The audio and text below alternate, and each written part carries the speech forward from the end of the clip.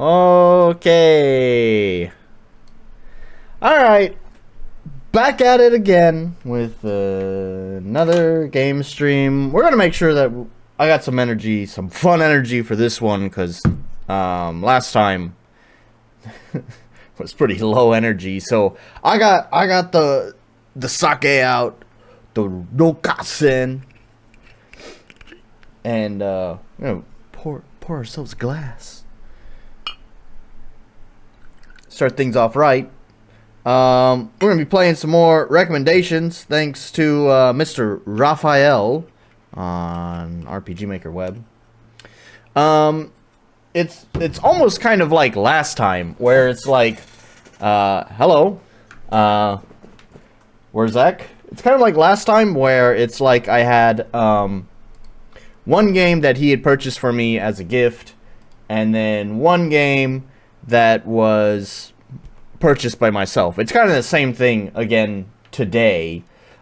He had purchased one of the games that we're going to play today. The other one I had purchased, but I'd actually purchased a long time ago. And then I never really gave it a real chance. So we're going to give it a real chance today. But, you know, before we begin, gotta get the sake down the hatch. So, ooh, that's loud. Oh, it's not loud for you guys, though. It's loud in my headphones.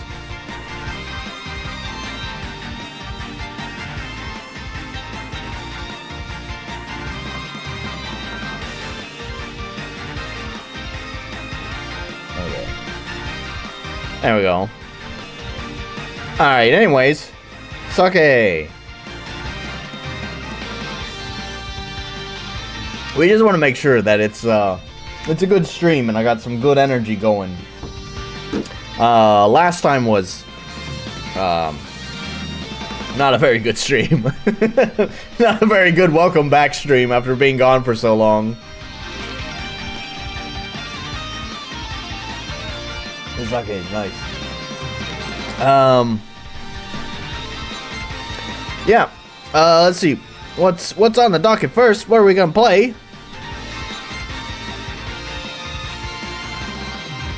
There we go. So we have Momodora. So this was actually, I was just talking about games. Well, sake should be gentler than straight cocaine for energy. Yeah, I would think so.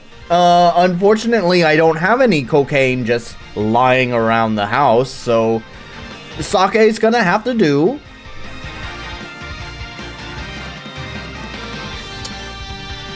So anyways, I was just talking about a game that I had purchased a long time ago, but didn't really give it a fair shake. And it was this one. Now, I'm not just replaying it because I feel like giving it a fair shake. I will give it a fair shake this time, but it's also because Raphael had recommended that I give this one a try, and I was like, hang on a minute, I actually think I have that game. And yeah, sure enough, I do. I purchased this shortly after release. It released back in 2016. They coincidentally also just recently released like a sequel or something. So I guess it's relevant. So he recommended that I play this.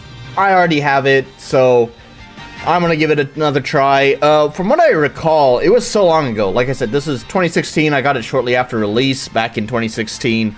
From what I recall is I was already not in the mood for like this kind of game. I think I had just gotten my fill of Metroidvania games when I jumped into this one, so I was already kind of not feeling it, so maybe not the greatest headspace to enter the game. And then I think there was some like just legit bullshit. I can't remember what it was. Just like, I don't remember if it was like there's only manual save points and I hadn't saved in a while, and so I lost a lot of progress.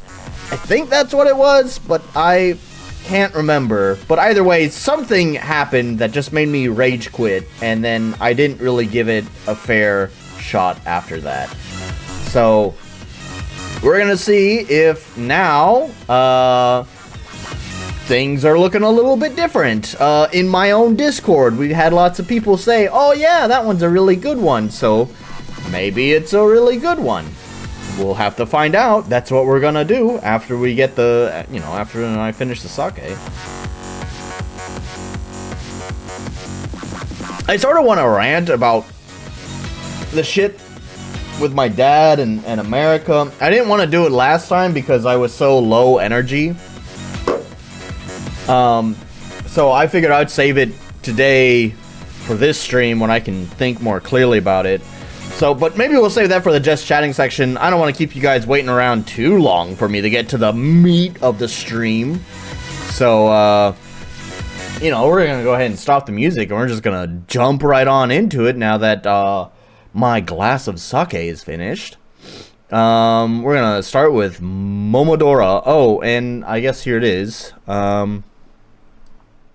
Is it okay? Yeah, I think it's okay to show that. Yeah, so they just recently released a sequel. So there's the news right there on their page. Like, hey, check it out. A sequel just launched.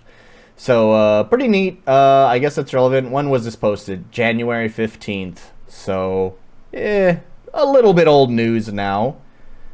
Did it already release, or is it just an announcement that it's coming?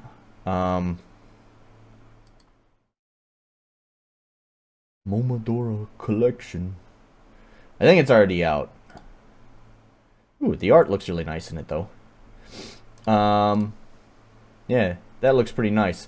Okay, yeah, it came out at the beginning of the year, so it's not exactly hot, fresh news, but it's still pretty relevant. Anyways, let's jump into the first game, Momodora Reverie Under the Moonlight.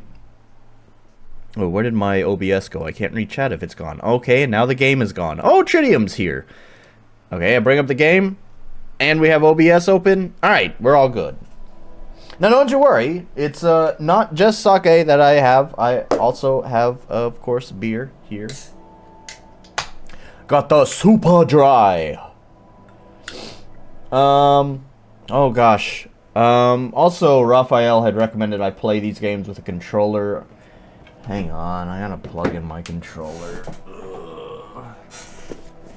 It's all tucked away nice and neatly. I just, like, sort of organized the rat's nest of cables on my desk. I got MIDI controller cables, and I got headphone cables, and where the... Oh, that's right, it fell behind the desk. God damn it, I have another USB-C cable right here. I'll just use this one. I have a specific cable for my controller, but it fell behind the desk, and I don't feel like fishing it out. We're just gonna plug this bad boy in right here. And give the game the fairest shake possible. If it's recommended to play with a controller, then that's what we're playing with. That's the intended control scheme to get the best experience, so that's the one we're gonna use.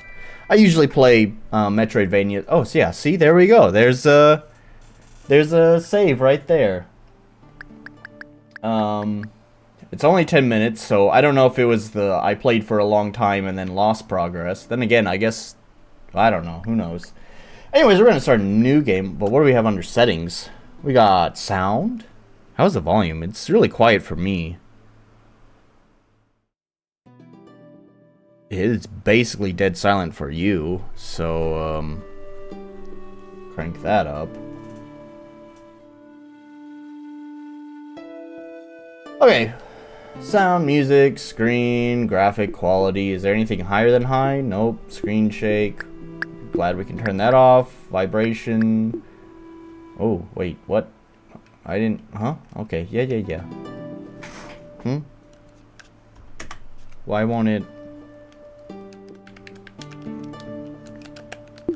Oh. Oh, that's weird. Okay, well, nitpick, minor nitpick, but like when you hover over the controller type, it pops up with this. It seems like that would be like a splash screen. I thought I'd accidentally like opened up another window, but actually you just press up or down. That's kind of strange, but alright anyways. It's all fairly usual stuff. It does seem like you got rebindable keys for at least the keyboard, but maybe not the controller, because you have controller type. Yeah, you just got some presets. Interesting. Okay. Anyways, we'll start a new game and jump on into this. Oh, we're gonna select controller. That one's probably fine. And we'll set it on normal.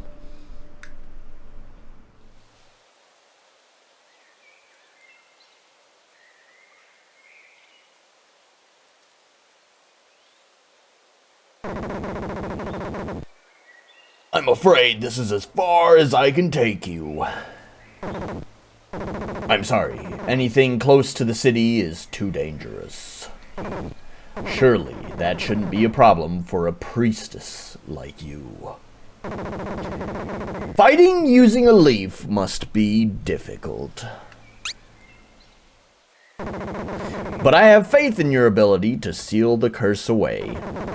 It has spread to your land too, after all. For now, maybe the best you can do is seek an audience with our queen. Well, that was straight and to the point. Clunky exposition, but effective. Oh, I can go this way. I was just kind of looking at the, like, grass. It kind of moves when you run through it. That's some nice detail. It's nice to play a game that has a budget. Oh yeah, it's, you know, you're probably dumb and don't know what a leaf is. So that's why they show it. For all the dummies out there. Oh, and you got a double jump. Alright. And then you can press down and A to go through places. But what if I don't want to go that way? What if I want to go... Oh, there's choices. Well... Oh, I'm smart. Give me the chest. Okay, you just attack it. Right on. Okay. That's how we all deal with our chests. We attack our chests. That's what we do. Just start beating your chest. I got a bellflower.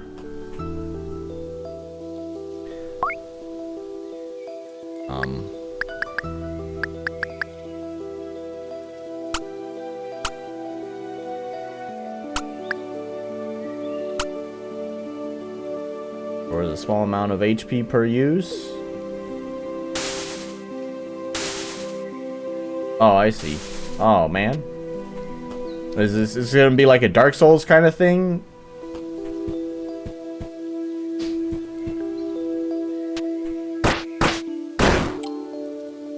Yeah, that was a pretty satisfying hits there. Seems like the end of your combo does more damage. That's pretty nice. Range attack. Get out of here! Oh my god, I've been hit! Oh my gosh.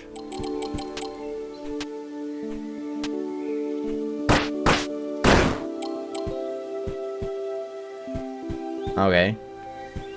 Alright. I see that, oh, that's some nice little detailing they got there. Oh, there's no mouse cursor! I was gonna say that's some nice, like, environmental storytelling there. They got the arrows in the wall, so it's like, hey, by the way, why don't you try doing this?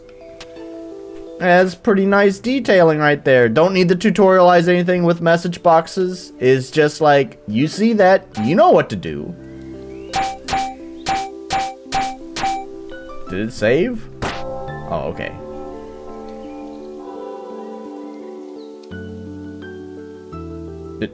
Did it save? Oh, okay. Alright. There's not really much confirmation on that. Oh, but I guess there is up at the top right, and I'm just fucking blind. Sorry about that. I do wear glasses for a reason. Let me dodge. I know you got some sort of range. Oh, that's not like a barrel? That's a shield.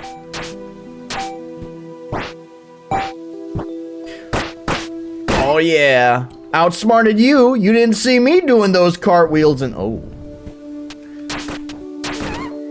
Yeah. I can jump. Oh.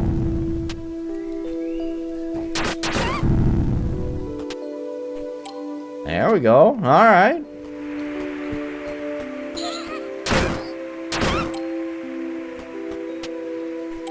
I'm kind of feeling this. This isn't so bad. Oh, can't go through there. Okay. Anyways, this is feeling pretty good. Of course, you need to have the morph ball power up. Oh my god.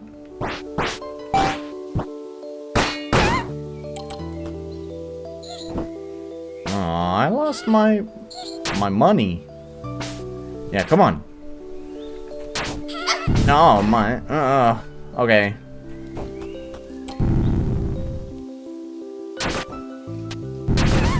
Oh god, they throw a dagger. I forgot about that. Oh god. I'm doomed. Oh. Huh. You're too short. Oh, no. Well, alright. That's fine. Do I want to go this way? I don't know, but maybe I want to go this way. Oh, I hit that bomb right out of the air. Did you see that? Can I do that again? Throw it. Do it. Bam. Ah. Do it again. Huh. Ah, I did it. Ah, an orc is here.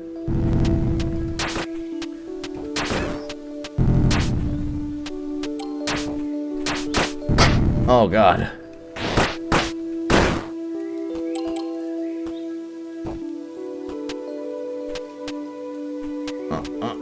Not quite tall enough.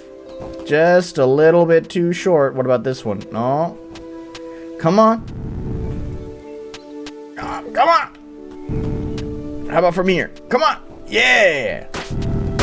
Alright. Making progress. Watch this. Oh, yeah. I got brains. See, y'all think I'm bad at games.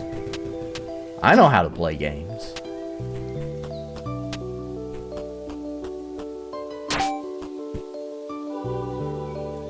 I see a glowy thing below me. What's that? I found an ivory bug. Oh, is this gonna do like a fucking Twilight Princess thing where there's like lots of bugs to collect?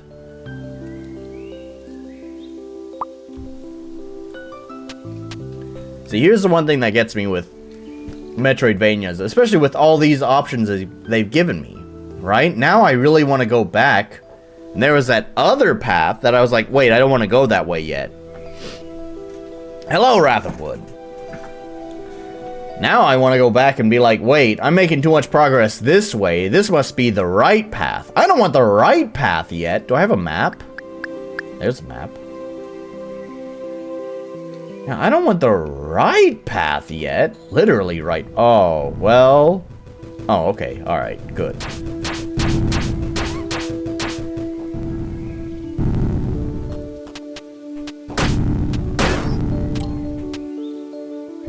Yeah. Alright, yeah, I want to go this way. What's over here? Can I do this yet?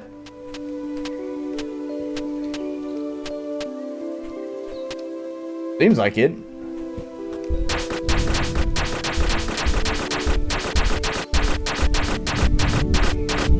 You want the path with the goodies. That's right.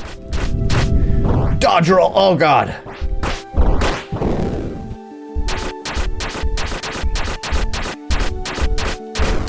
Yeah! See that? Pro gamer. Inspect. I got an astral charm. I don't know what that is. Equipment. Okay, here we go. Sometimes enemies will drop twice as much money. Oh, twice as much money, you say? Man. I wish I had that charm. What if it's just like a charm like, your employer just drops twice as much money randomly? Oh, God! Oh, instant kill? You gotta be fucking kidding me.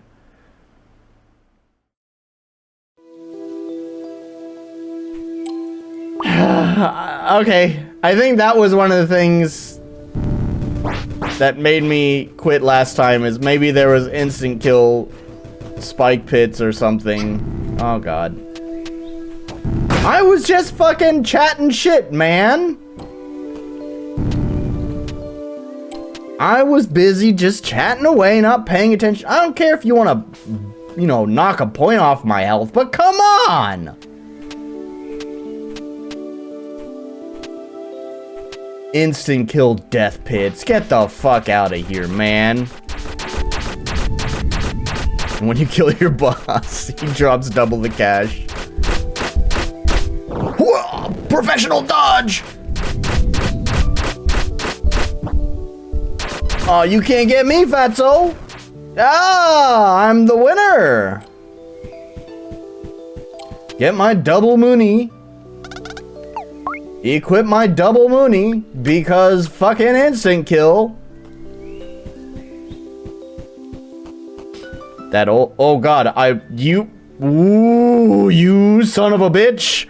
You sent that message right at the perfect time where I'm looking over at chat, not looking at the game, and I almost walked straight into that fucking pit again. Almost did the exact same fucking thing twice in a row. Oh god, RCX is here.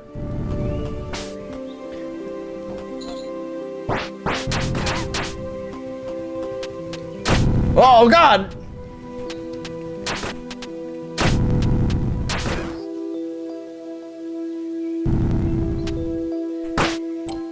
Oh.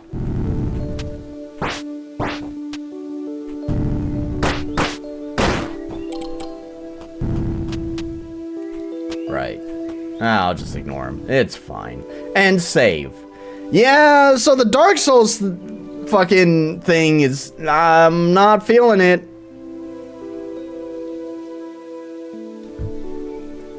To be fair, at least this game was doing it before, like, literally every fucking game wanted to copy Dark Souls. Actually, it was like literally every Metroidvania wanted to copy Hollow Knight, and Hollow Knight wanted to copy Dark Souls. So it's like... At least this was before that trend, I think. Oh, gosh. Would you jump? Oh. Why am I... Get out of here with that! Yeah, they are throwing the stank bombs. When does it wear off? Don't just tell me it's fucking infinite. Alright, I think it wore off. Every game with a dodge roll is Dark Souls. I think this is the first game you've covered that I've not just played, but 100%. Yeah. Probably. Ah.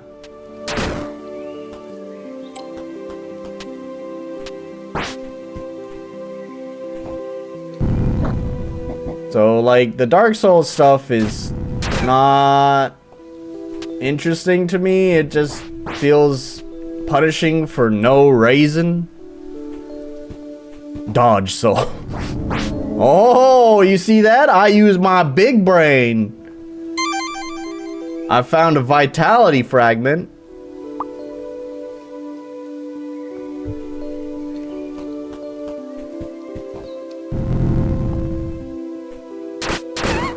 No time for your stank bombs. Get your stank out of here.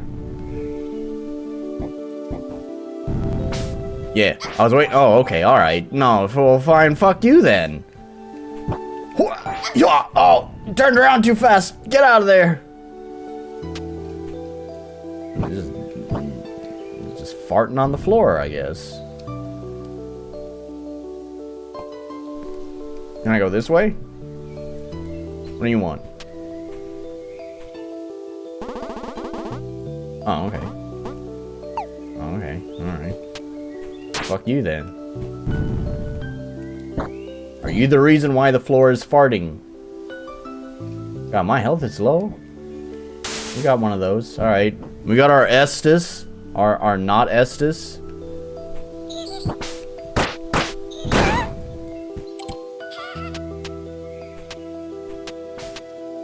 It's kind of annoying positioning. Why do I need to be here to jump up there? Come on, man. Just give it to me.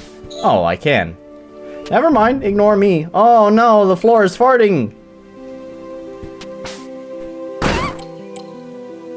I found an ivory bug. Farty floor. Get out of here. Yeah, there's a chest. Once again, I'm using my big brain. I got all these moonies, but I don't know what to use them for. Show me, what are the moonies for? Oh, God.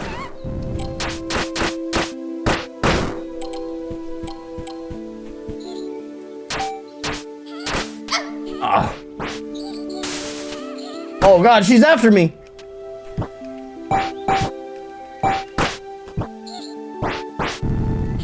Throw your dagger.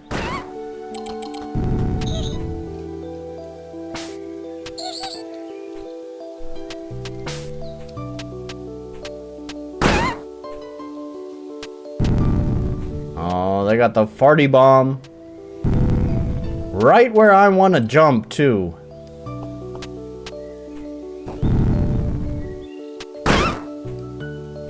Give me the money. Give me the money.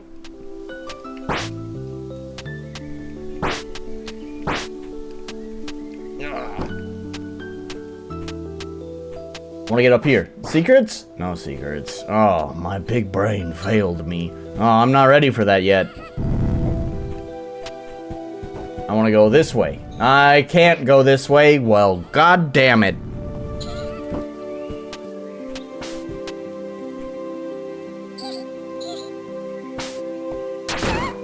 Oh god, I wasn't prepared for him. Alright, yeah. Using that brain again. Oh, is it boss type? No. Oh gosh. Where did you come from?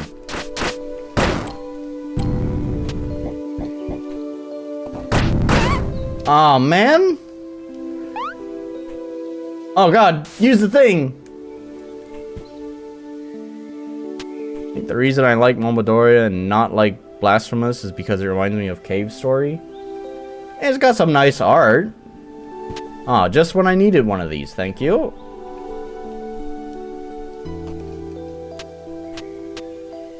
I don't know, Blasphemous looked pretty alright. I mean, I know it's yet another Metroidvania that's been... Oh. There's the boss. I know it's yet another Metroidvania game that's been influenced by Dark Souls. But... I don't know, looked pretty alright.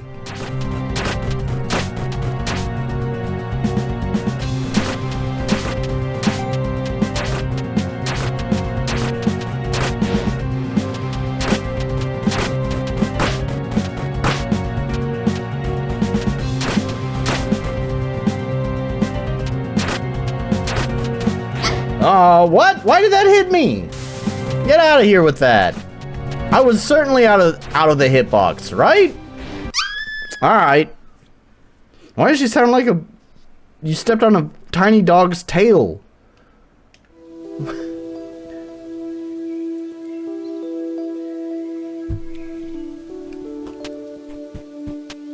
Ah, here comes the bash your head against the brick wall time, right?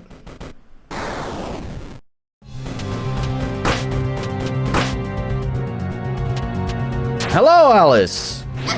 Get out of here with that! Do it. Just...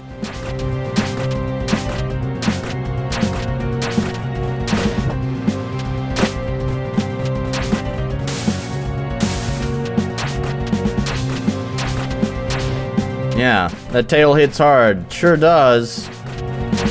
So... I'm just gonna take the cheesy strat of doing this. Super thrilling.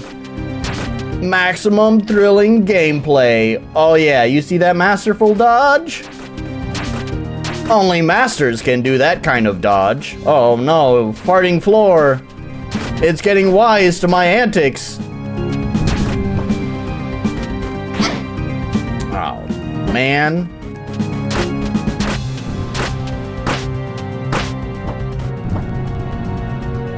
Oh, I'm poisoned. Okay. Alright, well, I guess I'm fucked then.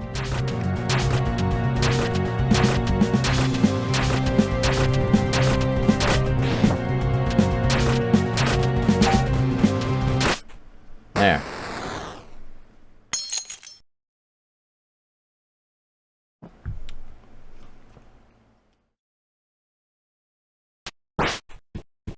Alright, anyways, I'm gonna go heal.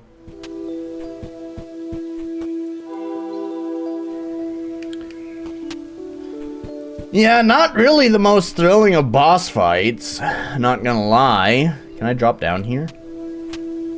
I'm sure I will later. It's not completely dead. It hasn't disappeared.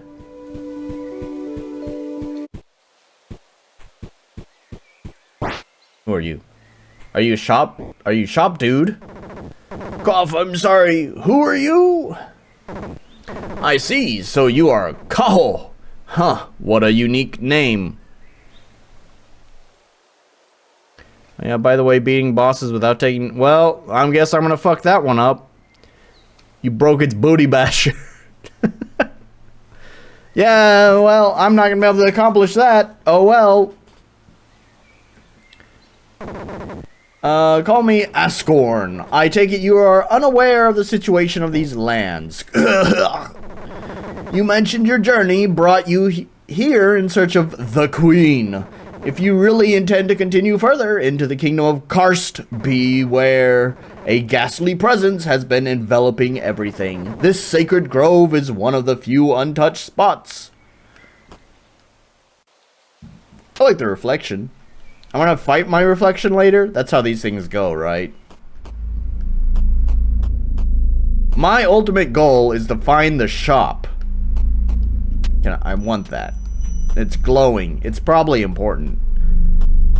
Ah, here we go.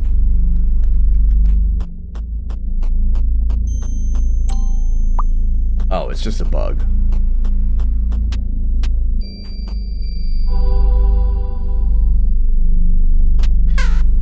Oh god, it's angry. Oh, no? You came from that imp-infested forest? Hee-ha-ha, interesting. How can I help you? There we go, that's what I'm looking for. Ring of Candor. What do any of these do? Does it say? If I buy a fairy tier. Okay, passive effect. Raises user's resistance to status ailments. Temporarily increase attack by 50%.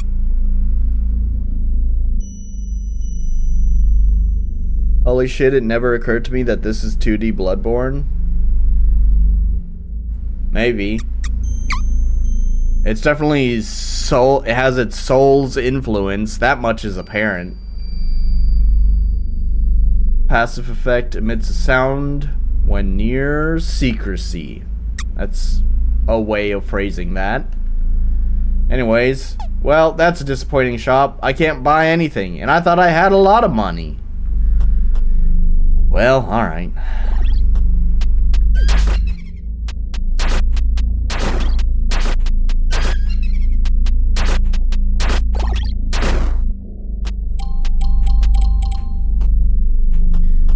Oh, alright. I guess I'm not going through that side.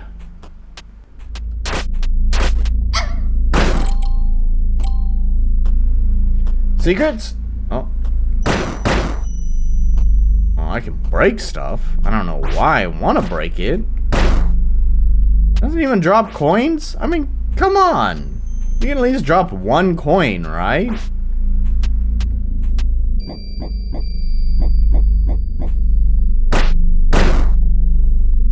I'm so disappointed. They even got the fucking fog wall. You gotta be kidding me with this shit. What is it with... Oh. Yes, you can't kill them. Anyways, man, indie devs and their obsessions with Dark Souls. You know, I think I've gone on this rant before, but I'm gonna fucking go on this rant again. I have no problem with you being influenced by games. We all do it, and that's totally fine. That's okay. But I swear to God, like, indie developers, there's so many games that are like, it's not even like trying to do its own original spin on Dark Souls. It's like, I just want to be Dark Souls. And it drives me nuts. They copy everything. Like, is it an homage, or is it just flat out looking over at their friend's homework? Like, it drives me nuts. Can you have, like, just a drop of creativity inside your fucking skull? Like, credit where credit's due. You got, like, Crab Souls that recently released. That's how it should be done, right? It's influenced by Dark Souls, but it's clearly got its own take. It's not the fucking par for the course, like, gloomy, vague fucking storytelling fantasy world, right? It's got its own thing. Yeah, Xion, it has a little, you know, inactivity animation. Xion, because she doesn't want to hear my fucking rant about Dark Souls. I wish there was a proper Dark Souls clone, to be honest. All these 2D Metroidvanias that have nothing to do with Souls suck. You can call yawning at you. Yeah. Dark Souls is the only game ever, and every game is derived from that. Even the games that came before Dark Souls were clearly derived from Dark Souls. I guess I'll go into the fog wall. Okay, never mind. I guess I won't go into the fog wall. I guess I'll just jump off this fucking cliff. Oh, okay, hang on. Wait, I wasn't ready for that. Wait, this is a secret. It's not a secret. Jump at me! Oh god, I rolled right into it. It's not dead yet.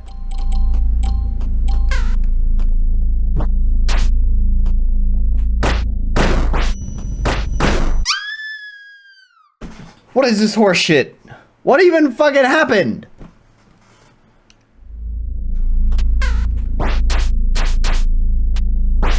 I don't know what those crows do.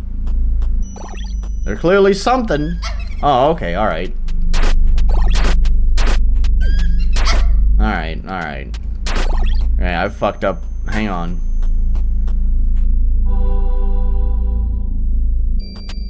Bro, Pong was dark and gritty just like Dark Souls.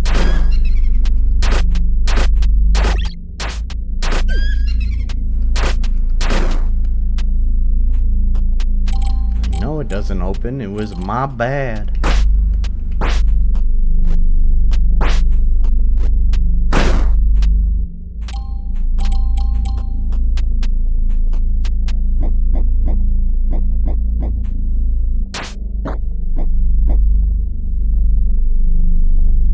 Sneak.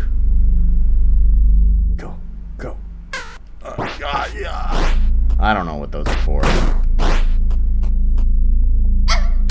Oh, okay, just land right on top of it, sure. Alright, what is this horse shit down here? Okay, alright. Fuck off with that. Not even fucking cute.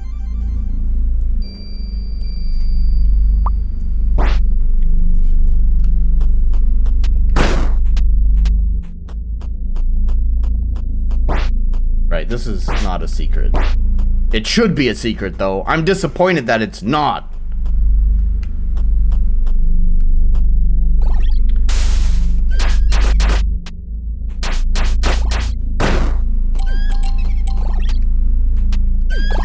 Oh, God. How do I deal with this shit? Nah, I don't. That's the answer. It's Mario! Oh, what?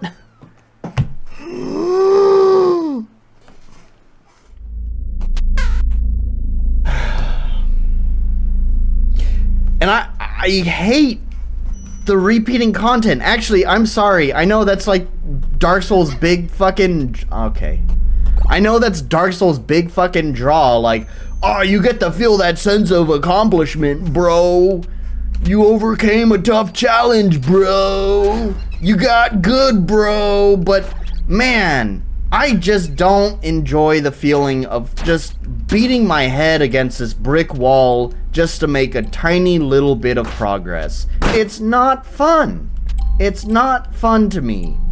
Congratulations to everyone who finds that fun. More power to you. I have tried. I really want to get into Dark Souls. I have tried Dark Souls 1, 2, and 3. I've given every single one a try, and I can never get into it. It is just not my kind of game because I do not enjoy bashing my head into a brick wall. Fuck off.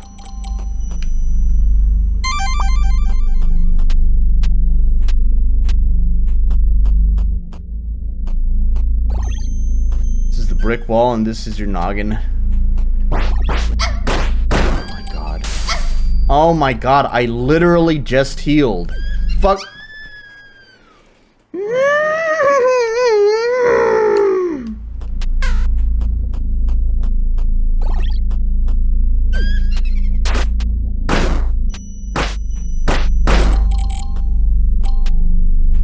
It's a weird design choice to black out the screen the moment you die. It won't let you see clearly what killed you.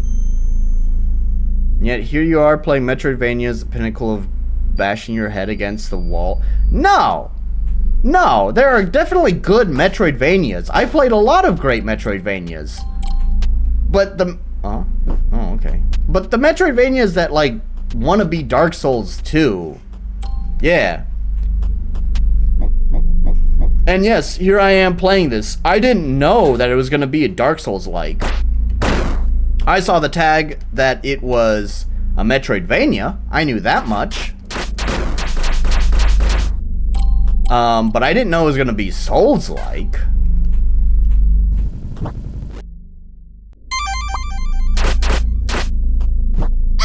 What? But I fucking dodged!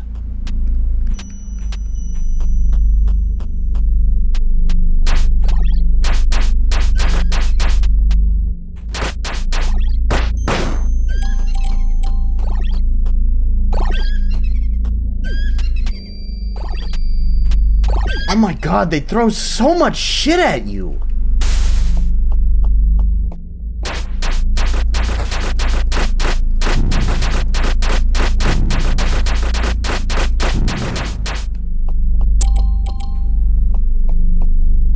Hooray!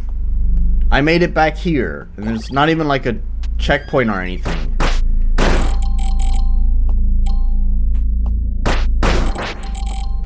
Oh, cool.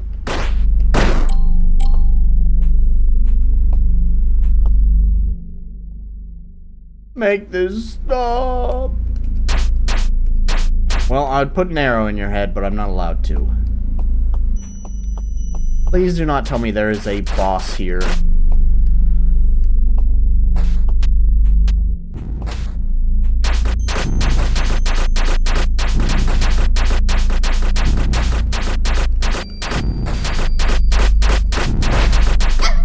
What?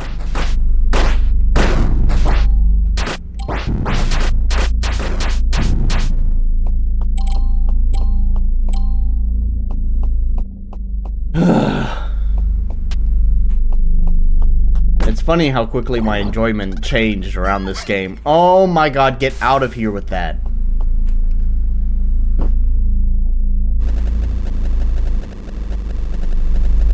If this is a boss... Huh? Looks like some outsider missionary. I swear to God, if this is a boss, I have not found a bell in a while yet. Ah, your rotten corpse will serve my mistress well. You've got to be fucking kidding me.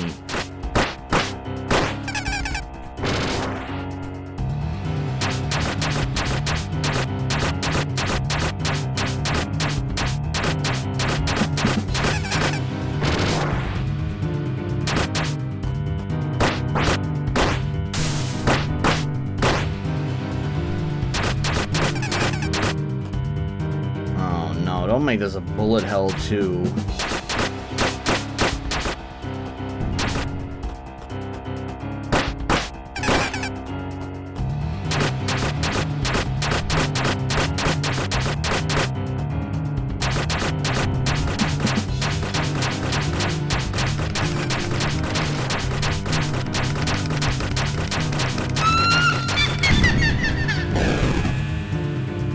Phase 2. Attack the boobies. Okay, alright.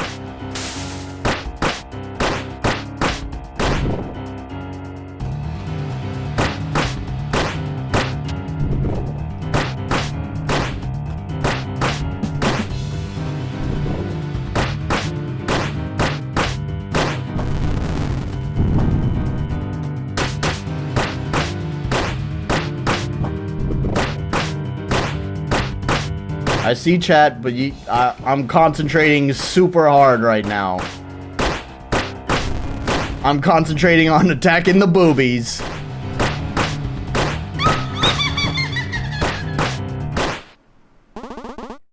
You little pest. What did I miss here? I wanted to fix myself some tea and sandwiches. Is the Souls rant over already? No one wants to hear my Souls rant. You're gonna fucking listen to me. I'll do it again. You could backtrack after opening that door. Oh. That was a door that I could open, huh? The booby lady, owie. What am I watching? I just went to do laundry. Is her name Lubella? Because she likes... You know? I don't know. I can't waste any more time with you.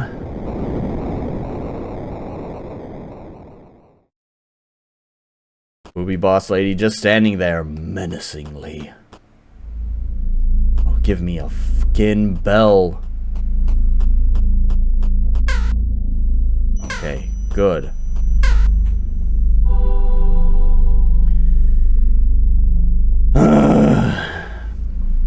It's so disappointing because there are parts of this game I actually do like. It's just the death system. The death system is just horseshit. It feels like not necessary. Oh, okay. Boobs? Well, I guess the next game is also that. I think I saw... Okay, okay.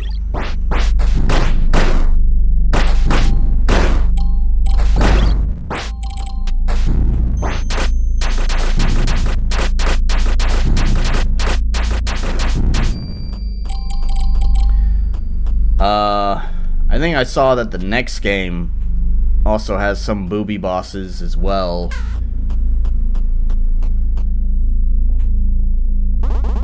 What are you looking at? I'm human like you. You don't seem very capable of protecting yourself. Take my word and look for shelter. My name is Kath. I'm a Nidus in service of the kingdom. Manage that encounter unscathed. Yeah, I guess so. So you're the priestess from Lund, and you're seeking the queen's aid. Ha ha ha. You think she has any interest in your little village? Well, here's some bad news. I've heard rumors of an undead witch lurking around. Progressing deeper into the city is very risky. If you're adamant about meeting the queen, my advice only goes so far. Guess I need to do booby bosses then. I mean, I'm surprised you haven't. What was it? Booby Boss Ladies sales week on Steam? No. Although that would be a pretty good sale. I think the train of thought from Raphael was he wanted to recommend whatever the next game is to me first, and then I think the next game that I'm gonna play that he recommended to me is pretty similar to this one, so I think I can see his train of thought is he was like, I recommended this one, and then, oh yeah, that one too, is probably how it went. If I had to guess.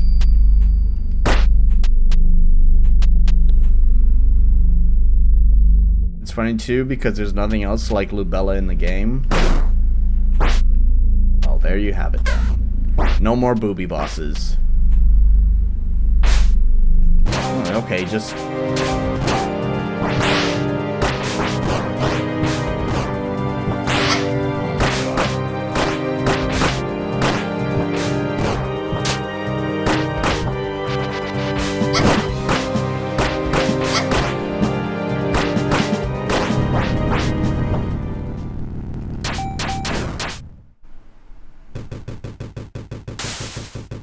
I guess I did it. Congratulations to me. Gosh, that is so slow. Random person standing here. Right on. I'm not scared. Alright. Good to know. Wouldn't be Souls-like without the gut sword. Yep. Good. Good point.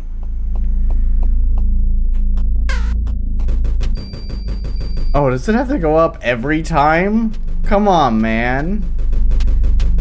And it's so slow.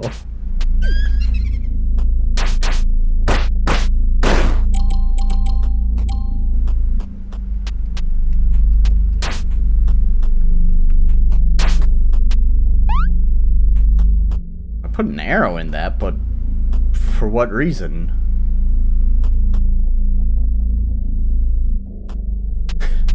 I mean, different strokes for different folks. I'm not here to take away why you like this game. If you like the game, again, more power to you. Like I was just saying about Dark Souls. Oh, he probably wants me to hit that, doesn't it?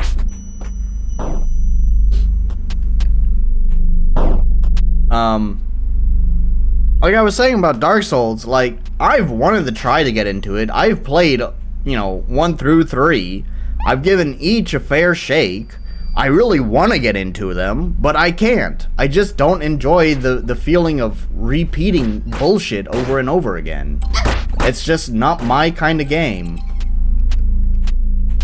I appreciate a lot of this game. As you might remember, I started this stream off feeling pretty positive about this game. And, like, none of that's getting taken away by the fact that I'm bashing my head against a brick wall. The game still looks nice. The animations are good. I don't know. There's a box. I don't know why I want a box, but right on. Anyways, none of that gets taken away from the game just because I don't like a certain aspect of it. All of that stuff is still true.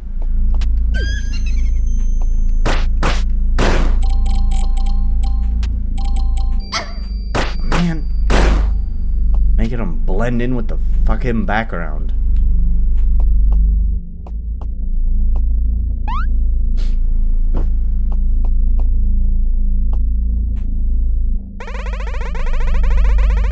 The royal court has been ignoring us citizens ever since this kingdom fell to a curse. The thing I genuinely like is that enemies actually get stunned when you melee instead of just tanking it, yeah?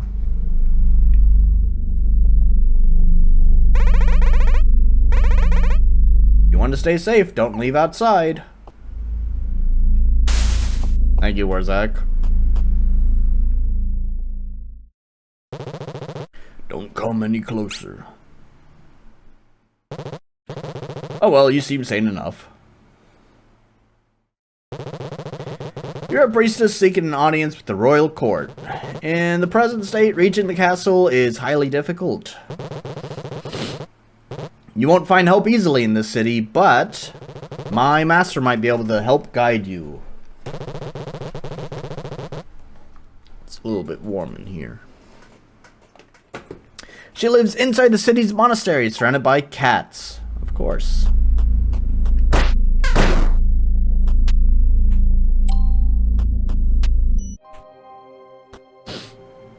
Forlorn Monastery. A neophyte, do you seek salvation? You can achieve salvation from eternal damnation by donating to Saint Esselin. A recommendation of at least 15 moonies is needed for that. I guess so. We are thankful. May you find peace. Master is crazy cat lady? It sounds like it. We are a small minority now that Her Highness propagated her destruction. Most of the population has lost faith in the gods. She's to blame for all that's wrong now.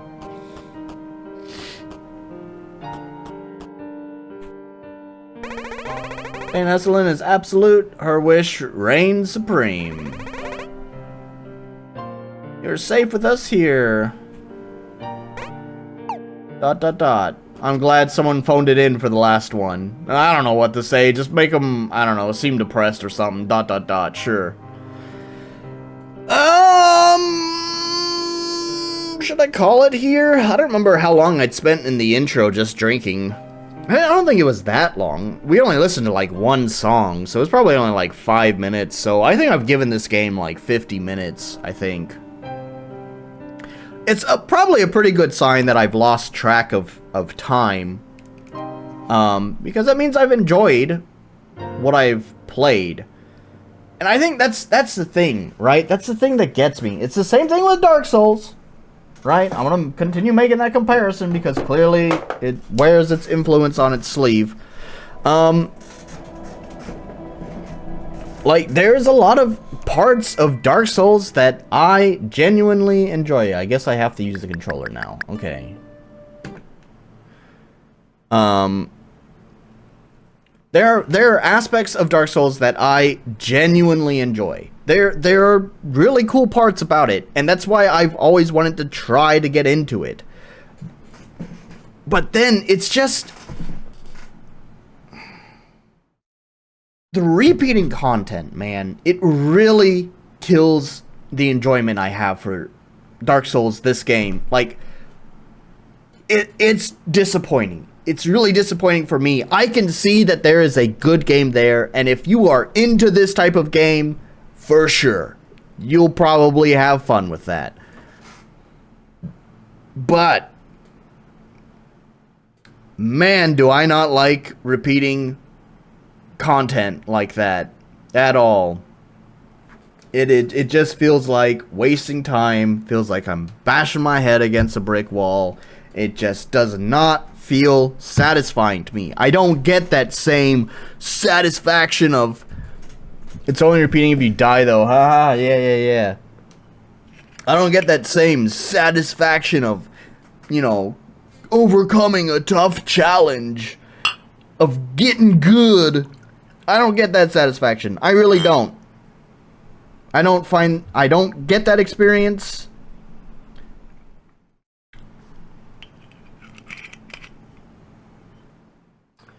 So, I don't know. That's not the kind of thing that appeals to me. So, it's just disappointing that you know, it's basically a Metroidvania, Souls-like. And look, I can prove my point right here too, by the way, or because you're saying, why do you play these fucking games? You give me that shit all the time too. Look, it doesn't say it's a Souls-like, right? It says Metroidvania, 2D platformer, side-scroller 2D, right? So, there we have it. I didn't know.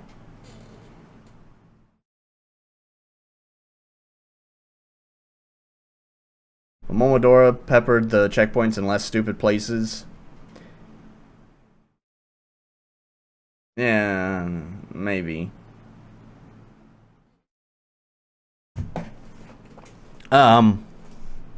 Let's fucking grade this thing. Acquire the good. Seems polished.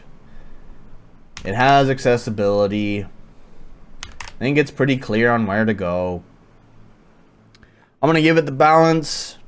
I know it's intended to be balanced towards the more difficult end, and I guess it's fine for what it is. I don't want to give it the unique identity point, though, actually. But this is sort of retroactive.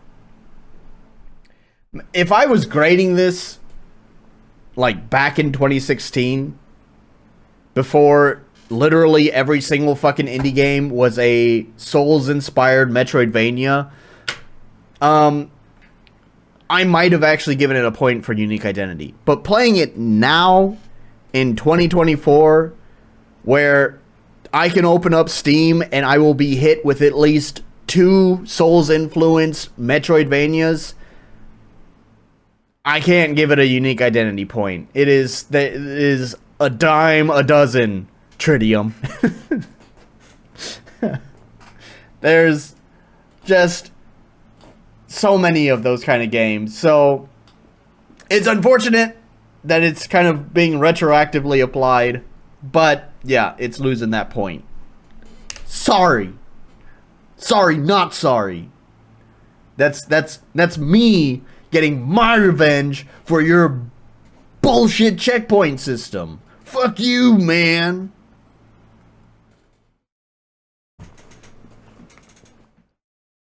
It's funny how I give Momodora unconditional praise, but when Nolan opens up the next face, I'll put my next game, you'll put on your critic face again. Yeah. I mean, that's just what happens, right? I mean, nostalgia, favorite games, whatever. It's just how it goes. We become blinded by the things that we like.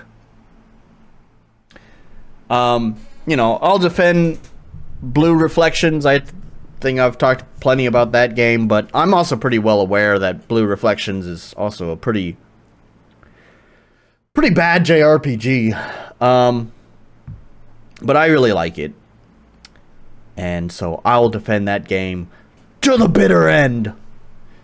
And it will never get a sequel anyway, so it doesn't matter what I say. Yeah, so anyways, it gets a 5 because I'm a spiteful son of a bitch, and none of these grades really matter in the end anyways. It's all just pointless garbage. People like to see numbers put next to things. That was pretty loud. Sorry about that. So anyways, we're gonna move into the just chatting section.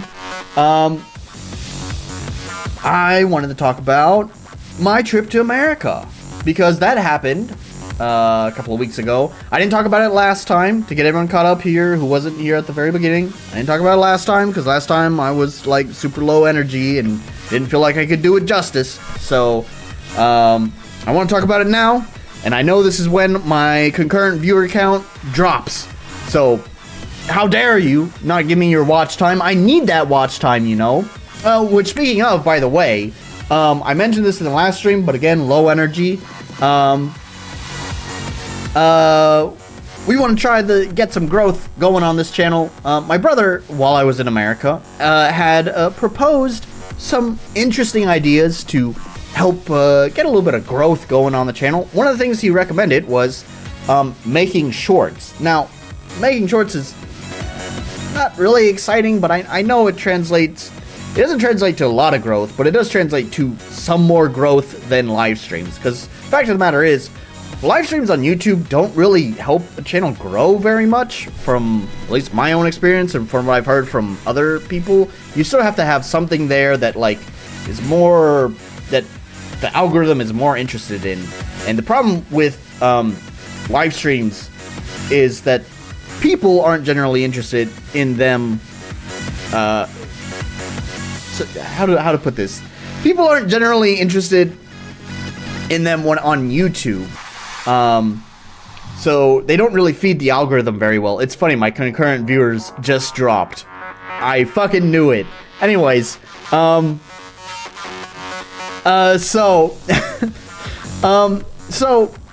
basically, because live stream is like, you know, unscripted, unedited content that I think because of that, it's just not very interesting. The pacing is always a little bit slower than your regular video content. You don't got that Mr. Beast like, hey, what's up, guys? Sound effects. Here's what we're gonna do. Cut. Right? So, you know, obviously we don't have that, so it's kind of hard to keep the pacing going. And with it being unscripted, you get a lot of uds and ums and stutters and repeats and whatever else. So, you know, so in order to kind of course, it's more fun when you're actually here live, right? Because you get to chat with me. We get to make jokes together, back and forth. You chat, me, Nolan, we get to have that, you know, good old back and forth where you guys get to tell me I'm wrong and I get to tell you you're dumb. You know, we all enjoy it. But that's what keeps you guys coming back. But as far as getting new people in, it's a little bit tough. So, now, what my brother said. He made some suggestions. One of the things he suggested was making shorts, right? You guys, if there's ever a fun moment in my streams, just give me like a general timestamp. Like that happened at around like 11 minutes or something. Especially if you guys are in my Discord, you can put it in the Discord for me. Just say like funny moment around 11 minutes. And then I'll go in, I'll have the stream, I'll cut it, I'll put it into a short, and then I'll upload it, and hopefully that will translate into some growth. It'll just be like a short, it's a shorts video that's a highlight of the stream, a stream highlight. Mr. Beast is probably a nice guy, can't stand what his video style did to YouTube. Yeah, I agree.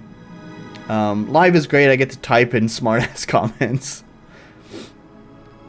I also like live chat and chewing with... I don't know what you mean by chewing, but I guess I'm down for it too. I'll do some chewing with you, Alice.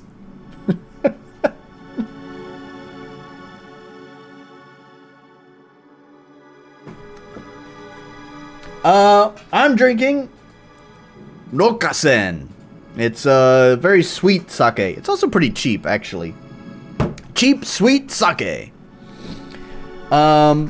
Anyways, so that's what I need your help with. If there's any fun moments in my streams, give me a rough timestamp where it happened during the stream. Hopefully somewhere where I can easily reference. And that's kind of like the big ask there, because obviously not everyone here is in the Discord. Just give it to me, and then, you know, like I said, I'll cut that moment and then make a short. So that was one of the things that I want to talk about. We got that out of the way now. Let's move on. So more America stuff. Yeah, so this was interesting. Honestly, you know, given the circumstances, you know, dead dad, right? Given the circumstances, it was actually kind of a fun time. Obviously, there were some serious matters to attend to. Wasn't fun all the time because, once again, dead dad. But, you know, I left America 8 years ago, and I've only seen my mom since then. I mean, I've talked to, like, my brother and my mom and my best friend back in America, like, through messaging and stuff. But actually, I haven't seen them in person in 8 years, except my mom. My mom, just before the coronavirus, maybe 2018, I think it was, she made a trip to Japan just herself, so I got to see her then.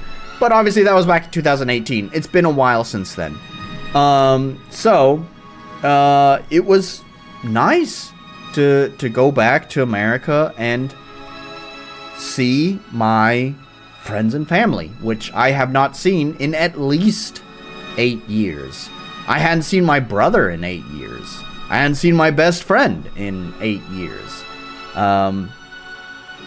And then there was other family members, aunts, uncles, friends of the family that I hadn't seen in probably an even longer of a time. So, you know, like I said, despite the fact that I'm there for dead dad, it was nice to see family again. And it's one of the things, I guess, you know, there's a silver lining to every cloud, right? And, you know, it sucks. My dad's dead. But I think, you know, it's kind of one of those events that kind of just slaps you across the face and kind of wakes you up to your mortality. To everyone's mortality. we all have an expiration date on us, and we don't know what that is. The good Lord didn't print it on us anywhere, so we don't know when we're gonna expire. It could be tomorrow, it could be 50 years from now, hell, it could be more than that. Who knows? But either way, we don't know when we're gonna expire, but we do know we will expire. And this is just kind of one of those events that it just kind of wakes you up to that. It reminds you. It's a nice reminder of mortality of people. And I don't know. It's just like, I don't want this whole, like, I haven't talked to anyone and I haven't seen anyone. I didn't know what was going on with my dad. I didn't realize, like, the thing is, my dad died and it was a surprise to me. Because as far as I knew, he was fine. And I guess this just was because we just didn't really communicate that well. Like, here's the thing. He would send me an email, like, you know, once every other month, maybe 3 months, like once a quarter, basically. He'd send me an email just like, hey, son, just checking in. And, you know, I'd send him an email back and just tell him about my life going on. And he'd reply back and was like, sounds great, son. And that would kind of be it until, you know, 3 months later, he'd send me another message, more or less the same thing. So as far as I was aware, he was doing fine. So that's kind of what made it probably the most shocking, was that it's like I was under the assumption that he was fine. And so suddenly a person that I thought was fine is suddenly very much dead.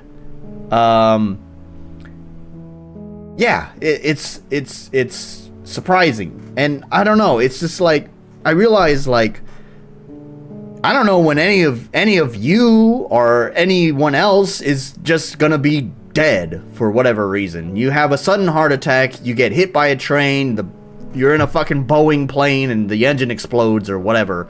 Who fucking knows? But life has all sorts of random events, and most of those random events are about trying to kill you. So, and who knows when those are gonna happen. So, you know, I wanted to just appreciate my family, appreciate my friends, love them, and just talk with them like it's the last fucking day on Earth. Now, your dad actually talked to you as an adult without needing to be prompted first? He didn't really talk to me. Yeah. Listen. Here's the thing, right? I left out an important detail on those fucking emails, right? I know my dad, right? So my dad, ever since he retired, this is why he's fucking dead, by the way. Ever since he retired, basically from 5 o'clock. It'd actually be probably just before 5 o'clock because he lives in a big city and big city traffic and all that. He'd usually leave before 5 o'clock so he could avoid all of that traffic, and then go to the bar and basically spend the rest of the evening at the bar drinking beer with his friends until probably about 9 or 10 o'clock, and then come home and drink more beer. So whenever I would receive those emails from him, you know, I knew that he has a daily routine of going to the bar and just waiting for his friends until they show up, and then he'll have a good time just chatting with them. So he sends me the email and says, "Hey son, how are things going?" Sent from my iPhone. And I'll give him my long response, tell him about everything that's going on here in Japan, get him caught up on my life. And then, you know, he'd send his response back, I don't know, a couple of days later or whatever. "Sounds great, son." Sent from my iPhone. I know exactly what the fuck is going on here. Why do you think it says sent from my fucking iPhone? He's fucking bored at the bar because his friends haven't shown up yet. He has nothing else to do, so might as well send a fucking email.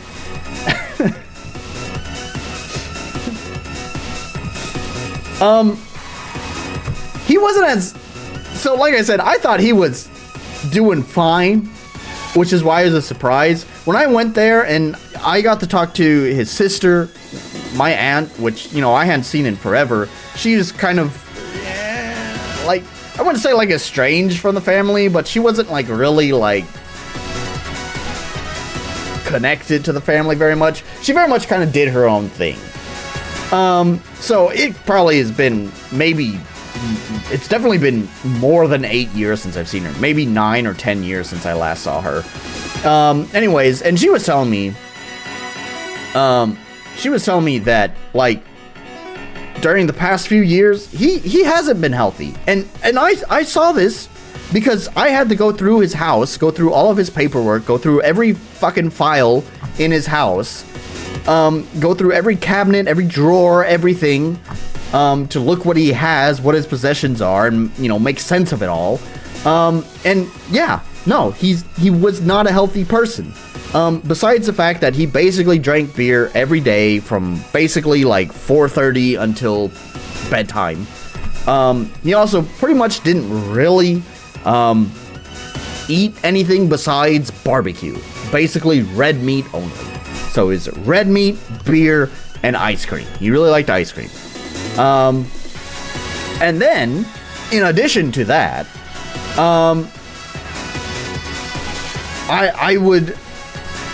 when I was going through this stuff, I found, like, unfilled prescriptions, half-used prescription bottles, you know, my aunt told me that, like, during the last few years of his life, he was actually not doing so hot.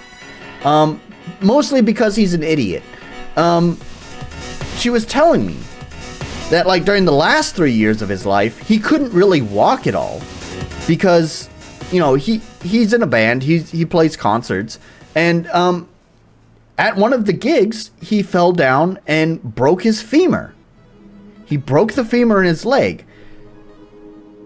And the fucking imbecile just thinks he can walk it off. He never went to the goddamn doctor to get his broken leg fixed. So for the last 3 years of his life, he just hobbled everywhere. So, apparently, this heart attack that I thought was his first, that sent him in the hospital and was what made him dead, was not his first. But he wouldn't go to the fucking hospital to do anything about it. Instead, he just, I'm just gonna sleep it off. God damn it, Dad, why are you an idiot? I've missed a lot of chat. I just had to go on that rant. Man, why is my dad so fucking dumb? That's why he's 6 feet under. He's not 6 feet under. We burned him. Now he's ashes. That's why he's ashes now. Y'all know your birthday, but don't know your death day. Did I actually talk to you? Okay, I answered that. Weird as it may be, I always liked funerals because the whole family gets together. Yeah. Oh my god, I get calls from my dad when he's all liquored up once in a while. Yep. Boy, that sounds familiar with an uncle I know. That's the biggest bone in your body, for fuck's sake. Yeah! Something... Whoa, we got a new chatter here. And just as I was saying, it's hard to keep people's attention. Monstere trope. Something similar happened to my dad. Dumbass. I'll probably do the same thing, though. God, why do dads have to be dumb? I'll probably be a dumb dad, too. You're right. It's just... Men. Men are fucking idiots. No, I'll walk it off. Oh, that's Willie Bab? Hey, Willie Bab. Cheers to that. Glad to have you here, Mr. Fake Amon, Faux Amon, whatever, Amon. Pocket Pair, Pow World. Faux pals. Whatever, dude, just learn from it and live your life differently. Man. Yeah. So, speaking of my dad being an idiot, you know, one of the other silver linings to the death of at least a close family member is usually there's an inheritance. My dad lived a fairly middle-class American life, which, as you may know, the middle class is actually more like, well, I would say unaffordable, unobtainable to millennials and Gen Z. So, honestly, when you say middle-class life, that sounds like fucking rich dad to me. But there's no inheritance. The fucking bastards. There's nothing. There's nothing for us. Nada. Zero. Zilch. Man, it sucks so much. So his house, he has a nice 2-story house in Austin, Texas, which is, you know, a thriving, growing city. Property taxes there, people complain about them and the skyrocketing price of everything because the city is always growing. So hell yeah, 2-story house in Austin, Texas, got some money behind that, except not. Because that dumbass bastard refinanced the house 3 times. And the most recent refinancing was in 2021. And he was basically making payments on it for, what do you fucking say? What's the adult term for it? He's basically just paying the interest. And that was it on the house. So, cool. Basically, the bank owns the house. No money there. Then his car. Oh, he's got a nice brand new car. Super great. All right, we can sell that off. You know, okay, we don't get the house, but, you know, car is worth some good money. Get some money out of that. It's brand new, so we'll probably get something out of that. He leased it. He leased the damn car. So, it's not even his car. It's owned by, you know, a fucking dealership. Which, by the way, I want to fucking shout these assholes out. No. Hang on. Okay. So, you know, like, me and my brother, mostly my brother, going through, like, all my dad's subscriptions, credit cards, banks, etc., you know, going through canceling them all. Most of these guys, pretty understanding, or at least fair. You know, they either say, cool, no problem, it's canceled. Or they say, we'll be happy to do it once you can provide a death certificate. Okay, fair. We get to the car. I wanna give a nice, big old fat shout out to this company here. They're called Apple Leasing. I want you to keep that name in mind. I don't have a big audience, and I wish I did. I wish I had someone who could start a fucking cancel Apple, which would probably be misconstrued as canceling someone else, but anyways. Anyways, I want to fucking get a hashtag cancel Apple going, because these fuckheads, right? So, my dad leased a vehicle through them. And these shitheads, we tell them, hey, he's dead. We're just gonna return the car to you. That okay? And they say, yeah, if you do that, that's gonna cancel the contract, so you're gonna have to pay a contract cancellation fee. It's not our car. It's not our contract. Why are we gonna pay it? He's fucking dead.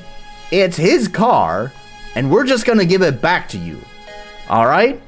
We're not gonna pay the contract cancellation fee. And they said, sure, no problem. You don't have to pay the contract cancellation fee. We'll sue the estate for the value of the car. What a bunch of fuckheads. Man. So basically, not our responsibility, but they still want us to pay the fucking contract cancellation fee. And if we don't do it, they sue the estate. Fucking what?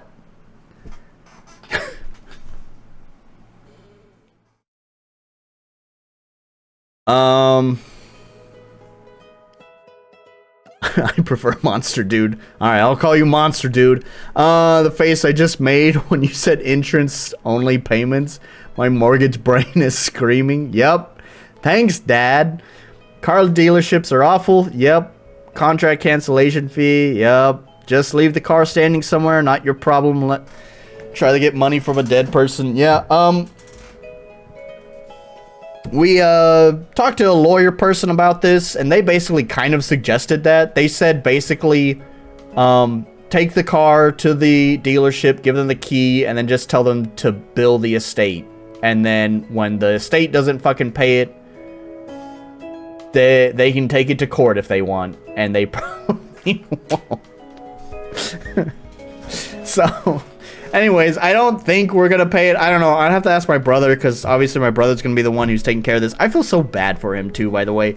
Technically, right, the estate is 50%, 50% mine, 50% my brother's, because we are the direct descendants of his. But I live in Japan, and I can't do a lot of that kind of stuff. I can't be there at the house to, you know, drive the vehicle to wherever the leasing company is. I can't really go through all the paperwork and shit at the house. I can't clean it up. I can't contact these people because my phone it's gonna charge me out the ass to call overseas. Like, there's like nothing I can do. So I feel so bad. My brother is basically doing everything. Plus, he's still working and has basically a family to take care of. So yeah, I feel bad for him. Yeah, he is nice. Now I wonder what happens if the government asks on who's the inherit of this. So that brings me to the other thing. The other thanks Dad part to this. So, right, there's no house in it for us. There's no car in it for us. So the only thing left would be a will. And a will that would declare where, you know, all this shit goes. We can't find a will. That was one of the main goals of me going to America, actually. My brother basically told me, like, one of the number one things I need you to help me do is try to track down his will, because no one knows if he even has one. The only will that we could possibly confirm may have existed was a will he had made with my mother when they got married. And they got divorced about 31 years ago. As old as I am. So, but even still, like, who knows where that will even is. And despite our best efforts, we went through like every paperwork, and he saved paperwork forever. He was a hoarder, and I didn't even realize that. His house was relatively kind of tidy, not like hoarder levels of messy, but when it comes to like data and information, he hoarded everything. He had tax records from like 1988. We went through literally every single paper in his house and could not find a will anywhere. We can only, our best assumption is we are the next of kin, right? Me and my brother. So we're assuming that we get 50%. We will go through the official legal means, which is go through like probate, which I've only just learned about all of this shit because I've never had to deal with this before. Goes into probate, which is like basically the state court will take care of it and decide. And there's basically an outline for how this will go, which is if there is no will, then it's like it'll get split, divided evenly amongst living spouse and next of kin. He doesn't have another spouse, so that basically leaves next of kin, which is me and my brother, which means operating under the assumption that we get 50% of the estate, which is fucking nothing, by the way. 50% of 0 is still 0.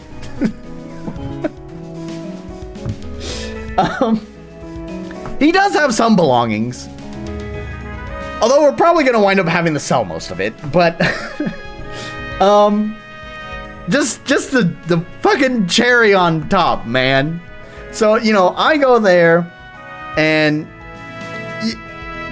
we kind of divide up some of his belongings that my brother wants to take. You know, he wants to keep some of that stuff and I want to keep some of this stuff. My dad was a musician. I'm a musician. There's a lot of stuff I wanted to keep. Couldn't bring it all back with me because I have to travel all the way to Japan, and you know, I have a limited amount of space of what I can carry on with me. There was a mixing board. It was not like a super nice mixing board, but it was an 8-channel mixing board from a pretty like average kind of middle of the road brand. So cool, I'll take that. About that, I'm gonna come back to that, Alice. I'm glad you remember that. I want to come back to that. So there's a nice mixing board. Want to take that. My dad had super like premium digital analog converter. That's like the like sound card that you plug in. It's like the thing that I use for my microphone and my headphones and all that, right? He had a super nice one. I have like a pretty cheap, I don't know, like $200 one that I use. But he had Universal Audio, like $800 digital audio converter. I was like, ooh, yeah, I want to take that. That's pretty nice. So, you know, got the mixer, got the digital audio converter, digital analog converter, whatever. There's a microphone. There's some, I have them right here. Ooh, I was so happy when I saw these. These are AKGs, and AKGs still exist today, but they are owned by Samsung. Thank you, Samsung. And all their shit gets manufactured cheaply in China now. That is not the same AKG. Now, OG original AKG. Can we see that? Come on, focus on it. You can kind of see. There we go. There we go. OG AKG. Made in Austria. High quality shit. Really sought after. Hey, there's my brother right there. He can complain with us. Like the city right here. Brother is here. We're complaining about dad right now. Anyways, you know, got these really nice headphones. I was so excited about these.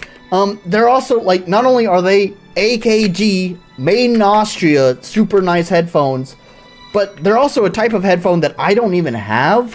I'm not going to go into explaining this kind of stuff, but these are open back headphones, okay? I only have closed back headphones. So you can kind of see there's like some vents on it, right? Yeah, so I was super excited. So, you know, got the mixing board, got the sound card, got the AKGs, throw in a bonus. He had a pretty cool watch. It needed a new battery, but no problem. I'm gonna go ahead and take that watch anyways. I take all this shit home with me. Actually, there's some other stuff I took home with me too, but these are the main things I want to talk about, those 4. I take these 4 things home with me, and I get ready to get my new setup ready, right? I was already planning it out. It's like, okay, we're gonna replace my sound card, we're gonna put this new sound card in, and we're gonna plug that into the 8-channel mixer. And then, actually, no, I was gonna plug the 8-channel mixer in, plug that into the sound card, and also plug in headphones and stuff. Like, I could plug my instruments in the soundboard into the mixer, plug that into the sound card. All super cool. First thing, I get that sound card plugged in. It's motherfucking Thunderbolt 2, which is technically supported on PC, but really more of a Mac kind of plug. Why is it not fucking USB? God! Okay, no problem. There are plenty of little adapters and shit. We'll just adapt from Thunderbolt to USB. Well, guess what? They use completely different protocols, and you can't fucking adapt from Thunderbolt 2 to USB. Fuck. Alright, fine. No problem. My sound card still works. We don't need that $800 one. Would it be nice? Sure. Do I need it? No. No problem. Mixer. Let's just plug the mixer in. I can plug in my instruments. I want to be getting a pretty sweet guitar. Hopefully, maybe eventually, that I can plug into that mixer. Super cool. Alright, so I get that mixer. I plug it in. I power it up. And all I can hear through the headphones is... Okay, alright, let's twiddle with some knobs here, twiddle around, see if we can figure out maybe there's just something that's just cranked up, like way too high of gain on something, whatever. Check the wires, maybe the wires are not plugged in. No, I went through everything on that thing and I could not get rid of the buzz. Okay, God, okay, I can't use it to record, but maybe I can use it for practicing. Fine. Alright. Well, at least I got these super fucking cool AKG headphones. Let's get them plugged in. By the way, it does have a cable. It's a detachable cable. I unplugged it. But when I tested it, of course, I had the cable plugged in. Put it on, and only sound is coming out of the left fucking headphone. God! I was like, okay, it's fine. I disassembled the whole fucking headphones. I disassembled them, took them apart, and checked the wiring. And checked the wiring, and all the wiring is fine. Why is the right headphone not working? Okay, last one. I got that watch. Okay, it's a pretty neat little watch. At least I'll have some sort of memory of my dad. I bought a battery for it. Opened it up. The old battery had corroded. God! Some old battery had corroded. Fine. I scraped the corrosion off. Come on, baby. Come on. Just scrape the corrosion off. You can still work. I know it. It's in you. And I take the battery and I drop that fucker in. And guess what? The watch is getting dead. God. Everything I brought home. Dad can't even leave me with anything to fucking take home. There's no house. There's no car. There's no personal belongings. There is no... God. Everything I brought home fucking doesn't work. It's not entirely true. It's not entirely true. There's a few things that I did take home that are working. So, number one, nice, beautiful microphone. I have tested it. It does work. I really have to crank the gain up on my sound card to actually get any sort of usable volume out of it, which is the reason why I'm not using it. There's another reason too, is it uses a different plug than my microphone stand here, a different kind of screw, so I need a different type of microphone stand for this one. But anyways, it works. It's also a ribbon microphone, which is better for instruments and not really for this. So yeah, thankfully this works. There's also a headphone amplifier. It's nothing nice. I looked it up. I never heard of the company before, and I guess rightfully so. It's like a $50 headphone amplifier. I figured that would be valuable because I thought I was going to have 3 pairs of headphones. These ones, I have a pair of Sennheisers, which used to be my old mixing headphones, and then the AKGs. And so if I was going to have 3 headphones, it's nice to have a nice headphone amplifier to use all of these headphones at one time. I guess I don't really need it, but it's plugged in anyways. I am not using the headphone amplifier on these because I need to be able to monitor myself, and there's not like a monitor on the headphones. What was the last thing? Oh, the speakers. And then, so this is technically mine, like my own money. When I was living back in America, I had a really nice pair of Yamaha HS8s. The Yamaha HS8 studio monitor speakers are actually modeled after one of the most famous studio monitor speakers from like the 70s, I think it is, called the NS10s. The NS10s were made famous because of their white cones. They stopped production of NS10s a long time ago, but the HS8s were sort of a revival of the NS10s. And so I had bought the HS8s back when I lived in America. But they are massive, you know, bookshelf studio monitor speakers. And so when I left America, there was zero possibility that I could take them with me long ago. This trip, I'm not moving my whole life to a different country. I just brought, you know, I packed just enough clothes basically for, you know, basically a weekend. I was going to be staying with people who have a washing machine, so I didn't even bring like enough clothes for a week. I just brought enough clothes for a weekend and just did laundry. Makes sense. So I had plenty of space, so I figured I'd be bringing those back with me.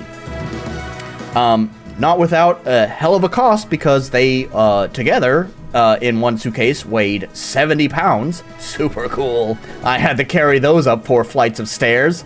Nice. God, got my workout for the day. Good news is those do work, and that was kind of probably the most important thing out of everything I brought home. I wanted the headphones to work. I wanted the sound card to work. I wanted the mixer to work, but the most important thing were those speakers, and I plugged them in and got them tested, and they thankfully work. I'm not using them right now because they are so massive. They are so massive that my current setup here cannot possibly accommodate them. So I'm gonna have to, at some point, rearrange things. I kind of need to buy a new desk, basically. And I don't have money to do that right now, so it'll probably be next month. You might find that my stream setup has suddenly changed. So anyways, I guess there's a happy ending to this. The really super expensive, nice speakers that I really wanted, that are technically mine anyways. They're not my dad's. He didn't give them to me after he died. I'm just taking back what is mine. Those work. My stuff works. It's his stuff that doesn't work. What did I miss here? Thunderbolt. Intel's better than USB. Yep.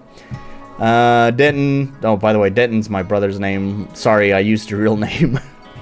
Like the city says, couldn't get into the computer at our dad's house to test anything. No password. Surprise. No password. No, wait, what? Oh, yeah, no password was left behind. Yeah, surprise, passing, couldn't get stuff ready. Yep. He didn't have a password written down anywhere, so we couldn't figure out how to get into his computer. Pain in the ass to get on non-Intel systems without paying through the nose. Yeah, I looked into it. It seems like there's really no solution. No modern solution, because Thunderbolt has moved past Thunderbolt 2, which is what that is. Modern Thunderbolt uses basically the USB-C plug. Even though it's not Thunderbolt, or even though it's not USB. It's not USB, but it uses the same plug as USB-C. But Thunderbolt 2 had a unique plug, and basically there are no modern solutions other than one adapter that will adapt from Thunderbolt 2 to Thunderbolt 3, which is the USB-C type. But to be clear, as I mentioned earlier, the protocol is completely different than USB. So even though I could theoretically plug it into a USB slot, it can't talk to that device because it's completely different. So I guess I can't use it. Yeah, funny thing, I can only hear from one headphone right now. That's just on you. I thought you were telling me my something's going wrong with my setup here. Denton says screwed, same as always. Yep. Even in death, all of the presents that I got to take home after his passing are valueless. Mixer might be repairable, but like, do you really need it? Not really. Like I said, with the mixer is from Samson, and Samson is known for being kind of like the budget electronics brand. For the price, they're known to be pretty good. Like, you're not getting ripped off, but it is still budget, right? So I'm not too cut up about losing it. It would be a nice to have, because I have a bass guitar. Actually, I dug it out of the trash. Someone had thrown it away, and I was like, no, that's still a good bass guitar. I'm gonna keep that. And then hopefully it will work. Hopefully it's not broken. My dad has a guitar that he had promised me. That I don't know. My mom or my brother, someone's gonna figure out how to mail that to me somehow. And so at some point, eventually, someday in the future, I will have a guitar as well. And so it would be nice to have that mixer board to just plug all my instruments into, and then just chuck it into my sound card, and it'd just be really easy to just, you know, basically just play any instrument, because there's 8 channels, so just plug it in and you're good to go. But yeah, there's no reason to repair it. It's pretty worthless. The headphones, actually, there is also some good news. Speaking of repairing, there is a headphones shop in the city nearby, and they actually do headphone repairs. I contacted them because I was also wondering, you know, like, this is valuable AKG. This is old AKG that doesn't exist anymore. Only the cheap Samsung-owned Chinese-manufactured AKG. That's the only one that exists now. So I contacted them, like, do you guys think you could fix these headphones? And they basically said, maybe. If the wiring is bad, they can fix it. If it's the actual driver that's bad, there's nothing that can be done. So I'm going to take these headphones in at some point in the next few weeks. Cross my fingers and hope that they can repair these headphones, because I would be really happy if they could. So maybe there's still a happy ending for the headphones. We don't know yet. So that's also why they're still hanging out near me, because I will be taking them in for repair. Let's see. I only use Razer stuff because I'm a clueless normie. I use a Razer mouse. I actually don't really like Razer because I hate all their fucking bloatware. But I like their wireless mouse. For one stupid reason, but because it has a charging dock. It's just so easy to just, like, at the end of the night, just chuck your mouse on there and you're good to go. You don't have to plug the fucking cable in. I used a lot of wireless mouses in the past, and I always fucking forget to plug the cable in. When it's so simple to just throw it on the charger, it's so much easier. Anyways, I did it though. I don't remember what you're referencing because I'm so far behind in chat. Not gonna lie, I would probably buy Thunderbolt if I ever saw it, just because it sounds cooler than USB. That's the way to go. If I recall correctly, Thunderbolt uses the same USB 4 cable cross-licensing of the older spec of Thunderbolt, but simply interfaces via the Thunderbolt protocol. Nolan's the guy that finds that super rare bass from the trash. I wish it was super rare. Of course I had to look it up to see if there's anything of value, but no, it's basically like a beginner's practice bass. It's worth maybe $100 or $200 at most. It looks nice though. For like a beginner's practice bass, it's nice. It has like a marble, like a red marble pickboard on it, and it's a black body with a red marble pickboard on it. Looks pretty classy. It gets a little rattle out of it, but that's okay. I mean, the rattle is just because it came from the trash. Born from the trash.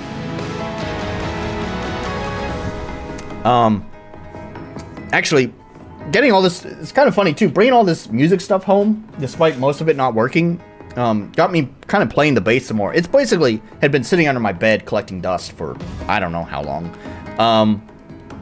And but you know, like setting up like mixing boards and all that stuff, I brought it out just to test some of the stuff on, and it's got me playing it again. I wound up buying like a pretty cheap guitar stand to make it more convenient to just kind of pick up anytime I want.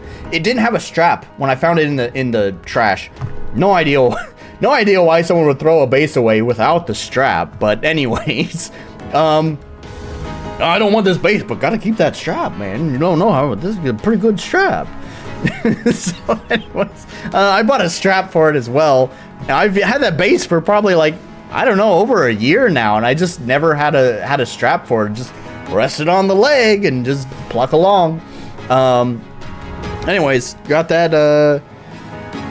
Bought a strap for it, bought a guitar stand for it, and now it's just like I'm just walking into my room. It's like, there's the bass. I'm gonna pick it up, just pluck a few little chords, and then all right, that's good. It's nice. The good thing about it is that you can plug in a... Yeah, I know about Thunderbolt. You can basically use it as a PCI Express expansion. All repair guides ever say... Maybe until they look inside. The rattle is just the bass power. Yeah. So anyways, it was a hell of an update on all that stuff. That was my trip back to America. Glad I got to see my brother. Love you, brother. Glad to have you here. My brother's a great guy, working hard. He's got a lovely girlfriend, some lovely kids that he's taking care of. Got a job that he's taking care of course. And he's also taking care of all of my dad's bullshit. I'm the lazy bastard who does nothing. I'm just sitting here rocking out in Japan. I feel so bad for my brother. Cheers, Denton. Thanks for being a good guy. Sold a couple of guitars and now have extra straps. It just happened. Man, I'm getting ready to move on to the other game, but God, I gotta bring this up too. I bought the strap for my guitar, and like it won't go on. Maybe Kampai, hey. Anyways, maybe I'm ignorant. I didn't think there was a difference between a guitar strap and a bass guitar strap. I don't think there would be. Why would there be? But either way, I bought the strap and I could not fit it onto the fucking like pegs. And no, before you say anything, there are no strap locks on the pegs. The only way I could get the strap on, which I guess good to know, I don't need to get strap locks for it because this shit ain't going anywhere, is I had to unbolt the you know, like the peg that holds on the strap, and then basically put the strap through backwards and then bolt it back on. So I don't know. I guess, am I ignorant? Are there such thing as bass guitar straps that are for some reason different from a guitar strap? Or is this bass guitar just fucking weird and has like really, really wide strap pegs? I don't know what you'd call them.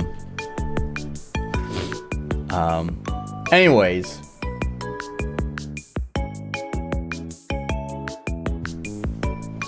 I think that pretty much covers everything that I wanted to talk about. This is probably one of the longest just chatting sections that I have ever done, but man, I just had to fucking rant about all of that shit.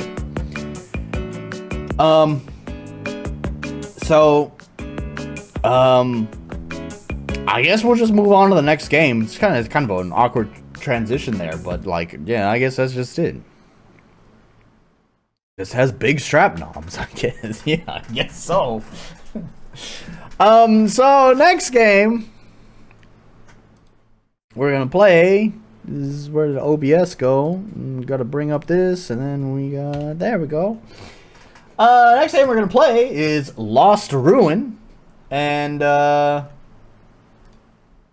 Okay, there's no boobies here, but there's okay, not really super big boobies, but you know, you got girl, girl boss, segue, yeah. Um, Miss Souls Rant got dad's broken stuff rant. Dad's broken stuff. Yep. Imagine if the next game was about a guy inheriting lots of cool stuff from his dad. Well, it's a girl, so it's definitely different. So it's funny. So this is another Dangan game. It's at this point I've basically gone through the entire Dangan catalog.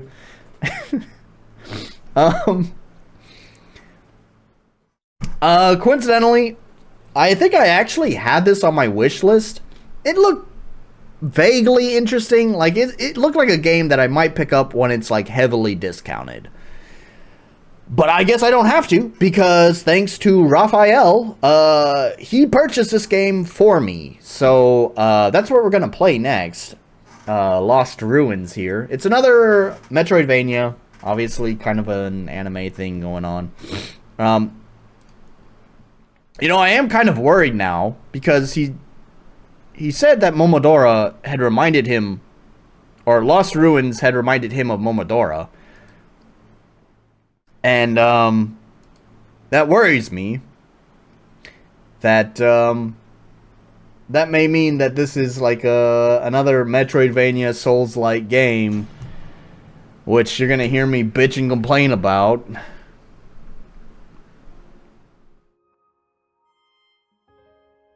Alright. Oh, that... My bad. It was free on GOG. Well, I missed it. Breathe in and breathe in, suck it. I'm fine. I'm fine. Can we do the old Alt-Enter? Yes, we can. I kind of got, oh, that's funny. Anyways. Kind of got a little put out with GOG for a really... It's a big reason to me, but it wouldn't affect anyone else unless they're in my very unique situation. I don't have any form of electronic payment. And that mostly comes down to the fact that Japan really doesn't want to give me one. I have tried... Well, first of all, they don't really do debit cards here. Not like in America where, you know, the debit card just draws cash out of your bank account and you swipe it like a regular credit card. They don't really do that here. If you want to pay electronically, you basically use a credit card and that's it. And they don't want to give me a credit card because I'm a foreigner. And I don't know, maybe because they think I'll just up and leave the country and just... after, you know, racking up a massive bill or whatever. I don't know. They don't want to give me a credit card. So I basically have no form of electronic payment here in Japan. So, however, there is some nice convenience, sort of. I mean, it would still be way more convenient to have an electronic form of payment, but there's some nice convenience with Konbini Pay, basically convenience store payment. A lot of online retailers allow you to do this. Basically, when you check out online, you can select to do Konbini Pay, and if you do that, you just put in your name, put in some pretty basic information, and it will give you like a receipt number. You take that receipt number to a convenience store, and then you'll pay for it at the convenience store with a small additional charge to it as well. You have to like pay the convenience store for their service or whatever. It's like a convenience store tax or whatever. But anyways, that's how I pay for most of my stuff. I got a little put out with GOG because they removed Konbini Pay. And so it's like, it especially hurt because I really liked using GOG. I was using GOG a lot because I kind of wanted to, I liked GOG's, obviously what they stand for. I like what GOG stands for. DRM free games, right? I like that stuff, and so I was 100% behind them. So I was really annoyed that they removed it, because it's like, but this is like my favorite platform. And ever since then, I just like really haven't used GOG a lot, because it's like I can't buy any games on it. I don't have an electronic form of payment. I can't pay for anything on there. Render mode. Oh gosh, you can make it even more pixely. I kind of am not really a fan of the dithering that's going on. I wonder how well the dithering shows up for you guys. I can kind of see it. My OBS monitor is a little bit small, so it's hard to say. You can definitely see that one though, that's for sure. Oh, battle log. Oh boy. Oh, it's really quiet for you guys. Can we crank that up? Get some volume going. I support GOG, but rarely use it, to be honest. I just accumulate classic games for a rainy day. Yeah.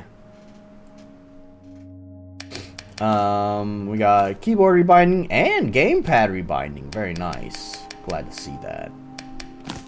Alright, start a new game. Lost Ruins is designed as a survival experience that requires the player to approach situations carefully, sounding like a Souls-like.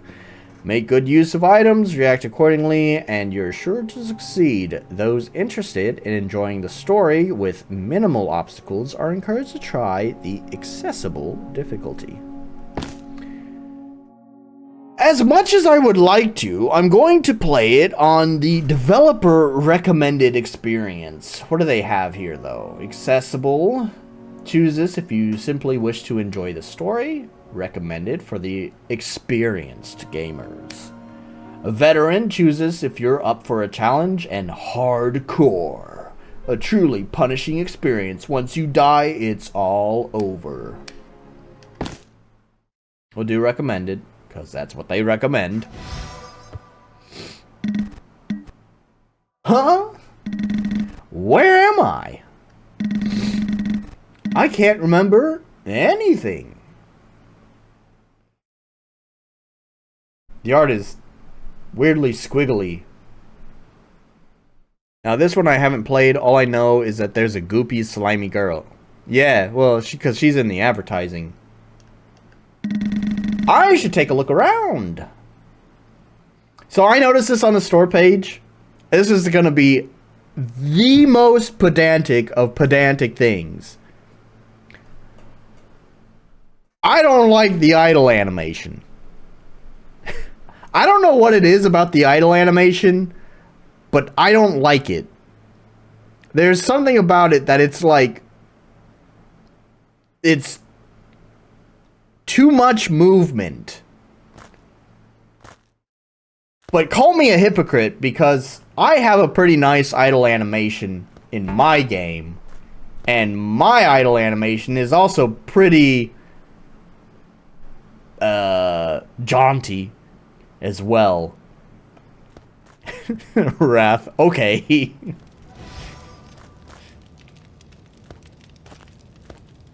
It looks rotoscoped.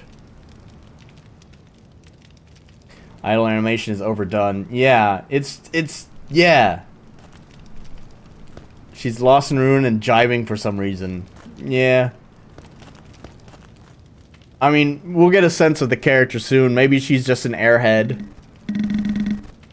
Whoa, who's there? Oh my, someone else got summoned. Who are you? And what is this place? Okay, calm down. Allow me to introduce myself.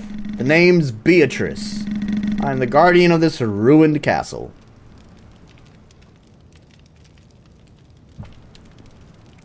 Put a K-pop beat over it. Guardian? Yes. The vile Dark Lady is sealed within the castle, and guardians have been protecting it for generations. Dark Lady? Her followers are summoning people from another world in order to break the seal. Are you saying I'm from another world? Yes. Do you remember anything about where you come from? Beatrice's idle animation is also overdone. Yeah. Everybody dancing. Beatrice's idle animation doesn't bother me quite as much as Heroin? Oh no, it's an isekai. Oh, I don't have a mouse cursor. I think Beatrix is about to challenge the main character to dance off. I don't have a mouse cursor. I was gonna point out that it's like Beatrice's right boobie looks about ready to slip out, just slip right on out. Like that almost looks painful. His breast is so crushed up. Whatever dress she's wearing there. I just have faint images in my head. I can't remember much. You might be suffering temporary amnesia as a side effect of the summoning. It's going to turn into Friday Night Funkin'. Well, it says it's a Metroidvania, so that would be a weird direction for a Metroidvania, but I might jive with it. God damn it. I don't even remember my name. We should continue this talk in a safer place. Follow this path until you find a camp.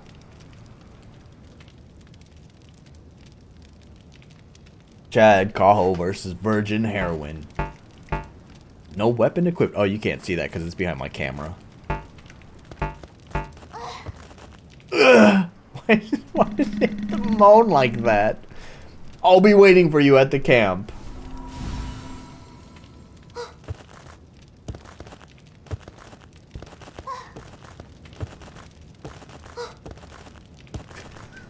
Come on, man. Did you fucking sample a fucking porno? Come on. Really?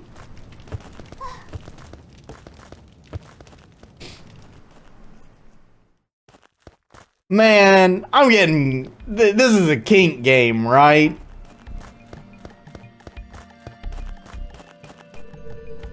I don't want the portal. Fuck you, portal. I should probably touch the portal. God damn it. What do you want, portal? Oh, there's... No. Well, never mind. I was right to say fuck you.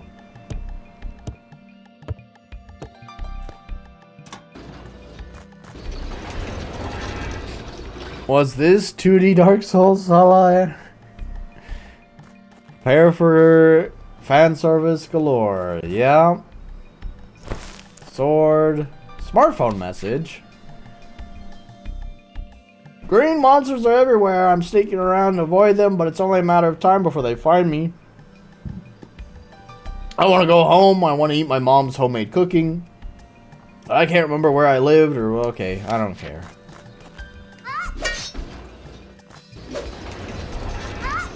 Well, that animation seems way too slow. It's the same thing with her idol animation.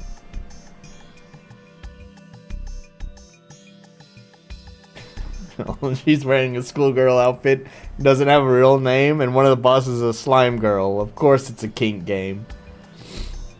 I think this is the thing, same thing with like the idol animation. I might not hate the idol animation if it was moving faster, but it's like so weirdly slow. And like that attack animation too.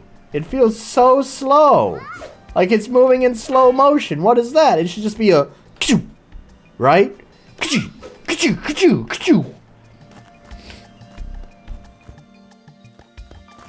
Or even if like he was trying to do like maybe he's trying to do like a Dark Souls like deliberate swing, but it'd be like there'd be a wind up and then a whoosh, whoosh. But instead it's just ah.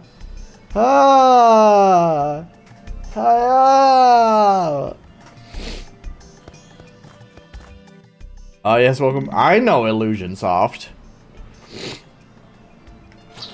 Hello. Wow, the timing is so weird on it too. That was scary. Why did he come at me like that? Did I do something to offend him? Yeah, so obviously she's just an airhead. Didn't I fucking play a game like this? Give her a break, the sword is heavy? But... No! Like, it would take some real fucking muscles. It would take some real fucking muscles to, like, swing it like that. Because you have... That's, like, putting, like, a lot of control into it. Instead of just letting gravity take it, right? Like, if it was a real swing, you'd, like, wind it up and then just kind of let gravity take it with you, right?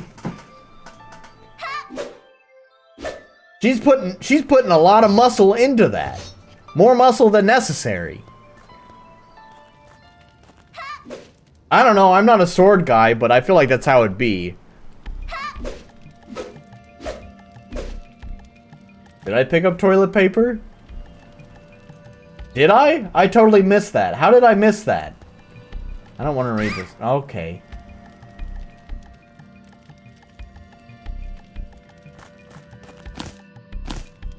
Which one's that? Oh, toilet paper. There we go. Awfully rough. Wipes off oil and water. Okay.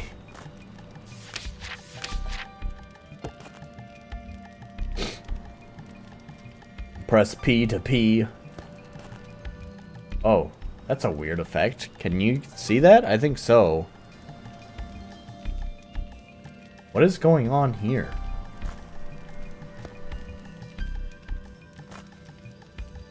In fact, there's like bubbles on her now. What? So you hold the sword up so you only have to slash down. Where did that effect? There was an effect, and now it's like, whatever.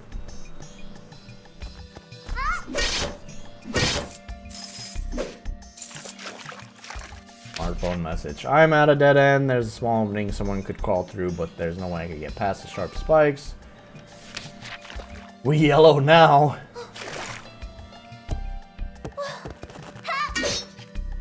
Can I? What am I hitting? That. Why did I want to hit that? I don't know. Oh, there's spikes there. Those, no, I didn't mean to do that. Wait, what? Why? Huh? What? And did the game freeze? There's sound. Oh, this is I guess they need my patch.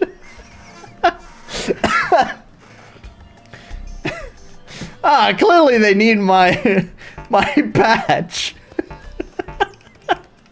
My RPG Maker patch.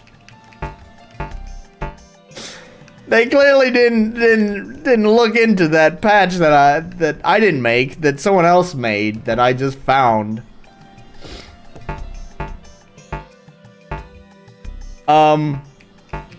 Yes, but you can still hear it. Like, I can...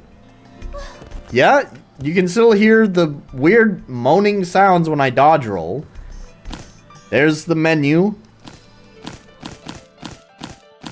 I broke it by dying.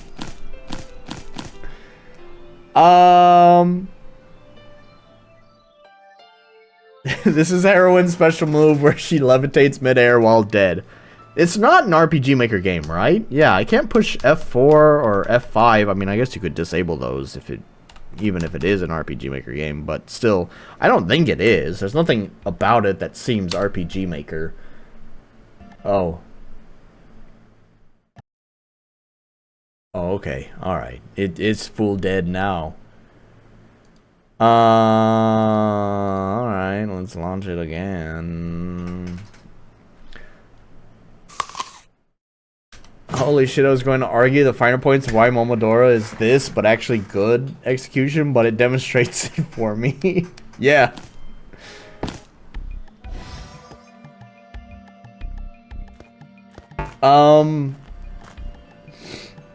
Oh, I just now... Okay, cool.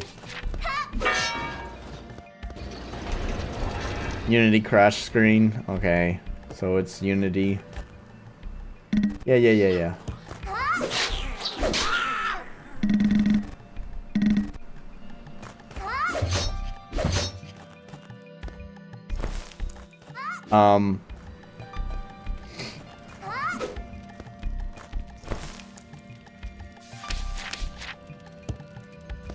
So I went this way last time, right?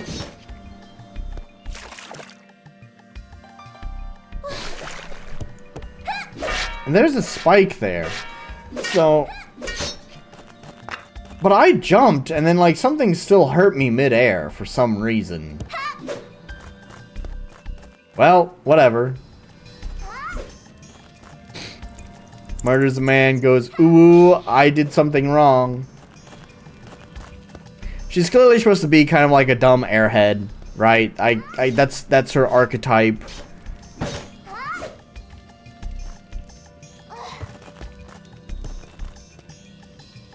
Well, an orc. Oh no, we murdered orc. It exploded in gore. T.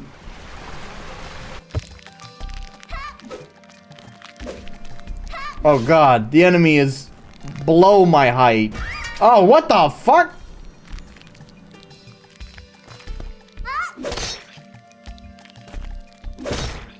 Okay, so that thing explodes, I guess. Does it?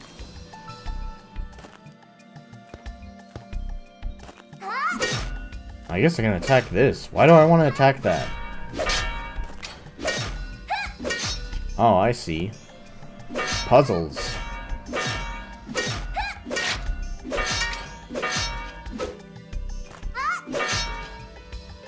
Can I stand on it? No.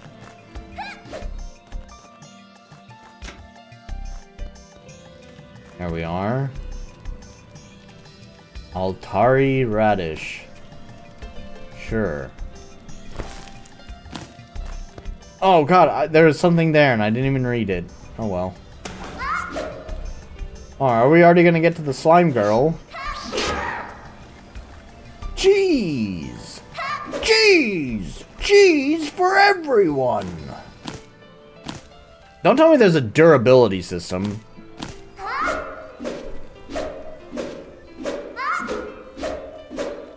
Is that faster? Oh yeah, it's faster. Still looks weird, but okay, sure.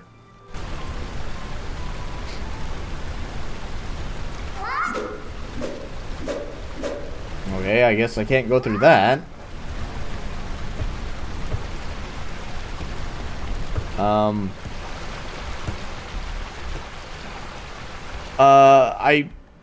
There was something I was gonna say, actually, with that crash that I experienced. Can I save again? I guess not.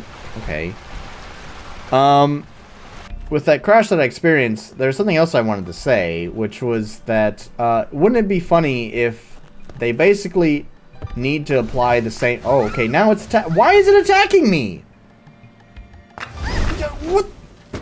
What the f...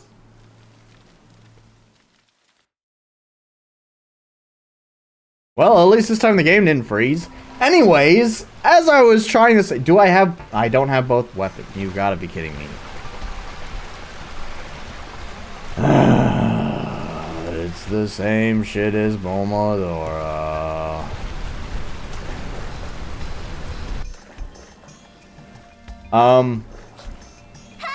As I keep trying to say, wouldn't it be funny if it's the same fix that I was just joking about, but for, you know, an RPG Maker, there's the plugin that I drew attention to that is a fix for high refresh rate monitors. Wouldn't it be funny if that was the problem here?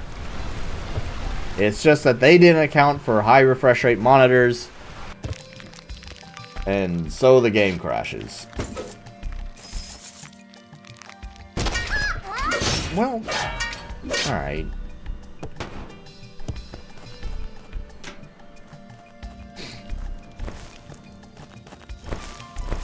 What is this firebolt? That's the wrong button.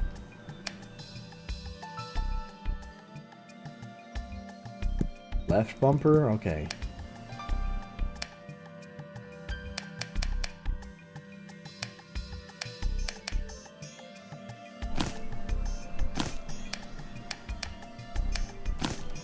Okay. Oh. Well. Alright.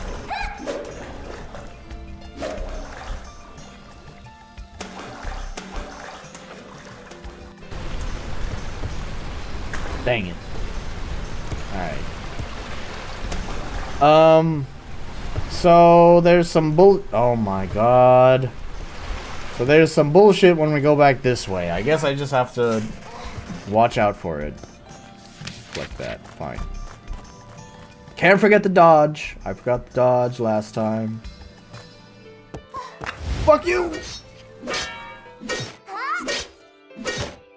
You know what's really annoying, though? Is that Right? Okay, that guy's probably gonna respawn, but I have to make a point of this, right? I had to redo all of that shit, but this is a save point. So, are you telling me the save point can only be activated once? Like, if I cross this path again, why does it not save when I cross it again? Is there not, like, an manual activation? Oh, there's some nice, credit where credit's due. It sounds like they actually have, like, some compression on a master channel. Like, the other sound effects will duck in volume when you do your attacks. This makes everything sound so much more punchier.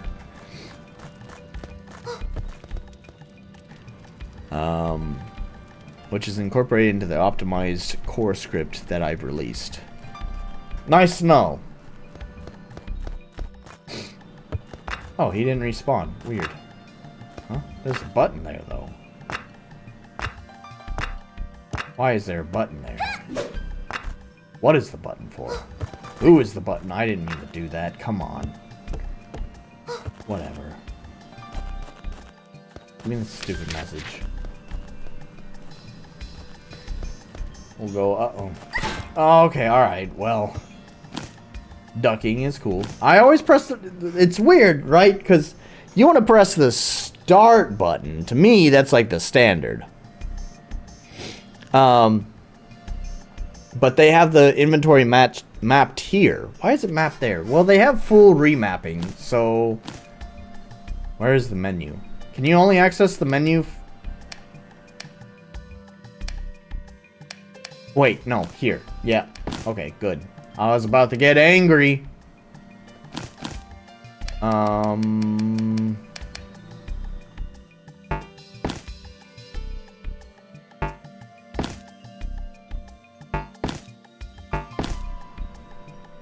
It didn't switch it? Can you not? You can't switch it? I just want to...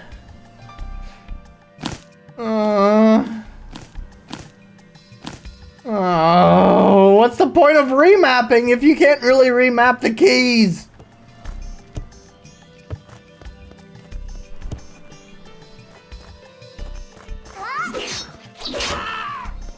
Broccoli. I guess let me use healing items.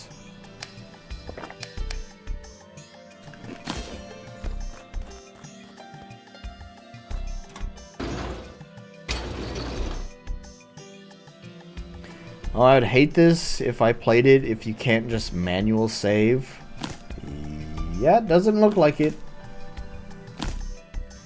Can't remap the menu button failsafe. I guess so, but I hate that the inventory is mapped to select or whatever you want to call it. Like, such a weird choice.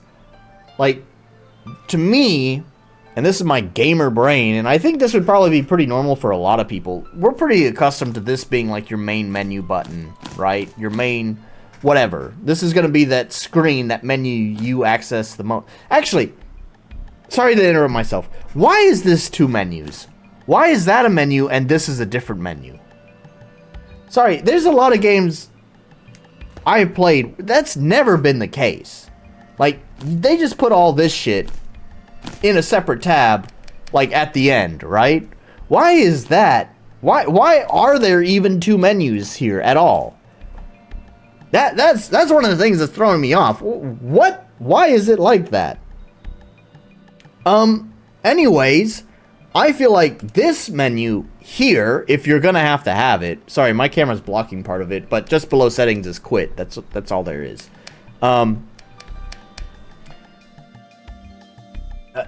If you're gonna have this one, I feel like this menu is not gonna be accessed as frequently as this one, right? This is like your main character management menu, right?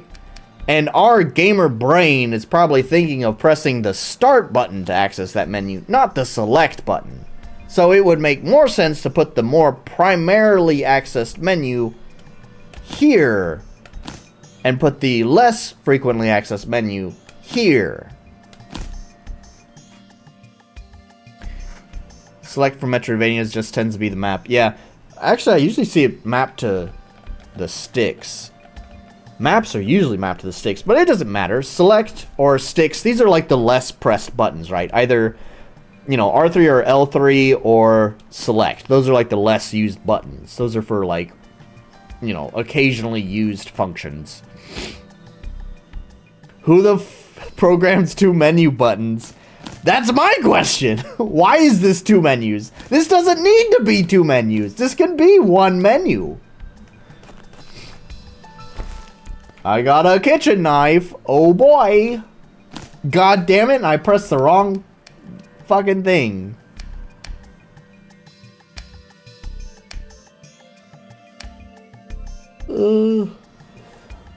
Let's unmap that from Y and put that one there. We got a stabbing motion now. And winged shoes. Oh my god, I will always do that. Float when performing a mid-air attack. Okay. Did it not do that before? I mean, I guess... Holy shit. I guess not. Yeah, I guess not. What? For fuck's sake. Why do I want to do that, though? I guess I'll find out. I just don't see much utility for that. I mean, I guess I can break those. That's some utility.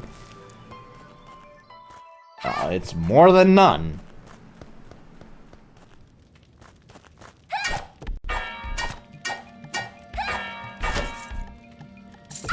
Oh my god.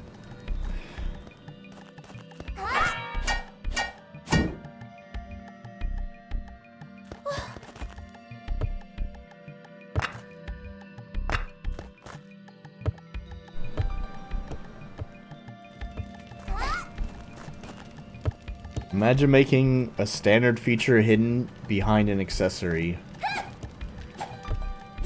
I mean, I don't know, if it, oh, okay, now it's, why? Does it reset after a certain number? I think it resets after a certain number of rooms. That's stupid. I don't, like, either have it or don't. It doesn't matter to me either way. It's just like, I don't know if I see if there's any utility for that. I guess we'll find out. Maybe there's some flying enemy. Oh my god.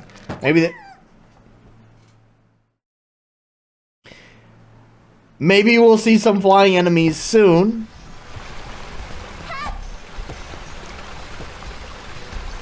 I haven't even tried the magic. Let's see what that does. Okay. Oh, I didn't. Well. No, I'm not trying to attack that. Oh my god, I'm not trying to attack that. How are we lost in a 2D game, by the way? I'm not. I know where I'm going. Okay, yes, I see. Once we hit that. There we go.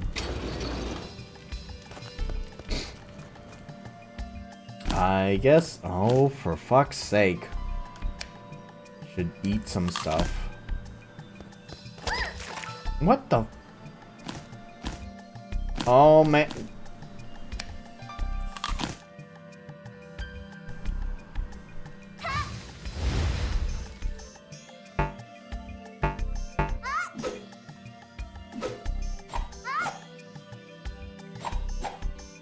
What? After I touched the green fluid on the ground, it felt like my body was on fire. It's definitely a very poisonous substance. There's too much of it to avoid, so I need to figure out a way to get rid of it. If there was a way to make a fire, I could try burning it, but I can't find anything. Okay, so but I don't have any MP. There.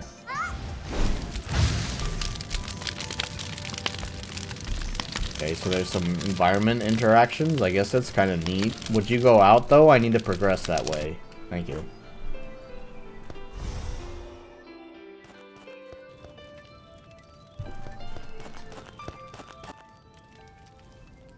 Oh my god, no manual save, plus you get brought back with the exact same HP as before you died. Yup. There you are! Some weird green person attacked me on my way here. You must have seen a goblin. I thought I took them all out, but they just keep coming.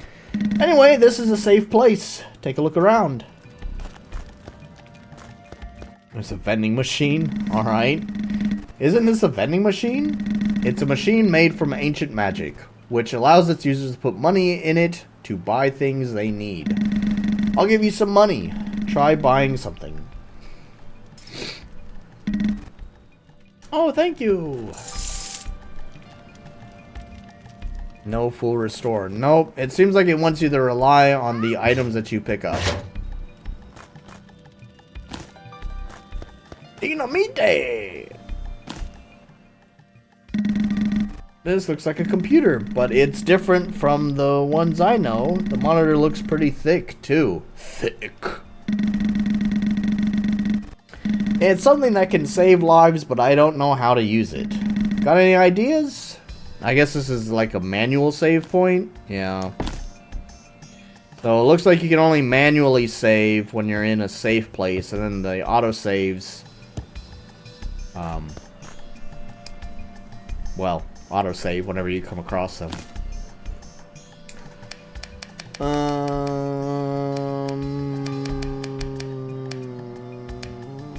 I don't care right now. I really don't. That's a portal. You saw one near where we first met, right? You can teleport between portals you've already visited.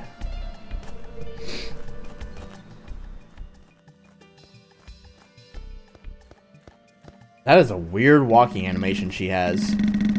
God, it's falling into typical JRPG verboseness despite not even being a JRPG. Yep, maybe so. What can I do? Isn't there any way to get my memories back? Let me look into that for a second. I see. They sealed your memory during the summoning. Not only that, they were going to brainwash you, but failed. If they had brainwashed you, you'd be sacrificed for summoning the Dark Lady right now. Is there any way to fix me? The followers of the Dark Lady sealed your memory, so finding and defeating them is your best bet. Want to be dangerous? If there are more of those green people? When you were summoned, great power was bestowed upon you. Why? Okay, dealing with goblins wasn't that hard, was it? With better equipment, I'm sure you'll be fine. You think so, but how will I find the Dark Lady's followers? The followers of the Dark Lady possess powerful magic, and you'll sense it when you're close. Don't you feel anything? I'm not sure, but I think I can feel something. It seems to be emanating from below. One of those followers must be in these subterranean canals. If you head down, you'll be able to find them.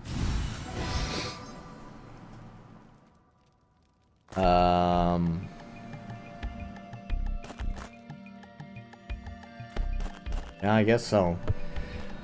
I'm gonna be honest, guys. I don't know. I'm feeling pretty tired. Gosh, I don't know if I really have an opinion on this game yet, though. I'm feeling pretty mixed about it. It's not been a good first impression.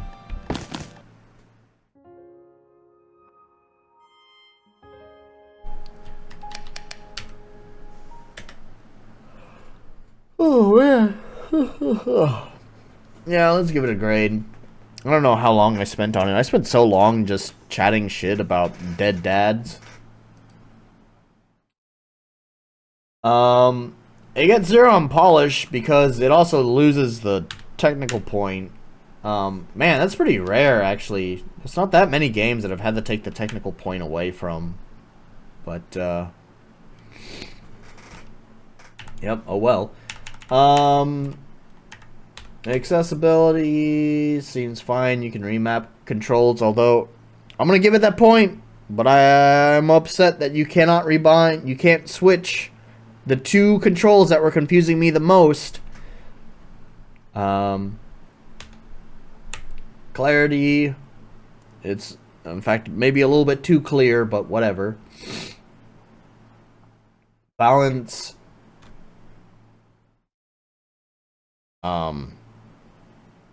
Yeah, I mean, I didn't really get much of a chance, so that's the thing, is like, I feel like I kind of quit too early to get a good sense of the balance, but from what little bit I experienced, it seems fine. Unique identity.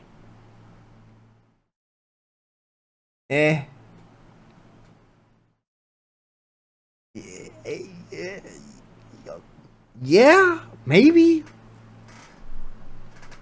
I mean, I guess it looks nice.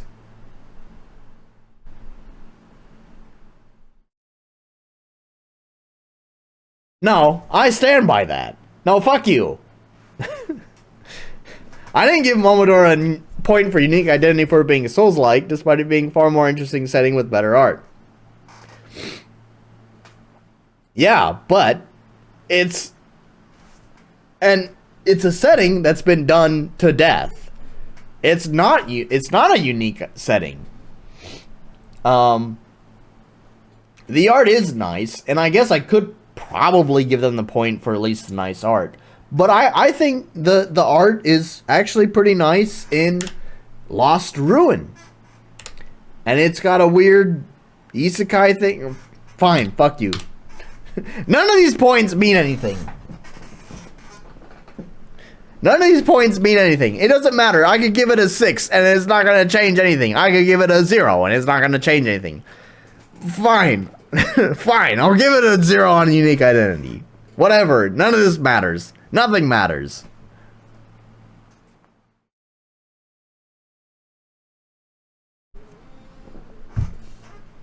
Man, I mostly just drank sake. Man, I still have like most of this beer. Well, fuck me. I don't know. I can't really get a good read on it. I probably should have played more to get a better sense of the game.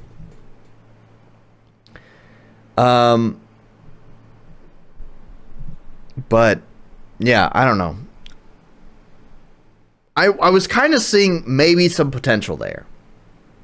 Like, it's Metroidvania, but it's more through like RPG itemization, which could be interesting. Basically means you can only access areas that you have based on your equipment. It's not like you just find what amounts to a key to progress further into the game. Basically, you can progress into more areas based on the items you have equipped. That could be cool, depending on how it goes. The animations kind of drive me nuts, but, you know, it still, it had some nice detailing there. This one had a nice glowy lighting thing going on. Yeah. And it had some dynamic shadows as well. I like that you can have, like, 2 different weapons equipped. So far, from what I experienced, it's just swords. But, you know, I was looking at the shop there, and there are bows, so I think you could probably have, like, a pretty diverse kit. Like, you'd have 2 spells that you can equip, and 2 weapons that you can equip, which could create a pretty interesting set of combos. Because that was the one thing with Momodora, is that, like, you basically had your slash and your bow, and you could be a complete pussy and keep your distance and just use your bow and just go, right? Like you saw me do a lot. Or you could, you know, go in there and get your face fucking steamrolled by the enemy if you want to use a sword. But either way, it basically came down to arrow or sword, arrow or sword. It wasn't like completely, it wasn't a very deep combat system. I'm not saying that this combat system is deep, But I am saying that it has the potential to have more depth to it because you have control over basically 4 different things. The 2 spells and 2 equipment slots. So it could become interesting. I feel like the game needs a little bit more time to give me a better sense of its potential, because it could definitely do it wrong. That is for sure. But there is potential there to do something interesting. So, I don't know. But like I said, I'm feeling pretty tired. It's been a good stream. Glad I got to talk about my America experience and show off these games. Oh, I do want to talk about next time, though. I'm not canceling the stream. This is not a segue into saying, sorry guys, next stream's canceled. No. Hopefully we'll have at least a month of uncanceled streams. But next week, I've been trying to do another developer interview like I did with Max. You know, I had an interview with Max quite a while ago. I wanted to try to set up another interview, kind of similar, just talking about games with people who are interested in games, right? There was someone that I had talked to about doing the interview, but I don't think he's going to do it. He's not going, for sure he's not going to be doing it next time. I will have an interview next time.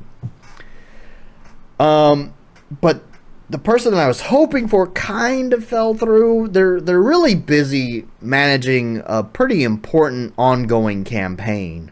And they were very polite. They did talk to me about the possibility of doing an interview to talk about their campaign and how much they care about games and stuff like that.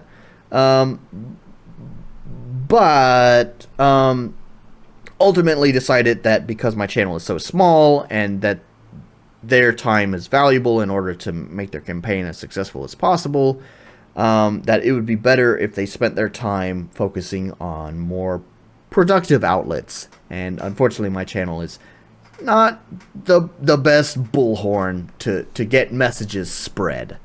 So that one fell through. He didn't necessarily say it's not gonna happen, but if he does do an interview, it's probably not gonna be for a while until there's more free time. But I'm basically gonna say that's not gonna happen. I still wanted to try to get some sort of interview set up with another guy, another dude, another person who does games. So I reached out to someone that I think might be pretty interesting, pretty cool guy. I think it's pretty relevant to our marathon of dangin' games that we've been playing lately. Because I think how this whole thing happened was I played one dangin' game myself. It was like there's a couple of dangin' games. That's what it was. There's a couple of dangin' games because Raphael had recommended them to me. Or how did it go? I don't remember exactly how it went. I played a couple of dangin' games. That was before I left for America. And then I came back, and obviously last week we played a couple more dangin' games. And then we played some more dangin' games today. Yep,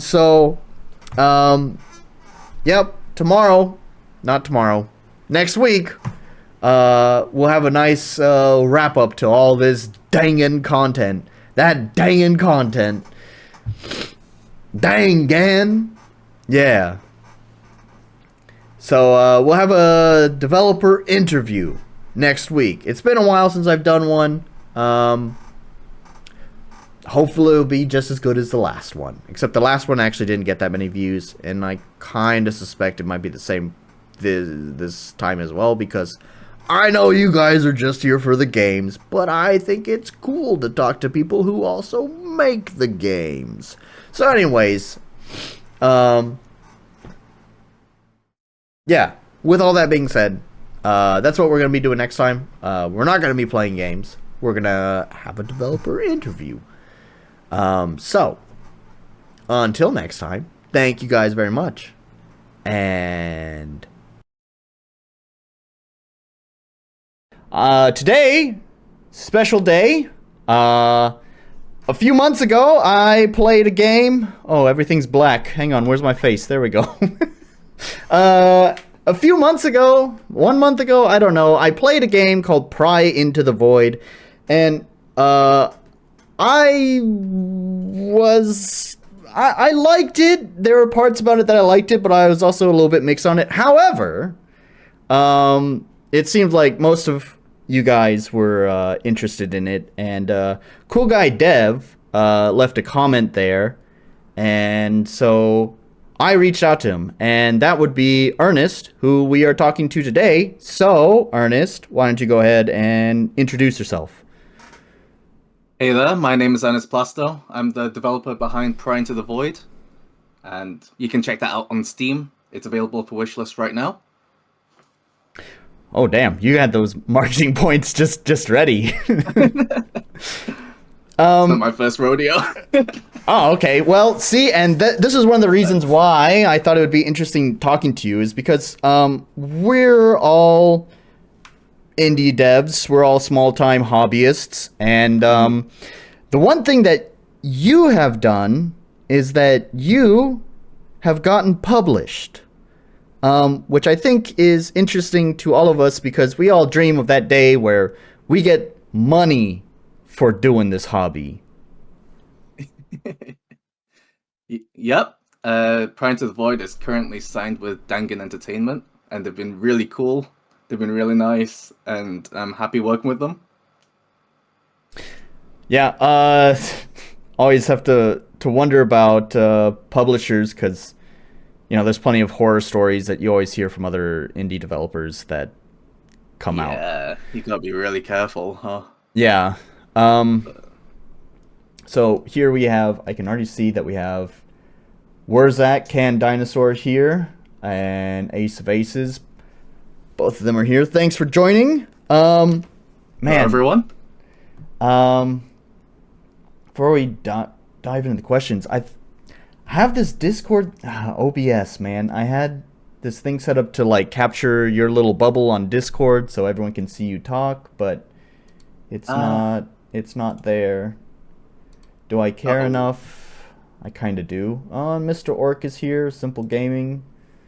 I gave you that image. Do you want to stick that on the screen? Yeah. Hang on. Where's that image? Just stick this on screen. Too bad it won't light up whenever you talk, but oh well. That's okay. Just download that. And we're going to add a picture. Every time, technical difficulties. We'll call this Ernest. There we go. Yeah, that's my name. And image file. Where did I save that file? There. Oh, it's right there on the desktop. Okay. And there he is. Make him nice and big. There's Ernest. Put him right next to I don't see it yet. You don't see it yet? Oh my god. Oh, there's chat. I think I've got a bit of delay here. Yeah, there's the chat delay. Or the stream delay. One of the downsides of YouTube. There we go. There it is. It's a bit low res. Yeah, I should have given you a high res version. Nah, it's no problem. It's pixel art. So question. I know it's... What time is it for you? It is 2 p.m. right now in the UK. 2 p.m. You're in the UK. Okay. I'm in Japan. Oh, you're covering up my sake. There we go. I'm in Japan. I am a foreigner an American, obviously, if you couldn't tell by the accent. American who moved to Japan. And I've been living here for a while now. Anyways, I don't know if you're a drinker. It's also pretty early for you, so maybe you don't want to get drunk yet. I do have a can of cider in the fridge. Want me to join you? That would be great if you want to grab it real fast. Yeah. There we go. We're going to get everyone drunk. Yeah, let's go. Kind of cider. Did you hear that? Did you crack it open? Yeah, I did. Did the mic not pick it up? I didn't hear it, but that's okay. Yeah. So here in Japan, our cheers is kanpai. So kanpai. Kanpai. All right. So, Nolan is a bad influence. All right. Let's start just with start at the beginning. Give us a little background into your gaming life. Not your game, but just, the games that you're interested in. Yeah, the games you're interested in. Oh, okay. So are we specifically going gaming, or what how far deep should I dive? As deep as you want. So my first console was the Game Boy Advance. I begged my parents for it because I had a cousin who had it, and I would keep going over to their house to play it. And then eventually my parents just caved in and gave me a Game Boy Advance. And I remember, what was the first game I got for it? I think it was Dragon Ball Advance. I love that one. Okay. Dragon Ball Advance. Dragon Ball Advance for the GBA. I think that was my first game. And then after that, of course, there was Pokemon. I had Pokemon Emerald. That was good stuff.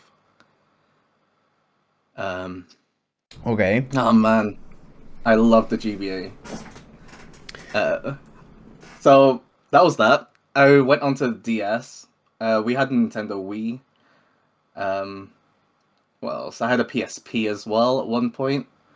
And then 3DS, Nintendo Switch, mainly Nintendo and PC gamer. Love to hear that. Yeah. And yeah, I love JRPGs. I love so Dragon Quest, Pokemon, Final Fantasy, Shin Megami Tensei, of course, which Prying to the Void pulls from. Yeah, Persona. Yeah, I think I recall you mentioning on your website that Prying the Void has Danganronpa. What is it? Oh, Danganronpa? No. No.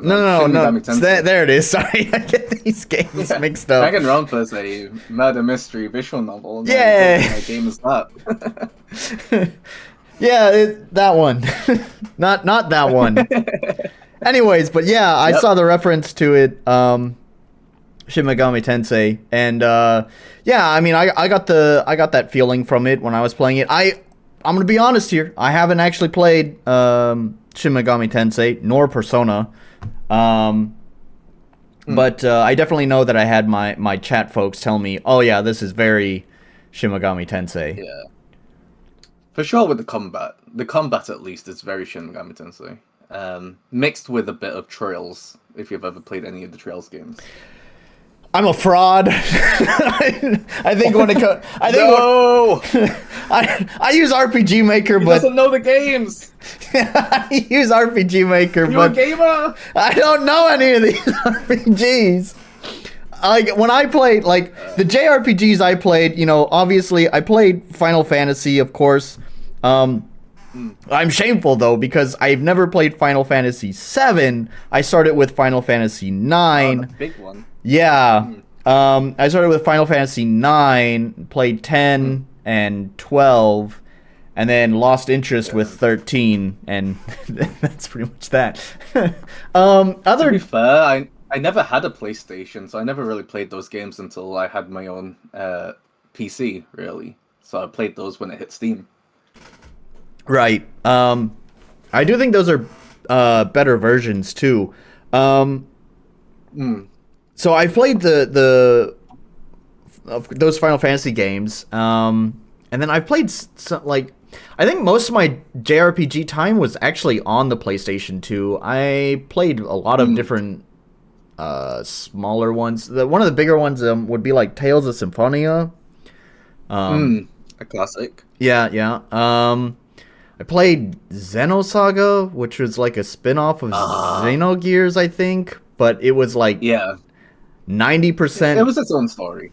Yeah, yeah, but it's like 90% cutscenes, man. It was, yeah. And then Generally regarded as one of the best stories on the PS2, though. which one?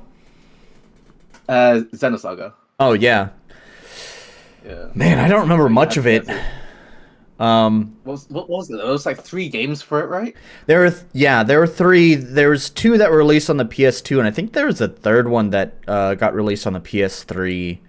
I actually only played the first one in the series, and that's because there is a part in the game where you like go through this like dream sequence, I think it is, and you fight like a really tough boss at the end of it.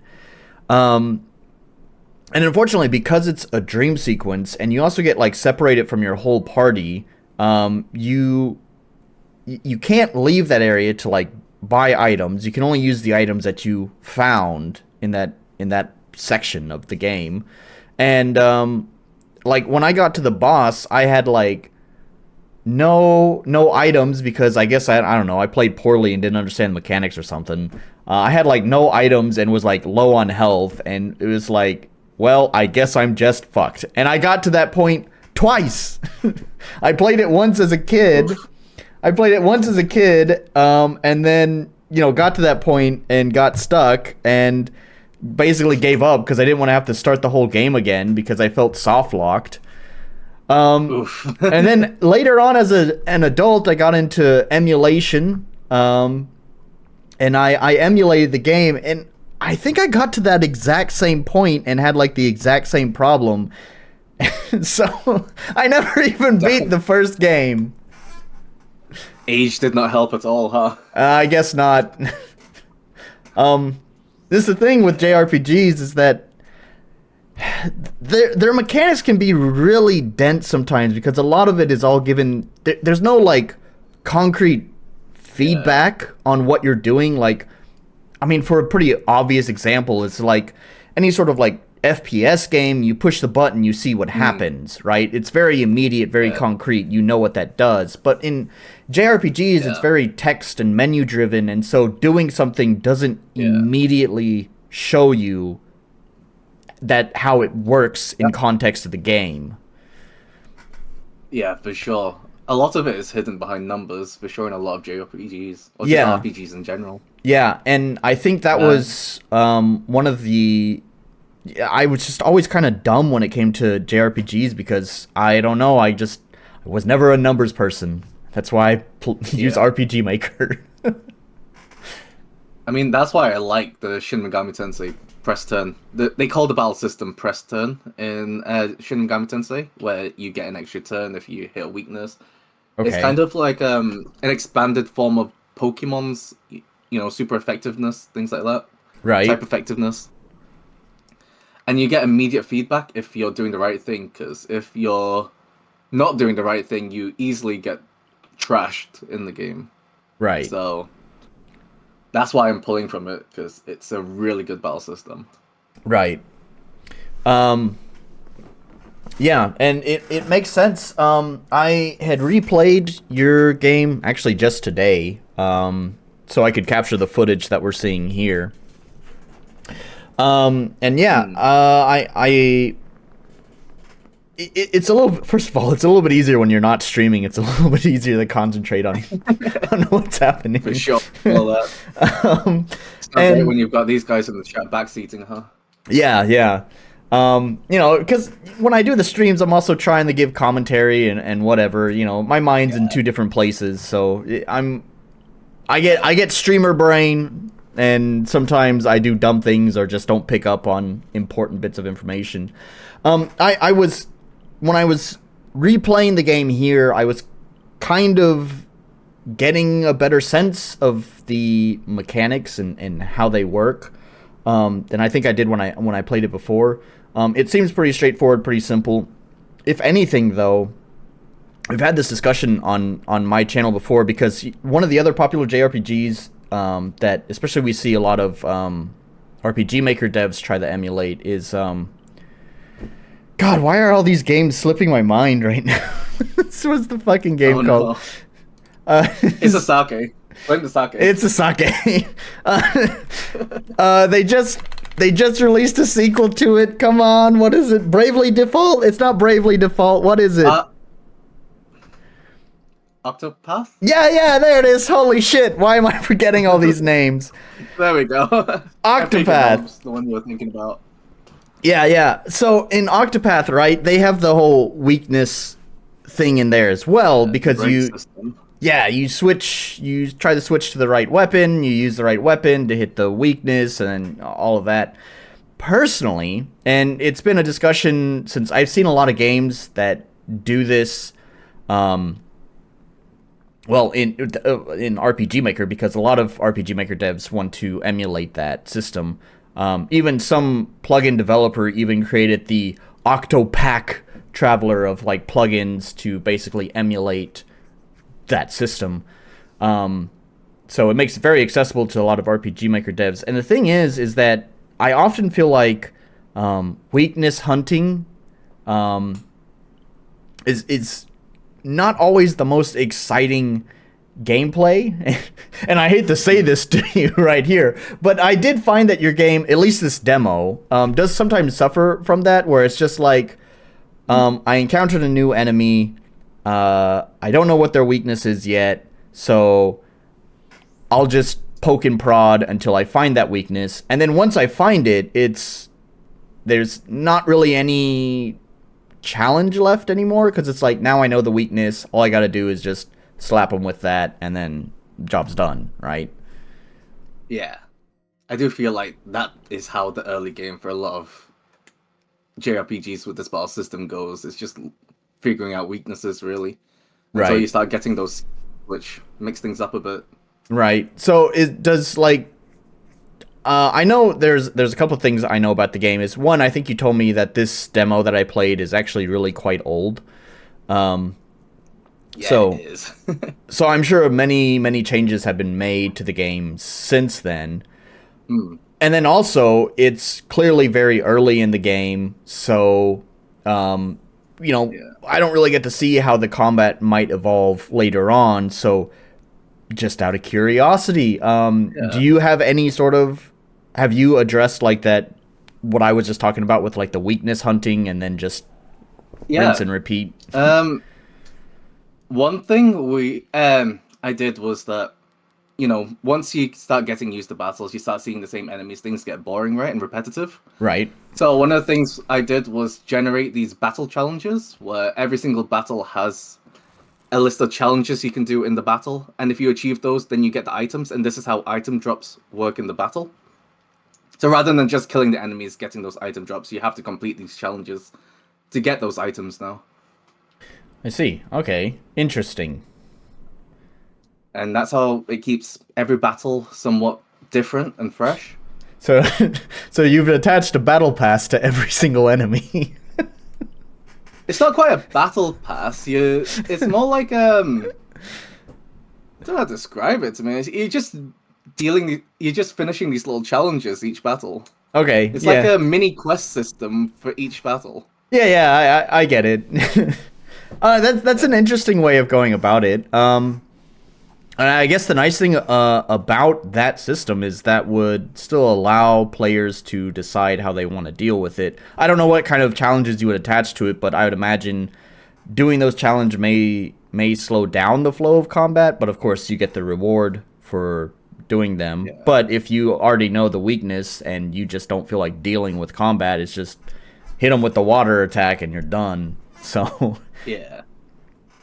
There's stuff like freezing the enemy. For example, if you hit them with water, they get soaked, and then you use an ice skill on a soaked enemy, they get frozen, and freezing an enemy is one of those battle challenges, things like that. So that's an example of how it would work. Okay. Orc says that sounds like it's forcing specific play styles. Doesn't that kind of remove player agency? Not really. I mean, you could choose to do it if you wanted. It gives you a reward for doing it, though. Right. Yeah, I see it. I guess I should give you a warning I about mean, Orc. Orc is Orc is a good guy. He's smart, but he's also one of the most critical people that I know. yeah. But Um, it's for everyone's benefit. He asks the hard yeah. hitting questions. Uh, I would say, yeah, certain playstyles will. I think, if anything, is forcing you to keep a more open and varied playstyle instead of locking yourself into one specific playstyle. Which I think the Shin Megami Tensei games do a lot, because you can get really screwed over if you completely build into a specific playstyle. Right. Um, but, but that's why a lot of games like Shin Megami Tensei Persona allow you a lot of different mechanics that allow you to switch up your party on the fly and switch into those different builds. Um, so I think I've got that in this game as well. You Um, think? I think, but obviously that needs playtesting. Right. You don't meet them in the demo, but there's two characters called Waltia and Marianne. Okay. Yeah. Waltia allows you to sacrifice your monsters and you know move your skills around. Marianne gives you items which you use to customize your monsters and allows you to bring monsters back from the past and things like that. So Okay. Interesting. yeah, hopefully that gives you a lot of flexibility to move your party around on the fly if you suddenly realize something's not working. Right. Yeah, that could be interesting. I do. I do generally like systems that allow you to, do those kind of things. Being able to quickly make adjustments to your setup, so like such as changing weapons, or I guess in this case, changing your party. So that's pretty interesting. Um, just seeing what's on screen now, although maybe not for you because there's a delay, but there's the prying mechanic. Um, Yep. I was wondering, I noticed this when I was replaying, is that enemies don't respawn in this demo. So I guess first of all, I should just ask, has that changed, or do enemies just not respawn? They don't respawn. They don't respawn. That ties into a yeah, it ties into a future challenge mode I've got planned. Okay. Um, All right. uh, when you're in the game itself, if you wanted to grind, you could always go back to previous. So you're going down the void, and you go down floor by floor. If you wanted those enemies to respawn, you just go back to a previous floor. Okay. So they So they can respawn. They're not permanently dead. yeah, you Oh, just need to revisit the floor that you're on, and then they'll respawn everything. okay. Um, So, yeah. would there be any like monsters that are missable? Like, you kill that monster and you'll never see him again, so you can never have him in your party. I mean, yeah, in the challenge mode, yeah, Okay, because and that then challenge mode will well, prevent you from moving between floors. okay, I see. But in the normal game, In the normal game, you could always just revisit floors. okay, Yeah. all right.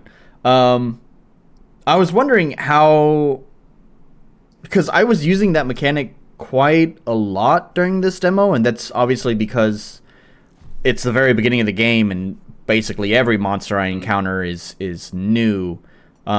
I was wondering, across the game, like, do you know like how much that changes? Like, does it suddenly become more combat oriented towards the latter half, or does it kind of keep that consistent loop going where like I guess you arrive at a new floor, and the first handful of encounters are always going to be you using the pry mechanic?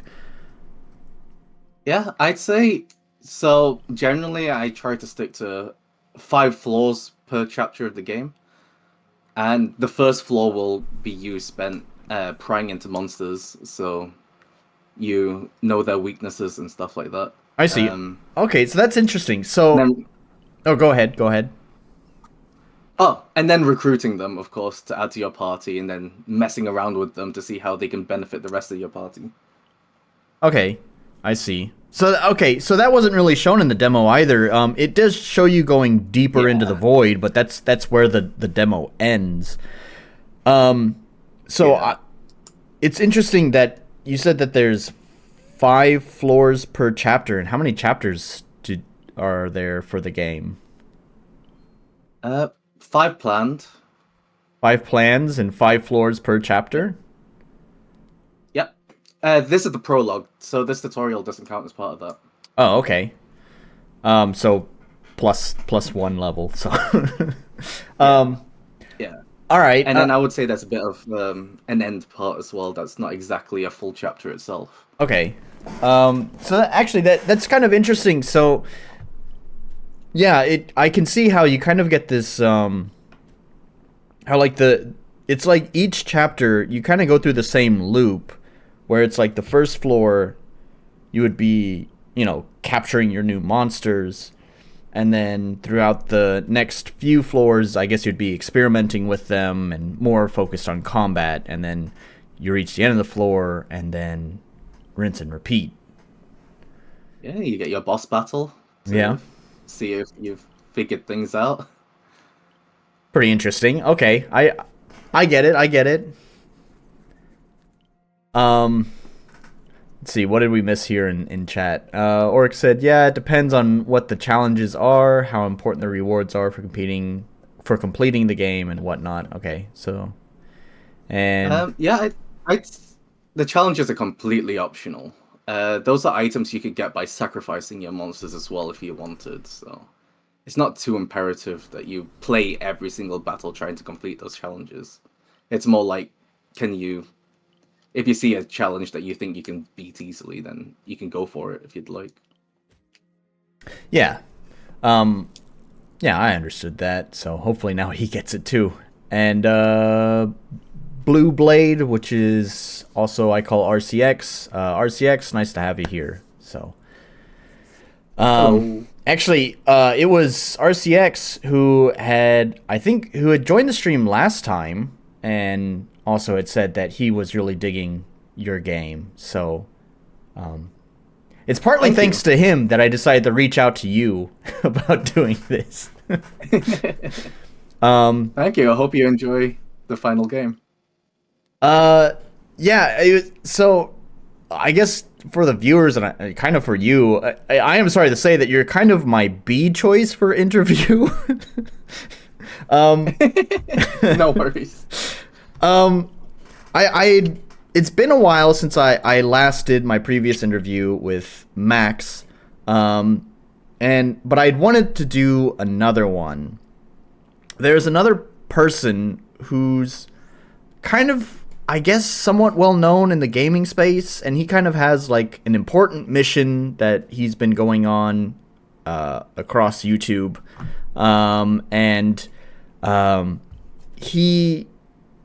I wanted to reach out to him because he had put out an invitation to basically anyone to reach out to him for an interview. And so I did reach out for him, and I was like, hey, I would love to discuss this topic with you on my channel, but, my channel's not very big, but, let me know what you think. And he did get back to me, and he was like, he was really polite, but he was like, I'm really trying hard to make a serious effort for my campaign, and I really need to put my time on where it's most meaningful. So, unfortunately, basically what he's saying is, my channel is too small. Damn it. He said that maybe after his whole campaign that he's doing, that maybe he would come back and have a chat with me, but I'm not really counting on it. Either way, I wanted to do an interview, and coincidentally, at the same time, you left a very polite comment, which is rare for me. You had left a polite comment, and I was like, you know what, this guy's pretty cool. Let me see what he's thinking about. So, I do like checking people's thoughts out on the game. I like hearing what people think.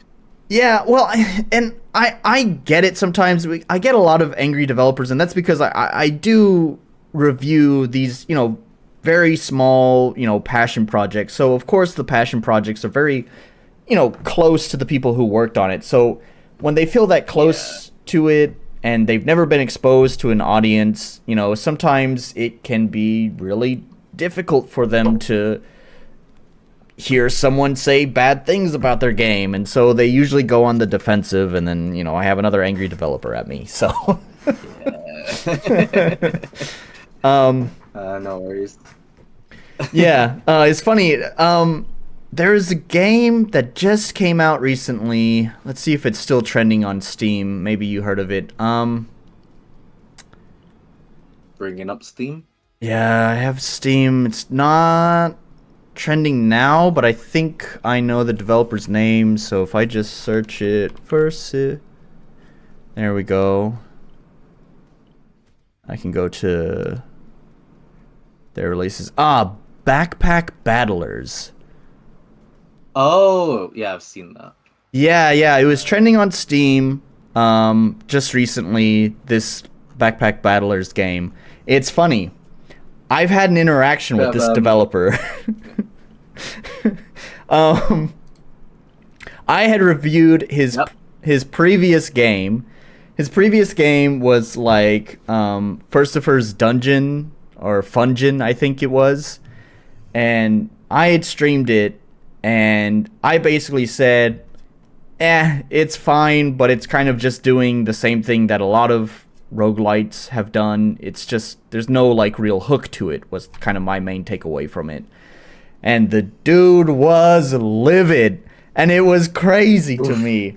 It was crazy because he actually has a pretty successful YouTube channel. I mean, relative to mine, it's like at the time I think he had like 10,000 subscribers, and his game, actually that game that I played, Firstifer's Fungin, was trending on itch.io, and had tons of great comments on there, just being really supportive of him. So it just felt so weird. It's like, man, dude, why do you come to my channel and just like harass me about my one negative review? I am no one. I have 800 fucking subscribers, man. So it was crazy to me too when I saw this game trending, and I was like, hang on a minute. I've actually talked with this developer, and it's funny too. I feel somewhat vindicated because look, he's trying something new and unique, like a spin on a genre. It has a hook to it, and guess what? That game is popping off. So I feel vindicated because that's exactly what I said about his other game. I was like, there's no hook to it. So he makes a game that has they're doing well, at least. Yeah. So I bring up that his game needs a hook. He makes a game with a hook, and that game pops off. I'm right. No reason to be angry at me. Oh man, we got lots of chatters here. Hang on, let me get caught up. RCX said, not gonna lie, genuine surprise that there's a lot more to this game. I legit thought it was just gonna be an artsy fartsy game with no real substance. Hang on, you said you liked it. Oh man, RCX is just drilling into you, saying it's going to be an artsy fartsy game. Is it an artsy fartsy game? I never thought of it as an artsy fartsy game. I think I've got metal music. I've got metal music. I have a rabbit called Hungry Bunny. You think this is an artsy game? We also had a laugh about Hungry too, Hungry Bunny. I remember that. I've not given a. Can I swear? Yeah. Of course. We swear like sailors on here. Go ahead. I've not given a fuck about a lot of these. So there are a lot of people who go into like very specific decisions with the game, but a lot of this game has just been what looks cool, what's fun, A lot of iterations on the battle system. I've been back and forth with Dan Stern on the publishing team about the battle system, which has been great. I've been taking those to heart. So I'd say compared to this demo, the battle system's come a long way, and I actually genuinely love it. Yeah. I think a lot of the bias with it being seen as artsy fartsy is number one, presentation, and also all of us is for sure at the start of the game. Yeah. I mean, a lot of, moody colors and stuff like that. Just, it does kind of reek of artsy fartsy. And coming from RPG Maker, where it's like, every fucking, if the devs are not trying to copy Octopath, then they're trying to copy, like, Omori or whatever, where it's like, it's just, it's artsy games that are being too deep for me and stuff like that. So we have a preconceived bias here because we've seen a lot of that shit. So I will say primarily I've tried not to be that, even though partly it does have a bit of that. Frankly, because I come from a philosophy background. I went to university for computer science and philosophy. So there is that in there. But at the same time, I just wanted to make a badass game with a metal soundtrack and creepy eyes everywhere. The metal soundtrack is amazing. I'm just going to plug Jun Mitsui, who made the soundtrack, is making the soundtrack for this game. He is fucking awesome. His music is fucking amazing. His guitar work especially. I know you criticized him for his use of programmed drums, MIDI drums. Did I? I don't know if I criticized. You did. Okay. I wouldn't be surprised. I remember, so the one metal track that was featured in the demo, so let me give you a little background on myself. I have done music mostly focused more on production, not really the playing.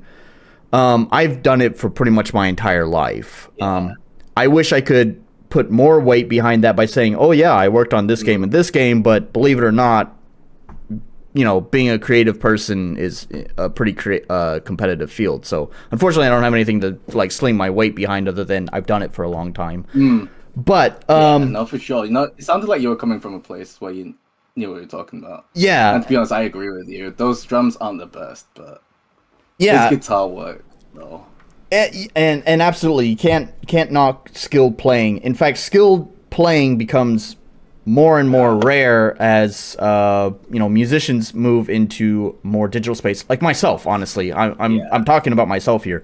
I have lots of wonderful quote unquote live instruments that sound beautiful, but none of them are actually being played by a real musician. It's just me programming quote unquote programming stuff in software, right? So so you just play a little bit, stick into your DAW. That's how it usually goes, right? Yeah. So having a live musician, I think, always just kind of elevates music, because that just becomes more and more rare.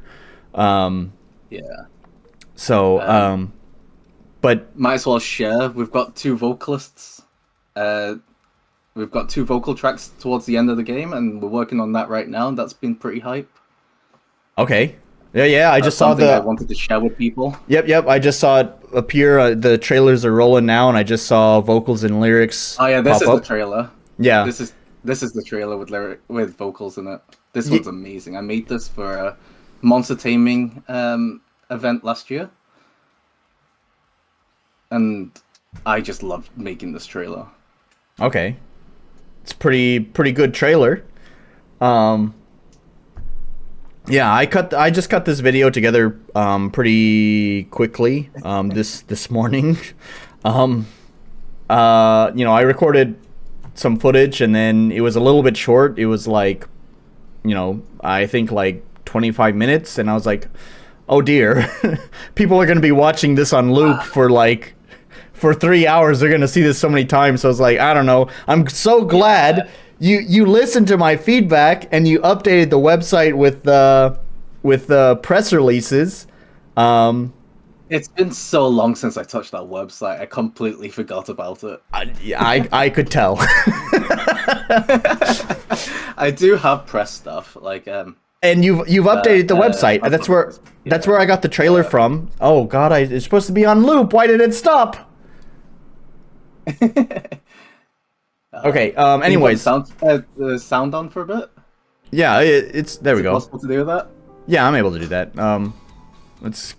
Where does the trailer start? I think this is the end of the gameplay. yeah, we're reaching the end of the trailer now. Yeah.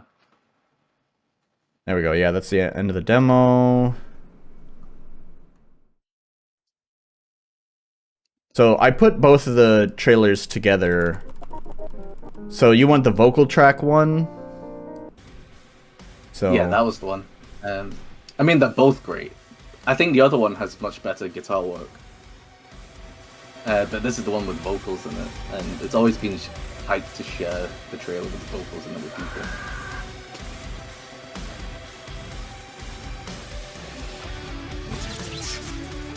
Oh, we're back to the demo. Yeah, I think at some point I will need to extend the length of that demo and give people a bit more.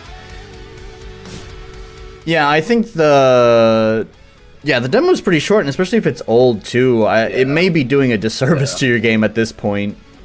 Yeah, the original intention of it was to be shown at events on the floor where people only get like 15 minutes to play with the game, and then the next person comes in. Right. So I cut the demo off around you'd be playing for like 15 minutes. Yeah, and that's about how much I got. Yeah, I grinded a little bit because I remember the demo being short, so I kind of grinded and putzed around a little bit. Even then, I only got like 25 minutes out of it. Here we go. This is the vocal trailer.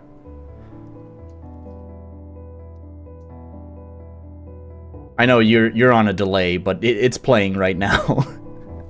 All right, we'll get there.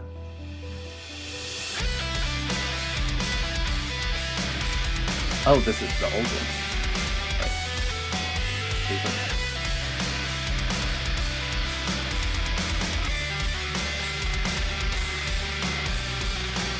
I don't think we hear anything. Have I muted the... No, I've muted the stream. Never mind. That's why. Yeah.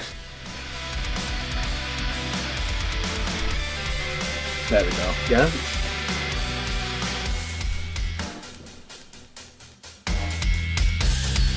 Yeah, trailers have been fun to work on.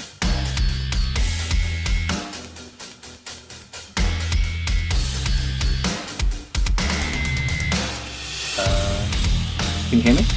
Yeah. Sorry, I was just oh, there we go. So trying to. I was just letting the trailer play out. I'm waiting for the vocals to come in. Fair enough. But it's a bit difficult. We've got a bit of a mismatch going on with timing.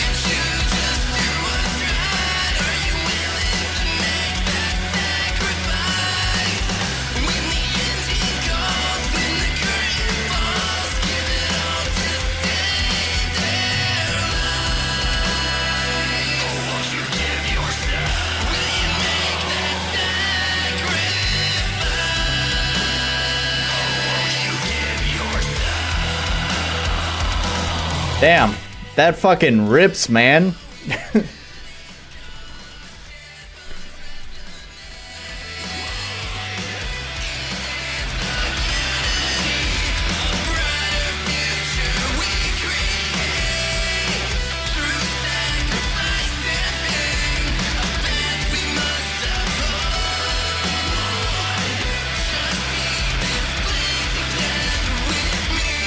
And apparently he wasn't satisfied with that at all either, so I'm looking forward to seeing how the final song turns out.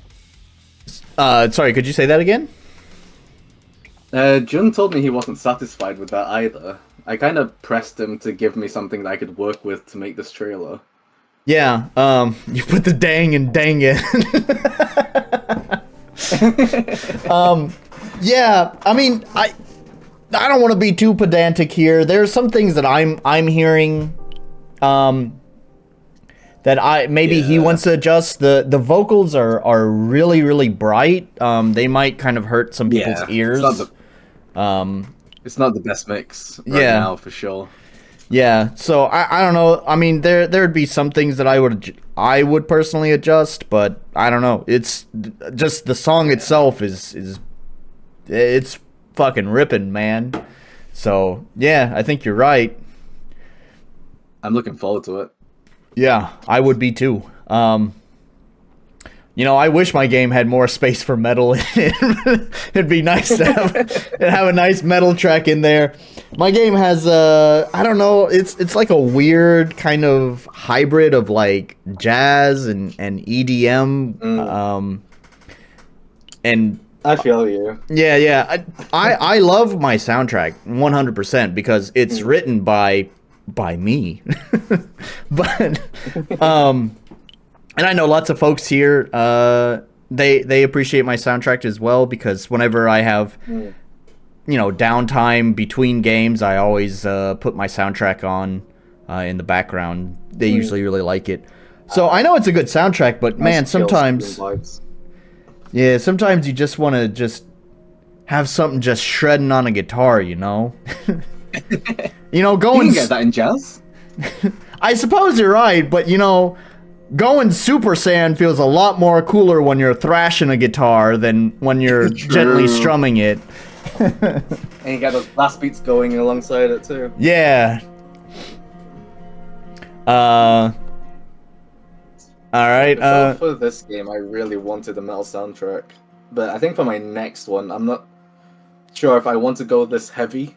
I think I want my next game to be a bit more chill and low-key, if you get what I mean. Okay, going the opposite direction. Yeah, I might go for blues or something. I've been talking to my friends about it, like making my friends listen to blues when they come around to hang out. I see. So I think it's over for me with metal. I love metal, but one game of constantly listening to metal has got me beat. Oh yeah. No, I absolutely get it. I mean, that's kind of what I was just saying too, is like I love my soundtrack too, but sometimes it's just like, man, I want a little diversity here. Yeah. No, Always actually, grass is greener on the other side, huh? yeah, of course. I do actually think my game tends to be pretty diverse, because it never seems to commit. I talk about it being like a fusion of jazz and EDM, but it never seems to commit to the actual fusion. It's like Gohan and Trunks just keep fucking up the fusion dance, and you wind up with a jazz song, and then next you wind up with an EDM song, and occasionally they actually kind of make the fusion, but it's kind of the fat version, right? So yeah, whatever fits the vibes, right? Yeah. No, I think it fits just fine. I'm very satisfied with it, man. Every time, like, I'm a musician first, and a game developer, I wouldn't even say second, but whatever, second. And so I'm always eager. Like, I get this idea for a cool song for like this moment in my game, and I'm like, I gotta make that right now. And I do it, and then I finish the song, and I'm not anywhere close to developing that part of my game, and it's like, well, I can't wait to hear how this sounds once that's done. And then I actually get to that moment, and when I slot that song in with the moment that I had planned it for, man, it's just like one of those satisfying videos. It's just the puzzle piece fitting perfectly into that slot. Yeah. It's like, oh yeah, that was good. Anyways, let me get caught up here on... I feel that for me, as a software engineer, because I work on the game engine myself, I get that moment when something actually works. Right. I actually... If the game isn't broken, that's when I feel that. Because you just most of the time, there's something broken. Oh yeah, even with RPG Maker that makes everything simple, even then, you still get a lot of fucking jank. Yeah. So the thing about working with an engine is that you're waiting for the company to do it rather than doing it yourself, which... Yeah, well, or in our cases, like the engine, the RPG Maker, MV and MZ are pretty much completely open, so you can do whatever the hell you want to the engine. So we rely on plugins, and that's developed by smart people who know how to program, but RPG Maker is marketed towards dumb people who don't know how to do that. So most of us are dumb and don't know how to program. So Usually we're waiting on someone else that we paid a lot of money to make something for us. Yeah. If I recall, RPG makers, at least the recent ones, MV and MZ, are basically web applications, right? Wrapped up in a native. Yes, you are 100% correct. They come with NWJS, which is kind of like a stripped down version of Chromium. Yeah, I've worked with that before. Yes. I think I could understand how plugins would work for that. Easy to slot in, for sure. Well, let me know if you have anyone who could do some plugins for me. I think I'm okay working with my engine for now. It's a bit too much on my hands already. Let me get caught up here on chat. Cause man, I'm really far behind. No worries, we've just been chatting. yeah. These folks can wait. It's no problem. Nolan talking about game music gone wild, gone sexual. Yeah. Oh, of course. Anytime I talk about music, can't get me to shut up about it. Let's see. Going back here, RCX said the Furcifer game. Furcifer was the backpack game that I was talking about. Is funny because I have a character also called Furcifer that is also in Sundew Nightmare. That's his game, RCX's game. That was also in the same stream as that game. Oh yeah. Wait, was it that stream? I had motivated RCX because RCX, also another RPG Maker dev, he was originally using VX Ace, one of the older engines. It's the one that came before MV. Prior to MV, RPG Maker used Ruby, and all of the Ruby engines show their date. Like, they just don't work really well on modern systems. So I think it's more that Ruby is such a really weird language. It's definitely very different. I've played around with Ruby a bit. With there's a framework out there called Dragon Ruby. Okay. And it's supposed to be supposedly like really powerful with the stuff you can do with it. Super cross-platform too. But the problem is that nobody wants to work with Ruby. It's such a weirdly formatted language. It's not like your C languages. Sorry, I'm getting a bit software engineer nerding out. No problem. Chat away. Yeah. Ruby is really weird. That's what I wanted to say. Okay.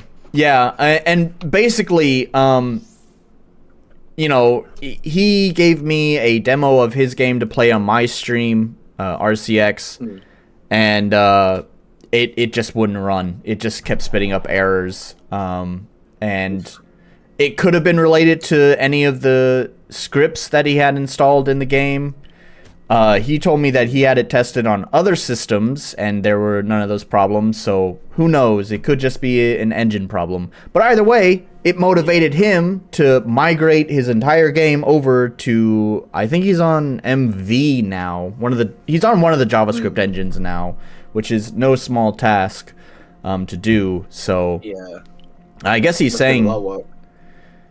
And I guess he was saying that during that stream when I played that Furcifer's game, that was a stream that I was supposed to play his game but couldn't get it to run, so Yay. yeah. That terrifies me though, whenever somebody plays the game and it's not working. For example, the demo right now I don't think works on Steam Deck. Okay, well, it doesn't work on Linux. Okay, well, at least understandably, at least there's something there to go off of. Yeah.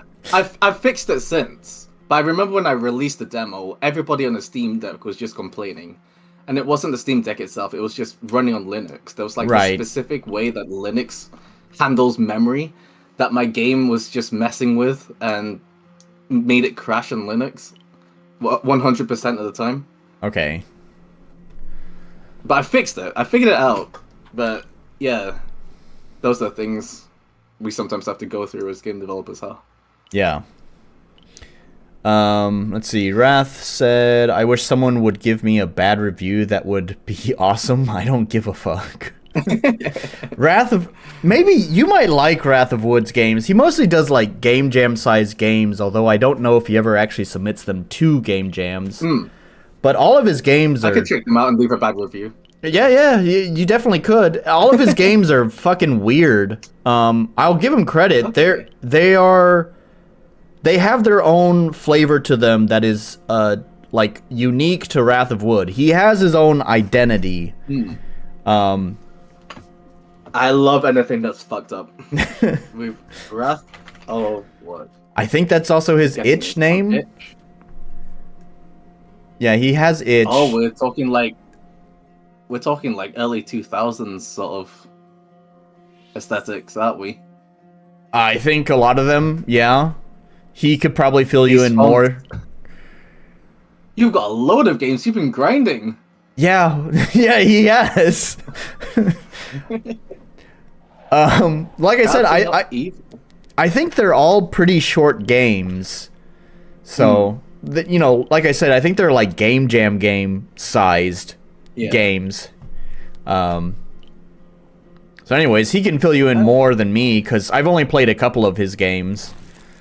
Let's see. Next, RCX said, I should mention that it's not meant to be specific shade towards Eric's game. To be specific, that's just what we've seen from people trying to copy Omori. Yeah, he's referring to, this is so long ago because we were just chatting. He's referring to the game being artsy fartsy, and he's just saying it's not specific towards you. It's just that like what I said. We see so many people just wanting to be Omori that it gets tiring. I love Omori, but not every game needs to be Omori, right? Or Undertale. Oh, yeah, what other Omori, Undertale, and Earthbound.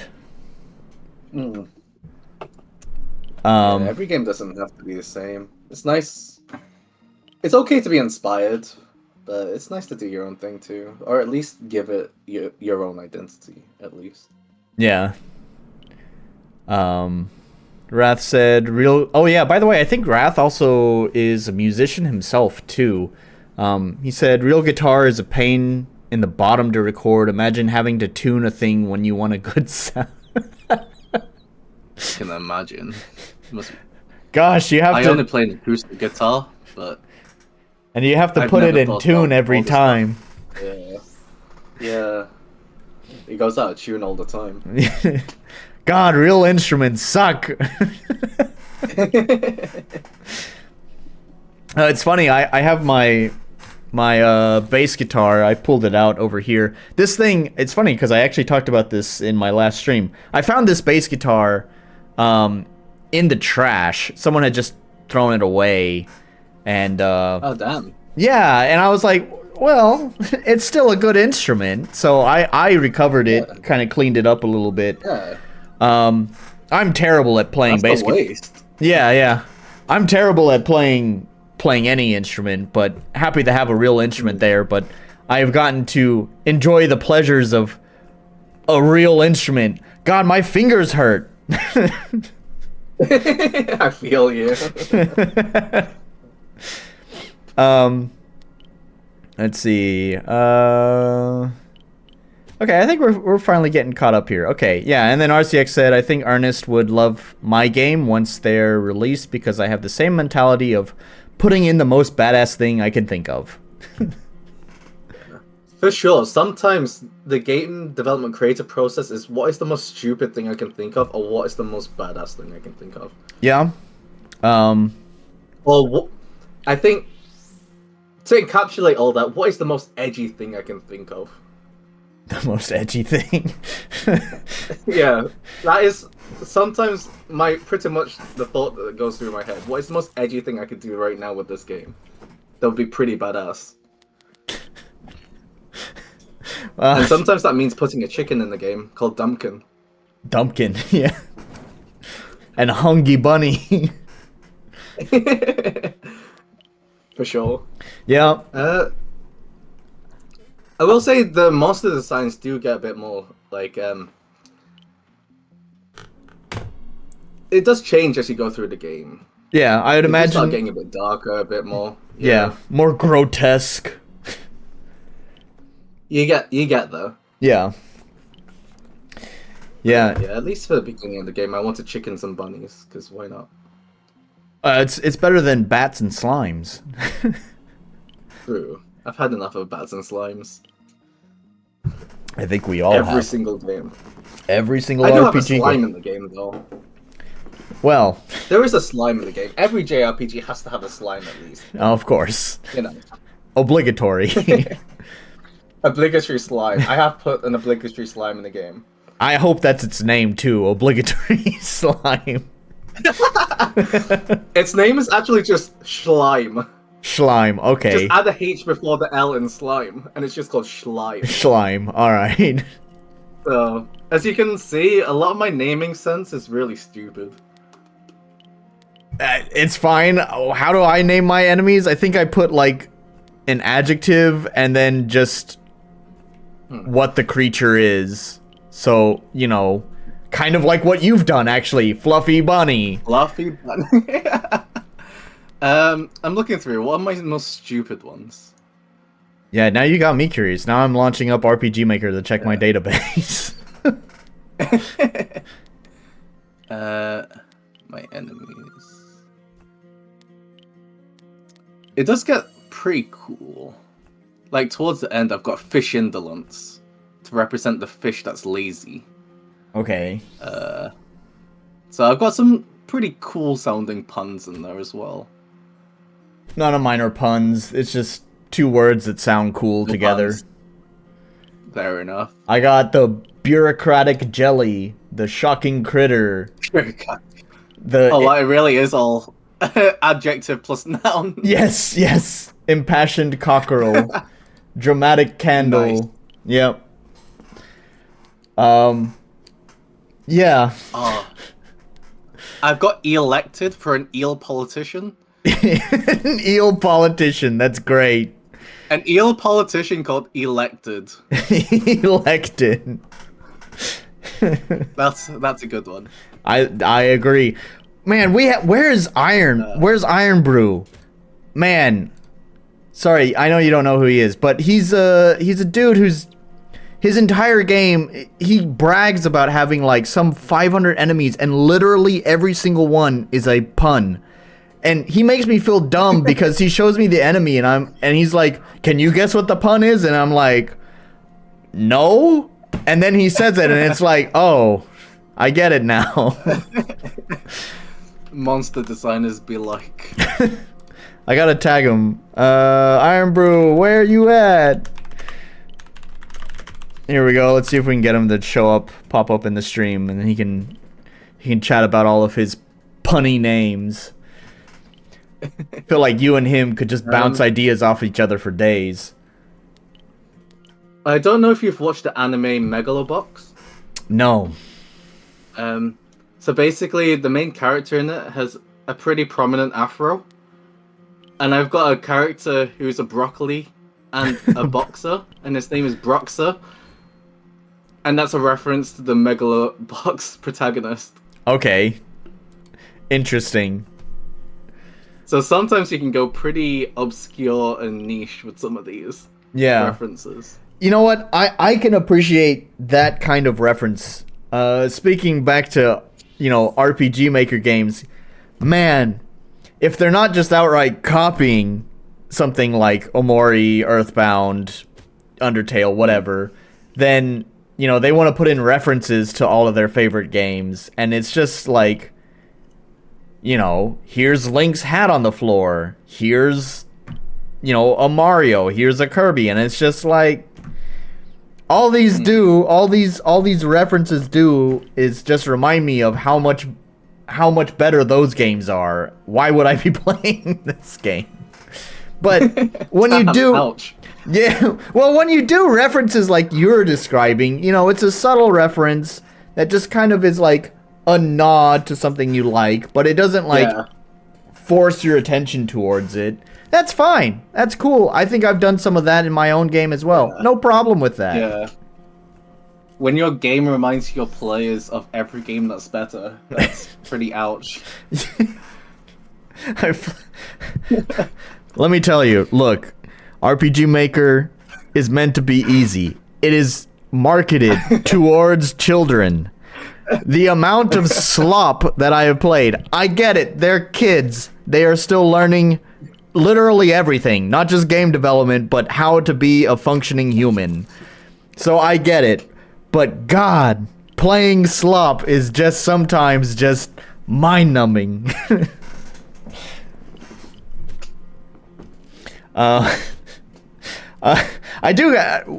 I've been enjoying this conversation. I do kind of want to actually bring the conversation to the stream's title, so at least it's not complete clickbait. There's been a lot of tangents, hasn't there? There's been a lot of tangents, and that's great. I've just enjoyed this conversation.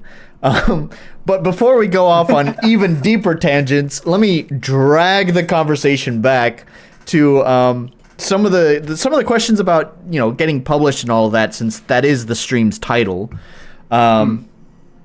So first of all, how long did it take you to find a publisher? Or actually, you know what? I want to change that question.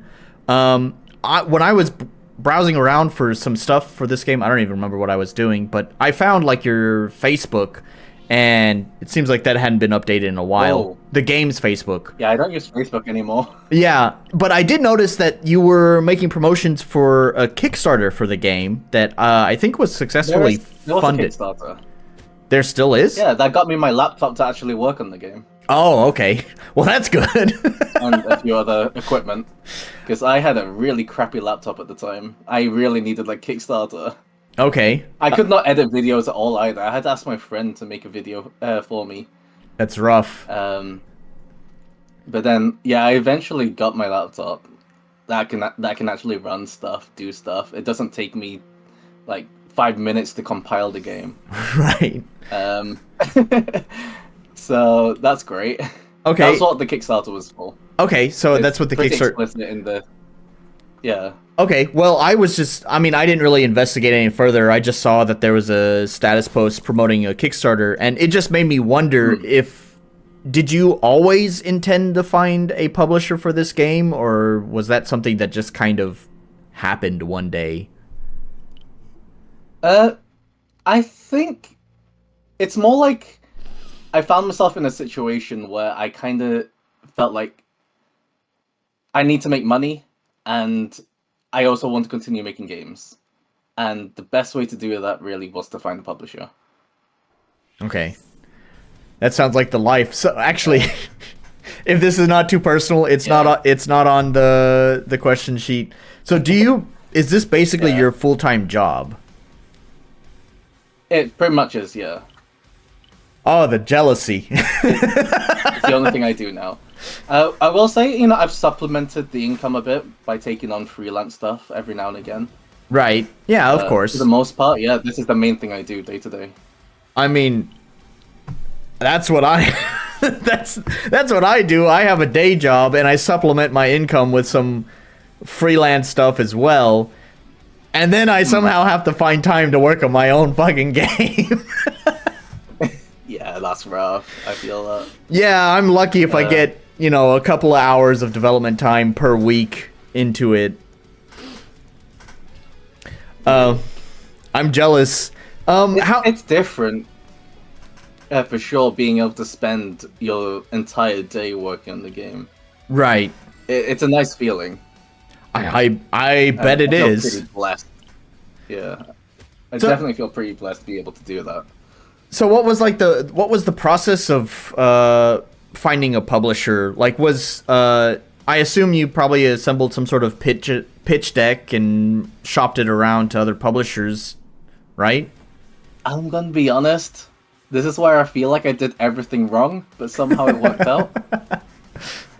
I did not have a pitch deck. I talked to my game development peers now. I talk to people, and they're pitching to publishers, and they prepared whole pitch decks and everything. I didn't do that. Okay. And I didn't realize you were supposed to. But what I sent Dangan was an email with a tagline, subject title, a small tagline, a bunch of bullet points describing, the main selling points of the game, a couple of screenshots, and then a link to the Steam page, and then a link to an old trailer I made well, that my friend made because I couldn't use my laptop at the time to make a trailer. Okay. So yeah, that's all I sent them. I did not have any slides or anything like that that other people have. Okay. Yeah, I literally just sent them an email and they responded. that's interesting. Okay. Um, yeah, it's kind of impressive. Gosh, do I have a pitch deck? There was a time when I was thinking of pitching my game to some publishers. I previously worked with not for my game, but for this stream. I previously worked. This makes it sound like I got paid. Not really. I did promotional stuff. Let me put it that way. I did promotional stuff for gosh, what are they called? I haven't heard from them in a while. I just assume they have no games coming out. Hmm. Maybe Oric remembers because he talked shit about them. Oric, are you still here? Who was that? There's the Tiny Thor and Icy Red. Oh, that's Tiny Thor. I remember that game. Is that TH? Wait, Tiny Thor.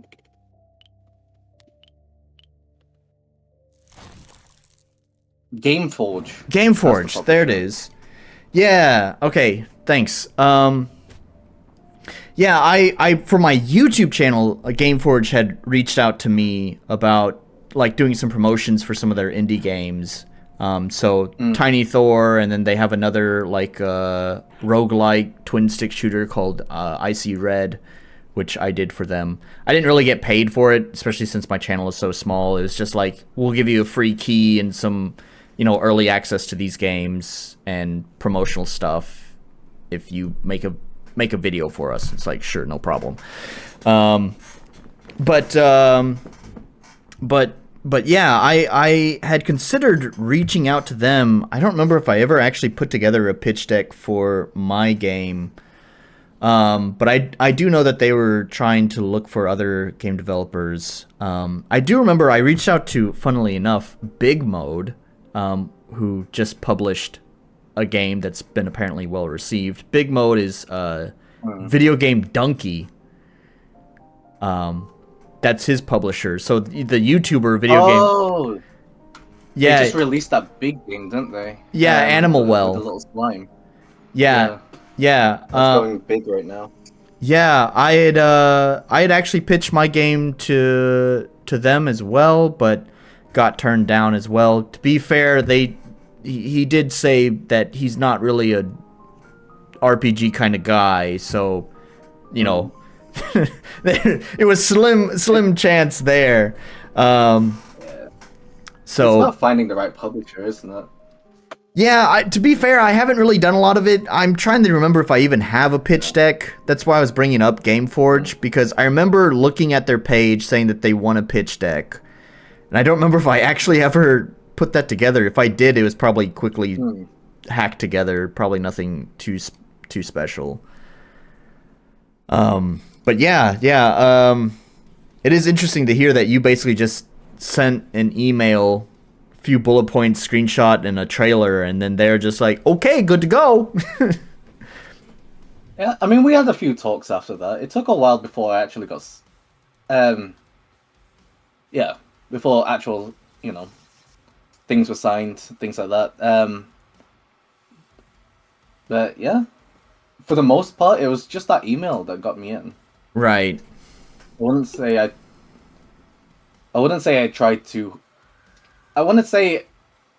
Of course, I tried hard on the presentation of the game. I, worked on the Steam page. I worked on my Twitter, and then I worked on nice screenshots, a nice demo. There was the demo that you're playing, albeit Right. with a few updates. Um, so yeah, that's exactly what I sent them, and that's all they needed, I suppose. Yeah, I do wonder how long ago was it that you like had pitched this? Uh, I'd say it was like back in. So the Kickstarter was in April 2021, I think. Was it? Okay. No, was it 20? No, it was April 2022. Okay. And then it was after. It was. I've been working on this game since 2021, by the way. That's why I'm getting confused at times. No problem. And then it was in. I'd say, yeah, it was a few months after the Kickstarter, so probably like May, June, something. And that's when I started talking to Dangan. Okay. So, yeah. So I do wonder how open they, or for that matter, any other publisher would be to something like that. I'm sure you probably have heard that the at least the game marketing bubble is kind of imploding on itself right now, with a number of studios getting shut down. RIP Tango Gameworks, as well as a number of people losing jobs. Now, to be fair, that is all like the AAA space and not indie, but it does seem like a lot of publishers are a lot more shy about the types of games that they do publish.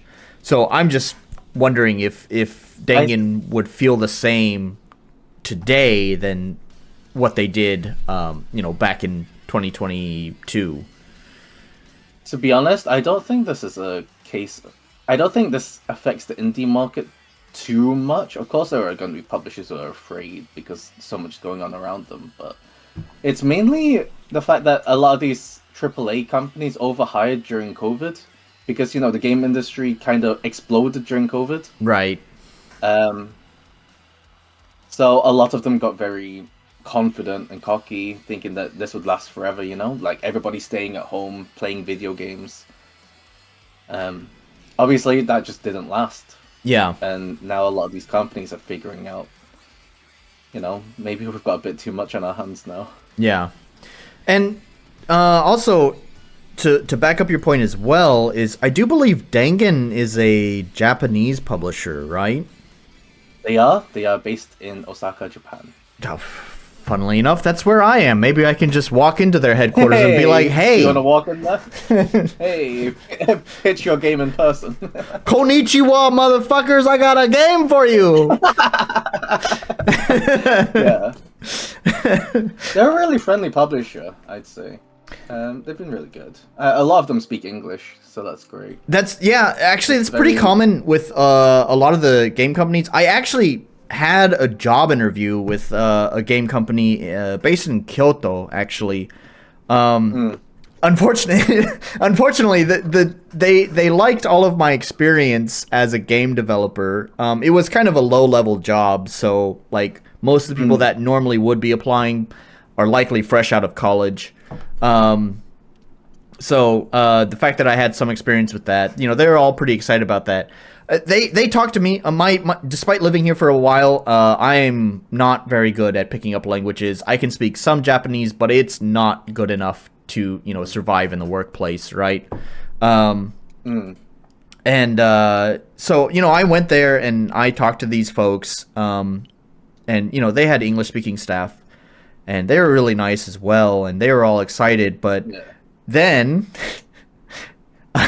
they had me take a translation test, and everything went to hell. Oh wow. They give me a translation test with like all the kanji and stuff, and I'm like, I just wrote fucking nonsense. I'm sure they're like, I'm glad I don't have to go through that. yeah, I'm sure they're like, yeah, we can't hire this idiot. But anyways, how long have you been in Japan, if you mind me asking? I don't mind. I've been in Japan for 7 years now. Oh wow. Yeah. But even before that, I lived in China for 1 year. Thankfully, before COVID. Thank God.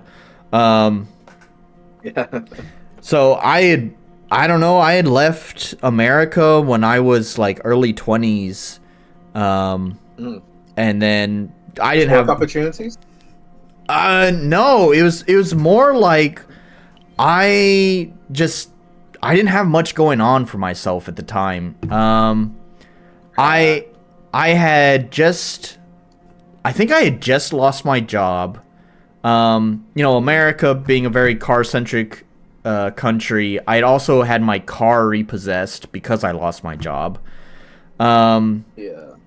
I wound up getting a job at a nearby gas station that I could bike to, but it felt, I don't know, it felt terrible because the job I had before was a good paying career, and then suddenly I'm now stuck working fucking minimum wage gas station work. And so, my heart wasn't really in the right place to do minimum wage gas station work. So I had a complete stranger, shout out to the Tech Syndicate forums, RIP Tech Syndicate. I don't know if anyone here would know who they are. They used to be like a computer hardware tech channel.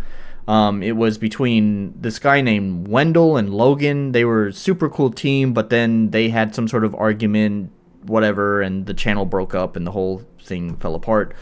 But anyways, at that time, I was an active member on their forums, and they had there was someone who was also using it who just like randomly reached out to me and was like, hey, if you speak English, you can come to China and be an English teacher. And, I was like, it was basically a coin flip.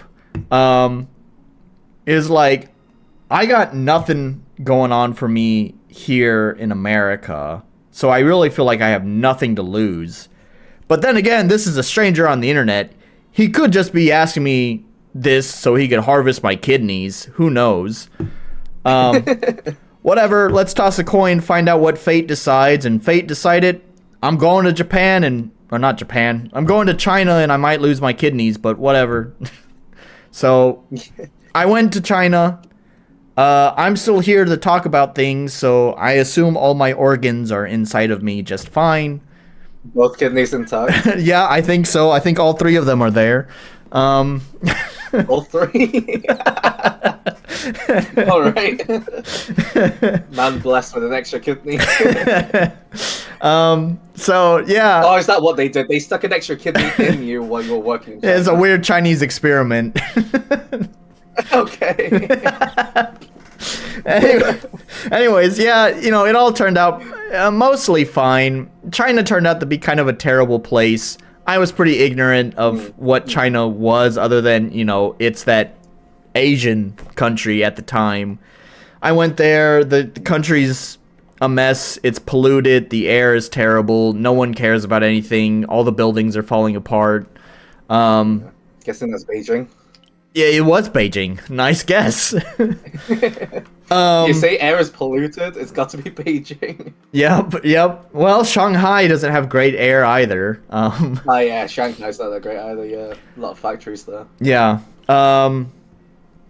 So, after I fulfilled my contract for 1 year and didn't really like it, so I decided I enjoyed the teaching thing, and actually, technically, I worked in China illegally. I did not have a working... Yeah, I did not have a working visa. I had a tourist visa, and so that required me These people brought you over on a tourist visa? Yes. So your employer didn't sort that stuff out for you? Sorry. I've been truncating this story because it's actually a really long story. Oh God.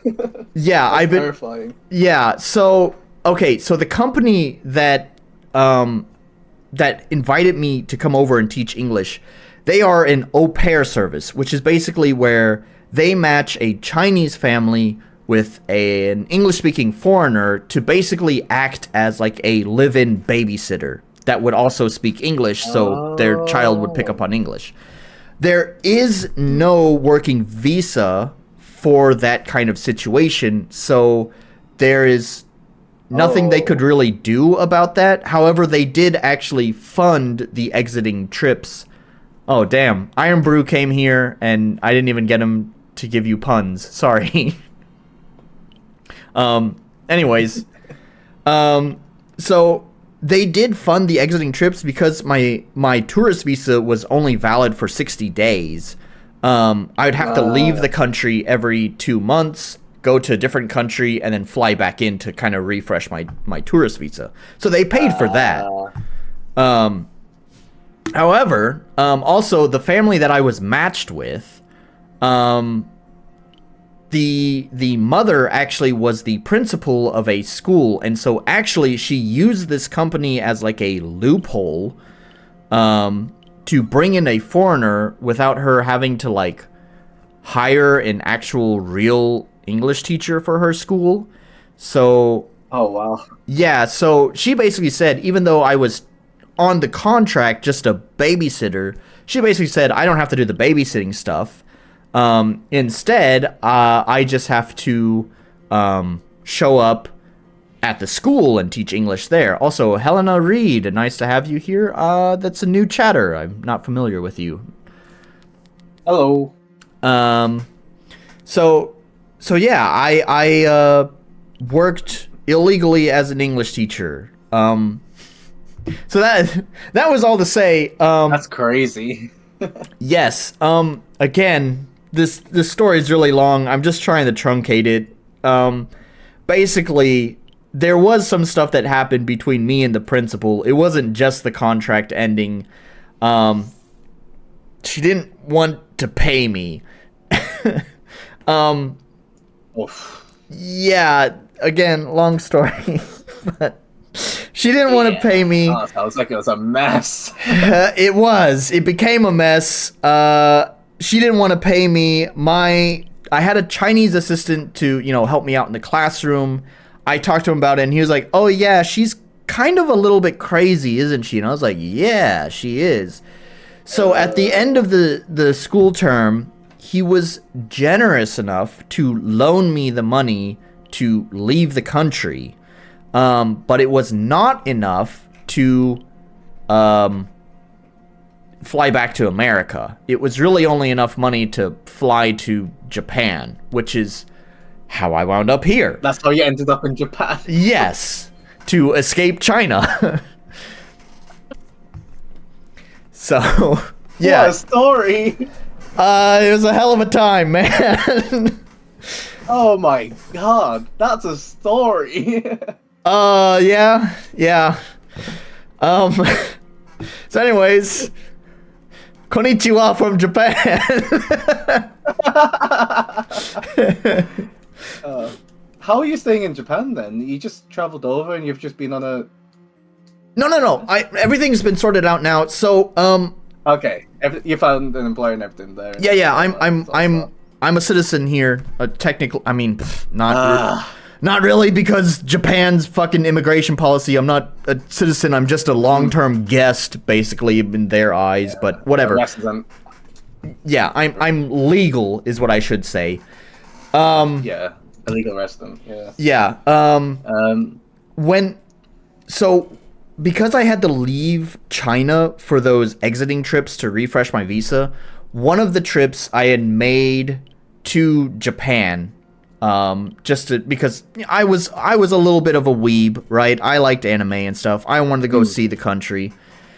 And so I went there and I actually made a few connections, thank God, because whenever I had to, flee China, I had people I could be like, holy shit, man, I need help. So, for like the first maybe month or 2 months, I did like get paid under the table while we set up like stuff with immigrations, but eventually I got all the immigration stuff sorted out, and I'm a legal resident now, so. Well, wishing you the best, hoping things go uphill. Thanks.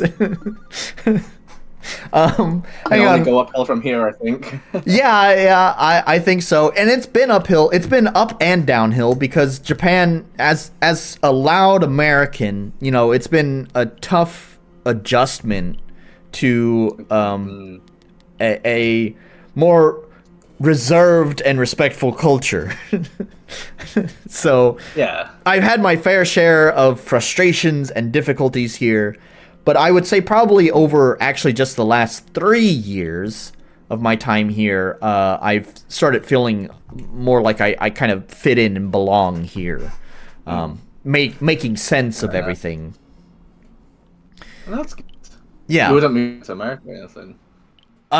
It's funny. I don't want to go back to America, and I've only solidified my feelings towards that even more. It's so funny because I don't know how much of the stream that you watched when I first played your game.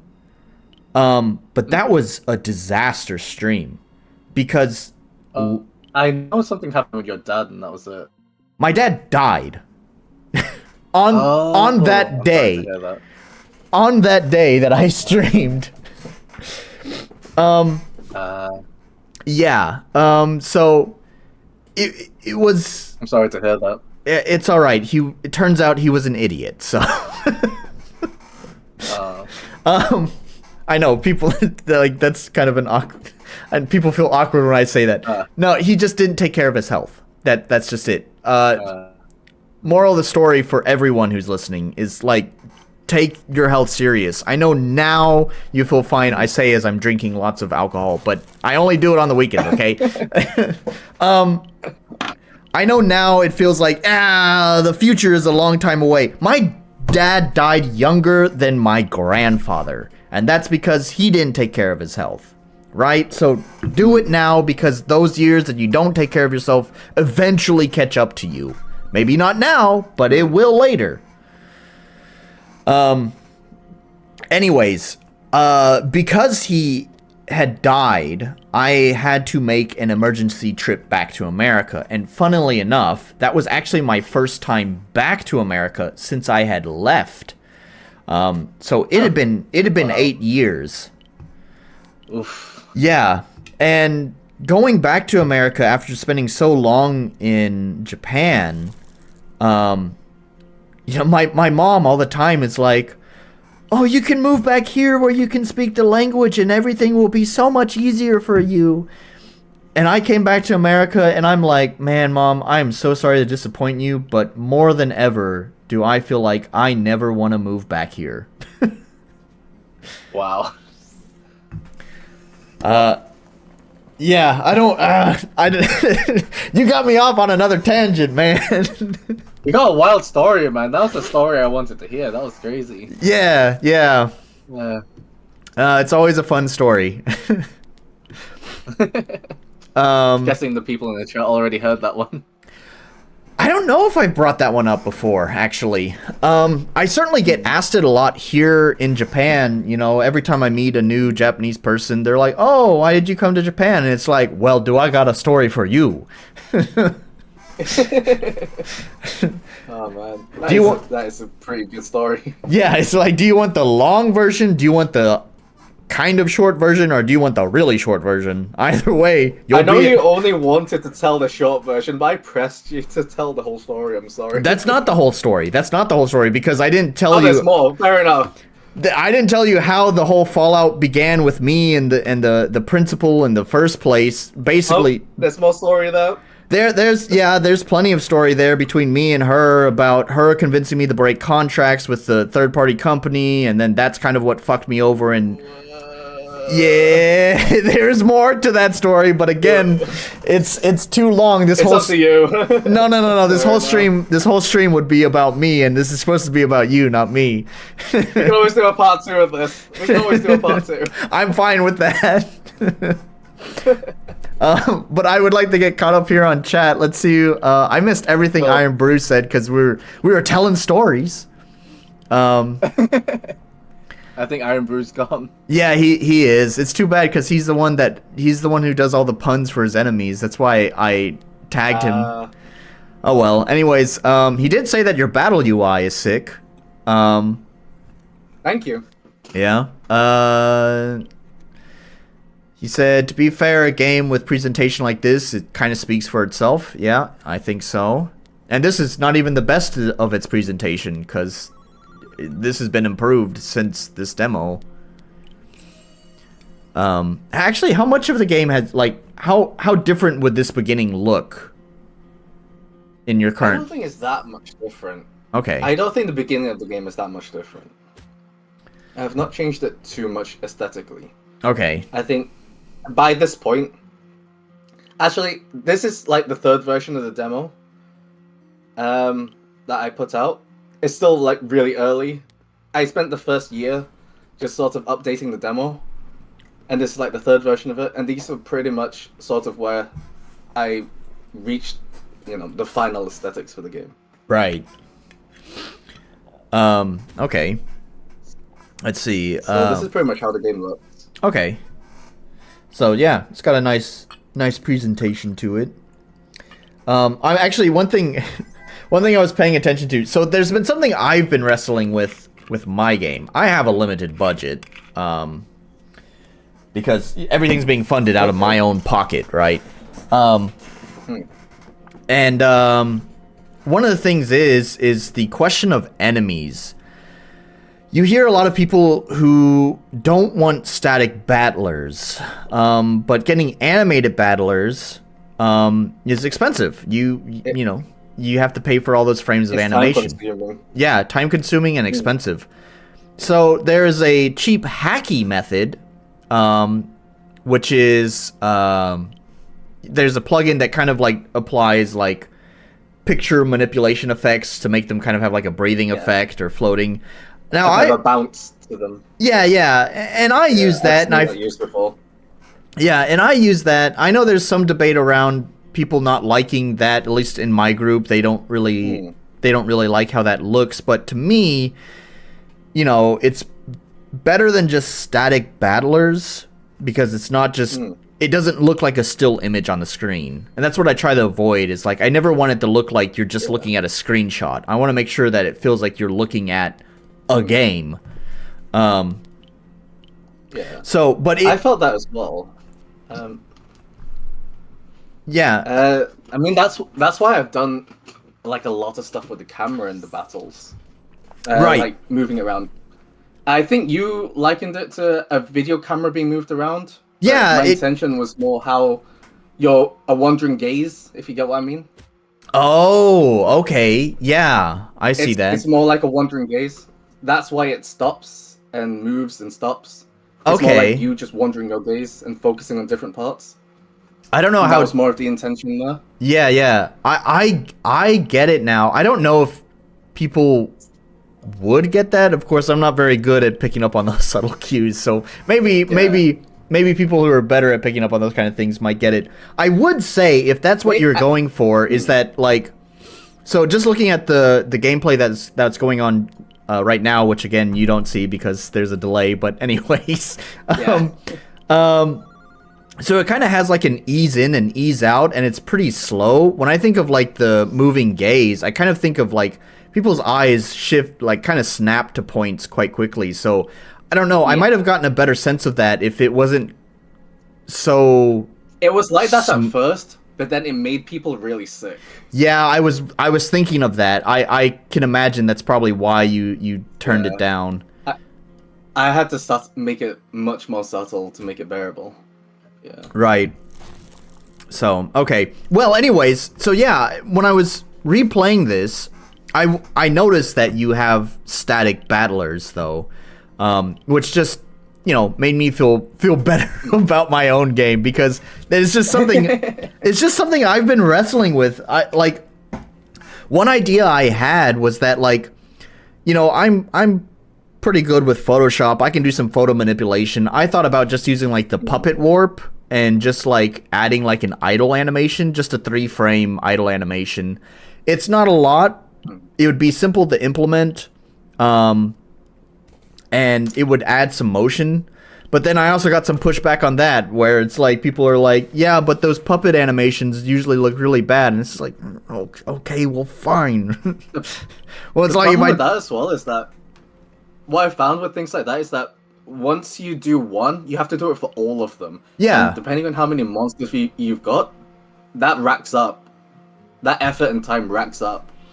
Yes, absolutely. Which is something I definitely considered as well with that process, which is why I was saying it would probably just be an idle animation with 3 frames. Yeah. Because if I were to do an idle animation and an attack animation, that would automatically double the amount of work that I'd have to do. And then if I did any more frames, obviously, again, it would just exponentially increase the amount of work that I would have to do. So yeah. But either way, your published game makes me feel happy about my little hobbyist game that just uses static battlers, because you also use static battlers. I've been working. It's not that bad. You play games like Octopath, and they've got static battlers. They aren't really animated unless it's like some special enemy either. You play a lot of the retro games like on the Super Nintendo or the GBA, and a lot of them don't really animate their sprites either. Oh yeah, of I course. don't think it's that much of an issue. Yeah, I mean, you're probably right. I think to the general consumer, not the people who are playing 100 different, RPG Maker games, I'm sure that they probably don't care. I do think it does add a nice layer of polish if you can do it. So I guess that's kind of one of the things that I've been wrestling with is having that polish there. I'd say find ways to add like detail and polish in other ways. I don't know if you've played the game Hylix. A lot of stuff is pretty static in that game as well, but it makes up for it in like animations in other ways. Right. Yeah, I feel like first person hands in Hylix. Yeah, I love those. yes. If you've ever played Hylix, they've got first person hands, and I love that so much. I've unfortunately never played it, but I am very familiar with it because I have seen a gameplay video of it. So I do know about those first person hands. I know it's quite an interesting game, and yeah, it has quite its own aesthetic to it. Yeah. So yeah. Yeah.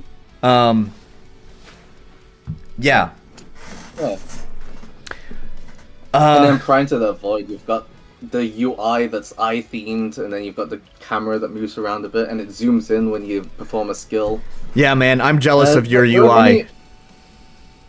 There are many ways to really like add pizzazz to your game without having to animate everything, because animation, frankly, is just one of the most time-consuming, expensive things in making video games.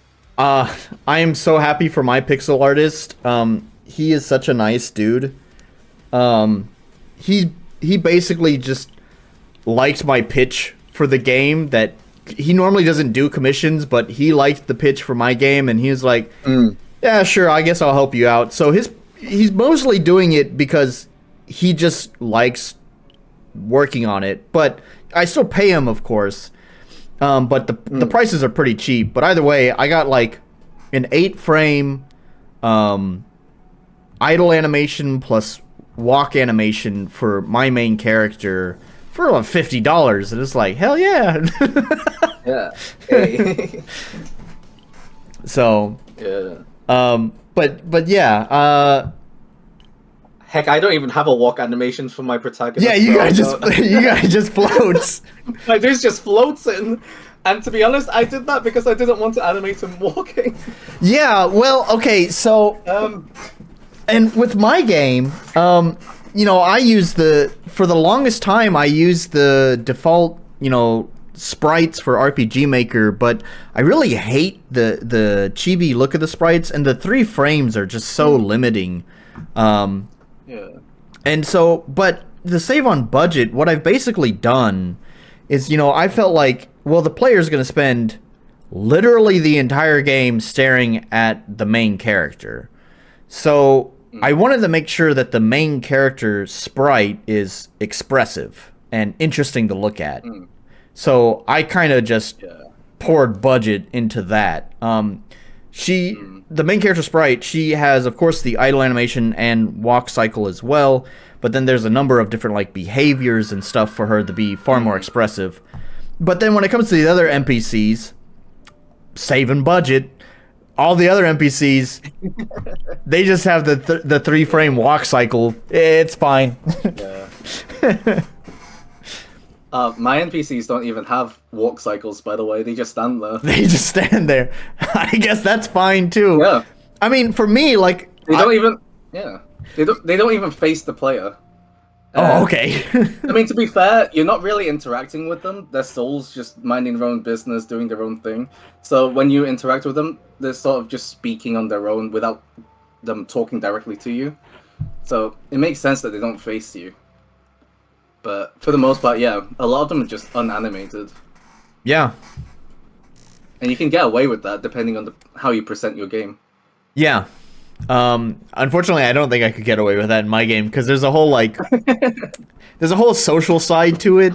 It's kind of like I don't know. I hate to make this comparison, but it's like the only thing that comes to mind. It's kind of like you have there's two parts to the game. You have like an Animal Crossing section where you have a town with residents there, and it's kind of about getting to know the residents. They're not just like faceless NPCs of that town that you have one or two text boxes and that's it. They all have their own character, their own personality, their own story that you follow through on. And then there's of course like regular dungeon exploration as well. So with my NPCs, they're kind of a key part, and I would love to give them more frames of animation, but again, budget. So yeah, budget and time. So I have a few NPCs with the 3 frames of animation. Most everything is animated with that RPG Maker 3 frames of animation. Yeah. It's really only the player character that has the 8 frames of animation. So I feel like the NPCs don't really stick out that much, that they only have 3 frames. Yeah. So yeah. I will say, this is the only game I'd probably do it for. For my future games, I don't think I'd be able to get away with this much. Right. I've been planning out my sprites for the next game as well, and they're going to require a bit of animation, and I've decided to actually, put in the time to actually do it. Hopefully by then, I'm financially doing okay. Yeah. I can afford to do that, but for sure, I would probably put more effort into animating every single thing, giving more details to every single thing. But economically right now, I don't think it's viable for this game to be spending that much time on things like that. Yeah. And I totally understand that. So it's something that I've talked about a lot on my channel as well, is because I one of the other tropes that we hear with RPG Maker, it's not just RPG Maker actually, it's really any indie dev, people who talk about how they've been working on their game for like crazy amounts of time, like 10 years or something. And to me, it's like, I feel like that's a really depressing existence. You're stuck in this loop for 10 years working on this one project. And the thing is that at the end of that 10 years, when you finally release that game, there's probably not a pot of gold at the end of the rainbow. So it's just, it feels, I don't know, I feel like if you're doing game development, even if it's just as a hobby, like, you still should care about how much time you're working on it, because I don't know, the return on your time investment gets smaller and smaller the longer you work on it. Yeah. So exactly. being economical about your time developing the game, I think, is important, even if you don't have a publisher like you do. For sure. And at the very least, if you're putting your game out there, marketing your game, who's to say that the people who have been following your game from the beginning even cares about your game anymore by the time you get to the end of it? Right. Yeah. But that's the thing as well, is that, you want to get your game out on time so that it's still while it's still in people's minds. Yeah. So, let's get caught up on chat. We've read one message and then just went off on tangents again. We're good at that. That's a good sign. We're really good at tangents, aren't we? Yes, but that's a good sign. Hey, we're getting along. Yeah. Let's see. Yeah, Bruce right. I'd kill a man to have a game that looks like Pry Into the Void. Yeah, absolutely. Yeah, that was something that I was gonna say is, I said I was jealous of your UI. There's a UI. I have it all mocked up in Photoshop. I think it's a really cool UI that I really, really want to get implemented in my game. It's just it's money, and then also finding a fucking programmer who's fucking available. Yeah. You guys are a rare breed because you actually have to be smart. Problem is, a good programmer will just get snapped up by another studio. Why would you work in indie games as a programmer? Yeah. Well, You make much more money. Yeah. I had a guy who was a really smart guy. I call him a wizard because, man, he really was a coding wizard. He programmed this. I'm sorry. First of all, yes, I'm a little bit drunk now. I've had like a shot of sake and actually it's 2 shots now. So and a beer. I got through my Ida. I just want to show this effect off. I'm not going to show you the whole intro to my game. And of course you have chat delay, so it's going to take you a while to see this. But he programmed a transition effect for me, and it's so cool because the transition effect is entirely done with maths because he's a smart dude. There's no pictures. It's not done with pictures or anything. It's entirely maths. So I'm going to hit new game here. It's going to ask you to adjust options, and then there's a message to me. RPG Maker support shaders? That makes me curious now. There we go. So that little transition effect. Which version of RPG Maker are you using? I'm using MV. MV. I just want to Google something.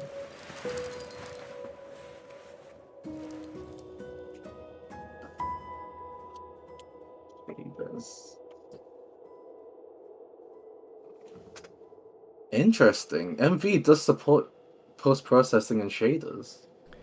Yeah, although I don't think I haven't used any. They have the Pixie effect, Pixie library, which is kind of the graphics engine behind the game.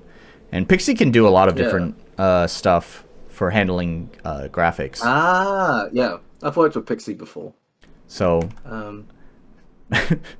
yeah, it's surprising there's a lot you can do with it then. Yeah, so hopefully while you're looking at that, you didn't miss the transition effect. I saw it. I'm seeing it, yeah. Yeah, so I had a programmer program that for me. It was kind of like a test run with him to just see how we could work together. I had, unfortunately, a bad experience with another person who offered their quote-unquote experience to me, and I paid them $200 to do some work, and then 3 months later, they're like, sorry, this is kind of above my pay grade. I don't know how to do this. And it's just like, okay, cool. Thanks for wasting my time. Why did you offer to do this work? So anyways, so as a test for this dude, I was just like, hey, can you make this transition effect? And then he did it all with maths. That's the crazy part to me. Is like all those little diamonds, and it's scalable. Like he gave me all the commands to like scale the size of the diamonds, scale the space between the diamonds, scale the speed of it. It's all maths. Man, he's a fucking wizard. Unfortunately, it is all maths doing stuff like that. Yeah. I'm too dumb for that. In fact, math was my worst fucking thing in school. So, but unfortunately, I had financial trouble, just shortly after I had hired him.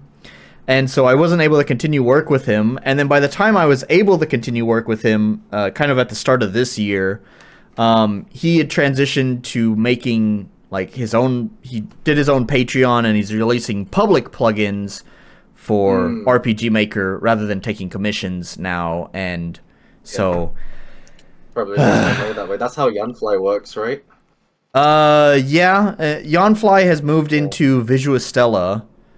I remember he was making like a Pokemon engine as well. Ooh, I don't know about that. That maybe RCX knows more about that, so maybe he can comment on that. Because he's definitely one of the people I know. Yeah, because RPG Maker space doing stuff. Yeah, Yanfly has been around for a while, so there's some drama with him. I think he'd been around since VX Ace, maybe even before that, making scripts for RPG Maker. And then he moved into RPG Maker MV, and for a while his stuff continued to be free for MV until he found some website that was basically stealing his code and selling it. And so from that point on, he decided to paywall his stuff. That's fine. No problem with that. It's also still pretty cheap. It's like $30 for like 200 plugins or something. I don't know. It's absurd. It's a good deal. So no problem there. But then, I don't know, I guess he felt so bitter about this event that when MZ came out, and he started making plugins for MZ, he joined a group of people who became known as Visuostella. And they're the kind of the main group that does plugins for MZ. The problem is that all of Visuostella's stuff is obfuscated, and it causes tons of headaches. It's also way more expensive too. There's another smart wizard who was like running some like benchmarks. He built this whole benchmark suite to test how the obfuscation that's been applied to the plugins affects performance of the game. And Outlook is not great. They apply some really heavy obfuscation to their plugins that causes noticeable impacts to performance of the games due to that. The second problem, not only is the performance just, terrible because of the obfuscation, it also makes it impossible for people to make patches for it. Because they can't read the code. It's not open source friendly at all, is it? No, not at all. So it's kind of like, and honestly, I feel like this has just been like, that was kind of like the death knell for RPG Maker. I don't see a bright future for RPG Maker because it sort of survived on the community building resources for the engine. And it's frequently mentioned how many more plugins are available for RPG Maker MZ, the previous version, than there are for MV. And people all the time say, well, MV is so much older, that's why there's so many plugins. But the thing is that the growth rate of new plugins for MZ is not very fast. And I think that's because Visuostella is considered to be basically necessary for MZ games if you want to make a serious game. The problem is that it's obfuscated, and so developers can't make patches for the plugins. So developers just don't want to work with them. And so developers left the RPG Maker scene. And I think that was kind of the beginning. Like, plugin developers stopped making plugins for this engine. So less people stopped using the engine because they couldn't find the resources they need or the people that could help them. And then we go into RPG Maker Unite, which was like the most recent quote-unquote version. It was kind of a spin-off of RPG Maker that got released, but was like more like a add-on for Unity. And it flopped so hard. And honestly, between these two things, I don't see a bright future for this engine. Would you ever see yourself moving to something like Godot or something like that? Oh yeah. These days? Oh yeah, absolutely. I honestly, before I even settled on RPG Maker, I had been playing around with other engines. I had this idea for a game that I really wanted to make. And the game I'm making now is not that game. I knew that I needed more experience, so I was like, I'm just going to build a bunch of small games so I can learn this stuff. So then I can make my magnum opus, I guess you'd say. So before that, I'd played around a little bit with Unity. I felt too dumb to wrap my head around how that stuff works. Then I moved over to Unreal. I had a better time with it, but it still felt complicated, and it's difficult to get a game that, performs well out of it unless you really know what you're doing. So, I played around with those engines, and then eventually I settled on RPG Maker because it's so user-friendly, but there's just it always feels like you're wrestling with the engine whenever you want to do anything that's not out of the box, right? Like, I mean, plugins are a nice bridge into having more function out of the engine, but sometimes it feels like you're using duct tape to assemble the game. We all take this for granted that the way we add additional function into the game is a hack. It's literally a hack. In the editor itself, you have the notes box, which the notes box is literally what it's described as, a place to put notes. It's just, thank God that plugins can read what's been written there.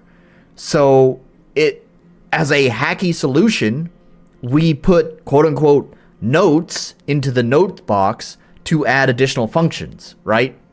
And everyone just takes that for granted because that's just how every plugin works. But that is a hack. That is a duct tape solution to add functionality to your game.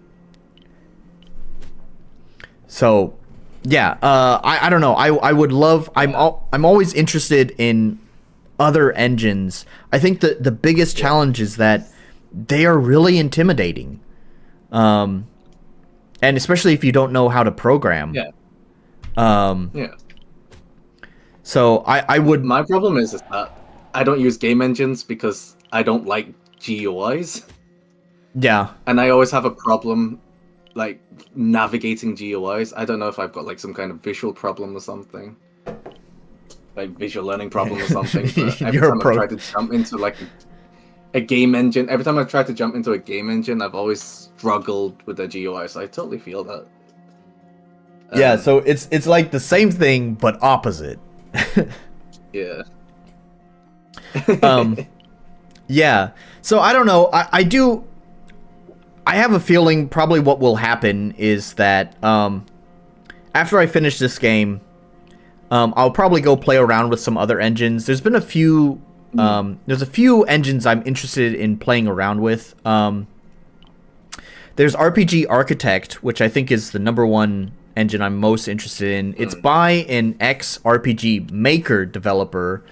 He used to work on like the old versions of RPG Maker, like 2003 XP, and then he moved on to other game engines, and then came back like during MV or MZ and was disappointed that the engine hasn't really changed that much since those old days. So he decided that he's going to take the matter into his own hands and make an RPG Maker competitor that has like modern functionality to it. I know right now, it's got a lot of 3D.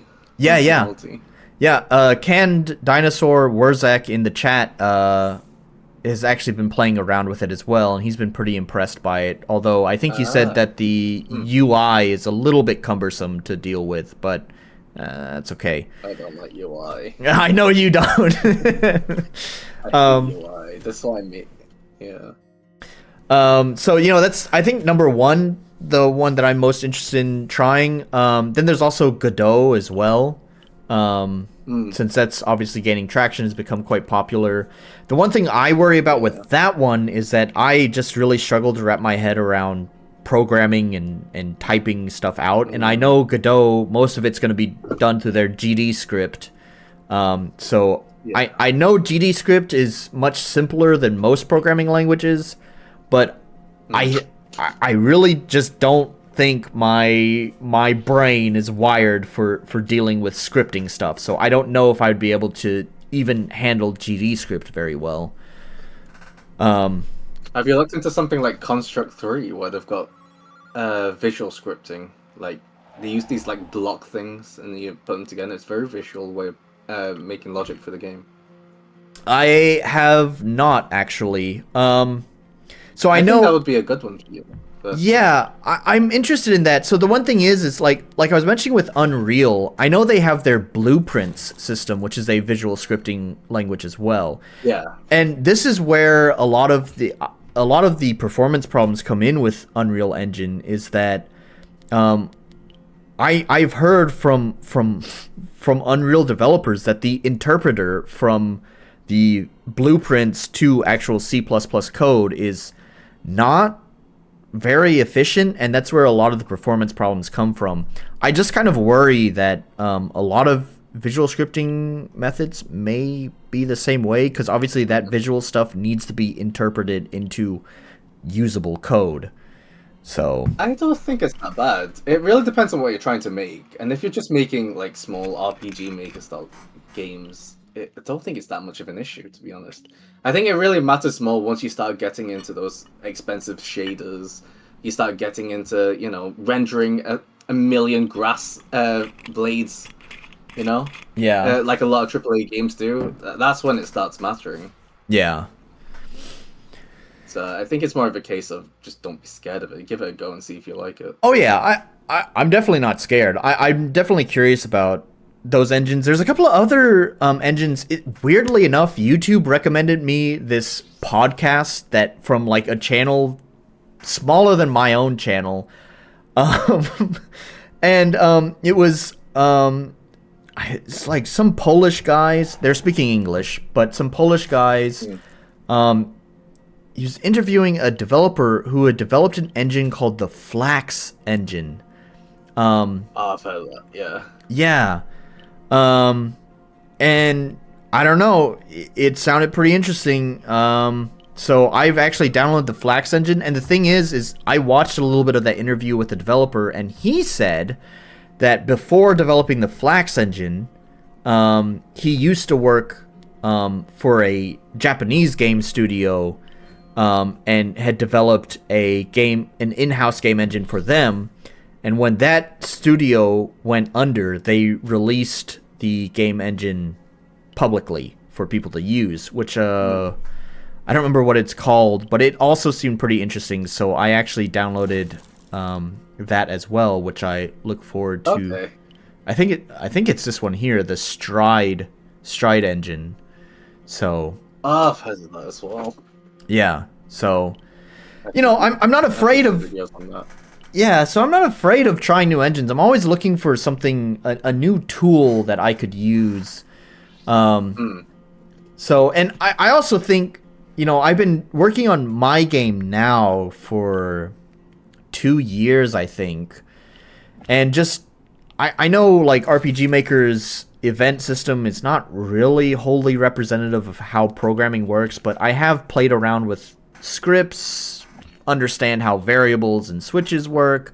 I feel like with that more foundational, really basic stuff under my belt now, maybe I can actually understand and approach programming better than I did when I attempted Unity and Unreal before. Yeah. I also recommend a lot of people try out something like, have you heard of Scratch? I have heard of Scratch. Yeah, it's an educational tool for programming, and that's how I got started. I started using Scratch as a teen. Yeah. Spent, what was it, like 5, 6, 7 years on it as part of that community, and then I graduated from that into actual programming. Started making web games after that. Scratch is a great way to just practice logic. Right. I really recommend people who just want to learn programming, just spend like a weekend on Scratch, and you'll start picking logic up, problem-solving logic. It's a great way to do it. Yeah, and I'll definitely give it a try. I'll give it a try. Played a lot of Wrath says he played a lot of Scratch games on itch. Yeah, that's all. Play PACBUT is You. PACBUT is You is a programmer's game. Oh yeah. You have to connect the words together. Yep.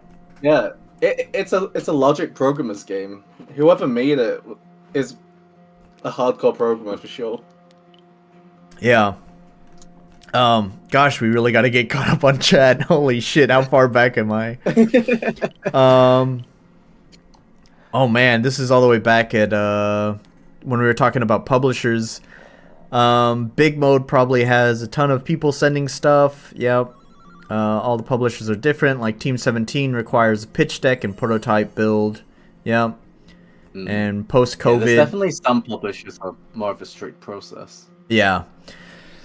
I don't know. I have I'm getting ready to do a beta test for my game. I wanted to do the beta test actually at the beginning of May, but April. So to explain my work situation, I do work as an English teacher here in Japan. That's my job. That's my day job. But the contracts I get, I mostly work from. The contracts suck really bad. The contracts, I don't get to work as a tenured teacher. Instead, I work contracts, which is basically like from the end of spring to the end of winter, which basically leaves most of my like spring. A freelancer for them. Yeah, so I work for most of spring I don't have a job, but you know what? It's okay. This year I had plenty of money saved up to survive the spring, and I was so excited I was going to have all this free time.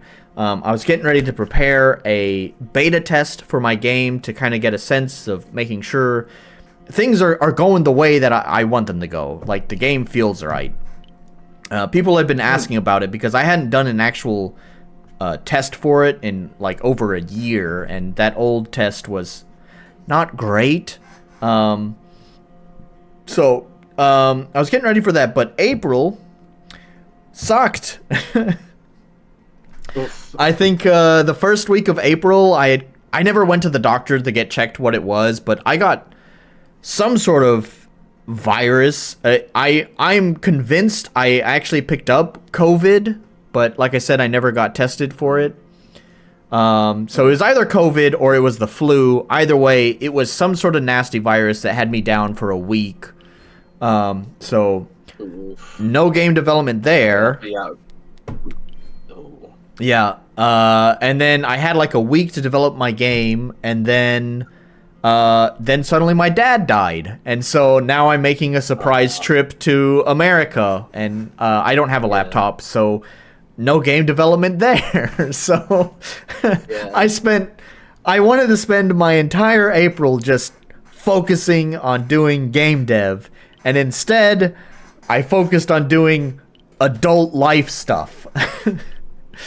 So That's how life is, isn't it?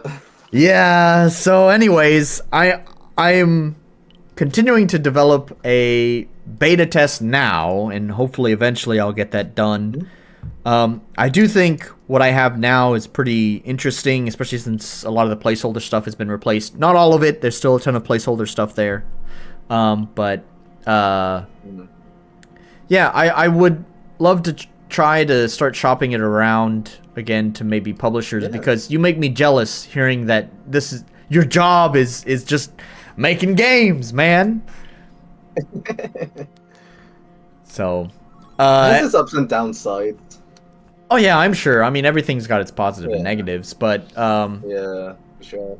But I do feel blessed that, this is my day-to-day thing. I'm passionate about it. I love doing it. yeah. Yeah. And hopefully I can continue doing it past this game. Yeah. I don't want this game to be the only one.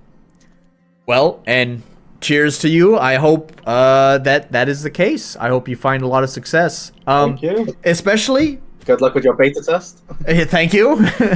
I'm sure I'll get plenty of negative comments that I look forward to improving on. Half of the cost for a game developer. Yep. I'm so glad that I hope that a kind and nice and understanding developer such as yourself can find success like that backpack game guy who is apparently a complete asshole. So if an asshole can find success, then a good guy can find success too. Yeah. Yeah. I think just anybody that's passionate about video games, I hope they are able to get their games out in front of people, because it's the best feeling ever. Being able to, share the things that you're passionate about. Yeah. With other people.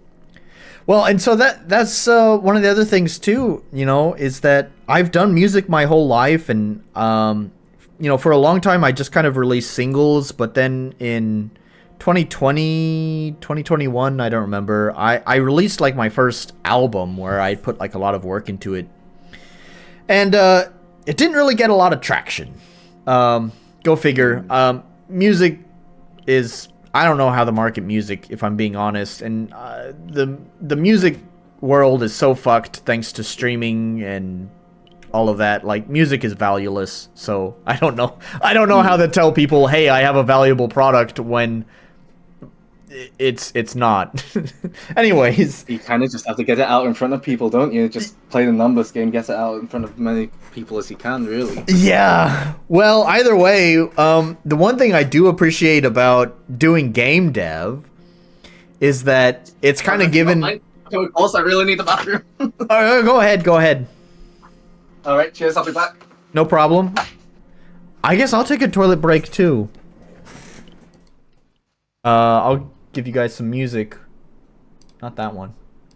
There you go. Let him know I'm in the toilet if he comes back before me.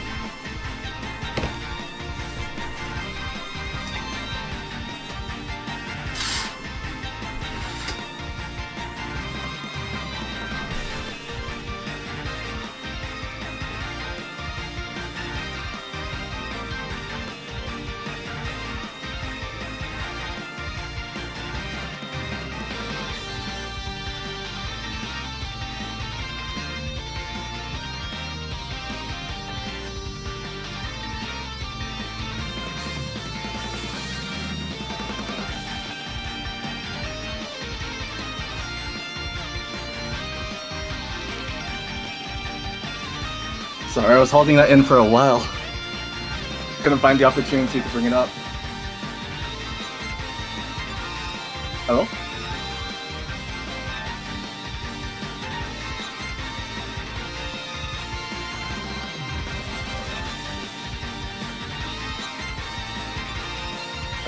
Can I not hear? Oh no.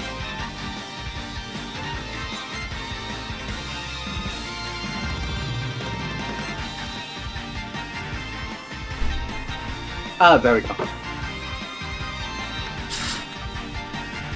I hear him that he's back. I also ran to the toilet.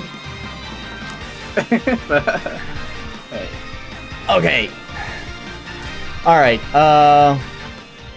yeah, anyways, what I was just saying is that, you know, having game dev has kind of helped me give a purpose to my music. I found, you know, more people who seem to appreciate my music, from my soundtrack than whenever I was just doing music as, you know, just an album artist. Yeah.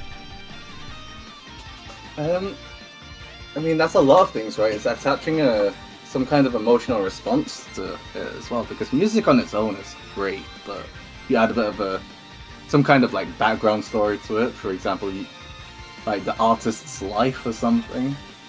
People appreciate it a lot more. That's why that's why they always give tragic backstories to people on talent shows, right? Right. So, anyways, you just need to tell your story about escaping China every single time you give your music to people. Yeah, just I'll just write an epic album, an epic soundtrack while I just narrate that story. Yeah. Anyways, do like a whole dedicated video about that at some point. I used to have one because I used to try to do like vlogs and stuff while I was here in Japan, because I know that kind of stuff pops off, but I just stopped doing it. I really hate video editing. That's another reason why we're doing this live, and it's not like some sort of pre-recorded thing, because God, video editing sucks. Although maybe you feel different because you're talking about editing trailers. I enjoy it for trailers, for sure. I don't think I could take doing it all the time for videos. Yeah. This is why I don't run a YouTube channel or anything, even though it would probably benefit me a lot. Yeah, I've had like phases in my YouTube career. Man, I'm not going to go over that whole story, but I went from like machinima to anime reviews to... Oh, wow. to game reviews to just live streaming. Yeah. Yeah. I think the most I did was that when I was younger, I would do like these really janky AMVs. You know, anime AMVs with Linkin Park music. Oh my god, I may have watched one of those. No, my stuff didn't get far. was definitely not one of the main ones in the space, but I used to make them. And I used to watch those. Yeah. I loved AMVs back in the day. They were great. Yeah. I'm gonna kind of just start skipping through stuff for chat here. Noise. Because I mean, a lot of it is just about you pooping. I wanted to reply to Helena Reed since she's kind of a new, I assume it's a she, chatter. She said, I hadn't heard it, but I only ended up here because of Pry Into the Void. Was certainly a story. Ah!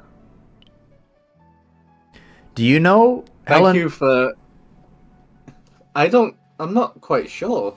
They probably have a username I might recognize, but thank you for supporting Pry Into the Void. Well, your game brought this person here. Hey, thank you. Yeah. Let's see. Wurzak said, I had the exact same experience with the Netherlands. Won't move back there unless, like, a war forces us. Yeah, so this is all the way back when I was talking about Japan. So Wurzak, I know Wurzak personally, because actually Wurzak Can Dinosaur, he also lives in Japan. He is half Dutch, half Japanese. So actually, just recently, he lives in Tokyo. Man, all those Tokyo folk. Fuck those city slickers, man. But he actually traveled to Osaka, and we met up and had some beers together. He's a good guy. So, anyways. Hey, that's awesome. Yeah. So let's see, RCX, yeah. Orc be asking for animated battlers. If you already have static battlers, creating 3-frame idle animations is somewhat doable, methinks. Yeah. Depending on the assets. If you've got the time and energy for it, that's worth doing. You know, if I if I had an April that was not like this past April, I probably would maybe do that, but like here we are. That's a rough April. Yeah, here we are halfway through May, and I have barely had any time to work on my game. So now it's kind of feeling like I just want to do like the essential. Fair enough. I mean, it's best to get a game out than a game in perpetual development hell, right? Yep. I mean, that was what I was saying too, right? You have these people who say that they've worked on their game for 10 years, 15 years. I think I saw a story the other day that someone said they'd been working on their game for like 20 years, and it's like, dude. Holy. Technology has changed so much. Yeah. What engine are you even working on? Because what modern day engine actually existed 20 years ago? Right? Well, RPG Maker did. Unless you're still working on like... Yeah, true. RPG. You're still using 2003. Yeah. I mean, props to you. I love that era of RPG Maker as well. I played Arafel. You played Arafel? That's funny. Yeah, was it... What stream was it? Well, I loved Off. That's a 2003 game as well, right? Yeah, Off. Yeah. It's funny though, because what stream was it? Was it my last stream or was it the stream before? I had actually played Arafel on the stream. Yeah, I mean, Arafel is the biggest reason why I pitched the Dangan. I loved Arafel. That's so funny. It's just Arafel, and the remastered version of Arafel was published by Dangan, and then the next game, Rise of the Third Power, was published by Dangan as well. And it's mainly because of Stegosoft that I wanted to publish with Dangan. Okay. Yeah, well, it's funny. I've basically gone through their whole catalog, because there's someone on the RPG Maker forums who was like, "Hey man, you should try out." It was Arafel actually. He was like, "You should try out Arafel. I want to hear your opinion on it." But they actually don't have a demo up for Arafel. So actually, this is how I played your game. So they didn't have a demo up, but the guy was like, "Hey, could you play the game?" And I was like, Well, the demo wasn't available, so I checked what else the publisher had, and I picked these two games, and that was your game and Dungeon Dungeon Drafters. Drafters, right? Yep. Yeah. So yeah, and then after that, the guy was so nice. He actually gifted me RFL and another game as well. Yeah. Perks of being a That's YouTuber. Hey. Don't forget to smash that subscribe button. Hit the like button. Hey. Check out this. Check out the recommended video. We're not sponsored today, are we? No, there's no sponsorship here because I'm too small. No. Okay. Check out Dangan Games. Anyways. Hey, check out Pride to the Void on Steam. Yeah. Anyways, so he sent me 2 more games, which was RFL, which was sponsored by Dangan, and then was Yuppie Psycho by Dangan as well? No, it's not. No. Yuppie Psycho is published by someone else. Okay. I love Yuppie Psycho though. Oh, you love it? Oh man, I didn't like it. I'm so sorry. I really hated it actually. Did you not? No, fair enough. I was I just You're not into it. I was really not into it. Yeah, fair enough. Is it the horror part? Well, so it's just I think part of the problem is just the formula for these streams is that, I basically just play from the title screen for until, like 50 minutes in, and like the first 50 minutes of the game was just like, a day at the office. You didn't have enough time to think. Yeah. And it was just not thrilling. It was not captivating to me. Yeah, fair enough. Yeah. So it does take a while to get really into that game. So this is something that I've preached on my streams, is that people really need to like get to the point quickly. Like I really feel like games need to like, you should start off strong. If you have a slow moment that you want to do, that's fine.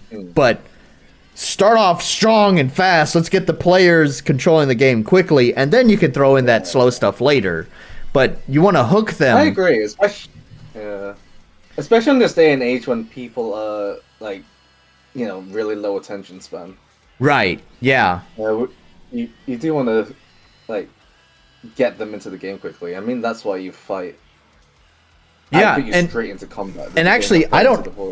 Yeah, I was just about to say, I don't think I had actually mentioned this during the stream, but I should have, because so many times I've played these RPG Maker games that's like, here's, like a 10-minute lore dump that you don't give a shit about, and then let's spend another 30 minutes while the main hero, putzes around his village until the big bad guy shows up and blows shit up. And it's just like, you've wasted 40 minutes of my time doing nothing. So it's okay to stick a player in a scenario which they don't understand what's going on. Yeah. They can learn and figure out what's happening later. Yeah, so I wish I had actually mentioned that, props to you and your game, where like you hit new game and you hit the ground running, man. You're playing the game. Yeah, for sure. That's something I definitely wanted to do. Get them into the game fast. Yeah. And I also don't think Pride to the Void is too story focused like a lot of RPGs. It's definitely more on the gameplay side. So that's why it was really important for me to just get them into the gameplay as soon as possible. Right. So, let's see. I don't know if you've played the RPG Maker game Forever Home. Forever Home. That has one of my favorite intros to an RPG Maker game, and it's a really cheap game as well. You can get it for like it's 235 yen. Yeah, basically $1. Yeah. Yeah, this is one of my favorite RPG Maker games, and it starts off strong. It puts you in a scenario where it's like, what the hell is going on? Look at these RTP tiles. Oh man. They don't care. They use all the RPG Maker assets. They paid for RPG Maker. They use all of RPG Maker. Actually, this. But that said, despite how the game looks, it's genuinely awesome. I love this game, despite everything just being RPG Maker assets. All right, if you give it a glowing review, I have not. I have 990 yen in my Steam wallet from a previously bad game that I refunded. So, I'll tell you what. Go for it, man. This I'll- is my recommendation for an RPG Maker game. All right. Like this has been slept on. Oops, I didn't mean to hit continue shopping. Let's see. Continue to payment. If I didn't read reviews beforehand, I would not have played this. But I read reviews beforehand, and back then it was overwhelmingly positive. I don't know how it slipped down to very positive. But at the time it was overwhelmingly positive. And then reading the reviews for that game made me want to play it. Well, there you go. It's being installed right now, so... Hey, there we go. Yeah, have fun with that one. Yep. I guess want more people to play Forever Home. I guess we got a game for my next stream. All right, let me hang on. I really got to get caught up on chat here. No worries. We just keep getting on tangents. Oh, it's a good sign, man. It's a good sign. Nah, I'm enjoying myself. Let's see. I'm just trying to look for any chat that has like questions in it or anything. Oh, wait. Whoa, is that true? Okay, so Warzak said, this is going back to Visual Stella. We talked about them, it's Yanfly's new outfit. Yep. He says, also effective March 2024, Visual Stella is no longer supporting cross-compatibility collaborations with other plugin libraries. Man, that's so fucked. I know, because I was telling you, I have my plugin developer who's a wizard. He did like all the maths for the transition, and he started making his own plugins with his Patreon and all that to get away from commissions. And I remember him saying in his own Discord group that he tried reaching out to Visual Stella for like a compatibility patch with his plugins, and it took them 3 months to respond to him and basically offered him nothing. So, yeah. God, I have... That's what happens when you have, you start making big organizations for stuff. Yeah, I mean, Visual Stella... I'm assuming Visual Stella is.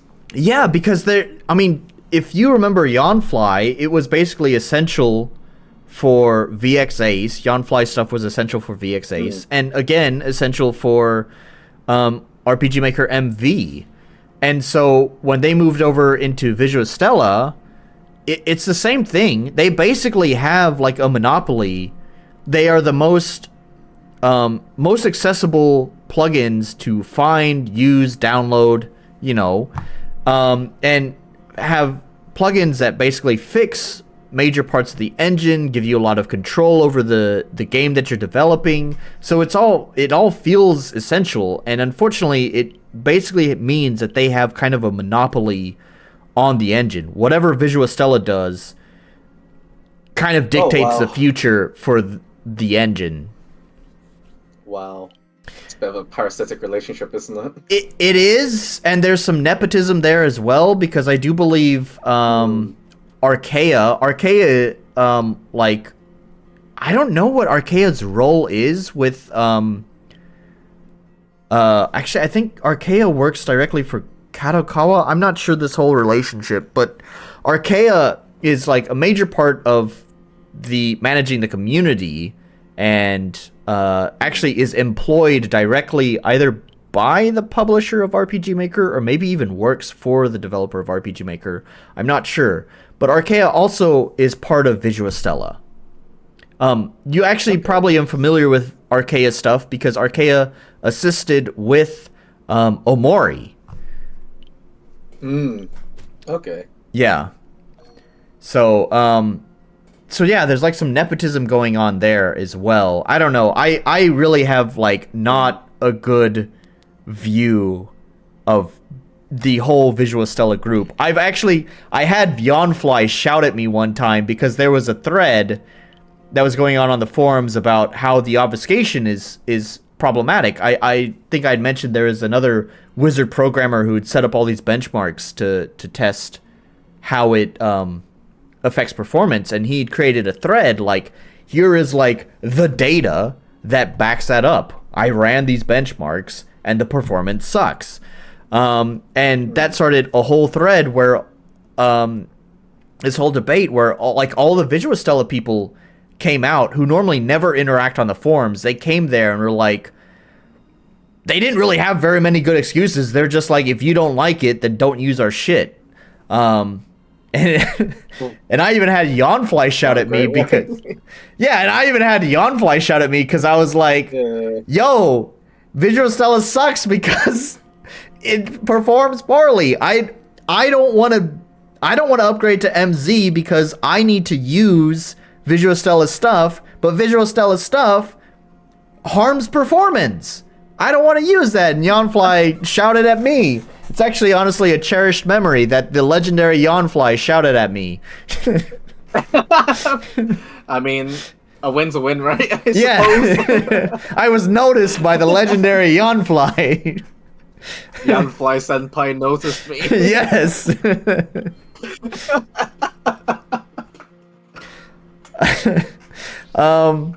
Let's see. RCX says, I like RPG Maker because it's an underdog engine that nobody likes. I feel pity for it, to be honest. I feel that.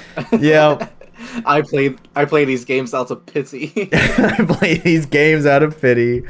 Whereas Zach said, it's cumbersome. Go ahead. What I will like about RPG Maker is how it enables people who are not necessarily programmers, but they're more like writers and artists. I don't know if you've heard of Ren'Py as well, because I follow a lot of games in the Ren'Py community. I do know Ren'Py. Yep. Yeah. For visual novels, and I love how these engines just enable people creatively because they don't have any programming skills. So it gives them, that avenue to be able to create what they want.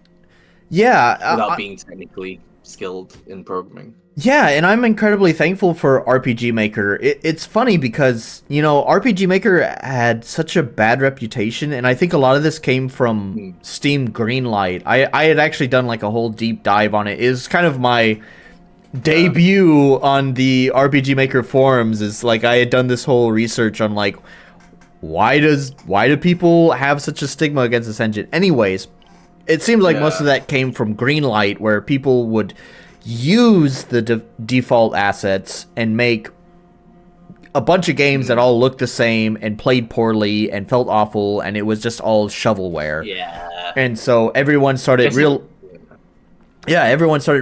that it came from RPG Maker and just associated RPG Maker with bad games.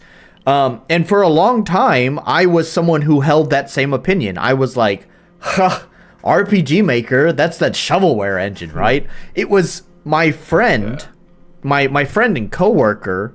I told him about my magnum opus idea for a game, and I had been, struggling with Unity and Unreal, and he was like, why don't you just try RPG Maker? And I remember scoffing at him. I was like, RPG Maker? And then, but it was on sale. I downloaded it and I was like, oh, damn. I actually know what I'm doing with this, sort of. I can figure it out. Unlike Unity and Unreal, I have no fucking clue what I'm doing there. Neither do I. I hate their GUIs, I swear. They're pretty similar, too, Unity and Unreal. Yeah. I have no clue about those engines. Well, I don't know. But yeah, I don't know. I haven't really tried the recent versions of RPG Maker, but RPG Maker's not that bad. I remember being able to actually make things in RPG Maker. I mean, the UI hasn't changed. Like, that was the whole thing I was saying with the guy who developed RPG Architect. is that the engine itself really hasn't changed that much. I mean, if you played around with like RPG Maker XP 2003 or VX Ace, whatever, I mean, the modern version of RPG Maker is not that different. I will give credit where credit is due. RPG Maker MZ, its 1.0 release was not really significant. However, the subsequent updates to MZ have been pretty compelling. I still haven't upgraded to it because Visual Stella, but you know, it's almost convincing with some of the number of updates they've done to MZ. Like, you can have any tile size you want, which is amazing that that has to be a fucking update in the year of our Lord 2020 plus. But anyways, any tile size you want. And It's crazy. It took that long to do that. That's it took them that long to do it, but yep, it's finally there. Any tile size you want. There's a bunch of different accessibility options as well. There's the event system can get quite cumbersome because the windows you can't really resize, so it can be very cumbersome, you know, looking through your events that you've quote unquote programmed. But now they've added like collapsible conditionals, so that way you can hide everything underneath those conditionals, which just kind of cleans up the event a little bit whenever you're reading it. You can visually see movement routes that you've evented. It'll draw dots on the map to show you like where that event is going to move. They've added like picture like editor. I don't know, like you can see where you're placing the picture on the screen instead of guessing what the X and Y coordinate should be for where to anchor the picture on the screen, which is really significant to me because I do a ton of like pictures for my game for like HUD and special effects and all of that stuff. So yeah, you know, all of that stuff is super great. I've been impressed with some of the updates they've done to MZ. It just sucks that Visual Stella is the main fucking plugin developer for that engine. yeah. Yeah. Yeah. It does suck that you're completely dependent on like the same few people in the community to be able to do anything really. Well, God, there's such stories there too. There was some sort of drama, and I wasn't part of the RPG Maker community when this happened, but apparently there was some dude. So when MZ had released, there was some programmer who decided to make a plugin called Fossil. And Fossil's goal was to allow cross-compatibility with plugins from MV to work with MZ. However, from what I've heard through the stories, is that apparently Visual Stella basically bullied this dude into leaving the community. And so Project Fossil never got complete. Yeah, it kind of sucks. Bit of a click going on, isn't it? Yeah. I suppose. RPG Maker drama. Welcome to the community. Yay! I just want to play RPG Maker games. Yeah. Let me play RPG Maker games. I heavily involve myself with the community, which is why I have so many wonderful people who join the stream. I think pretty much everyone who is in the chat has basically found me through the RPG Maker web forums, which I use quite regularly. So That's fantastic. yeah, I guess it's a form of marketing, except everyone here is a developer. Yeah. Let's see. I'm just gonna kind of skip ahead. People say I have a good sense of melody. Last stream, Fate bass. Bass take from Ernest. I love starting without knowing. Oh, okay. So this is going this is back a little bit. RCX said that he loves starting without knowing lore and stuff as long as it's not confusing. there's a level of BS a player will take at the start of a game, and it's okay to play around with that Yeah. rather than having to establish where the player is in the story. Yeah, I think I have learned that explaining less goes a lot further than explaining more. It does, yeah. There is a limit to it, although I guess everyone has different tolerances for this limit. Yeah. I did my Dark Souls rant last time, so I won't go into my Dark Souls rant, but to me that's Dark Souls does very make up skill. Yeah, Dark Souls is past my limit. I think it tells its story way too vaguely. It puts the information way too far out of the reach of the player. Yeah. That's my opinion. I know Dark Souls is super popular. You got VodiVidya who's making bank on explaining Dark Souls lore, so obviously tons of people love this kind of thing. That's great as well. Yeah. I do like lore communities as well. It's nice having that layer that, players do have to dig to be able to reach. I do love, those like game theory sort of communities. Yeah. There's sometimes, I think when it's done well, which probably Dark Souls is one of them, it can be good. It's just unfortunately that so many people want to be like Dark Souls, but they don't quite execute on doing it well, Yeah. And even still, like I said, even in my opinion, I personally can't go through like every item reading the description to understand what's going on.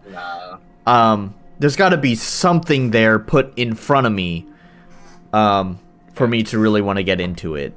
So It's reaching that balance. yeah. At the very least, I think characters for sure are one of the first things you want to expose, right? Right.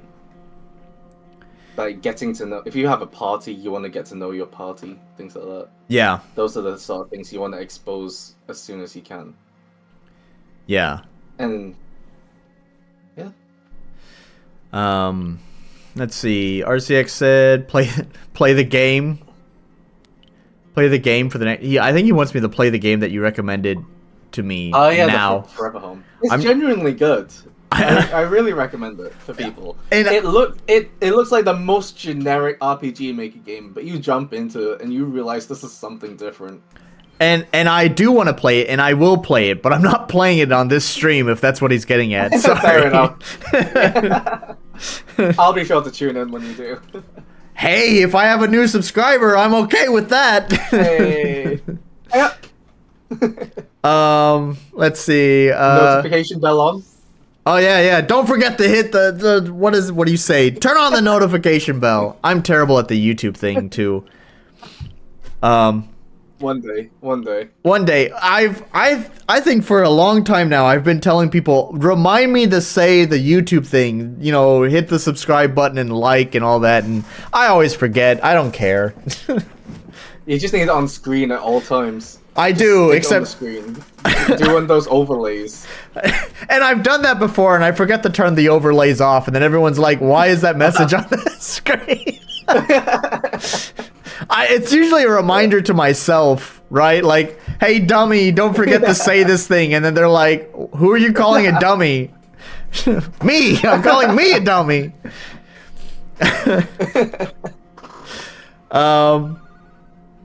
Let's see.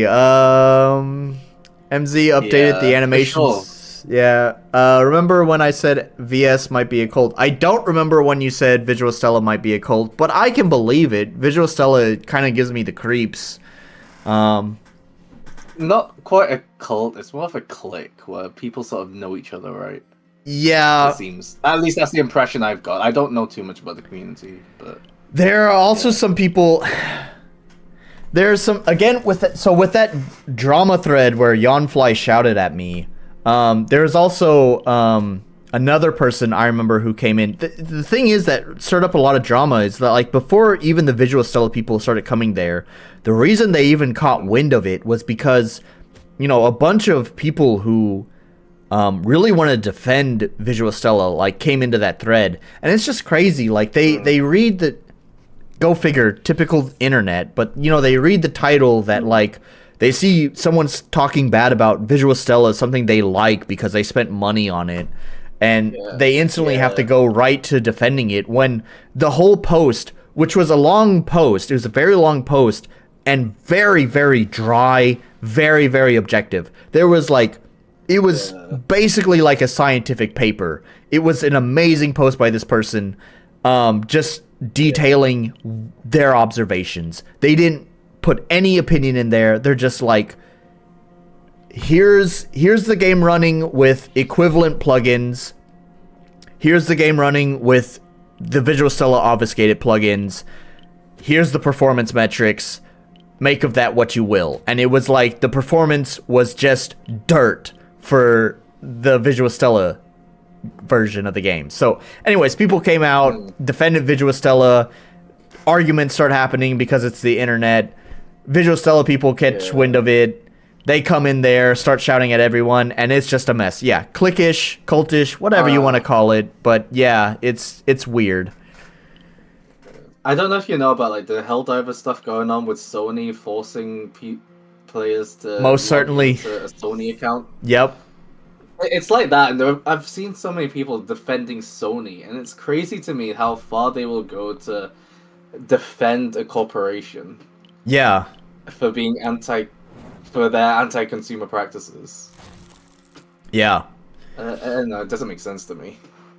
I mean, all the console wars as well is just weird. People who are like, my box is better than your box. It's just like, what are we, fucking children? Who gives a shit? Yeah. Well, you're all inferior to a PC. Yeah. Let's see. Master Race. Yeah, that's right. PC Master Race. Let's see. Wherzek said, I mean, Yanfly has kept like a multi-page document detailing what happened with the fossil creator. At every step, he does not hesitate to talk bad about him. Wow, I didn't know that. That is fucked. Yeah, like I said, the fossil on the internet. Yeah, like the fossil creator, like I said, he basically got bullied into not making that plugin by Visual Stella. So I didn't know it went that far that Yanfly kept a document about it. So Wow. Yeah. Anyways, I respect Yanfly for what he's done for the community, but this seems, I don't know. Obviously, I'm hearing just one side of it, but yeah, this doesn't sound great. That's the worst part about it is that Yanfly plugins are super great. He's definitely done a lot for the community. He's done a lot of good for the community, so that's what makes it hurt the most. Yeah, some people just need to do their thing on the internet and not talk sometimes, I think. Probably. Maybe not everyone should have an internet. Not everyone should have the internet. We should have the internet, but sometimes people should just shut up sometimes. Yeah, probably for the best. Yeah. RCX said the biggest mistake devs do is introduce story and lore before characters, especially if the story and lore doesn't play into the actual story. Yeah. We've seen plenty of that on the stream. People relate more to characters than abstract concepts. Yeah. The abstract, like, you can have those abstract concepts, but they need to be put into context. When it's just a lore dump at the beginning, you have nothing to attach that to, so it's like hard to give a shit about any of that. Yeah, once again, I've played so many RPG Maker games where they give you that long lore dump about how this country is at war with that country because that faction started a fight with that faction, but that faction was hired by that country, and that country also has this religion, and that religion upsets another country, but because that country's upset, that other country... And it's like, I don't know what any of this fucking means, and I just started the game. And I don't care about any of this. That's why I love the Trails games. They've got so much of these politics with countries going to war and all that, but the main story never focuses on that. Right, yeah. And I think that's how most games should do it, really.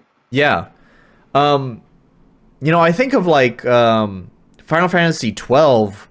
I'm not gonna lie. Again, I'm too dumb for some of this stuff. Final Fantasy 12 story is really, really dense. But I do know that like one of the main things is that it's all about this like political intrigue and the drama between the warring countries and stuff. But man, they just put the controller in your hand and just say, "Go have fun. We'll tell you about this some more later on. You'll kind of figure it out on your own. Whatever, man. Go have fun." Yeah. I mean, there are obviously good and bad ways to execute that, of course, but Yeah. yeah, I think for the most part, like lore dumping's not the best. Yeah. Let's see. Where's Zach said? People And survive. if you lore dump, do it at the end. Yeah, yeah. Uh, Where Zach said, oh, sorry. people survive. Star Trek Tech Talk. I think there's really no need to do lore dumps. Yeah. Defending a corporation because of their product is proof we're animals. I agree. Yep. Tribalism. Tribalism. Gotta love it. Yep. Finally, we're caught up with RCX saying Sea of Stars has huge issues with this because it does nothing but lore talking and just in general has terrible writing. Yeah, have you played Sea of Stars? I was a backer for it. You were a backer for it. Oh man, how do you feel about it? Not. It was all right.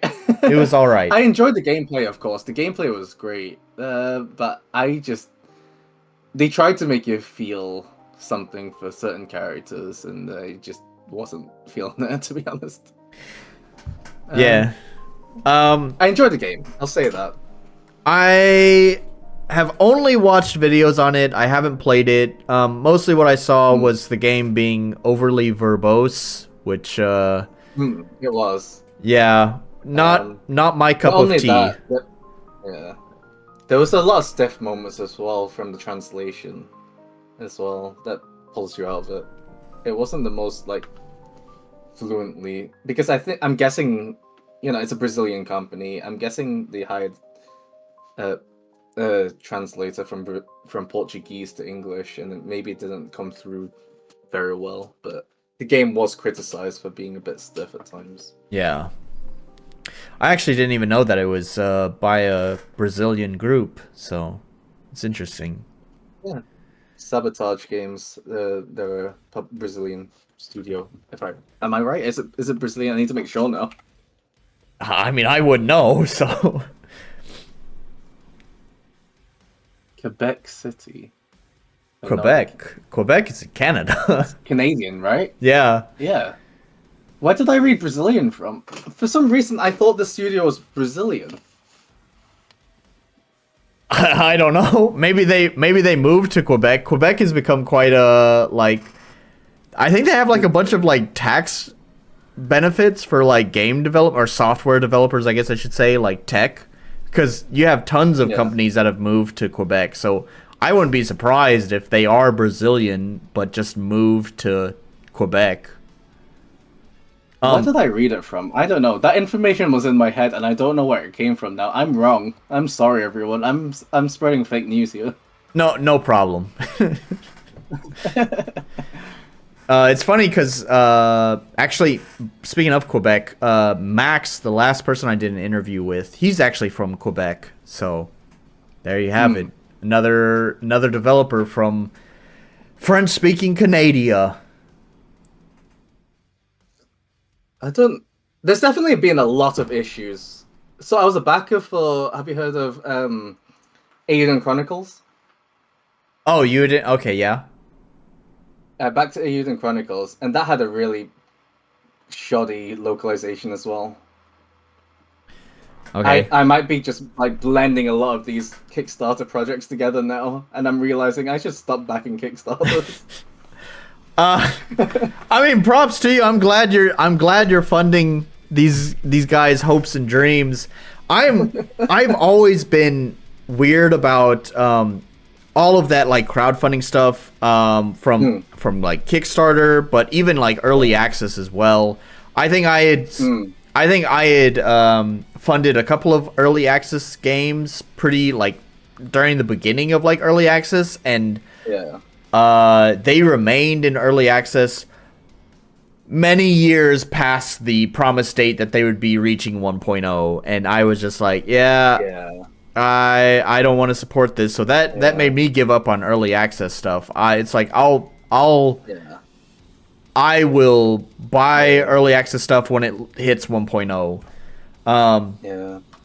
Patreons. I will admit, Go ahead. I will admit, I've been taking my time with the game, and I am, I was thinking the game might be done in 2023, but here we are in 2024. I mean, stuff happens, right? Yeah, I get it. I do, because, I mean, first of all, it's funny, with my own game, it kind of started out as just me wanting to just kind of learn more game development stuff, so I didn't even take it that seriously. I figured I would be finished with my game in, 6-7 months, whatever, and here we are 2 years later, and it's still not even finished. It probably has another year or more left to go. So I mean, I get it. When game, I was about to say Wind Rider because there were Wind Riders here. Hello, Wind Rider. Game development always takes longer than we expect. I understand now, as a game developer, how that happens, but I don't know. It's still like when I'm buying a product, it's like if that was your promise, I'm kind of hoping for that promise, or at least close to that promise. I understand if there are delays happen, but man, when it's like we're going 1 or 2 years past the date you promised, it's like this is getting a little bit absurd now. Yeah, that's a shame.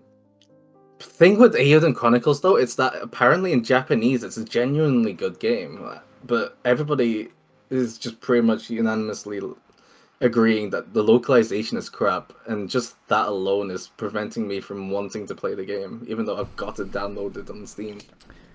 I couldn't help you with that because my Japanese is terrible, but Wurzak, Can Dinosaur here, maybe he can play a little of Eiyuden Chronicles, and he can give his own personal opinion on how the translation compares.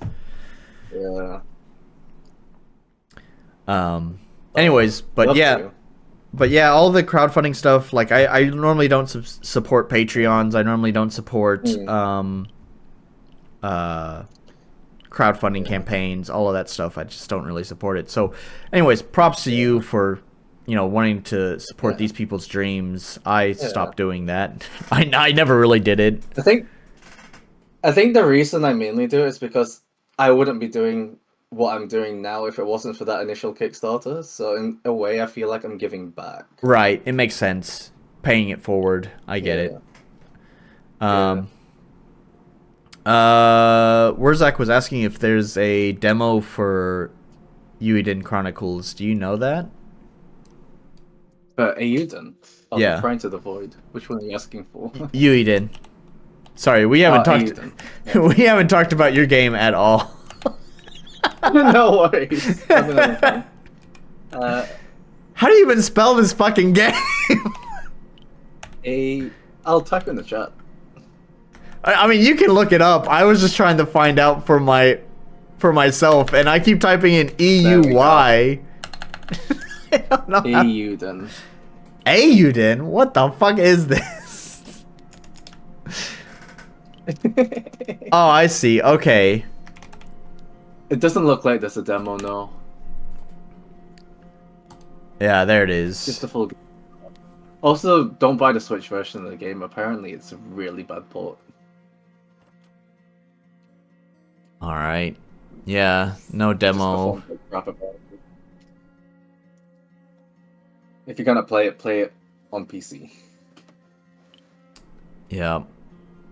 Okay. But play Forever Home first. I recommend that one. That's a good one. Yeah. Well, I mean, I'm not gonna pick up Eiyuden Chronicles. That's not on my list.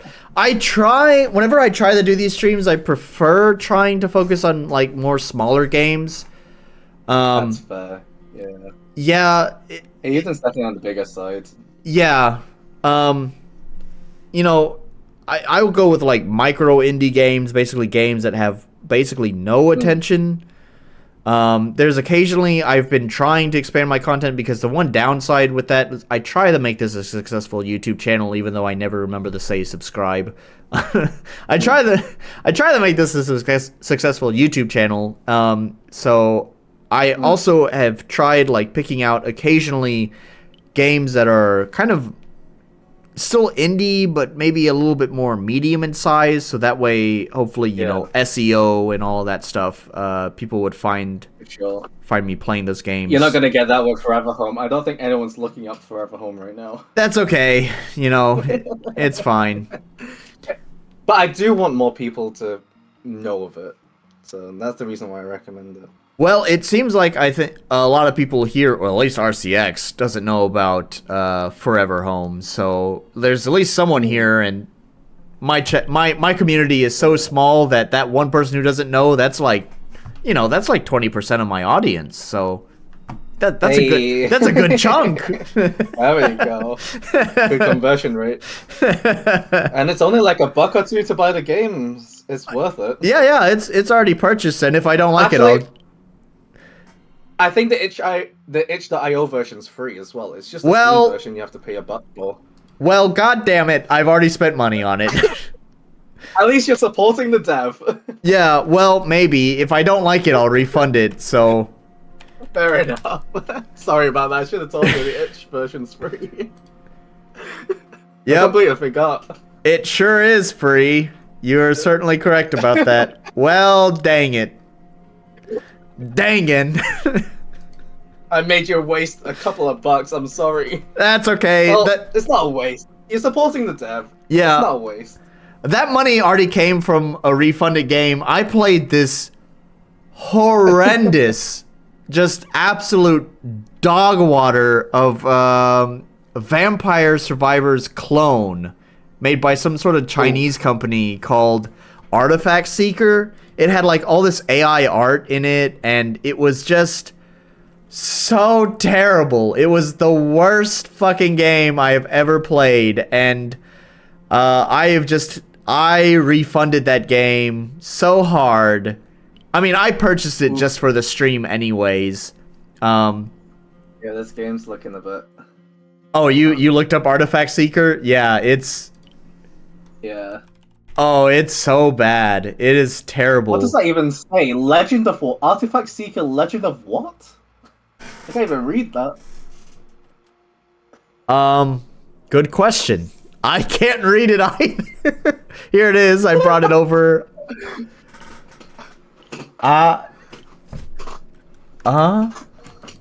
Is it anywhere else? Is the subtitle anywhere else? Oh, is it Aurorium? Oh yeah, down here. Yeah, it looks Great like fun choice. Yeah. Man, this game is so bad. God. And the menu, the UI design is like 101 on how to not make a UI. It's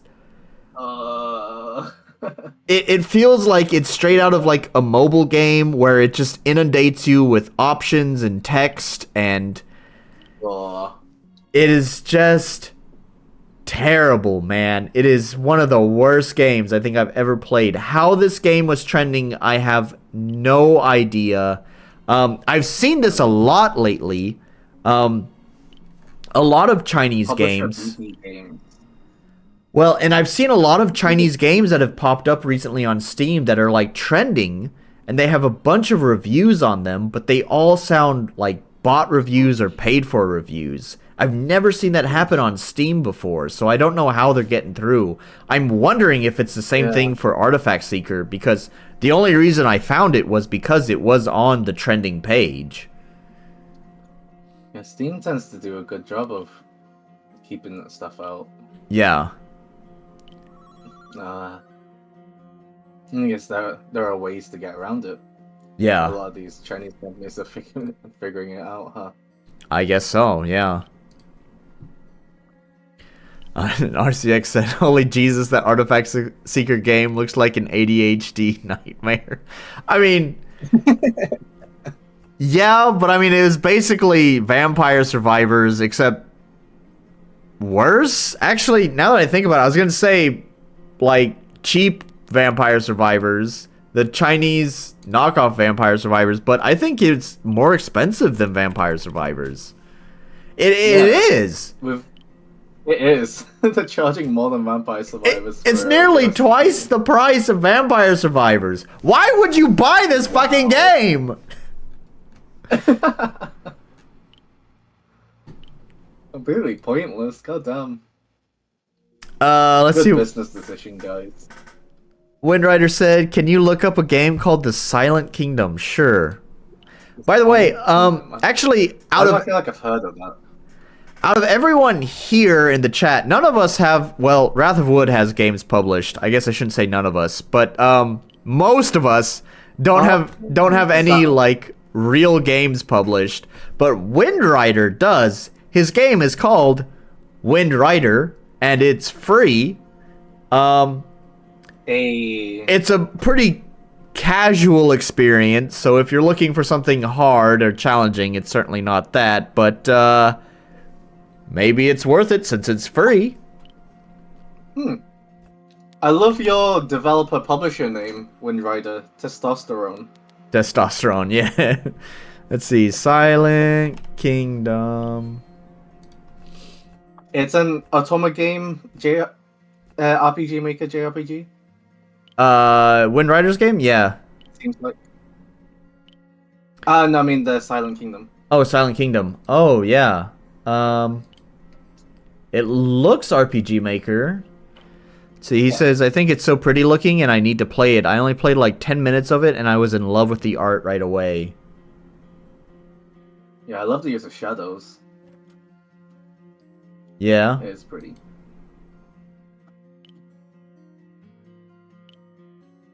Character sprites are a little bit weird, but I don't know, kind of nitpicking at that point. But yeah, the rest of the game looks really nice. Some RTP use, but that's fine. It's used quite well, so. Lucky Cat. It's their only game. Awesome. This is their breakout game. You have a demo? They do have a demo. In fact, actually, it looks like it's not released yet, as is the case with most RPG Maker games. It will be in development for the next 10 years. Yay. I'm hoping to be done with Prior to the Void soon. I'm working on the final bosses right now. Oh, that's great. So hopefully this won't be a dead end project, and I'll start working on my next game at some point. Well, then I guess to bring this whole topic back, not about RPG Maker or other games, but about you, We've gone on so many tangents. The main subject of this stream. What are you thinking on like a timeline for your game? I don't think I can really confirm anything. There's stuff to do, like translating the game and all that. The game is also confirmed for consoles, so that'll be a process. I don't know what that's like. Okay. A little bit worried because it's my own engine, but I was, it should be fine. I wouldn't know what to say. Should be fine. Things will work out. But yeah, the game will be coming to PC and then consoles at some point, and then. What was the question again? I've lost it. It's just what your timeline is, I guess. What's the timeline is? Yeah, I can't really confirm anything. There's just stuff to do. Okay. I'm hoping to get the development of the game done soonish. Wrapping up. I'm working on 2 of the bosses. There are 3 bosses in total. Okay. And yeah, it's almost there. I just need to keep going. And then, yeah, there'll be stuff to do after that. Wait for the game to get translated. I think Japanese is the only language that's confirmed right now. Okay. Yeah. So, yeah. I don't know how long that will take to translate. There's a lot of price scenarios. Those price scenarios are really wordy, so that's what's got me worried. Oh yeah. So it took me a while to parse what you're saying, but yeah, the prize scenarios. Yeah, yeah, Yeah. yeah. Um. The prior scenarios are where there's going to be a lot to do. Right. Um. But yeah, looking forward to it. Hopefully, we can be done soon. Because yeah, Okay. been working on this since 2021. Yeah. When did I Been a good start my while. game? I guess I started mine in 2022. It was in February, so Mm. yeah. So Yeah, games take a long time to make, don't they? yeah, they sure do. Especially when you're working a full-time job. So you're a lucky Yeah, bastard. I'm lucky I get to do this day to day for sure. Yeah. Spend my days doing it.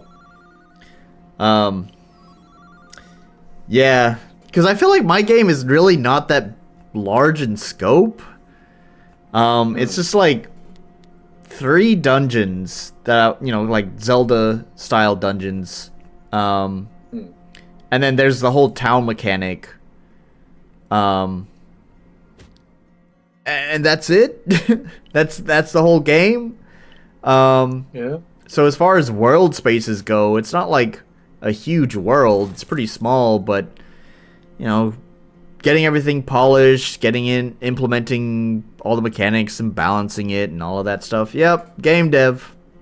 It takes a while. Yep. It do be like that. Yeah. Making games time consuming for sure. Especially when you're the solo dev. I'm guessing you're making all the assets yourself as well, right? You're making the music yourself for sure. For the most part, I mean, I wouldn't call it like a team in the sense of like having employees or anything, but I have people that I work with Yeah. regularly for like the Hmm. art. I'm definitely not an illustrator at all, but I have a local artist that I had met online. She does all of the illustrations for me. But it's contract work, it's freelance stuff. I just say, hey, Yeah. I need this made, and she says, when I got free time, I'll do it. Yeah. And Yeah. then I already Similar for mentioned, me and June with the music. yeah, and I had already mentioned my pixel artist. Same kind of situation. He wasn't even really doing freelance stuff, but he was just interested in the project, so he said, sure, no problem, I can help out. Um, and then there's programming, which I had someone, and then now I don't, and programming is just. Ugh.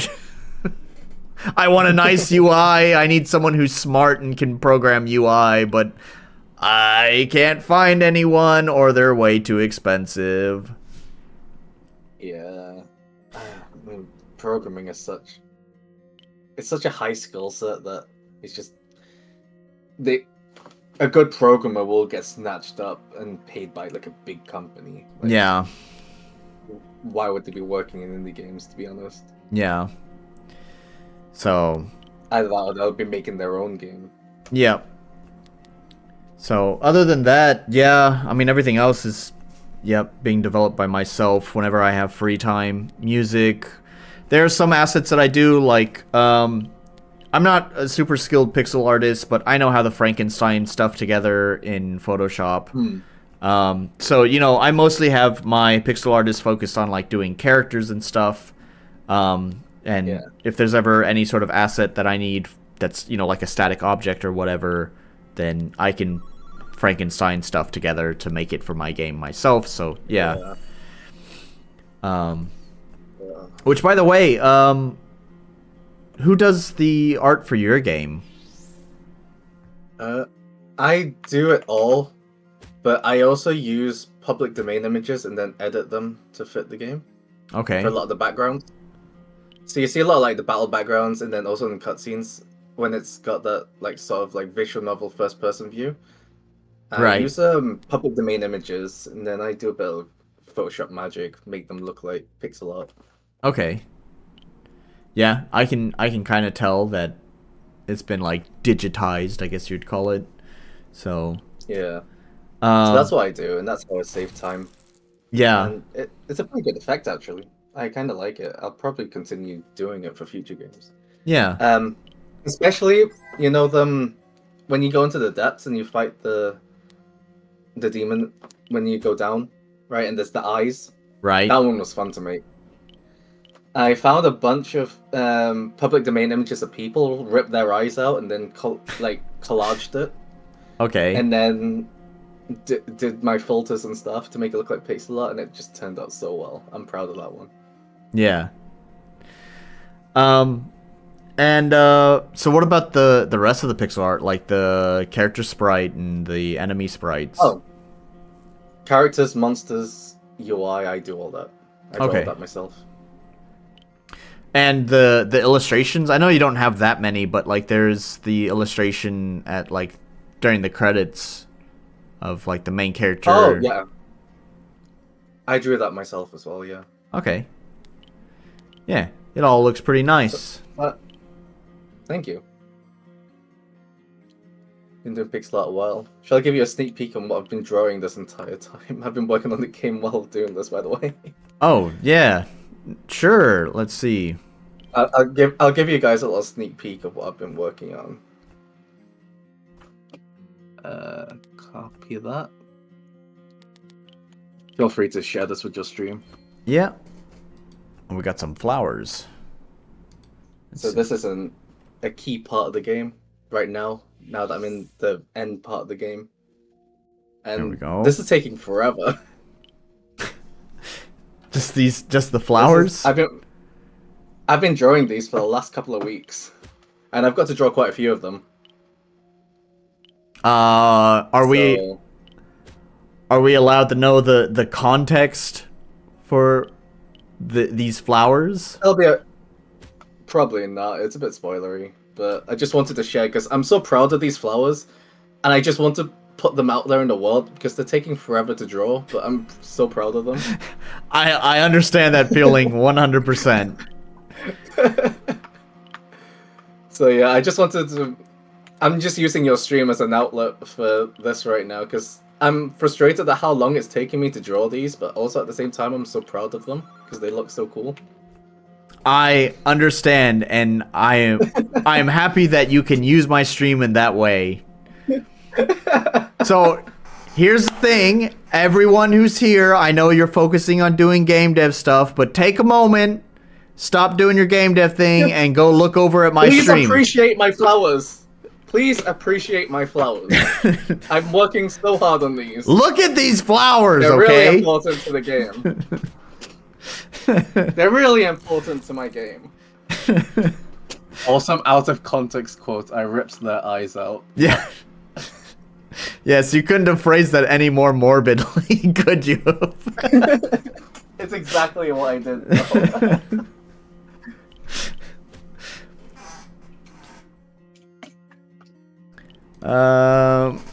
So unfortunately, it is getting pretty late here. I do want to let's look through the questions real fast, see if there's any questions that I feel like need to be asked. Oh, Tritium, those are the most metal flowers I've ever seen. Yeah. Yeah.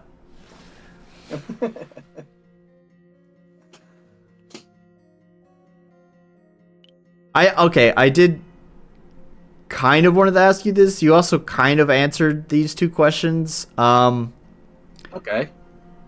So one of them, do you have any predictions on the role of indie games in the future? Like I said, you kind of already answered that earlier when we were talking about like the AAA space collapsing and stuff, but I don't know if you want to add anything to that. I think it'll just keep growing. Well, I think we're reaching a state like books where games just become easier and easier for normal people to make. So it becomes just highly saturated, and it just depends on those few people who stand out. Right. Really, that or they have a backing from a publisher or something. Right. Because you don't have big companies making, prints anymore.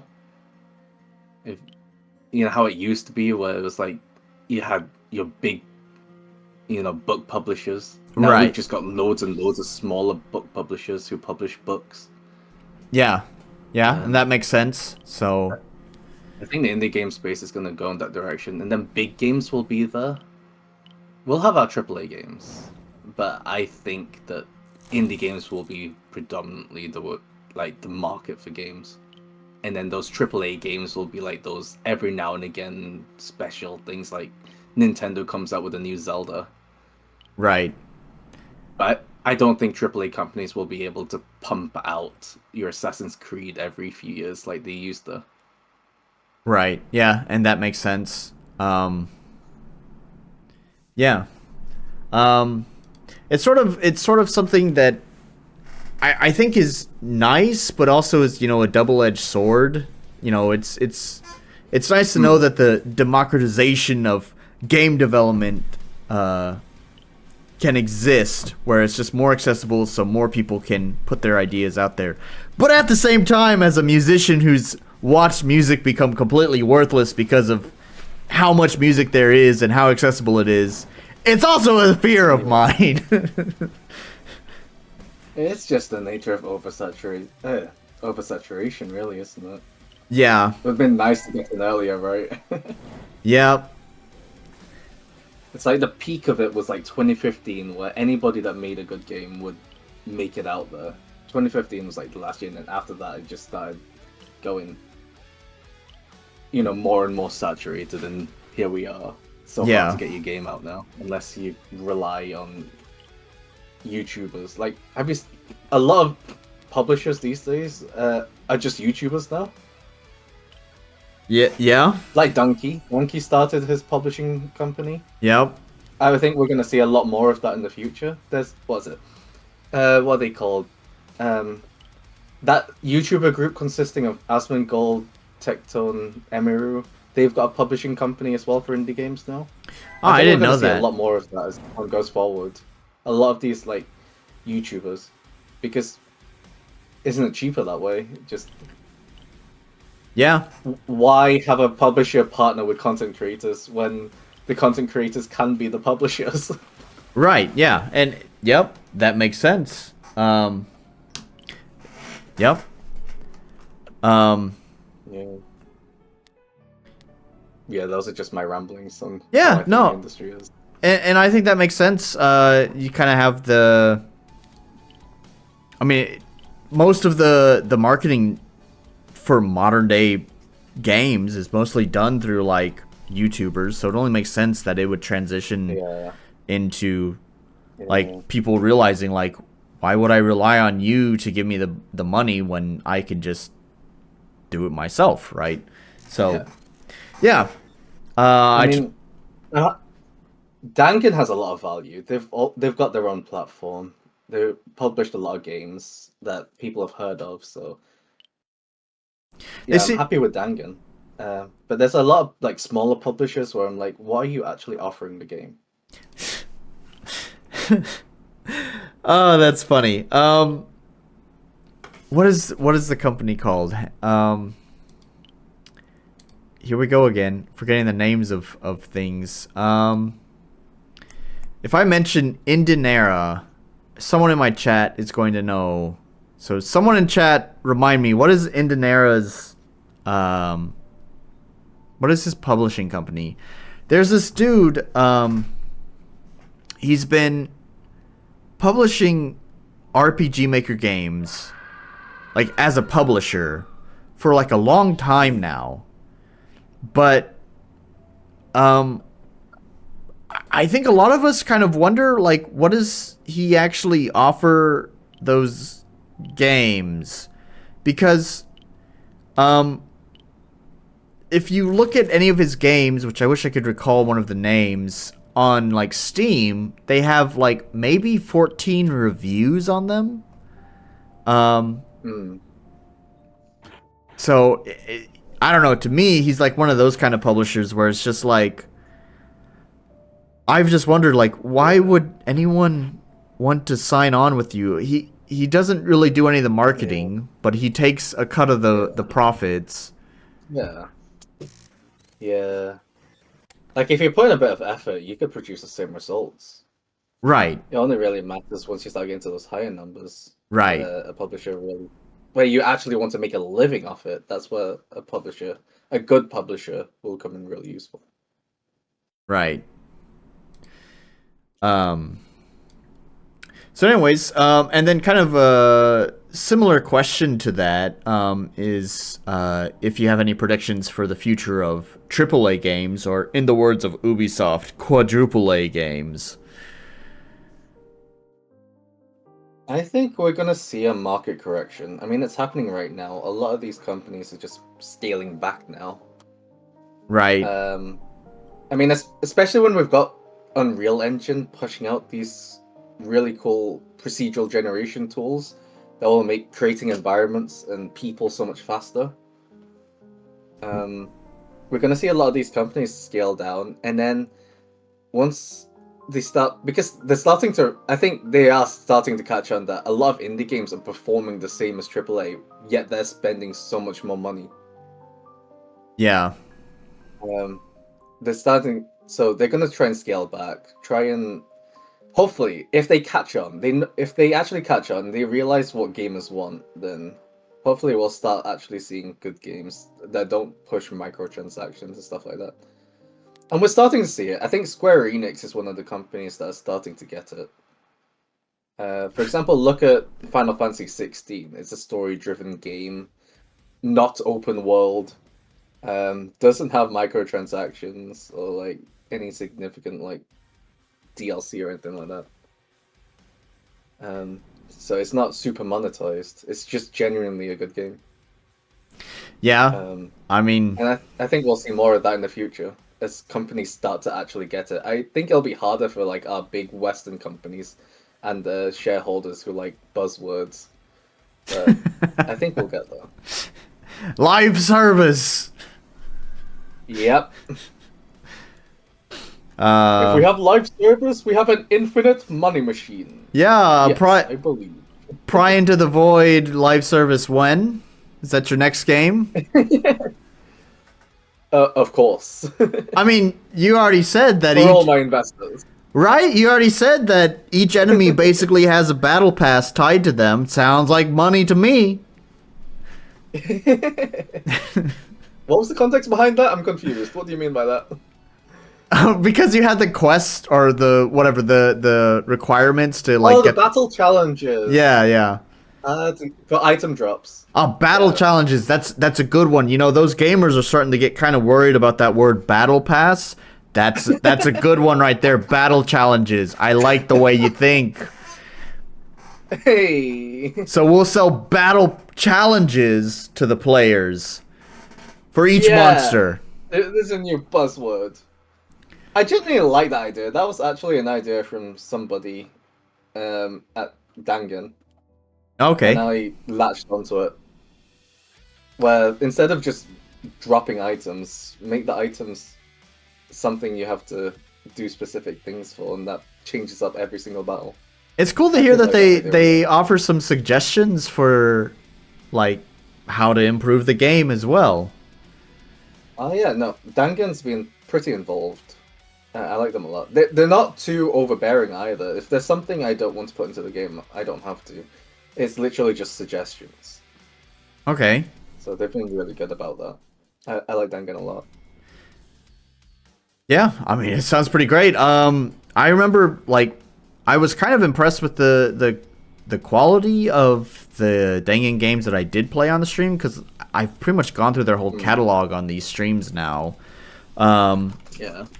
And I think that was kind of one of the more impressive parts, is that it's just like, it feels like, you know, they knew how to publish good games, but it felt like those good games were still had their own identity. For sure. Yeah. They don't own the games. Right. They know that they're working with developers. Whoa, holy shit. Crosscode is by Dangan? I think Dangan only handles the Japanese side of things. Oh, okay, yeah, the yeah. Asian market. Yeah, I see. Deck 13, Whisper Games, and Dangan. Okay. Yeah. There are RPG Maker games on there, like The Witch's House, which is a pretty popular RPG Maker horror game. Wow, I didn't know they published that. Published the remake of, yeah, they published the remaster of that. They didn't publish the original. The original was like a web game, like shared on the web. But yeah, the remaster of it was published by Dangan. Yeah. Iconoclasts is another one. Okay.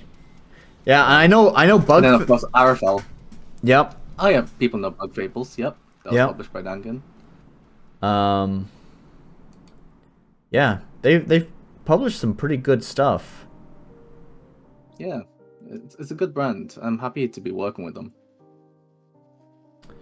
Well, maybe after I do my beta test, maybe I will send my pitch to them. Good luck. Yeah, we'll see. And then now that you own Arafel, you have to play that as well, because I love Arafel. I did play it. I thought it was okay. Oh, you did play it. Yeah, I thought it was okay. Man,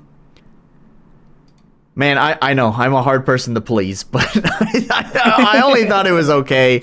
No worries. I just thought, love the exploration mechanics. I've not played any other yeah, and I think RPG game that gives you. I think that was the most impressive part, was kind of like the maps and the exploration. The combat seemed cool, but again, a problem with Combat was okay. Yeah, the problem with the streams, like I told you, is that I just, I'm basing my opinion off of like, the first 50 minutes I have with the game. Which is not always enough time. So from my experience, I just didn't get to see enough of the combat to see how it evolved and how it could become interesting. I think they learned from it. I don't think Arafel is that complicated as this game. But they definitely learned from it for Rise of the Third Power, which is their next game. Okay. Rise of the Third Power went all in on making good combat. But then they removed the exploration mechanics. You can't dive into water, you can't crawl, and I was disappointed there. Oh no. But the combat was good. The combat was good. Okay. So it's like they tried something. They tried to fix all the things that Arafel was criticized for, but then got rid of the things that Arafel was praised for. But overall, I enjoyed both games. Both games I enjoyed. Yeah. I'll have to check this one out as well. Rise of the Third Power. Yeah, Rise of the Third Power. Yeah. So it's got good humor. I'll give it that.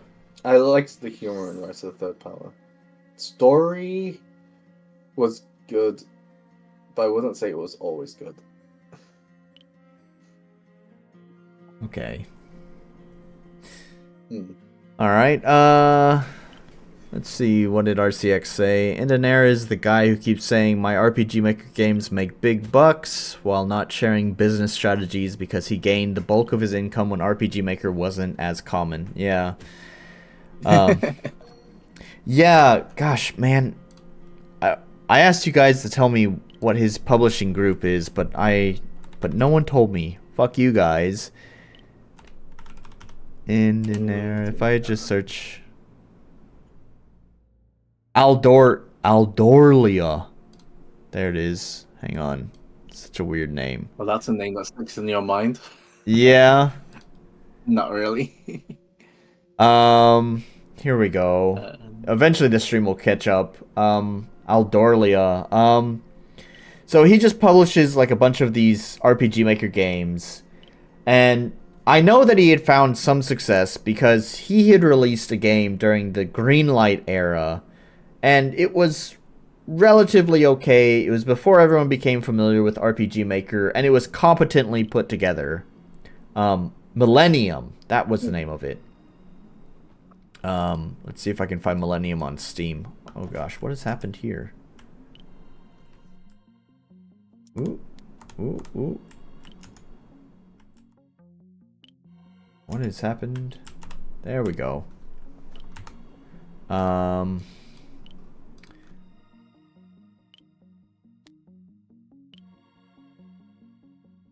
on. There we go. Millennium. How do you spell it? He spells it weird, right? Kind of. 2 N's? I've been staring at your stream, but then I I was just wondering, when's it coming up? No, the stream was paused. Oh,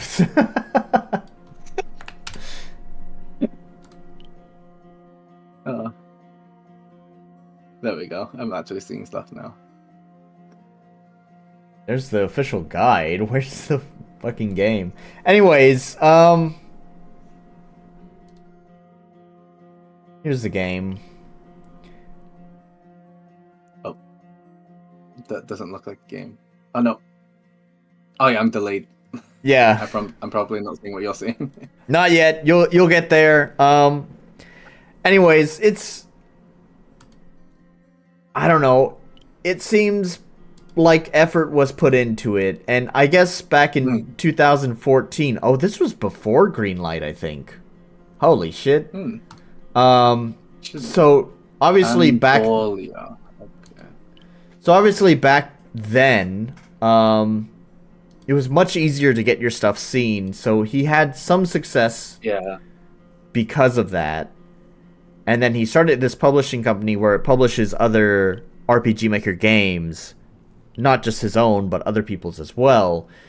But, you know, he often likes to talk about how much success he has had, but, like, I've asked him, even before I told you I had done this deep dive into, like, RPG Maker Stigma, and my first interaction with him, I'll always remember, is I remember saying, like, hey, I kind of wanted to do a follow-up on this, but I'd love to actually, like, put some, like, numbers behind the stuff instead of just saying, like, oh, I read this here and I read that there, but I'd actually like to have data behind this. And he's like, oh, what kind of data do you need? And I was like, well, like, sales numbers. And so, hey, if you have a published game, do you think you can tell me how much money you've made off of it, if you're okay with that? And he's like, I've made enough to live comfortably. And it's like, okay, cool.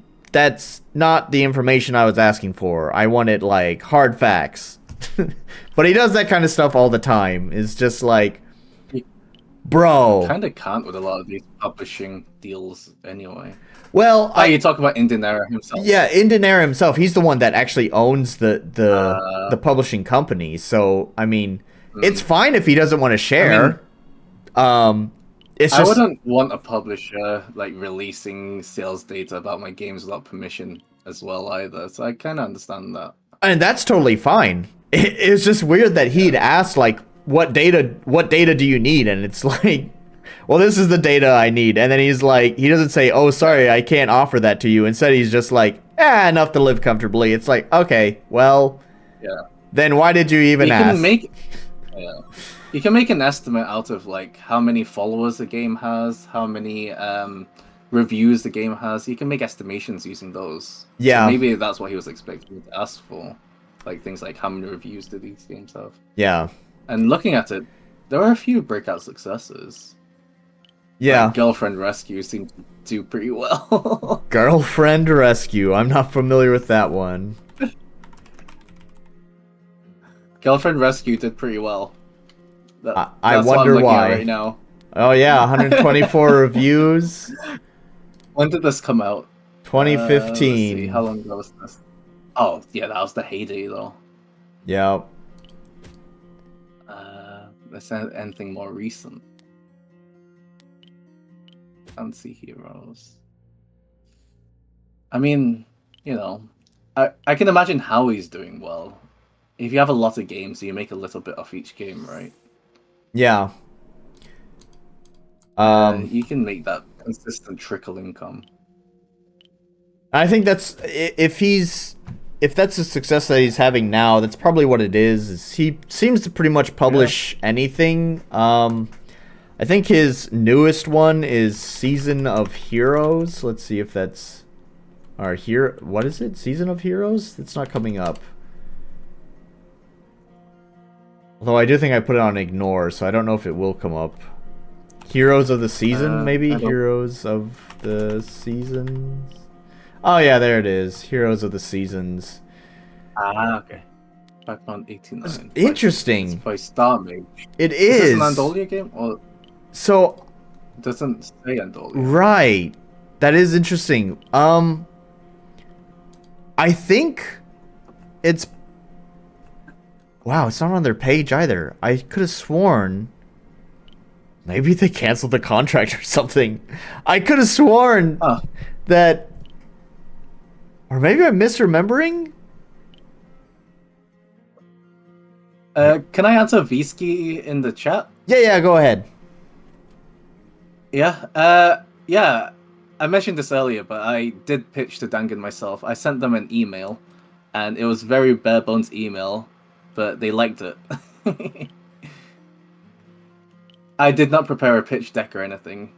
I know that's something a lot of people ask about, like, how did you prepare your pitch deck and things like that. No, I sent them an email with a list, a small bullet point list of like the key points of the game, a couple of screenshots, a link to Steam page which had a demo. I mentioned it had a demo, and then I gave them a link to an old trailer, and yeah, they liked that, and that's how I pitched Dungeon.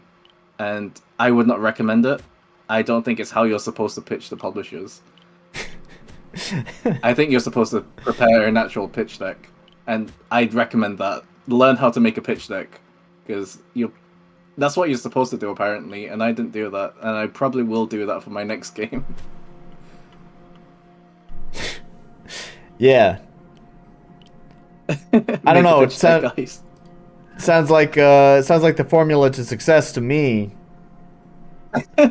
Just send a random email. Yeah, that's how it works. At the very least, the lesson to be learned from that is just get yourself out there. Like, yeah. Stop talking to people, you know. Yeah, obviously, obviously you're not going to be able to get published if you never reach out and try. So. Exactly. Just do it. Get out there. If you need people to work with, just send those DMs.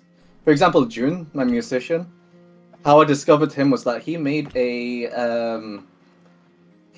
metal cover of a VTuber who I liked, and I liked it enough, and I DM'd him, and he said, "Yeah, cool." Nice. And it's funny because after that guy started making music for that VTuber company, and he's doing really well as a VTuber music artist now. So I'm confused why he's still working for me, but I'm grateful. Yeah. Yeah, that's always the worry with contract workers too, is that, you know, you never know when they're just going to have a job and just not be able to contribute anymore. So, but it's cool that, yeah, it was that simple as just reaching out to him. That's kind of how I found my own people that I work with, my illustrator and my pixel artist. One of the popular websites for sharing art here in Japan is called Pixiv. Yep, I use Pixiv. Yeah, and I just went on to Pixiv and I just kind of started browsing art, looking for styles that kind of matched what I wanted for my game.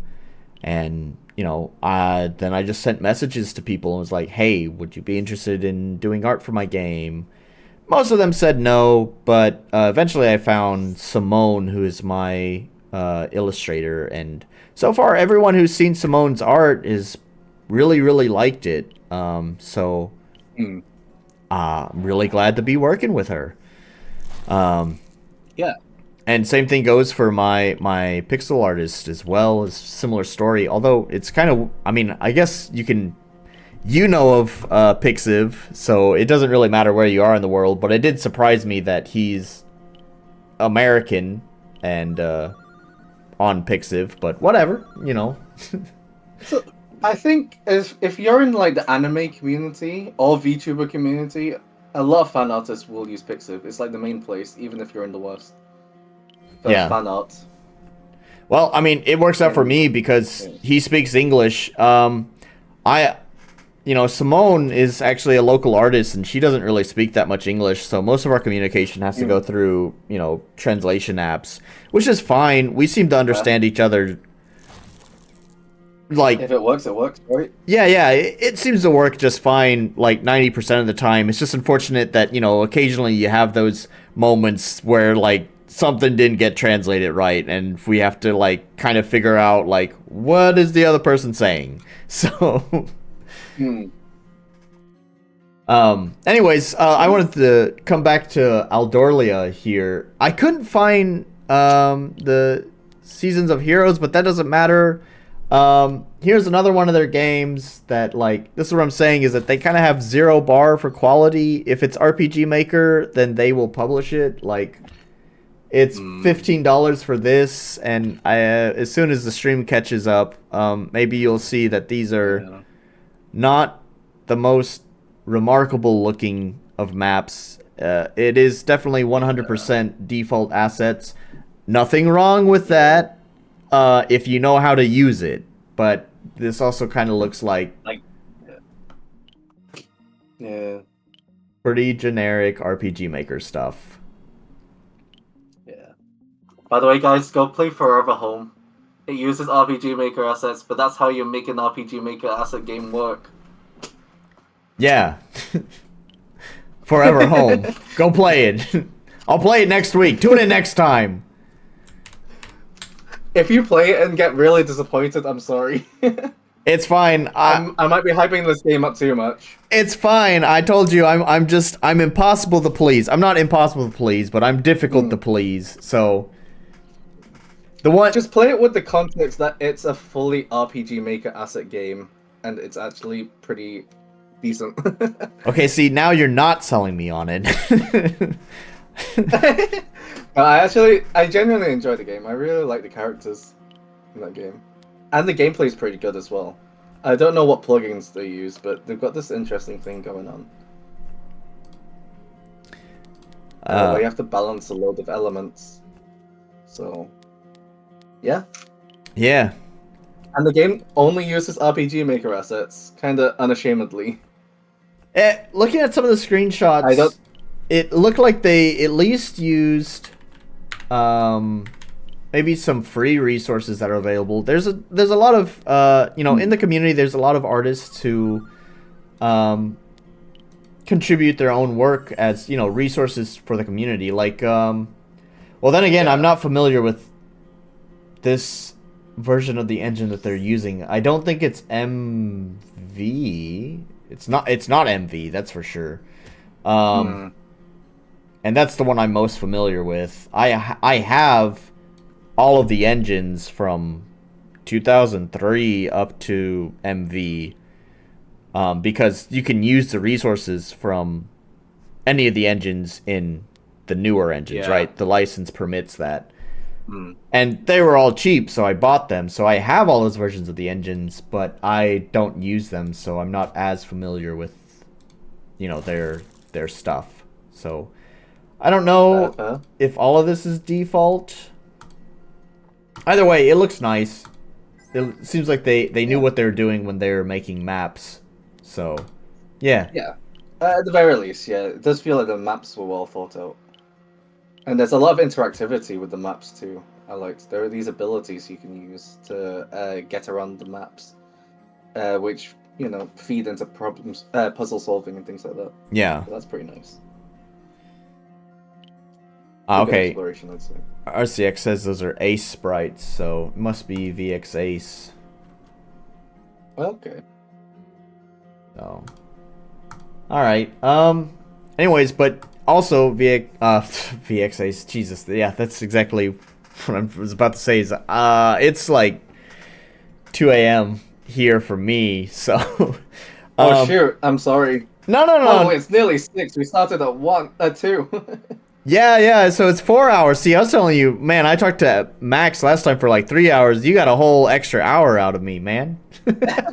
Hey. I mean. I'm happy to do a part 2 if you've got anything else to talk about. How much do we manage to actually talk about? I feel like we just went on so many tangents. Yeah, well, that's a sign of a good conversation. Hey, it was, yeah.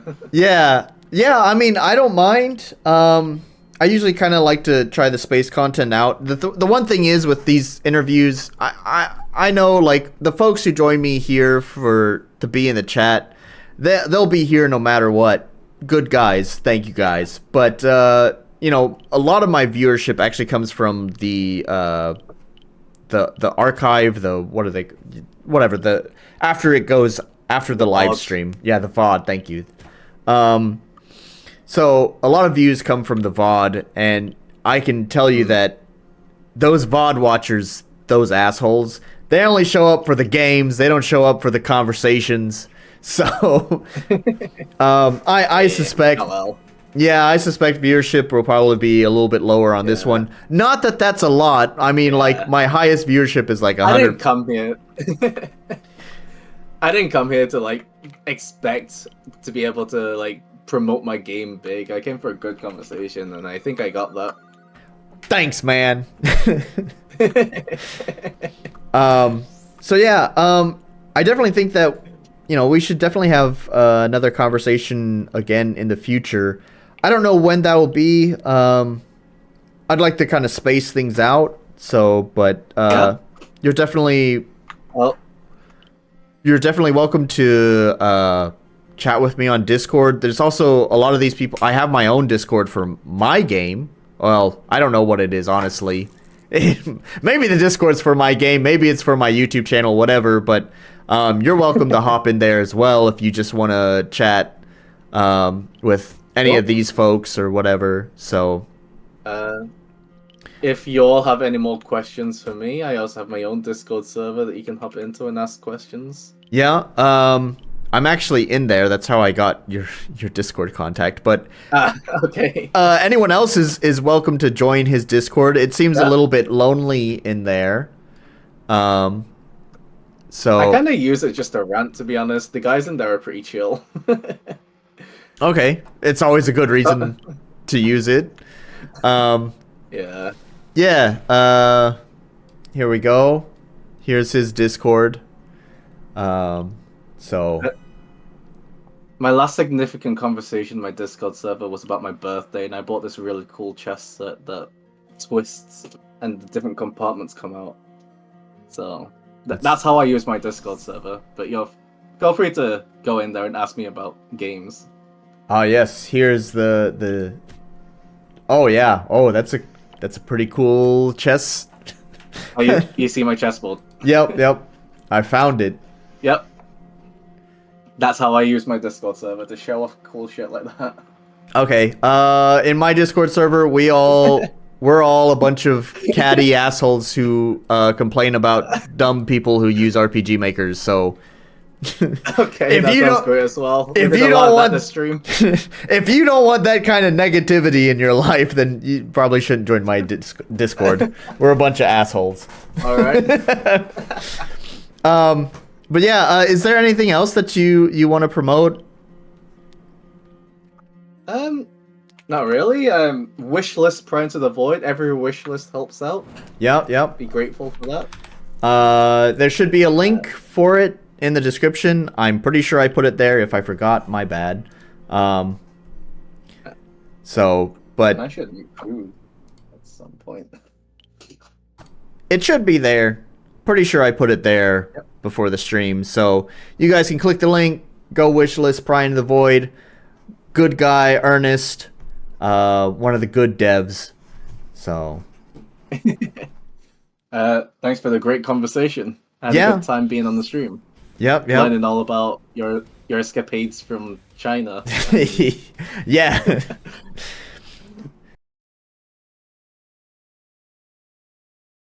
Hello, Kampai! Got a sake ready, and I'm ready to stream some more games today. Cheers. So today, the plan is to play one of the games that was recommended by Ernest last week. So, that's the plan. I need to adjust volume settings. There we go. Okay. So, first thing that we're going to just dive right into is Forever Home. I had actually purchased this game last week when I had Ernest on the call to talk about game dev stuff. If you missed it, you should go watch it. It's a pretty good time. We had a good chat. And this is one of the games that he recommended. So we're just not gonna delay anymore. We're just gonna jump right on into it. And oh, of course, it's a VX Ace game. Oh no, and my whole desktop is going nuts because it went full screen. I don't think I pressed the key to change camera, but I don't think it actually registered that. It's jumping right into a cutscene at the beginning. Oh, this is just a disaster. Hang on. Can we alt enter? Alt enter?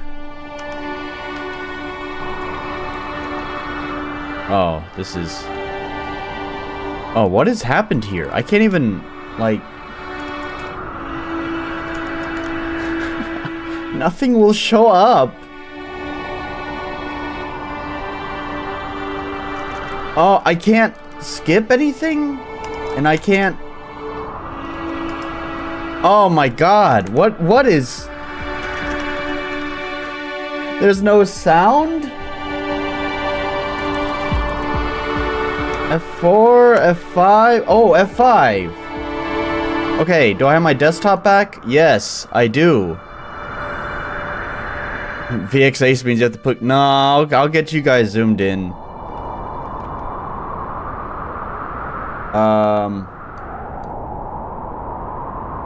Is that the whole window, or is it cropped? It looks like you guys have the whole window. You can hear sound. Why can't I hear sound? Oh, there it is. Sorry, I had it turned way too far down in my headphones.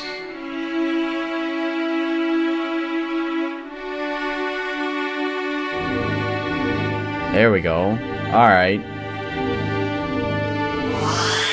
I was in panic mode for that whole intro sequence.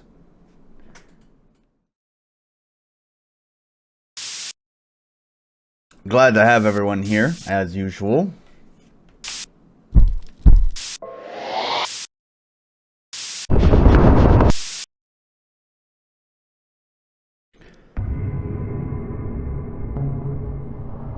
Stingers, foreshadowing.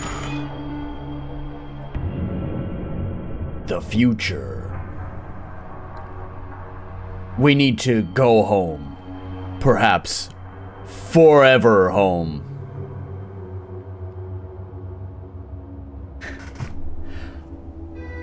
It's not clickbait. Even when I'm not clickbaiting videos, y'all think it's clickbait. I can't not clickbait. It's now a habit. Wait, hang on. What's the title? It's a legitimate question. Why are these JRPG indie games recommended? I did a little SEO stuff in there, but I mean, it's not... Come on, man. They were recommended to... Eben, hey, how's it going? Nice to have you here. Seems like, I think you're a first-time chatter. Your name doesn't sound familiar. Anyways, we need to go home. Forever home. Garen has called for our help.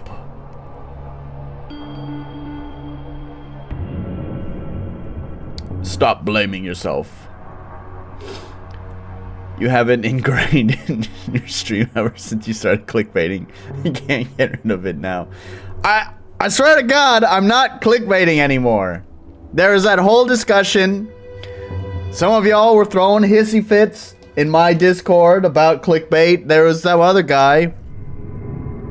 There was that other guy that I had streamed his, like, Red Panda game, and I don't know, he took issue with my clickbait title, and I was like, okay, from now on, I just won't clickbait shit. I don't know how much of a difference it makes for my viewership. I genuinely didn't know. I could have sworn it had an improvement, but honestly, who knows? As an experiment, for 3 videos, I just didn't really clickbait, or so I thought. And I saw no change in my viewership, and so, whatever. If people don't like clickbait, I'm not gonna do it. And if it doesn't change my viewership, then why do it? Anyways, stop blaming yourself. Yeah, it's not my fault. Home. Forever home. Man, his eyes, there's like a mile apart between his eyes. That's fine, that's fine. At least we get to see a new game. Yeah, that's right. There we go. We need the positive homies in the chat. None of this negativity coming from Mr. Orc. What home? What home? Forever home.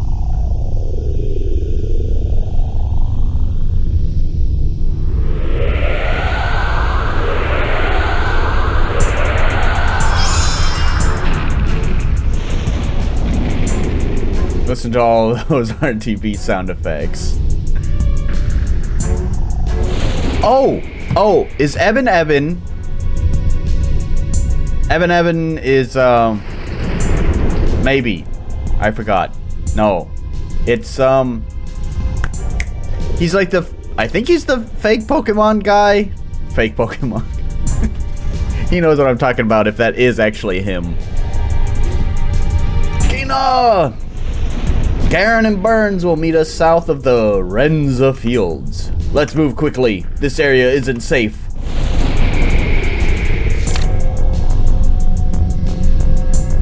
Enter. Escape. Shift. It doesn't say what the movement is, but it's probably... Oh. Oh my gosh. Look at that. Even though it's VX Ace, they at least got this.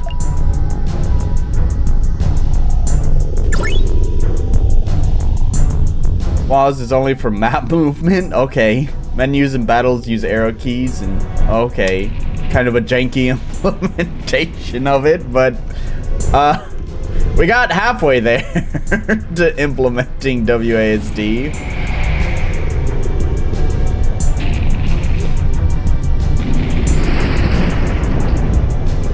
I do think I recall, oh, in our first battle, oh, they're like doing a dance. Ah. Well, what do I know? Anyways, well, glad to have you here anyways, Eben. We're immediately back into RPG Maker Jank. Okay, yeah, well, Ernest had recommended this game, and I do remember one of the things he had mentioned is that this game just kind of, like, it doesn't waste your time, it just gets, like, right into the gameplay. It throws the controls right into your hand. But yeah, we got the janky implementation, like, you know, just as it was saying, like, here we pop up the keyboard, and we got the WASD action going on right here, but just as it said, no such luck. Stuck using arrow keys. Well, dang. Prism text. Charge, and we got a lot of skills to start off with. Hey, and Alice is here. Yeah, I think this is built on Ace.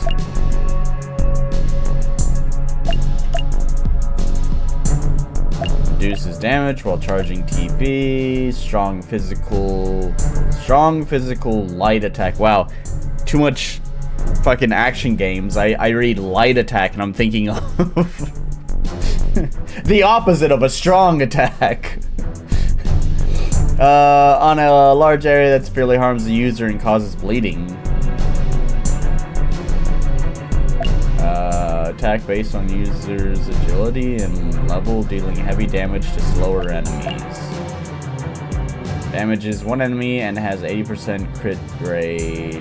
Requires shuriken. Can't wait to let you play Origins with the new shiny input config I got going. Yeah. Gonna give you the PACBUT. PACBUT, as Alice does. Oh, we'll just use an attack. How does that? Oh, that doesn't do a lot.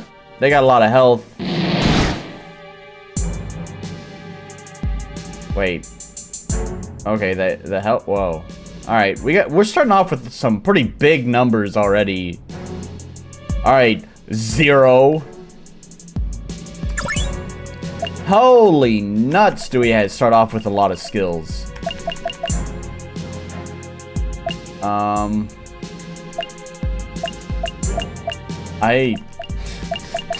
Do I have to read all of this?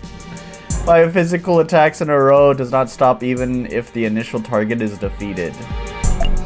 Non-elemental physical attack that gets stronger the longer the battle lasts. Okay, that's neat. Minus wave, non-elemental physical attack on enemies in a straight line. How do we know if they're in a straight line? Is this a straight line? It's a straight diagonal line. Ignores defense and has a high critical hit rate. Can inflict delay, whatever that is.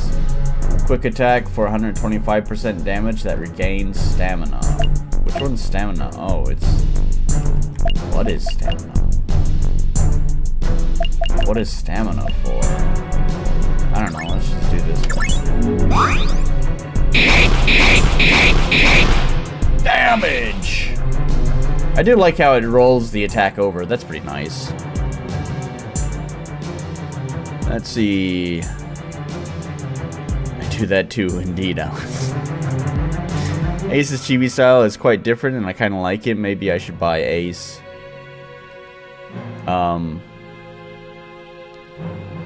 Yeah, I honestly don't know. I haven't played around much with Ace at all.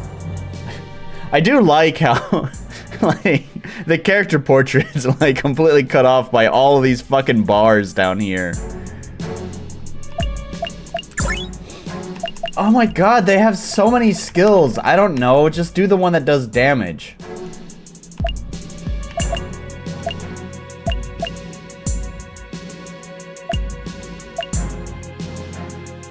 Damage one enemy.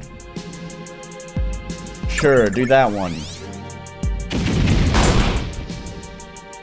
Oh, there was like a rotational effect on the weapon. Oh, don't do attack because it's apparently completely worthless.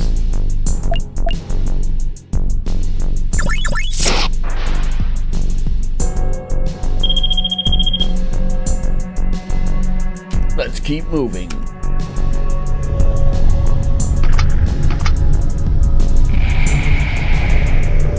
They're dead.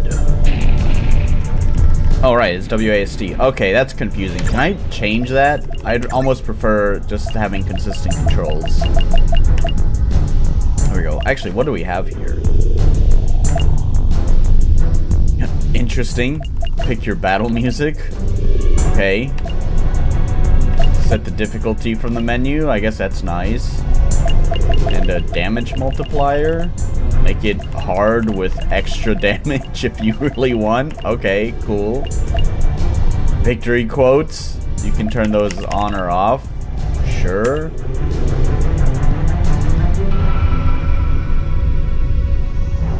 I don't understand what that is. I'm sure it'll teach me.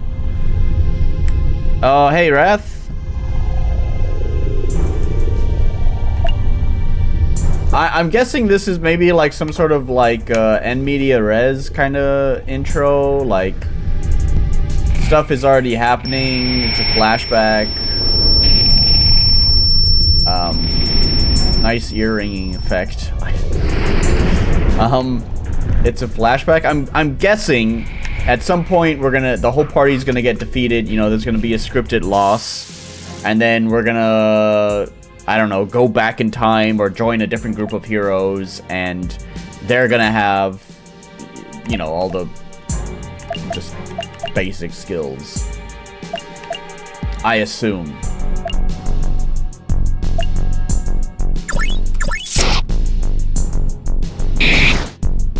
Oh, you're right. Ace doesn't have side view, so yeah, that's something custom. Yeah, the more games need Prism Link. Yeah, it needs to be a PACBUT, right? Polish, Prism Link. What is accessibility? I'm already developing my game on MZ, but now I got my eyes on Ace. I might just buy it and try it later. I mean, you could just buy it and then use the RTP, right? Like, you don't have to use the engine. It's the same reason why I actually own Ace. Do I own Ace? Yeah, I own Ace. I own all of the engines before MZ except for, or all the officially released ones before MV. Sorry, I misspoke. I said MZ. Before MV, except for VX. I don't think I bought VX. Sure, 5 physical attacks. Now, orange hair guy has fists on top of old guy's head when he's behind him, technically. Oh yeah, there's kind of like a layering problem here. Like, you can see his cape. It's like on top of the lady there. Ace problems.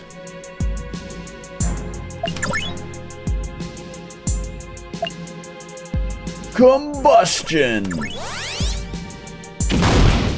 Wow, that did not do a lot of damage. Oh, there's cooldowns too.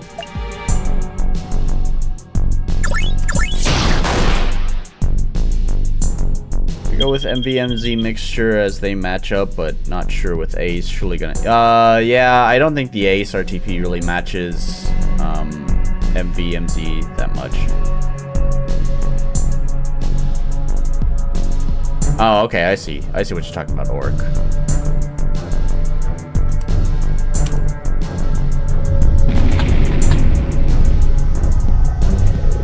Garen believes the stones of reformation can be used to fix the planet. We cannot allow them to fall into the wrong hands under any circumstances.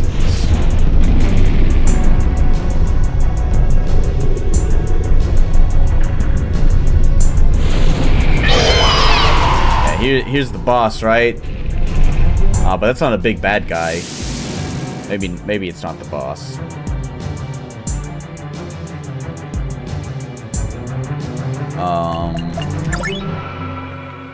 Sure. Do the thing.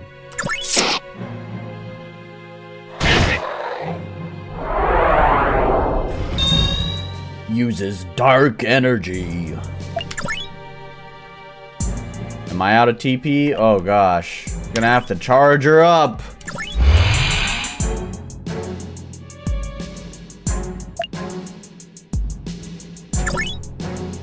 No, also out of TP. Oh my gosh.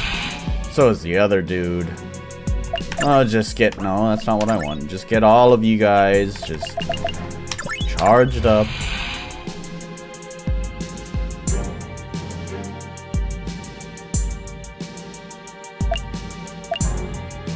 Yeah, I see what you're talking about. Where's Zach?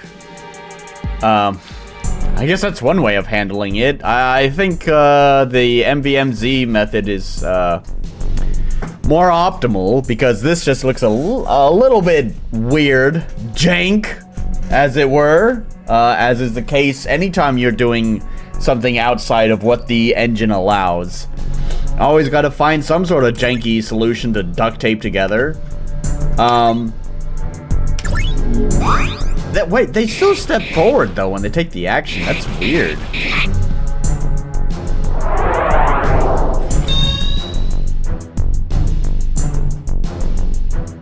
Just attack. He's almost dead. This chaos. Is there no end?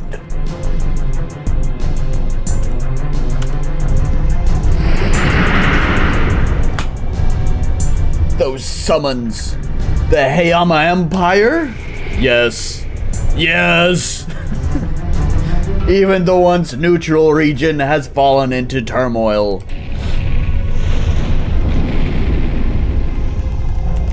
Okay, we're moving again.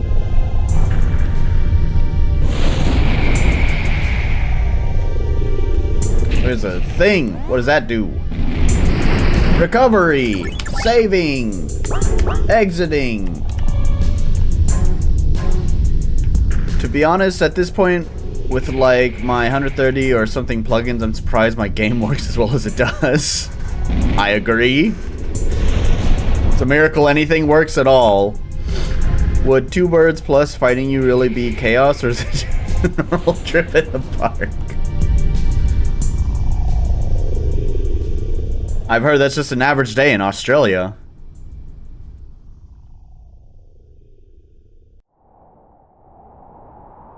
It's all gone. Everything. Forever home. The spirit of life has vanished, and all has turned to chaos. Sarge, we need to find Garen immediately. Betrayal! Betrayal! You don't understand. Nothing matters anymore. Everything, everyone, gone. Our families, friends, and any chance for peace. My Catelyn, a likely excuse. And next you'll be telling me that your dog ate your project, right? All that's left is to fight for survival. Boss time.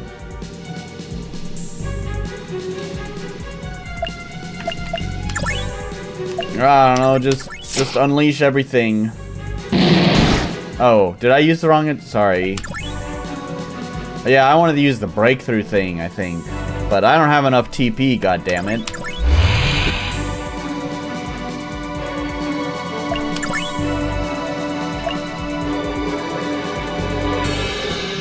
High damage on large enemies? I guess he's a defensive enemy because he's got a shield. Oh, yeah. I wish Dejika could just implement most used plugins into the engine and just save us the time and money.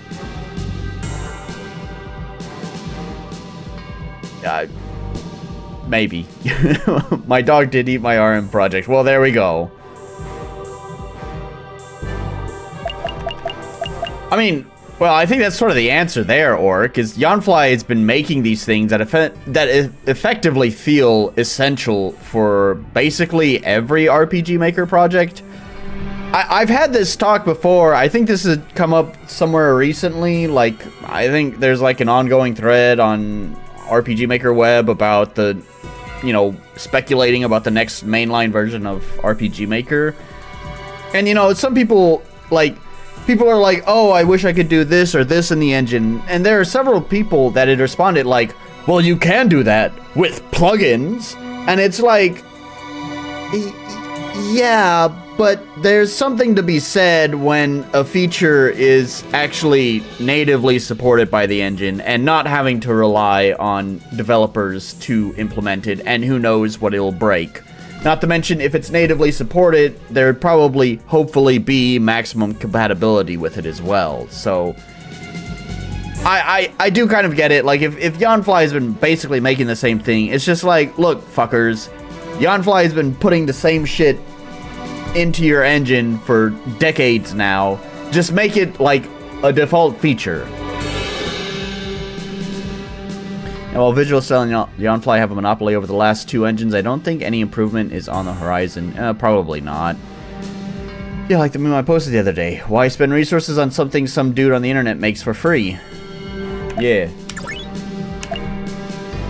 I don't know, hurt yourself. Do 1,677. I assume that's the amount of damage I'm gonna do to myself, but whatever, fuck it. Wow, I did 1,000 damage to him, but I did 1,500 damage to me, rounding down. That feels like a shitty trade-off, if you ask me. Prism Tech. Breakthrough!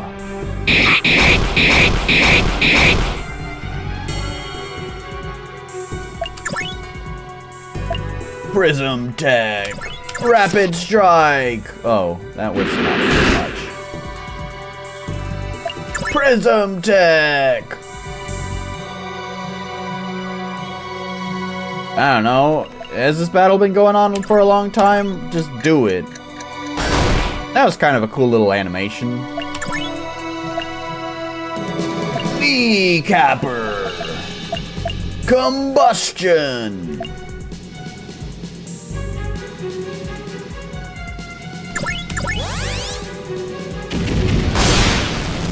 He's fucking dead. The only plugin I ever bought was MV3D. I'm not using any magic. I'm using the skills. Whatever the prism tech is. Ugh.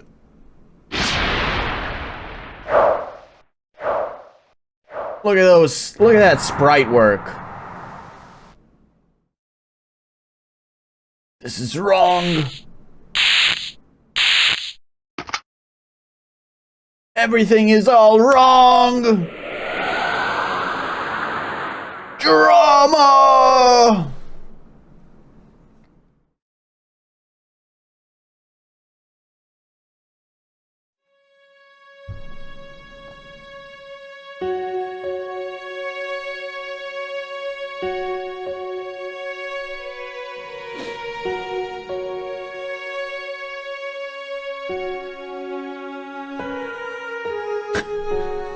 That's one way of doing a pickup animation. Oh, RPG Maker jank.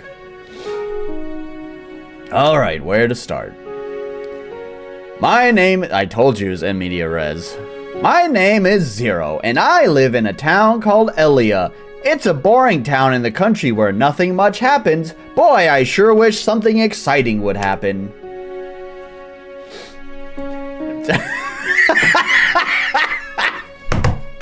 God damn it, I called it.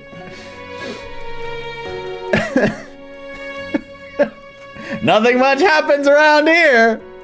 Everyone is so laid back. A simple argument will keep the town buzzing for days.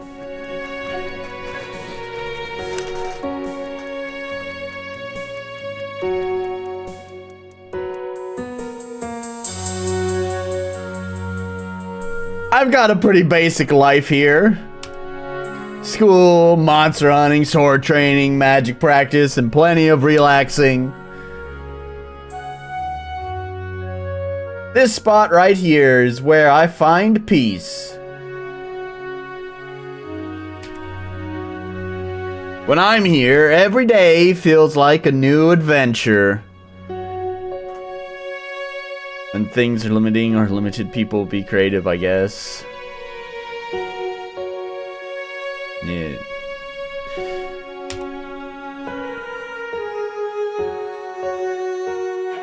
There's a war happening somewhere out there, but not much is said. I only know bits and pieces from Dad's stories.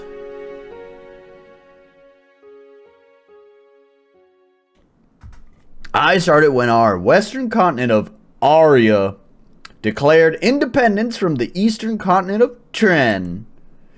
Our nation created a resistance group known as Blaze to help protect us in case Tren were to attack. All these pronouns, proper nouns, that's the word.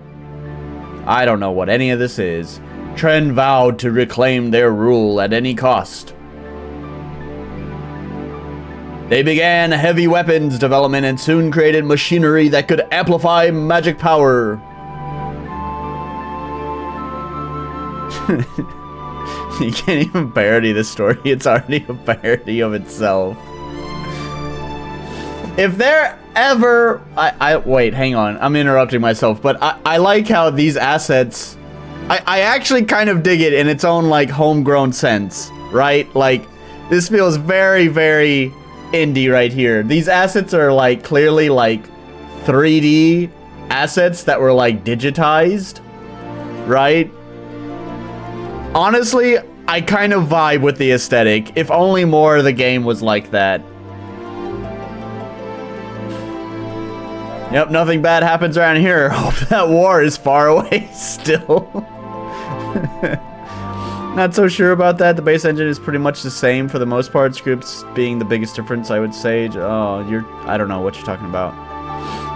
An ARM game, all you're getting is dialogue on black backgrounds.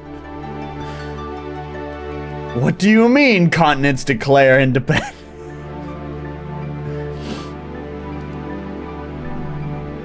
A Deranger can change a single level 2 fire spell into... okay.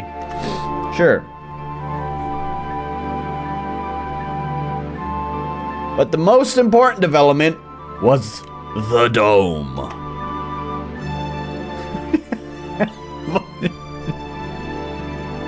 Look at it, and all of its majesty. Behold, the dome, and all 12 of its polygons. You don't even have an ATI card strong enough to handle this rendering.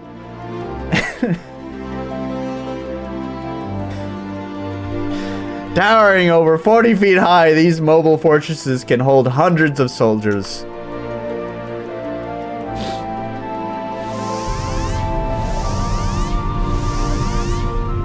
It takes 5 magic users, all casting a strong fire spell to discharge a single shot. And the results are incredible. Honestly, gotta respect they went for it. Look, I told you, it's got a vibe to it.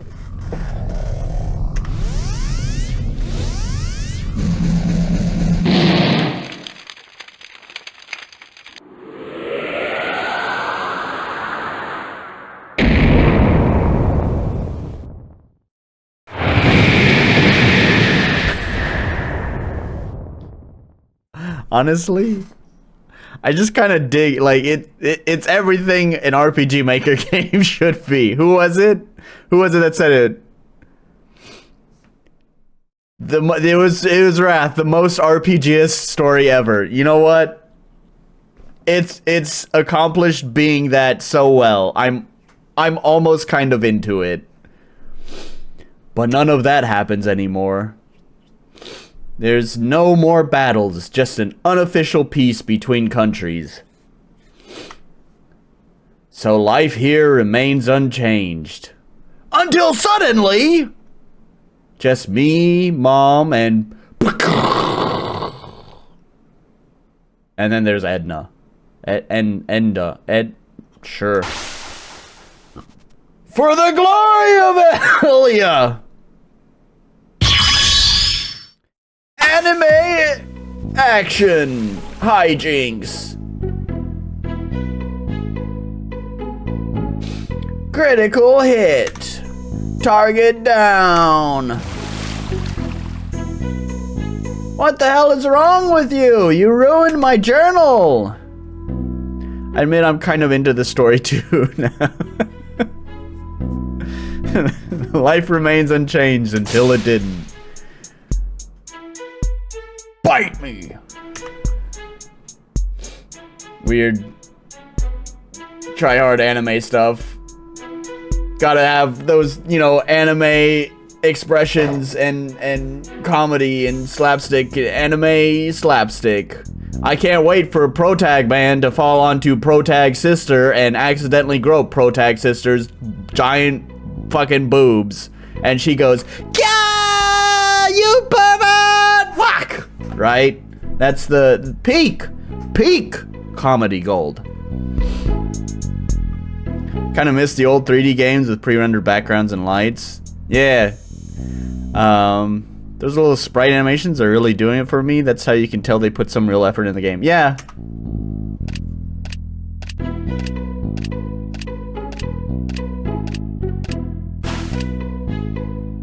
Get up here already. What if I don't want to? Oh, I got an achievement. Hell yeah. I visited the spot. See, we're following Bungie's naming convention. The something. Where are you going? I was just curious what would happen if I tried to leave.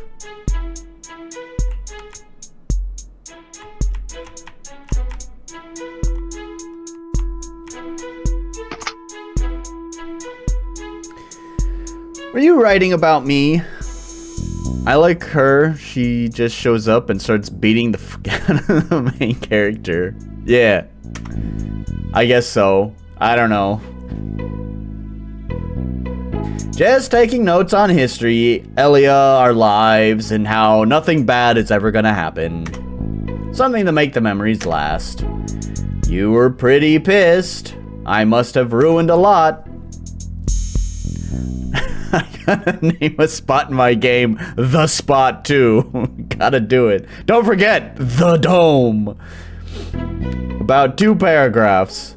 And we'll have the Fallen, and the Hive, and the Traveler, and the Guardians. I'm also, this is also such a fucking, Japan is obsessed with that now too. Actually, I don't know how long they've been obsessed with it, but they call everything the something. There's a beer called the malt, and it's like, there's another one, it's like the coffee, and it's like the pachinko, and it's just like everywhere, it's the noun.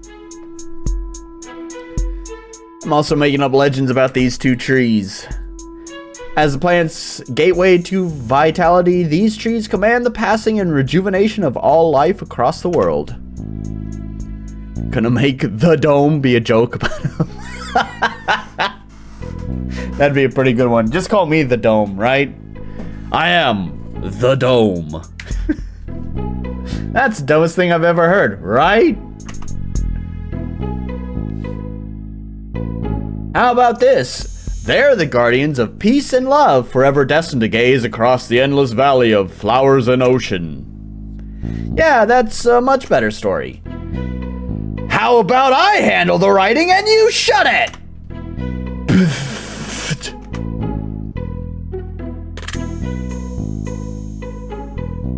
You think this spot will last forever? No.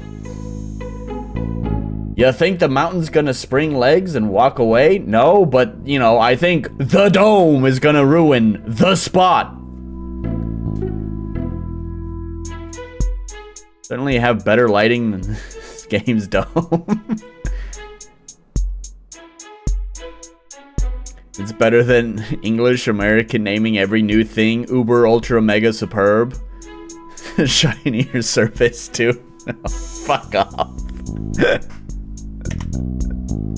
What an asshole. Do the lightning again. I want to see.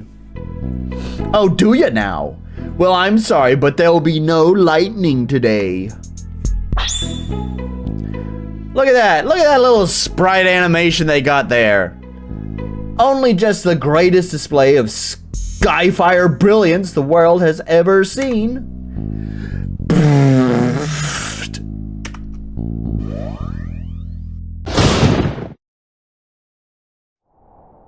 Lame. Just warming up. Look at that map zoom. Forever home.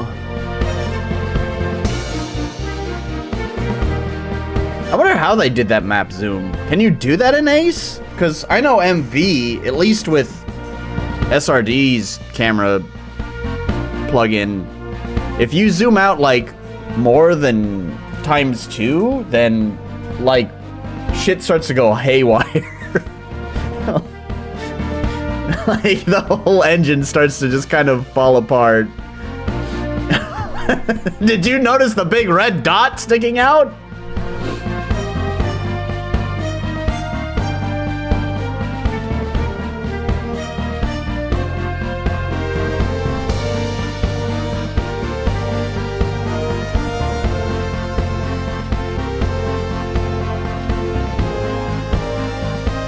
MV can do it with script calls? Maybe, but I still think, I mean, I guess I haven't tried with script calls, but, I think there's just a limit to how far you can zoom out before, like, the engine is like, I don't know how to draw the tiles! I guess I'd have to give it a try with script calls to see if I can do more than ×2. Now, if you zoom out on MVs, there's blackness. Yeah, because you can zoom, but that doesn't tell the engine to render more tiles. Yeah. Well, it's not even that. Hang on, while it's rolling credits here, let's see if I can pull this up really fast.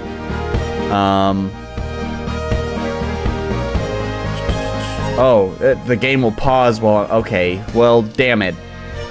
I can't do two things at the same time.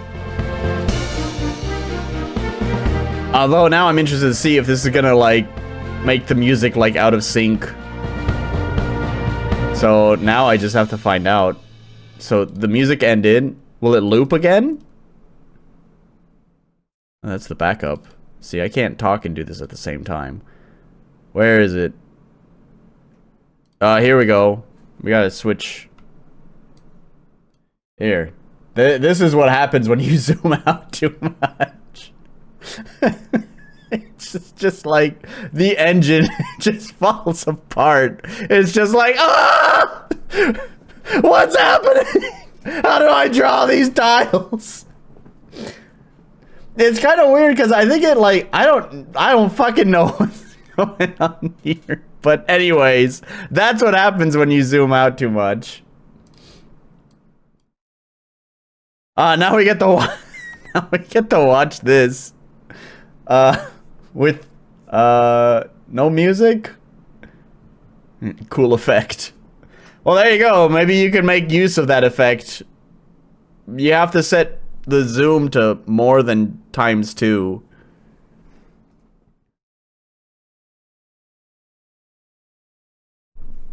Alright, dig in. Looks great as always, thanks. It was Zero's turn to cook, but we don't want to scare off our guests. No complaints here. Well, that's a neat little effect they got going on there. And has been with our family for over 10 years now. Back when I was a kid, Mom found her abandoned at the mountaintop.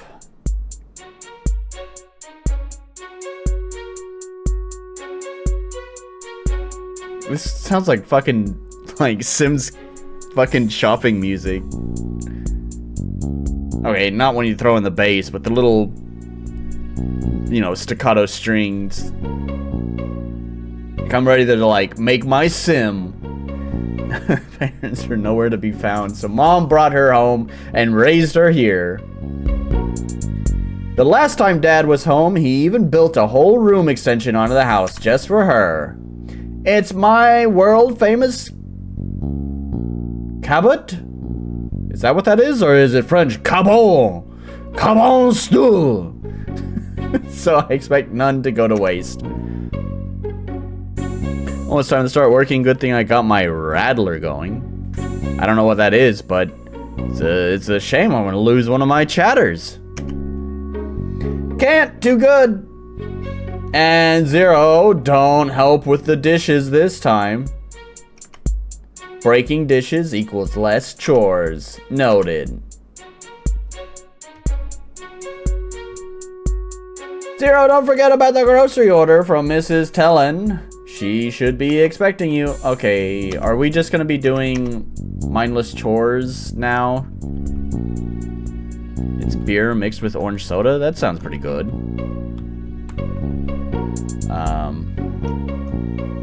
Mom is the kindest person I know, Edna too, but even though she's still terribly shy around new people.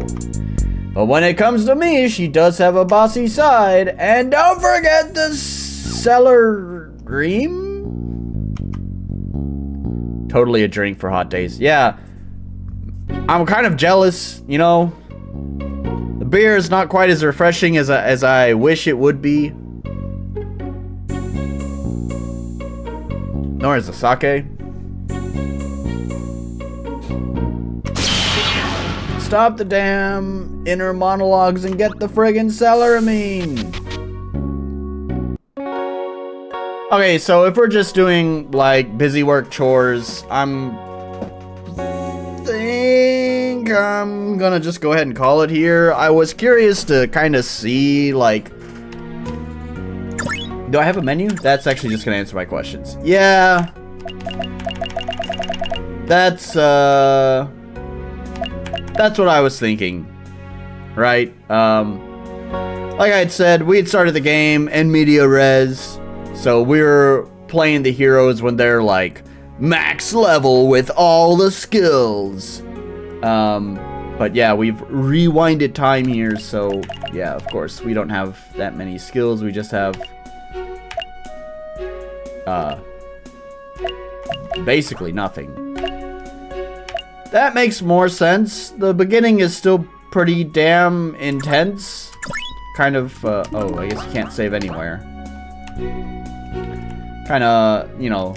Oh, you can't walk on the flowers. Okay, alright, well, fine, fuck you. It's a little bit intimidating, the intro, with all of the skills that you have access to.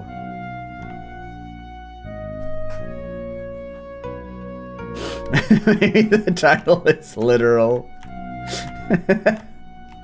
Forever home. You're just constantly, like, hearing stories about, you know, the epic war that's going on just outside this town. We need volunteers. We need militiamen. Stat! We're losing this battle. We need to fight for democracy. Well, gotta go pick up groceries. I can cast magic and all that, but shoo-wee, gotta make this stew for mama. That's the whole fucking game, just hearing about the fucking war going on outside. But meanwhile, you're just picking up groceries, picking flowers, hanging out at the spot.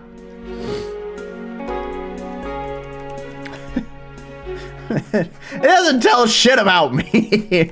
It tells you that I just want to walk straight, right? Because you're inconveniencing me with your goddamn flowers. I was gonna look for a save point because it seems like you can't save anywhere you want.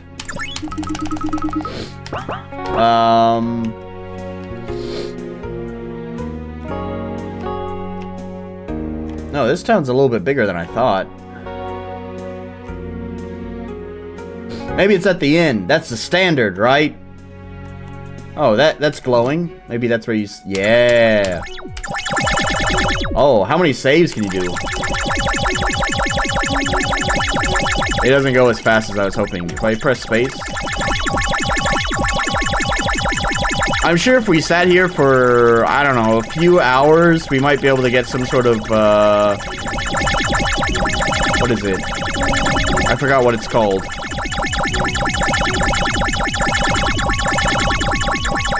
Whenever the number rolls over. An overflow.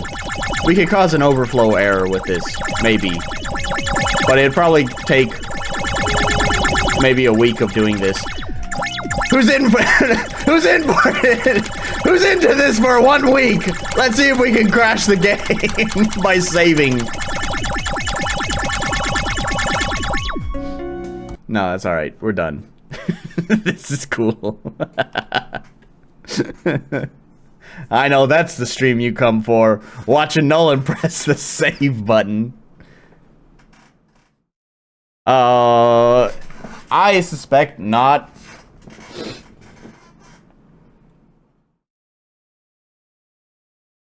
But that would make it forever in. That's the sequel. The sequel to the game. If you're here for hours, you might get carpal tunnel. Yeah, there's that. Maybe I'll just set up an auto hotkey script or something like that. Anyways, that was a game. I guess I gotta grade it, don't I? Can't just jump right into the just chatting section. I kind of forgot to set up the sheet. All of this information has not been filled in, but doesn't matter. Forever Home. Honestly, I'm gonna give it the polish point. Got lots of little work with the sprite animations and all that. I'm gonna give him the accessibility point, not because he had WASD. In fact, the WASD implementation was pretty jank, honestly, since it was only map movement and not also menu navigation. It's just weird. But it did have other options like adjusting difficulty and other things like that, so that's always nice.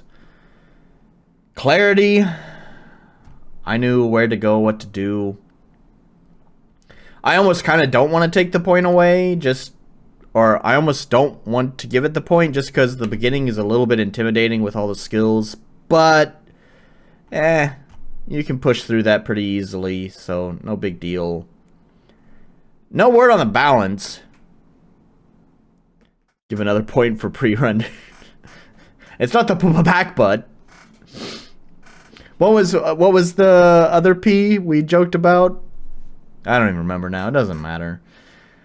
I didn't really get a good sense of the balance. The opening was the opening, but that's also like not very representative of the game. I imagine the balancing is fine though, considering how competently everything else has been put together. I'm not gonna give them the unique identity point though, because it is the most RPG Maker game if there ever was an RPG Maker game. So 5 is acceptable. It is like $1 on Steam. I think $1 for that game is plenty acceptable.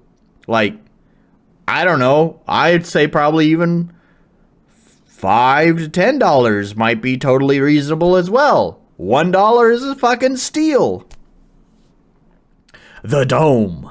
The Red Dome. Give it 99 points. 99 points. No. Not that any of this matters.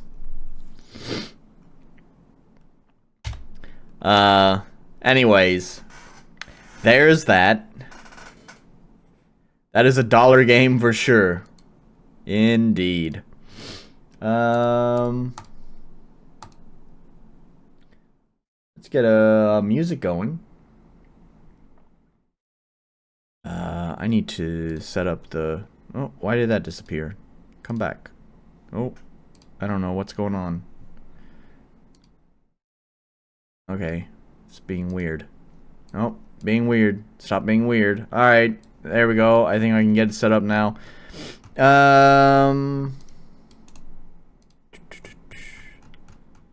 Need to set up the fiddle playlist again. Audio collection. And...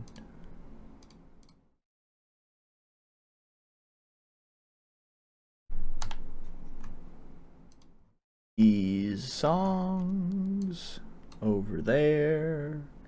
And... which one are we gonna start with? Doesn't matter. It doesn't matter. But...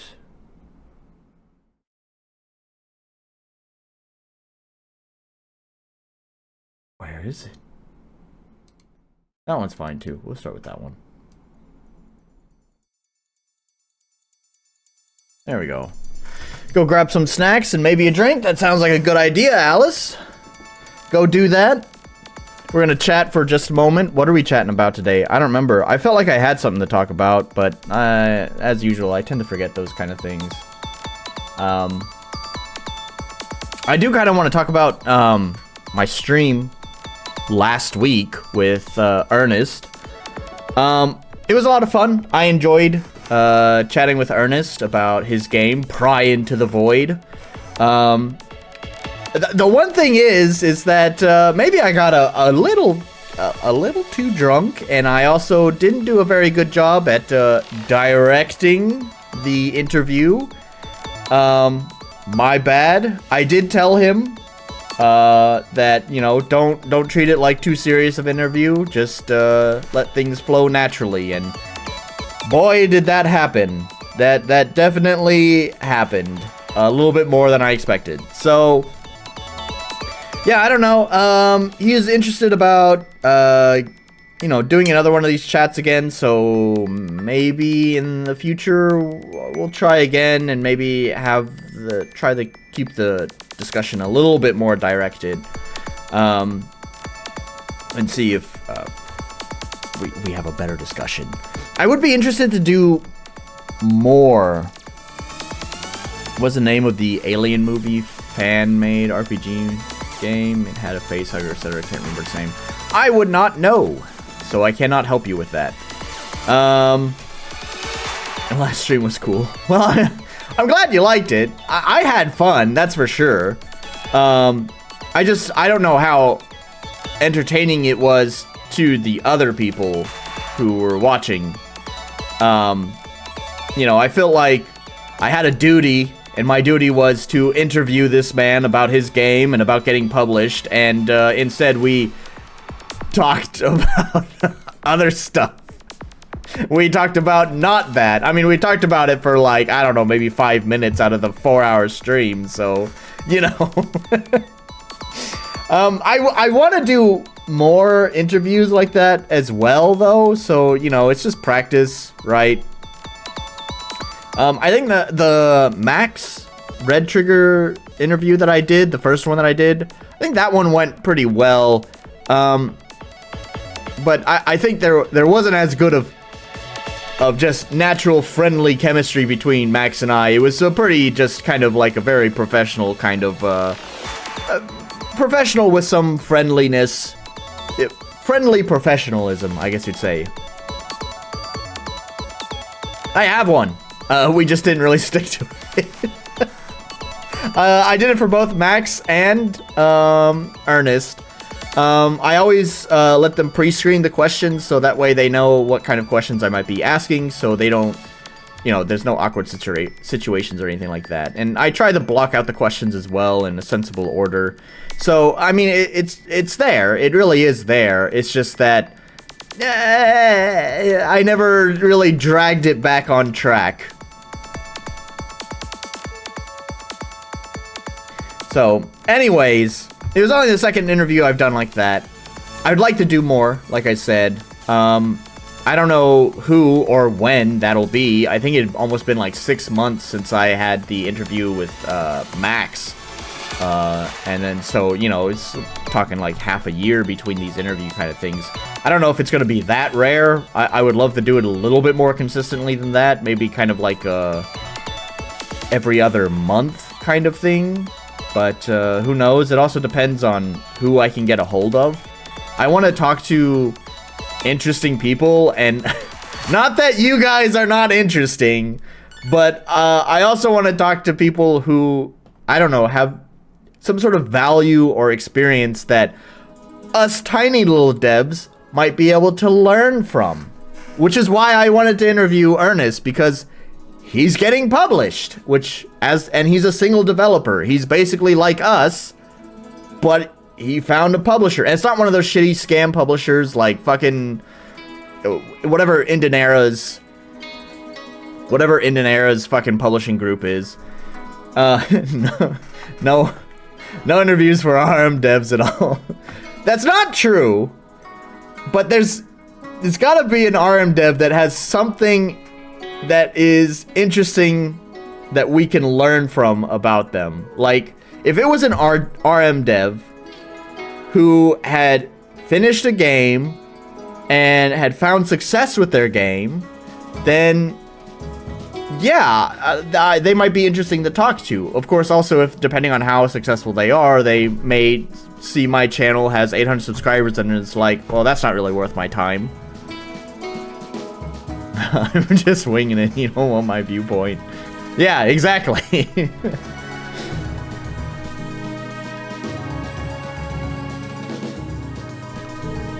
So, I guess I don't really need to keep it a secret. I kind of kept it a secret last time, and I talked about it a little bit. I was trying to get another interview going that was not Ernest. Ernest kind of wound up being my plan B. And I kind of just made hints. I didn't really say who it was that I was trying to get to interview. No problem. Do your lurking. I don't know why I was really trying to keep it a secret. I guess there's still the thought that it might maybe happen, and I would like it to be a surprise if it does happen, but I honestly don't think it will happen. Ross Scott. Ross Scott is the, I actually knew him for quite a long time as the guy who did the Machinima video, Freeman's Mind. But lately, you know, now he runs Accursed Farm, a YouTube channel, and has lately been doing a campaign for Stop Killing Games.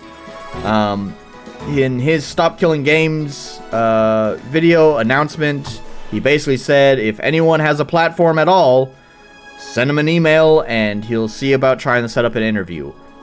I guess he didn't think that tiny little platforms like myself would contact him. He was polite. He was very polite, but he did basically kind of say, like, I have lots of people that I need to communicate with right now, and I need to be very strategic about how I spend my time, and I just don't think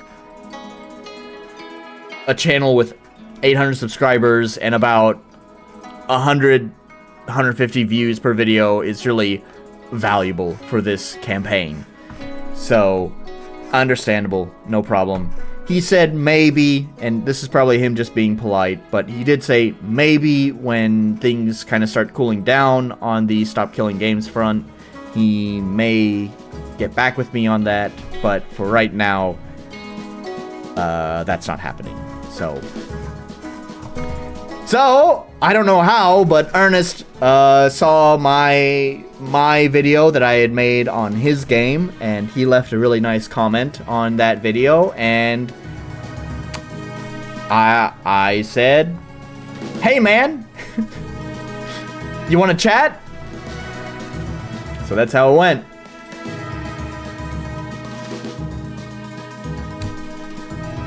So, anyways, I don't know, I'll figure out whoever it is that I want to do an interview with next. I'll kind of be on the lookout for someone.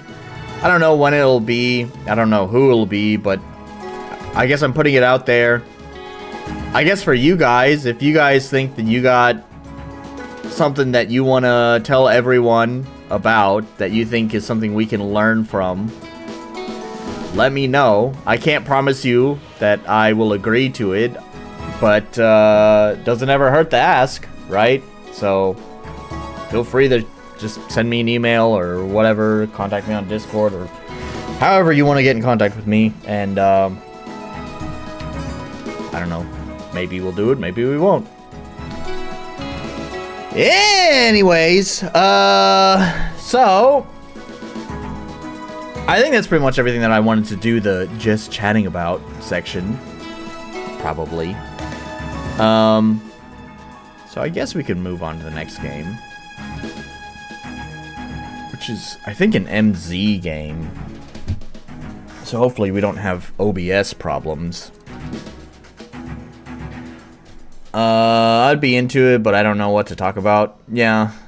I don't know. I feel like I would need to play more of your games as well to kind of get a sense of, like, what kind of questions I'd ask you. Like, I don't think really Ernest knew what to talk about either. But that's why, you know, I prepare the questions. So, and I try to make the questions, you know, about whatever topic is relevant to the person that's being discussed. Like, with him, a lot of the questions were about, well, getting published and stuff like that. So, you know, I would probably want to play through a lot of your games, and then maybe I could come up with a series of questions that would be relevant to you and your games. I don't know. That sounds like a lot of work, though. You're going to be keeping me busy. I won't have any time for my own game.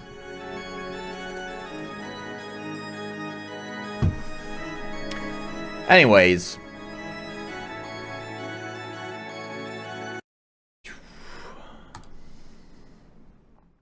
So, the next game that we're going to be playing is The Silent Kingdom, which is kind of a cool name. Sounds like a Dark Souls location. The Silent Kingdom. Oh, it's MV. Lucky Cat!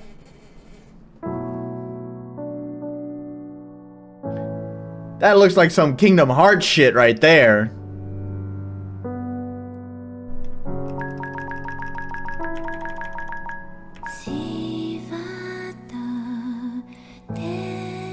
They got lyrics too. Hang on a sec. Gotta turn this up a little bit in my headphones. Turn it up for you guys too.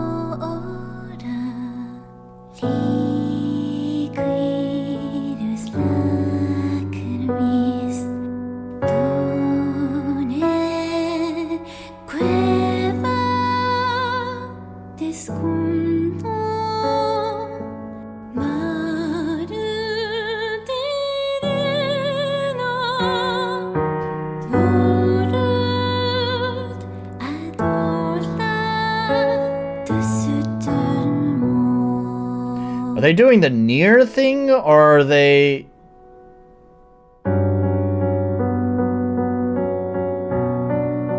It kind of sounds like they're doing like the near music thing, where they have like made up their own language to sing in for all the lyrics and stuff like that. There's a few times where it bring the lyrics back. I need to hear that again.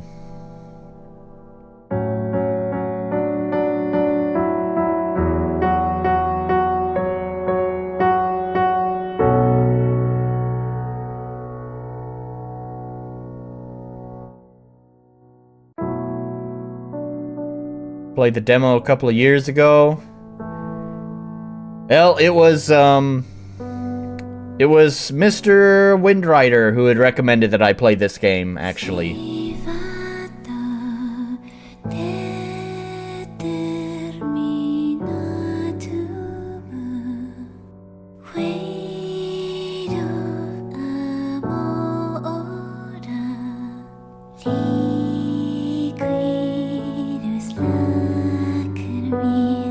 I don't really like the mixing on the voice.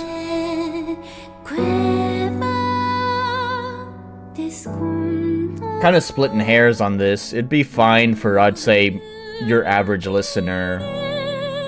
But it doesn't really sit in the mix very well. It's a little bit too present for such a soft song. I just really don't like the very, very present vocals. It's, it feels like they're like pressed their face up against the microphone, and they probably smashed it through a compressor as well, which makes it sound like they're singing right in your face. But anyways, like I said, splitting hairs on that.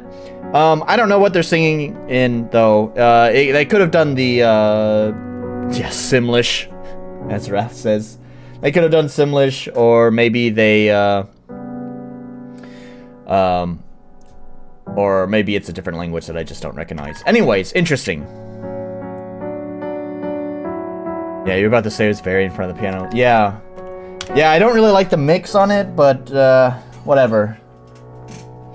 I see we got Mog stuff. Let's throw in fucking random ass fucking just like, it's pretty looking. It's like vines and Victorian shit. That's cool, right? Anyway, sorry. Drives me nuts. The fact I can hear it through iPad speakers means it's probably very evident in headphones. Yes. Oh, that's a nice little accept sound. Alice, when you played it, like, I want to know, like, if this demo is going to be the same one that you played, or if it's actually been updated at all. So, first of all, Alice, point out anything that's different, if you remember. I mean, I realize you said it was a couple of years ago, so I'm sure it's all hazy in your head. But, if there's anything that stands out to you, let me know. Particles on or off, nice. Did they have the vocals in it as well? I'd be curious to know how long they've had the vocal track. New game.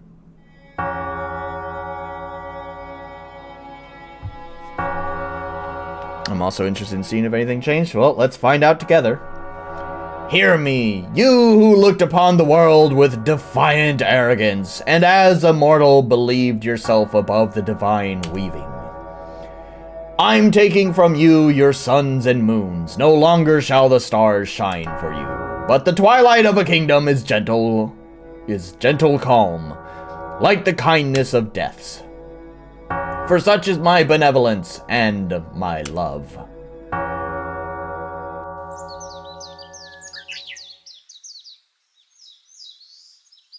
Yeah, I remember seeing this in the trailer, that they got some pretty nice sprites. It is funny, though.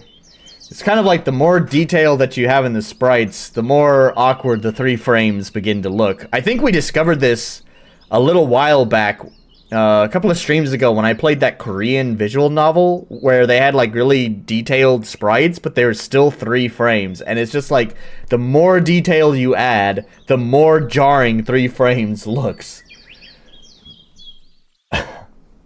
Princess. Oh, no keyboard input. Wait, that was keyboard input. How come backspace doesn't work? Wait, no, it's not. Just kidding. Nope, just kidding. We'll call her. How many spaces do we have? 1, 2, 3, 4. Wait, 1, 2, 3, 4, 5, 6, 7, 8. I think that's enough.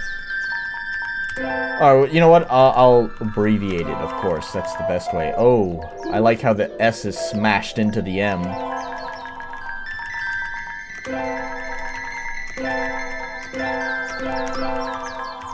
We need to give the pretty main character the name of a pretty lady, of course. The dog. No! No, that's so much better! What have I done? No, I have to commit to it now, though. But God, that's a good one. God, that's a... No, I want to do it now. I'm sorry, Miss Gristle. I'm sorry. Forgive me. Forgive me for my sins, but it's too good to pass up.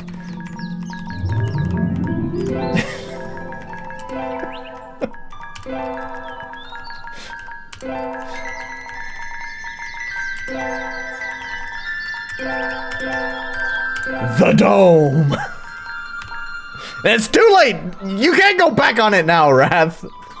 Yeah, there we go. Princess the Dome.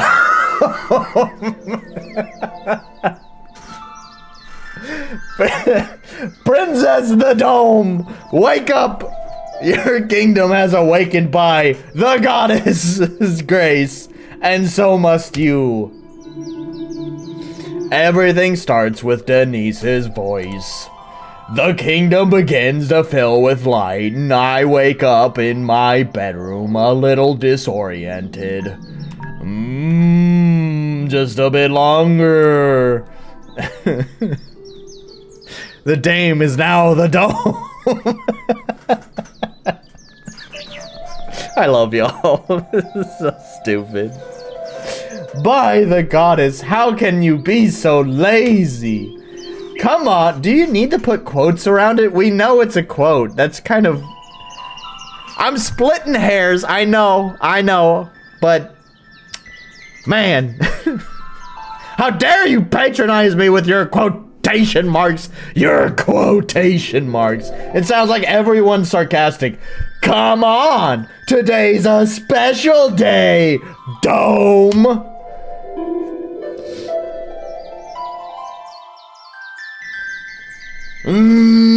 A special day. Of course. Today is the 13th birthday. Had you perhaps forgot? Everyone's a sarcastic asshole in this world. Blink.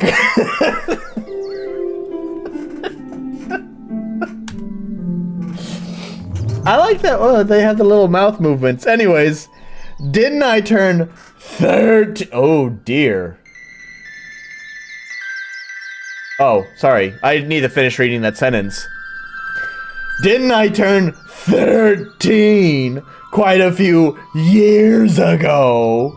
Look at me. I don't think I'm...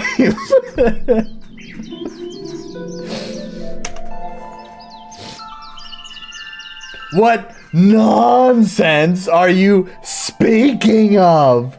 Come along now, choose one of your best dresses. His Majesty awaits. It would help a lot. Like, okay, I'm reading it slow because I'm making jokes here. But I already recognize a problem, and I've talked about this several times in a lot of games. And I've even talked about ways of fixing it because I have fixed this in my own game.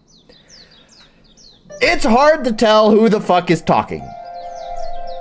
Sometimes it's really easy to ignore the little, you know, name right there. You know, you were just focused on the text. We're not noticing the changes there. So it helps if you, as is traditional with a lot of visual novels, you brighten the person who's speaking and you dim the person who is not speaking, right? When you don't do that, it makes it a little bit confusing to tell who is talking. Because, yes, I know the name is there, but it's so easy to miss that.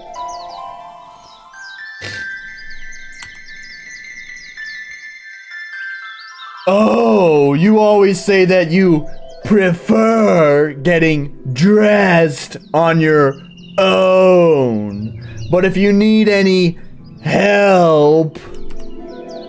No, I'm fine. Very well. In that case, I will take my leave and help with the preparations for tonight's banquet. Everyone is so suspicious in this world.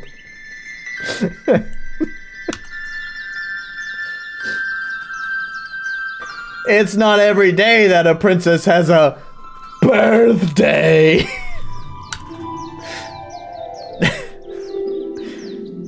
But who can forget who the doll is? And don't forget to see your father when you're ready. Alright, alright.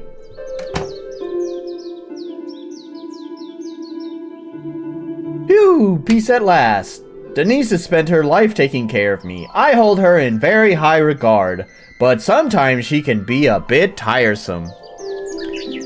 Actually surprised this game doesn't highlight active speakers since it's very visual novel style of a game with lots of hot guys to date. That sounds pretty good.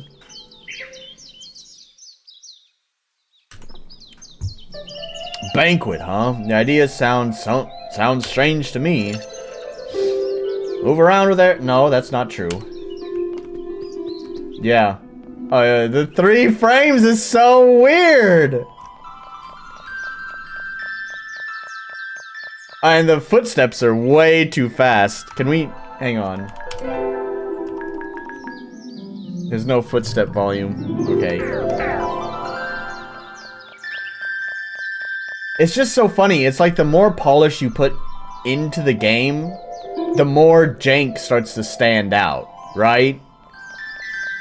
It's like, if this was just like your chibi typical RPG Maker MV sprites or whatever, you know, like, the 3 frames of animation wouldn't stand out. It would just be par for the course. And the footstep sounds being way too fast, again, it's just like, yeah, whatever, it's an approximation. But it's like the closer you get to being detailed, to making a realized world, the more that kind of stuff begins to really stick out like a sore thumb. Oh, I spot little Chrono with his wooden sword performing some early morning training. Yeah, there's lots of detail in it, lots of parallax mapping and stuff like that. It all looks pretty good. There's like...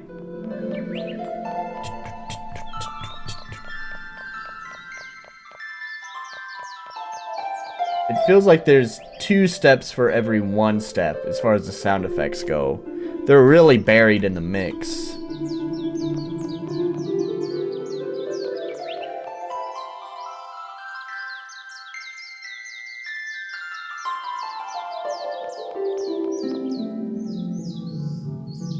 Anyways, I was listening to the birds.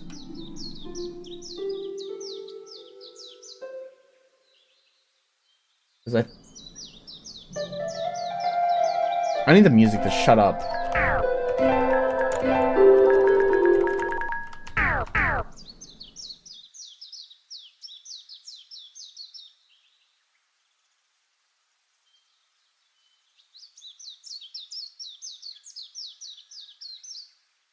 They have it there. That's really nice.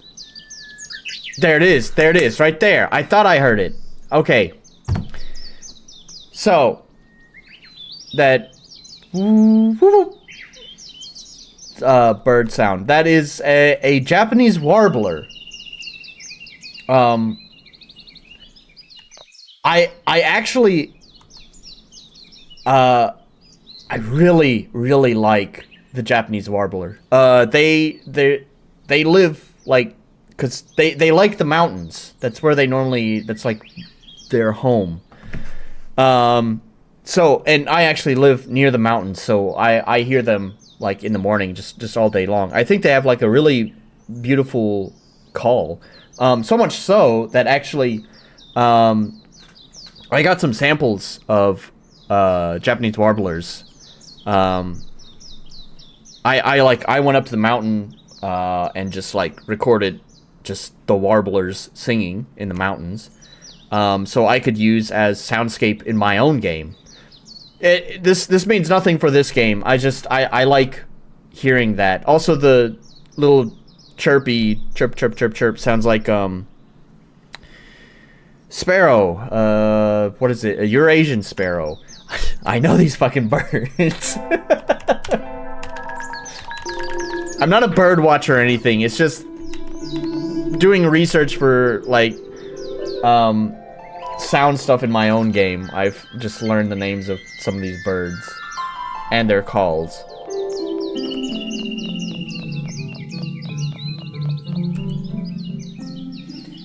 Maybe I could train with him.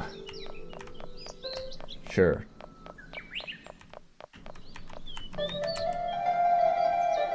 My 13th birthday, that makes no sense. And Meg, I don't know, the harp stuff is like not interesting listening music, but I think it sets a tone, a mood. There's crows that fly around my building all the time, and I have crow sounds recorded. Well, hey, there you go. This again. All my dresses seem too small for me. I must tell Denise. Why do I keep forgetting? For now, I'll have to leave this. I'll have to leave like this. There's nothing inside the closet that I could wear.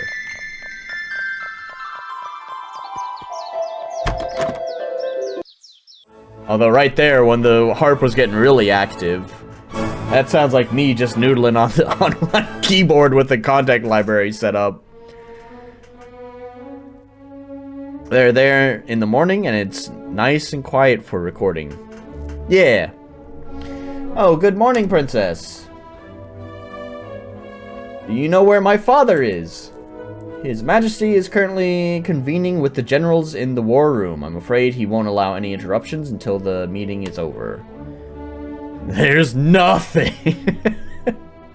No, it was in parentheses, okay? And I think I ran the joke into the ground. I don't think I need to keep doing it.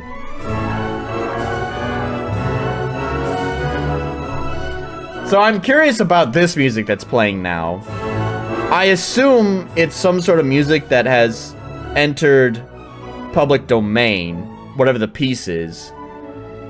But I do think a lot of people conflate that just because the piece of music has entered public domain, that doesn't always mean that the specific performance is public domain.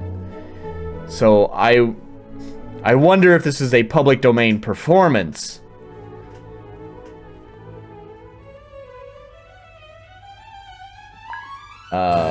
Why don't you take a walk around the gardens in the meantime? It's such a beautiful day. Don't tell me what to do! Forgive me, I didn't mean... With your permission, I shall return to my duties.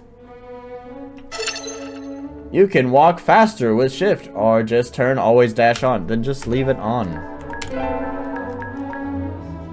I don't get the point. If there's like no stamina system...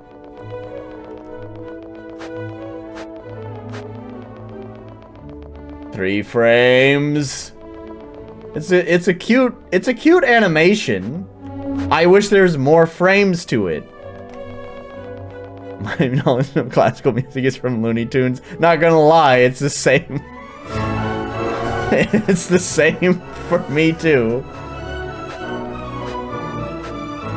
Sarcasm would actually help this game a fair bit, since it's as I remembered, the dialogue is just dull. Yeah, lots of people love to forget that a particular recording may not be public domain. Yeah. So much work to do. Oh, but as I was saying, it always begs the question, like, I had this discussion recently in my fucking Discord. Like, what's the point of having dash? Like, if I can just turn it always on, there's not a mechanical decision there. Like, I might as well just leave it always on. For what reason would I want to go slower? There's never a time ever in the game that I would want to go slower, right?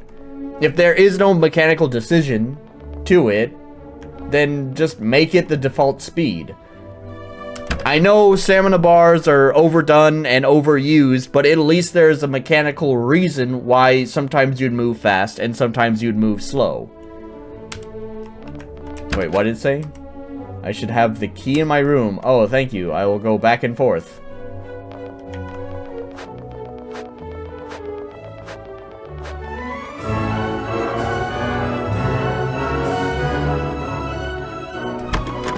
Oh. Pet peeve of mine as well. Don't make me press enter when I bump into the door. Just let me go in. Well, where's the damn key? Stamina bar is good for a horror game. Wait, I already went there. This one.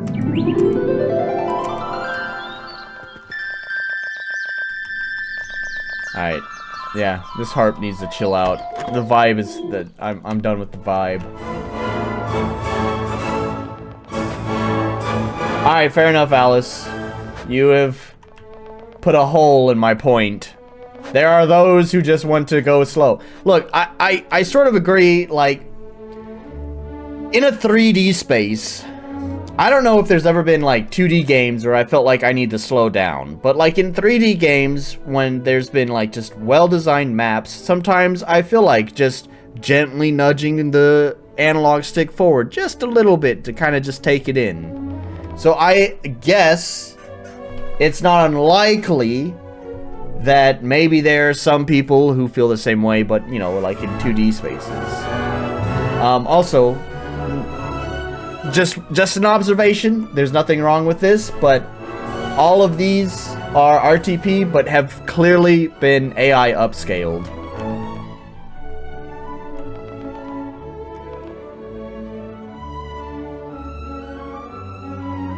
Nudge the stick to walk his life. Yeah.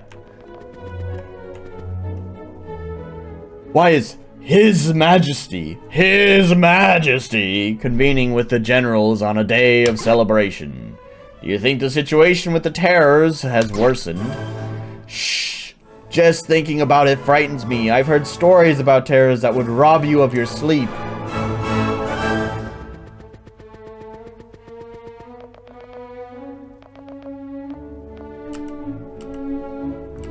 The door well, sorry, isn't that where I want to go? Is there like a...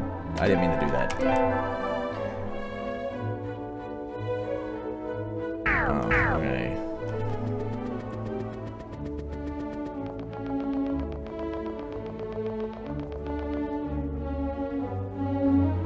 Oh, we were really zoomed out. Oh.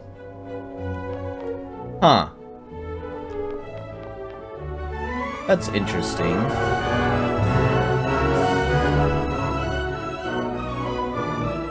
Oops, I didn't mean to do that. Ah! I hate that there's not a... There's not like a turn in place. Quest 1, just explore shit.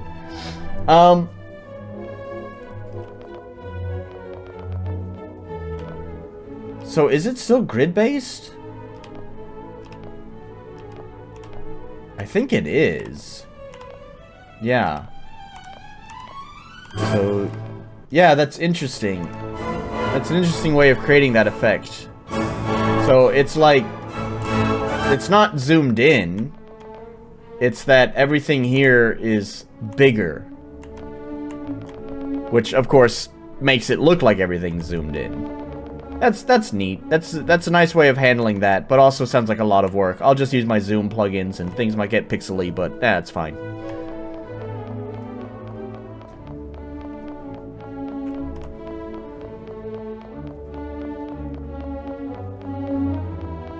Because, man, yeah, if, like, Alice had said that she had played this a few years ago, right?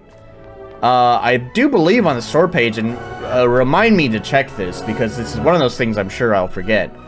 But if I recall correctly, there's not even a release date set for this game yet. And if Alice had been playing this a few years ago, and there's still not even a release date, this is what happens when you want to put in that amount of polish, right? When you want to upscale all the assets and parallax a whole inside and have like large assets and small assets for for inside and outside, right? That's all that kind of stuff just slows down development. And is it worth it? I mean, the maps certainly are pretty, but also, how long has the game been in development? Will it pay off in the end? Honestly, only time will tell.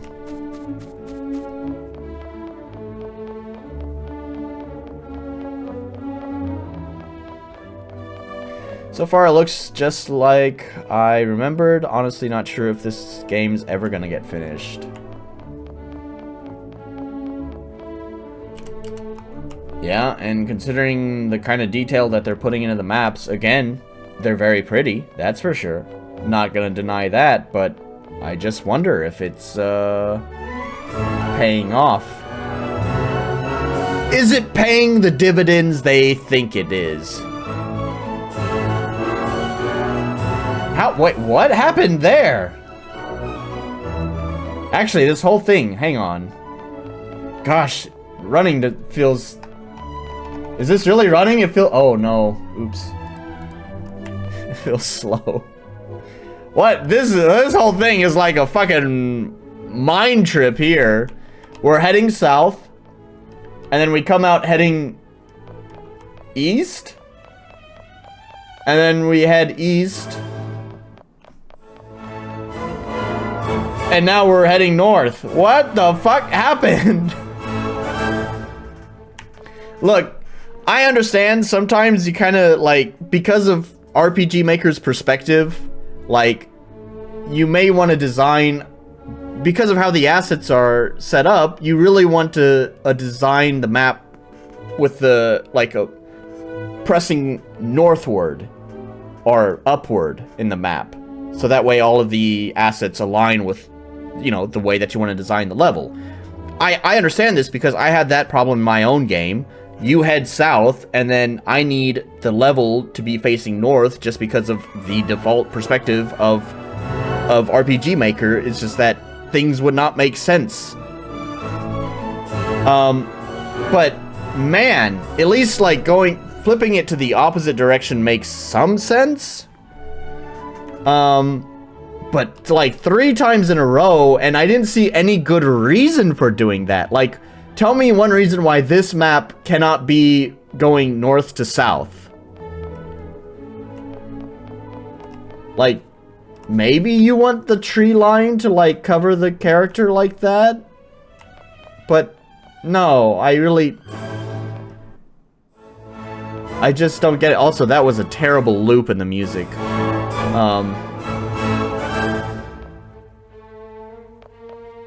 Yeah. Like, maybe they want, like, I don't know, just, like, put a crossroad. Like, put a crossroad and then have the crossroad go east to west, right? Just draw the curves or the path. I don't know what you mean by that. The curves of the path? Never cross these gates, I only imagine the world beyond.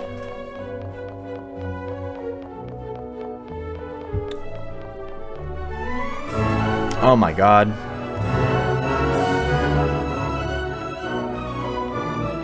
Make the middle map U-shaped. Or that! That would also be a totally fine solution. I'm sorry, have I not already explored all of this?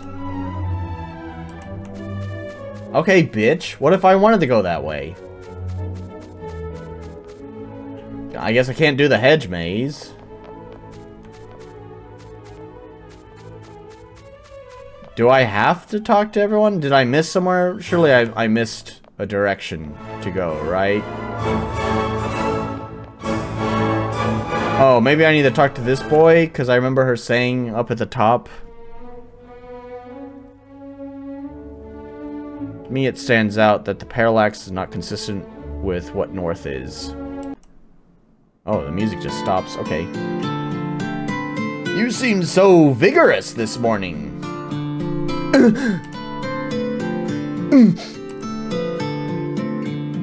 No, I mean, happy birthday, princess. Is something the matter? Thank you, Chrono. How do you like my side boob, young boy? Do you enjoy the sight of side boob in the morning? No, it's not. You're a terrible liar. You know that? You know you enjoy side boob, little boy. Movement of the cloud shadows, I mean. I know it's a game, but I feel like a royal running around the castle grounds in a slip would be a low-key scandal. Come on, it's anime. Gotta get that side boob going. I don't mean to lie, it's just side boob. All right. One peek. How do you like the side boob? A little side boob action. There you go, boy. I imagine that's how this is played out. He's been instructed since very young to become my squire, though he's still a child. But no boy can resist the urge for side boob. So training even on a day of celebration. Of course, if I want to become a good squire for my princess side boob, I can't neglect even a single day of training. He takes side boob really seriously. Nothing will change for a single day. I'm gonna be princess bitch today. Princess the Dome the bitch. Even so, I want to do this. It's important to me. The child looks melancholic. Good. Very well, it's your decision. You either do good or you get side boob. You cannot have both. Chrono looks at his wooden sword, tightening his hold on it. His eyelids closed halfway with the weight of an uneasy thought. That's... What a... Why... Am I reading a book or am I playing a game? It is a visual medium and you clearly... You've illustrate... Why? Hang on. The headphones have come off. Why? Look, okay, it's splitting hairs again, which is what's been, it's all these little things that are like adding up. I don't think any one of these things would necessarily be a problem in a vacuum. But then you have this game where it's just like, it's that little thing right there that's just weird, and it's that little thing that's weird right there, and then that little thing, and suddenly you have a lot of little things that are really kind of piling up that makes the whole thing just like, what's with the pacing? Obviously the biggest pacing problem being wandering around not knowing what to do, but, why do you have like fucking prose in this like it's a fucking novel? I can see the boy right there and his half-closed eyelid, which is a weird description in it of itself, but sure, whatever. Why fucking describe that, man? Sorry. I need to relax. This is so weird, man. Princess, it is said that the terrors who raise our lands grow more numerous by the day. It is rumored that there will be a war. And I fear that you might march into battle without me, for I might be regarded a child or considered unprepared for major side boob. Chrono. Why don't you show me your progress? Oh, you wish to train with me, princess? Isn't there any other matter you should attend to first? Let's begin immediately. Battle! Is this how they've chose? Come on! What is this standard fucking RPG Maker fucking battle screen? What? Front view? Front view with fucking yawn flies? What, animated enemies? Whatever that fucking, whatever it's called with the breathing effect? There's no way you put in all this effort into getting all this custom art drawn, doing all this parallax mapping, making everything beautiful, and this is how you chose to present your combat? Oh, the disappointment is immeasurable. Okay, at least show me there might be like some maybe like a second frame of animation whenever the guy attacks, right? Right?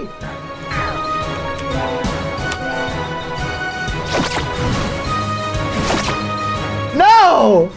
No, it's just like default RPG Maker battle. No! You've got to be kidding me. What? Oh, this is just what I was saying. It's like the more you make it into like a realized product, the more this kind of shit begins to stand out. And I have fucking TP and attack. Can I just sit here and just hold the space bar? Please tell me it's that kind of combat, right?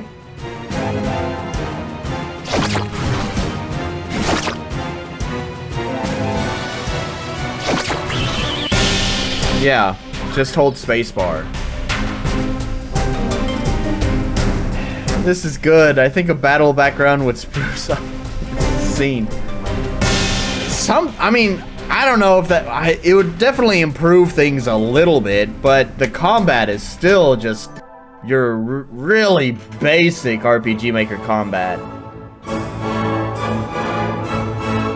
Well fought, Chrono. Thank you, Princess. I shall practice harder. Well, we killed him. Princess, I bring a message from Professor Solomon. Ahem. I applaud you. Not you. Oh, I fucked that up. I applaud you not neglecting your training even on a day of celebrations. But let's not forget that cultivating your mind is equally as important as your voluptuous side boob. Well, time for my daily lessons. Oh, fuck that kid. I shall see you later. Don't overwork yourself. Later, princess bitch. Well, I'd like today's lesson to be a revision. Side boob is great, cleavage is good, but ass is still great too. Very well, let's take a look at... Sorry, that next dialogue box just played out very well. Let's take a look at this map. Indeed, that does appear to be a map.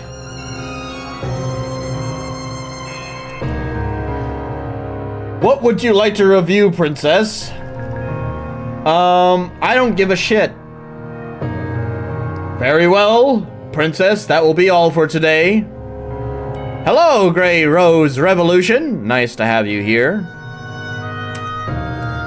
Thank you for the lessons, Professor. Will I see you at the banquet? I shall show up, of course. The birthday of the 4 princesses is an event that concerns the whole continent. I should count myself no exception.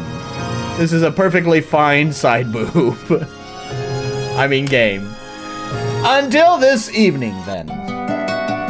And then the music just goes. Oh. That was a weird... Okay, that's it. What's the proper musical term for that? A mode?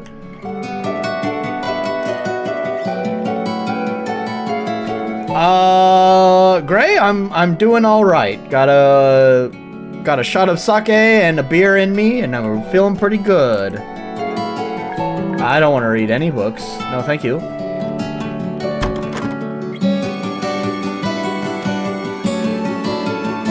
Princess, I don't mean to intrude, but I have a personal request. May I see the side boob one more time, please? What is it? It's about my grandmother. Her side boob is not as great as yours. She said that she would like to see your side boob today before dusk to wish you a happy birthday. Oh, so I have her permission to visit her? Yes, she is eagerly expecting your side boob. Besides, she seems a bit stressed these days. Perhaps you could cheer her up with some side boob. Understood. It shall be a true honor to visit the Oracle. Thank you, Princess. Remember that my house is the one by the lake to the east?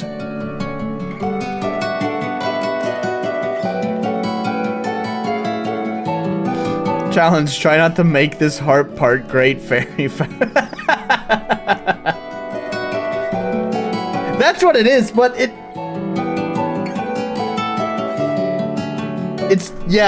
but it's not doing it for me. But you're right, that is this fucking great fairy fountain riff. What is happening with the music here? Sorry, is that my ears? What is going on? Hang on a second, let me listen to this.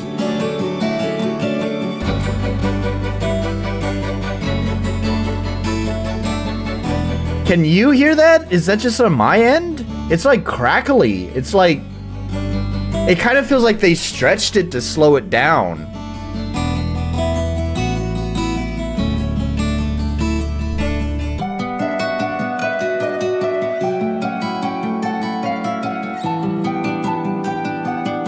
Dude, what? I don't know what happened to this song. Is that just...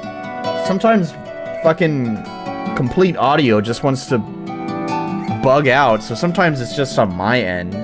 Although it normally doesn't sound like that whenever it bugs out, but... I'm not saying that is a problem with the game. It could very well be a problem with my own hardware, but just... Something is not right with the music.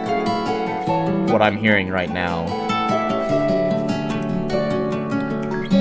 Knock on the door. Grandma, I brought side boob. A woman's voice could be heard from inside, warm and cracked by age. Princess, please come in.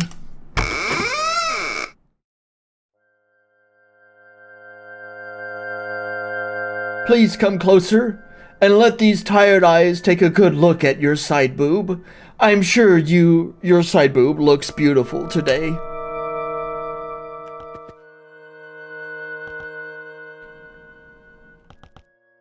This also gives me... This gives me Great Bay. You've got Zelda in my head now. This sounds like fucking Great Bay. Is it Great Bay? Yeah, I think it's the Great Bay in Majora's Mask.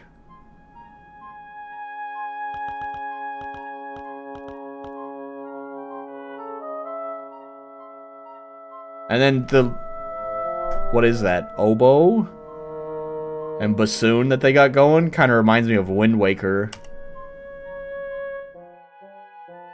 Just Wind Waker in general. I walk closer, thankful for...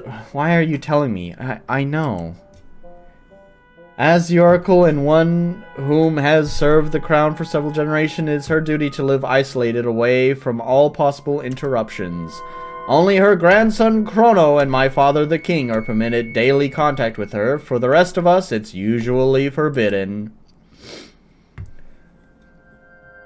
Her presence is so comforting that I regret not being able to visit her more often. It is an honor for me to be welcomed into your home, Oracle. Oh, sweet child. In such dark times, your side boob brings much joy to this old woman's heart. Dark times? I don't understand. Have you perhaps seen any unfortunate side boob in your visions.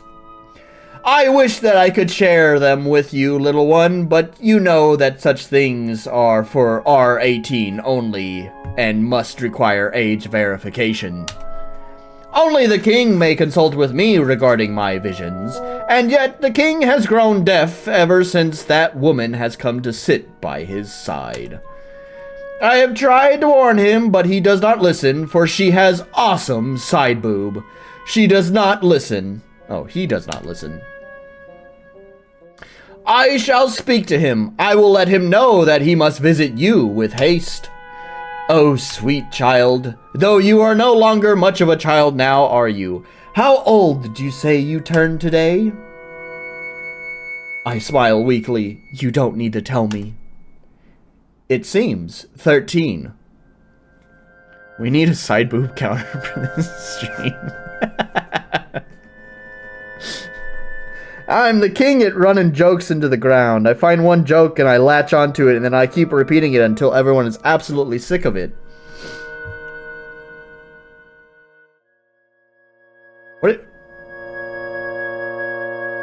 What is this 13 thing, though? I guess I'm sure they'll hopefully probably explain later.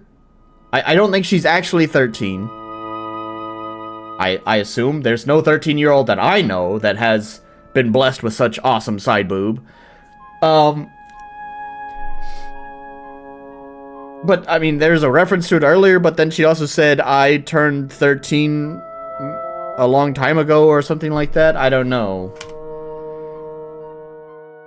Oh, but it does not seem like it at all, young one. Or are you simply lying to yourself? Eh? My eyes widen further upon hearing that, and a strange feeling nestles inside my chest. She was 13 at some point. Indeed. Only the blind and the foolish would believe that you are 13 years old. It would rather seem that you just reached your 20s. Oh, she's old enough to know those side boob thoughts that the Oracle has. I stare at her with my mouth agape, speechless for a moment. I thought the same, but no one seemed to realize that I was no longer a child. I ended up thinking that somehow it was all just in my head. Uh-oh, maybe the side boob is like 14. No one? Nonsense. I assure you that Chrono has noticed too. I saw the look in his eyes as he spoke of you. There was something fearful in them. This makes no sense.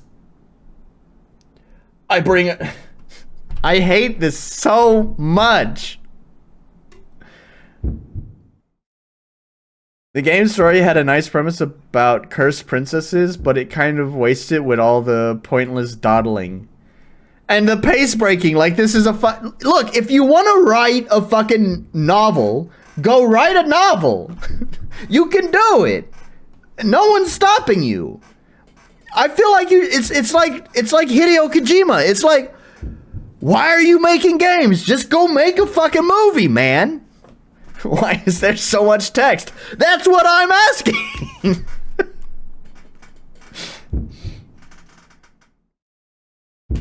They're just gaslighting her about her age. Everyone in this fucking kingdom's a fucking liar. You're 13. I am? Yeah. Just like last year, you remember? You remember you turned 12 and now that's how numbers work. It's 1 year later, so now you're 13. Man, time sure does fly. You should rest for today, young one. You don't look well. I can't. Your visions, the banquet, the dome, the banquet. Tonight's for my birthday. I shall ask again, what banquet are you speaking of? This stream is all reading inside boob. The best kind of stream, duh. Well, I don't know about the reading part. But the side boob, I mean, can't complain there. There it is. There it is. It's back. It's back with a vengeance. What? I'm trying to think, but I can't remember any banquet. I don't understand. My head. Wait, why did they do it like that? We opened the game up with like a cute little animation of her waking up out of bed. Just play that animation backwards and faster and it would look like that? I don't know. That was just kind of a weird way of handling that, but sure. Princess the Dome.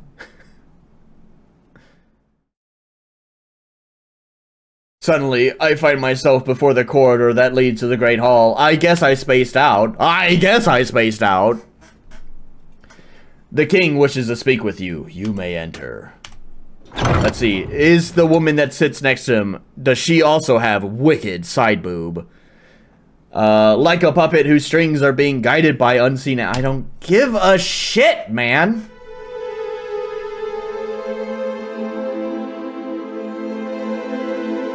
Where is the woman that sits beside the king? I demand more side boob. Father is alone. Oh yeah, she's asking the same question I was asking. Where is the woman who accompanies him these days? Ugh, my head.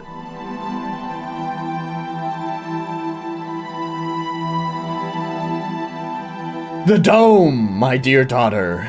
With every day that passes, you step further away from the sweet nectar of childhood. Look at you. You're a young woman now. Father, would you like to see my awesome side boob that your genetics have blessed me with? I stopped being a child long ago. Time flies. I said that earlier. The dome, but in the eyes of the goddess and fate, luckily, you are still a child. Now, I surmise you came with questions, echoes of a whole kingdom, for rumors spread like flame. Father, the oracle is worried. She laments that you no longer hear her voice.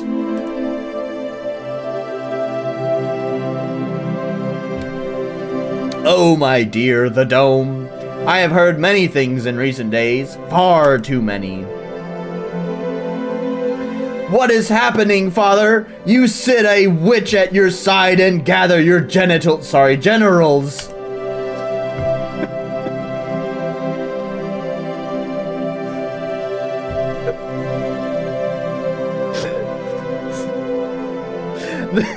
The corridors are filled with whispers that speak of war.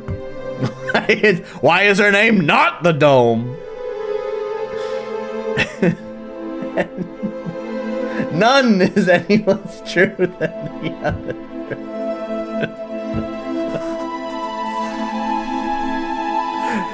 And the stream has gone off the rails at this point.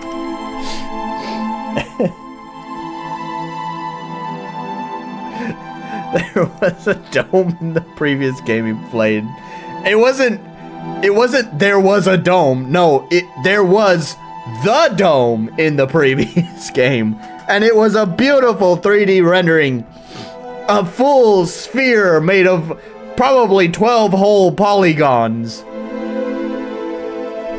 Wrath's got it. That's right, Wrath. I have begun preparations to declare war on Fortuna. A 40 feet tall dome. The dome.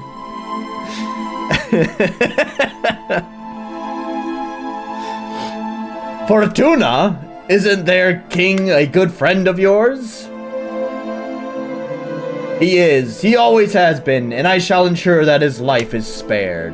But not even the strongest of friendships can suffice when something so important is at stake.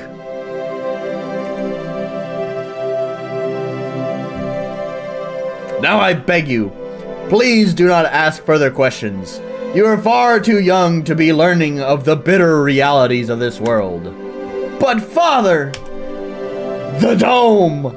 There is just one thing I need you to understand and to never forget.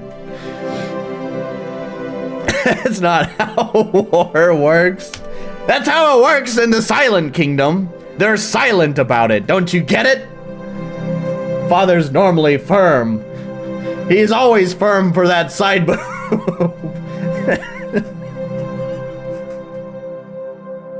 Father's firm and resolute voice seems to waver as he speaks of side boob. I need the gin and tonic. Only for this kind of stream. Everything I do is and will always be for your side boob. The blood I spill and the betrayals I sow. All for your voluptuous side boob. Everything shall always have a single meaning and purpose. You and your side boob. Even if you cannot understand my reasoning, will you be able to accept my purpose?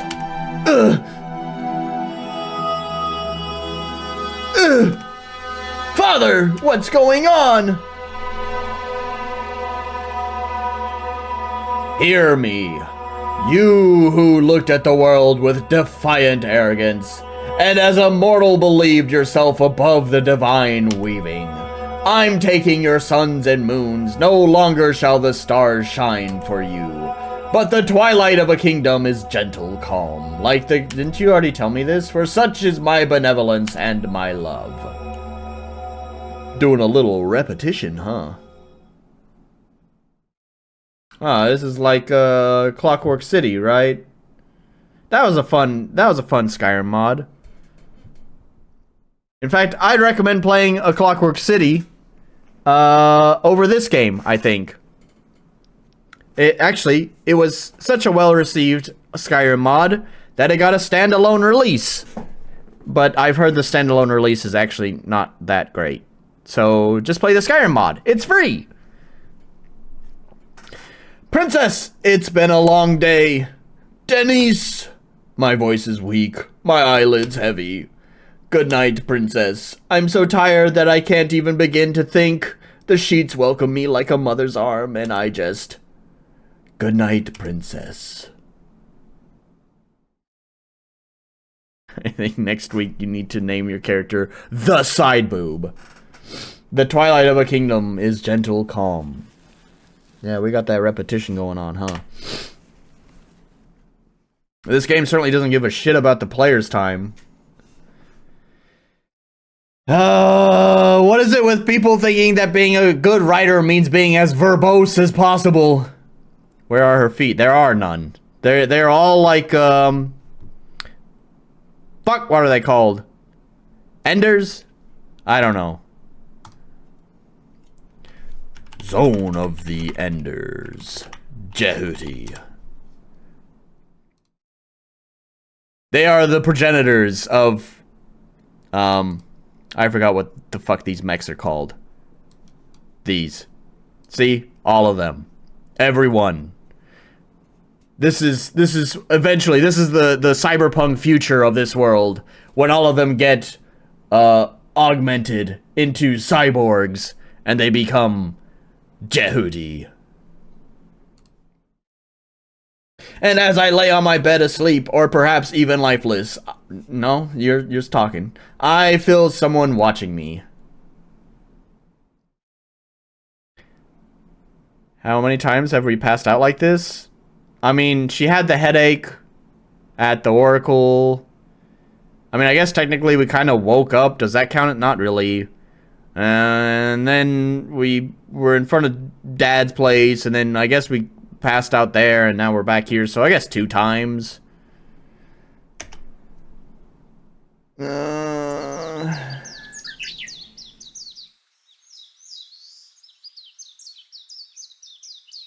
Princess, the Dome, wake up! Your kingdom has awakened by the goddess's grace, and so must you. Everything starts with Denise's voice. The kingdom begins to fill with light, and wake up. Just a bit longer.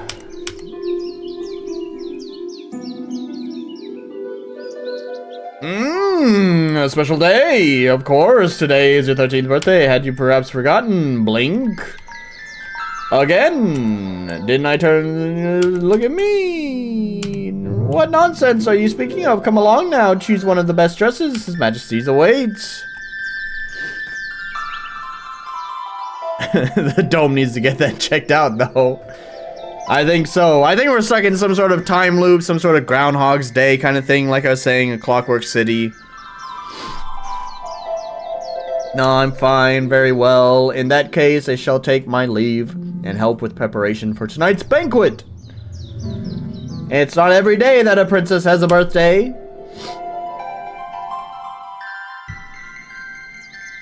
And don't forget to go see your father when you're ready. Alright, alright. Put Denise on snooze for 10 minutes. Did it just...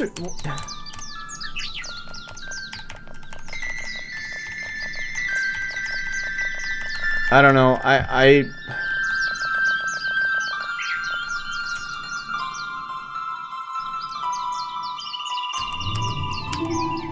It's repeating all the exact same things, too. Like, I get that it's a time loop, but like, does the dome need to repeat the exact same things, too?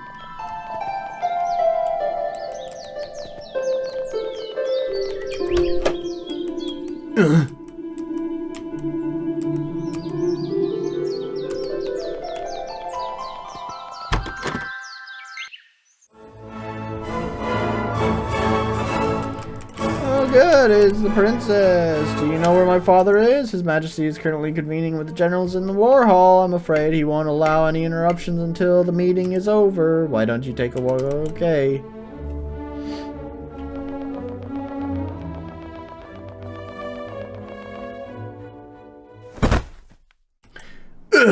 Without warning, someone grabs me from behind. He's after that side boob. Swiggity swooty, I'm coming for that side booby. Nah, that one doesn't work. Do not fret, my princess, milady. I have a message for you and your side boob. What? Who the hell are you? An intruder! Me! I don't know what the fuck that was. The only face that doesn't fit in your perfect little world. Well, that's a fun sound. Alright, I'm bored. I don't know.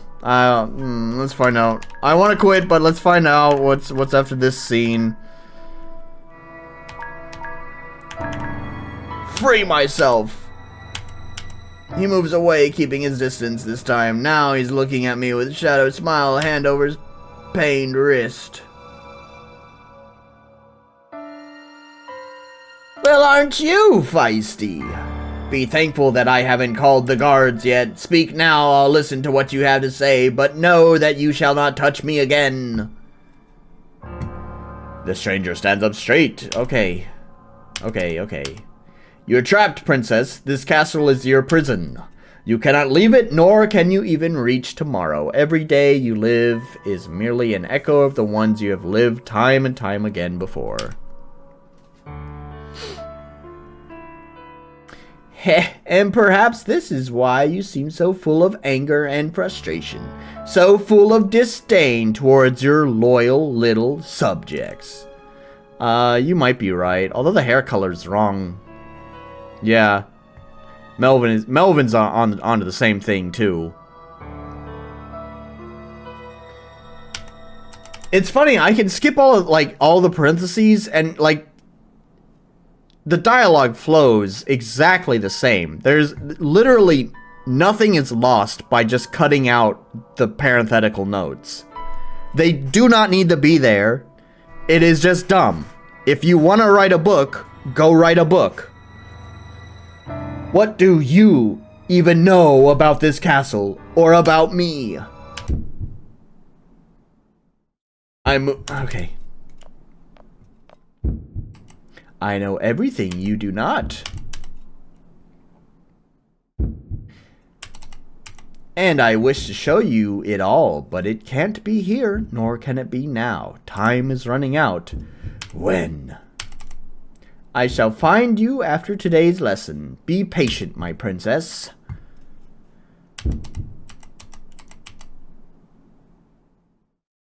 Princess, are you all right? Princess bitch is back! Return to your post! As you wish.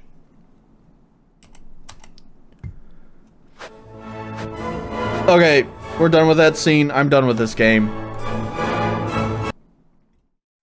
We had a total of 1 combat encounter, which was solved by holding down the spacebar. Again, if you want a game like this, A Clockwork City, it's a pretty fun mod, and I guess the game, there's the game too. It's been a long time since I played A Clockwork City. The story is kind of similar. You wind up in a city that's cursed to be stuck in a time loop. I think I quit at pretty much the same time you did. Yeah. So, if I recall correctly, Clockwork City has, like, it's the same kind of story. Like, it's a city that's, like, stuck in a time loop.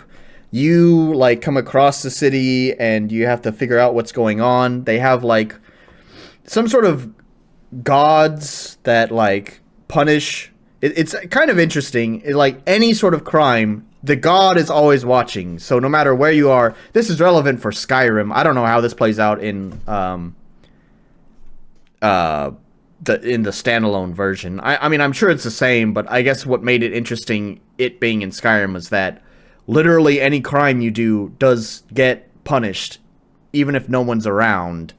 And it has like if anyone commits a crime, the whole city gets destroyed, and it reverts the loop again, right? And you actually get to use some of that to your advantage. Like, you can, like, you know, it's a good way to, like, because you rewind time. I don't know. It was a cool game. Lots of mystery to it. Not a lot of combat, and that's why I'm, again, making that comparison, because that's what it seems like this game is this game doesn't have a lot of combat. It's more focused on whatever story it wants to tell. There was actually mechanical decisions and mysteries to solve and brain usage to be used in A Clockwork City. So there is that. This game, The Silent Kingdom, mostly just wants to be a visual novel with walking between the visual novel parts as your only form of interactivity for the most part. So, I don't know.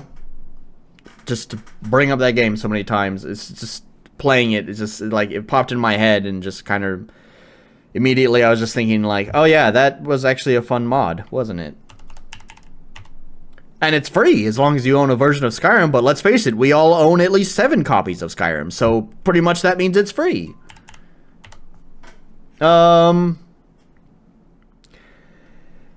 I don't want to give it the polish point, because, like, the maps are really nice, but it's like, do I give it the polish points? There's a lot of detail in the maps. But it's not just the maps that make good polish. It's a little bit of everything that makes good polish. And boy, that combat did not look polish, actually. I don't know, I'll let you guys debate that one. You guys think, does it get the polish point? I'm gonna move over to the accessibility. It did have rebindable keys. So there's that. Clarity gets 0. I didn't know where to go most of the time. Balance, I mean,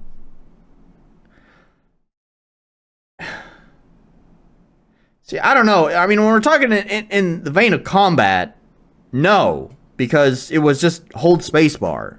But also, we only had 1 combat encounter, and it was the tutorial, so it should be easy, right? You shouldn't have a difficult tutorial, unless you're Dark Souls. But then everything else was just fucking visual novel stuff, and all of that played fine, as long as I could find where it is. Yeah, whatever, I'll give it the point. And unique identity, yeah, I'll give it the point. Alright, if we give it the polish point, that means it's worthy of being a commercial product. I do remember, though, I wanted to check to see if I was right. I had mentioned while I was streaming, I'd go with a point for polish. Okay, that's 2 votes for polish. Alright, we got it, then. I did mention while I was streaming that game that, that I wanted to check to see, because I think, if I remember correctly, it does not have a release date yet on Steam. So I want to check that real fast. So let's just check if I'm right or wrong. Yep, release date is still TBA.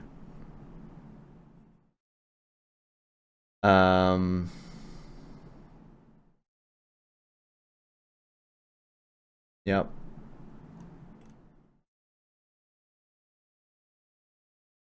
It says in English and Spanish. I wonder if Spanish is their native language.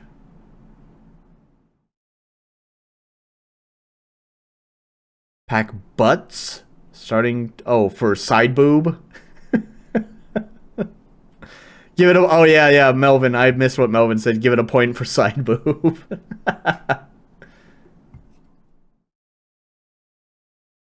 That is oddly specific, right? Just noticed that. Length of the prologue. An hour and 20 minutes, approximately. I mean, you could just say, like... I guess that's fine. I don't know. Anyways, I wonder if Spanish is their native language, because there's just some weird English in there. Like, the English was totally fine, but just some weird word choices, like with the boy, they said that his eyes had a half close or something like that, which is just like a weird phrase. At this point, the demo is just a game. Like, what's there to add to be a full game? Yeah, I mean, I also wonder about that. Like, what would the full game be? I guess at some point you go outside of the city, right? Because there's hints of that. Like, the lady is like, I've never been outside the city. I can only wonder what it's like out there. So I guess at some point you'd go outside the city, so maybe you wouldn't be stuck inside this kingdom, stuck on repeat. So maybe the whole thing is not just about being stuck in a time loop, but I guess maybe you break from that time loop and go on to something else. But just saying that out loud, man, that sounds like... That sounds like a lot of ground to cover with the game. Solve the time loop thing, so then we can solve the thing out. Like, man, that already sounds like pacing problems to me.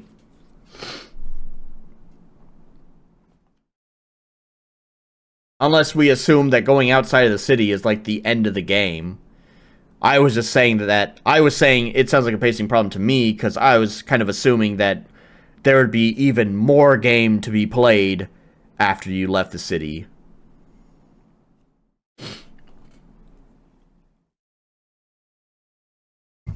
Anyways.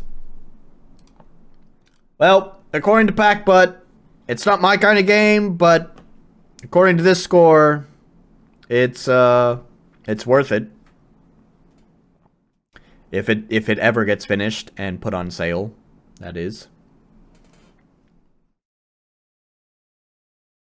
I think the backstory had 4 cursed princesses too. There's not planning to cover all 4. Like, would each one? I sure hope it wouldn't be like you play as all 4 and solve their curses. Because, yeah, that would, yep. I wanted to bring this up. Let's see.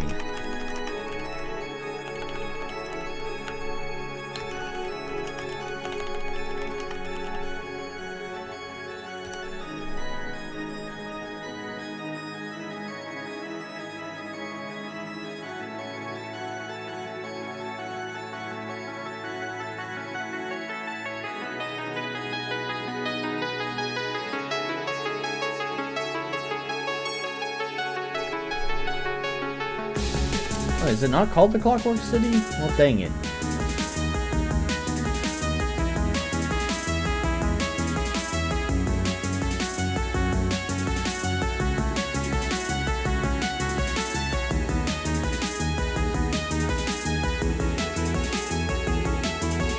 Hey, it's not called the Clockwork City. I've been telling you the wrong name of this mod.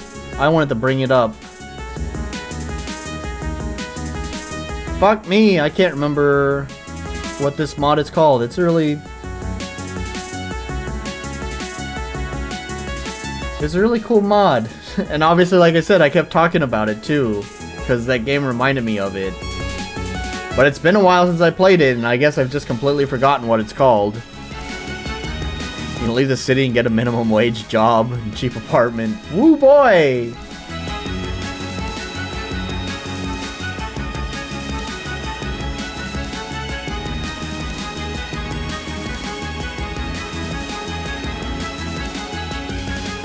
Here's someone saying...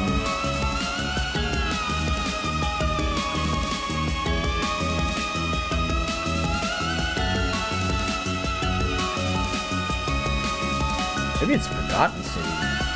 This is something.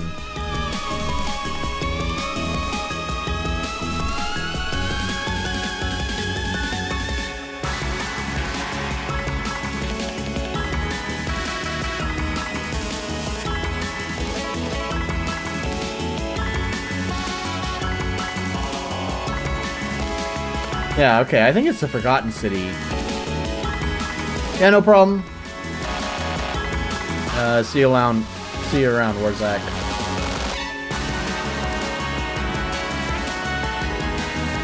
Yeah, I think it's a Forgotten City.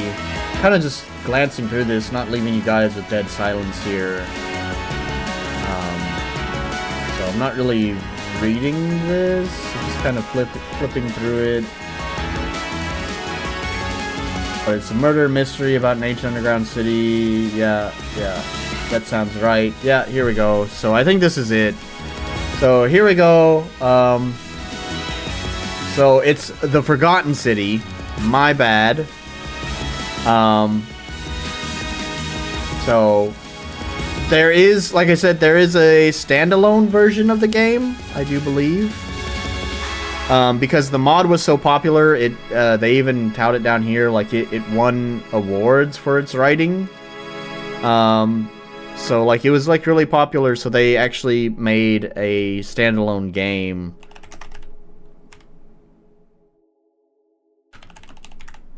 But I heard that the standalone game is not quite as good as the mod, but yeah, here we go. Here it is. It's actually pretty cheap. Oh, because it's on sale. Well, there you go. It's on sale. You can pick it up now for like $10.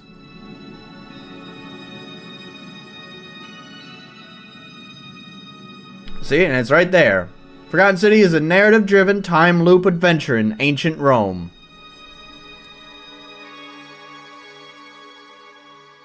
So, anyways, that's the game that I was referencing. No problem. Thanks, guys, for joining. I'm going to wrap up here in a moment anyways. I just wanted to bring this up because I was talking about it. Glad we got the name right. So there it is. Forgotten City. Both has a mod page.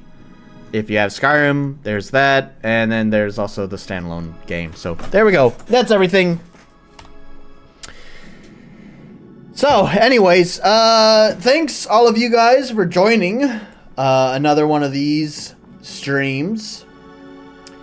It's funny, for the past few streams, I've had like recommendations or gifted games for me to play, but I actually think next week I don't have anything planned.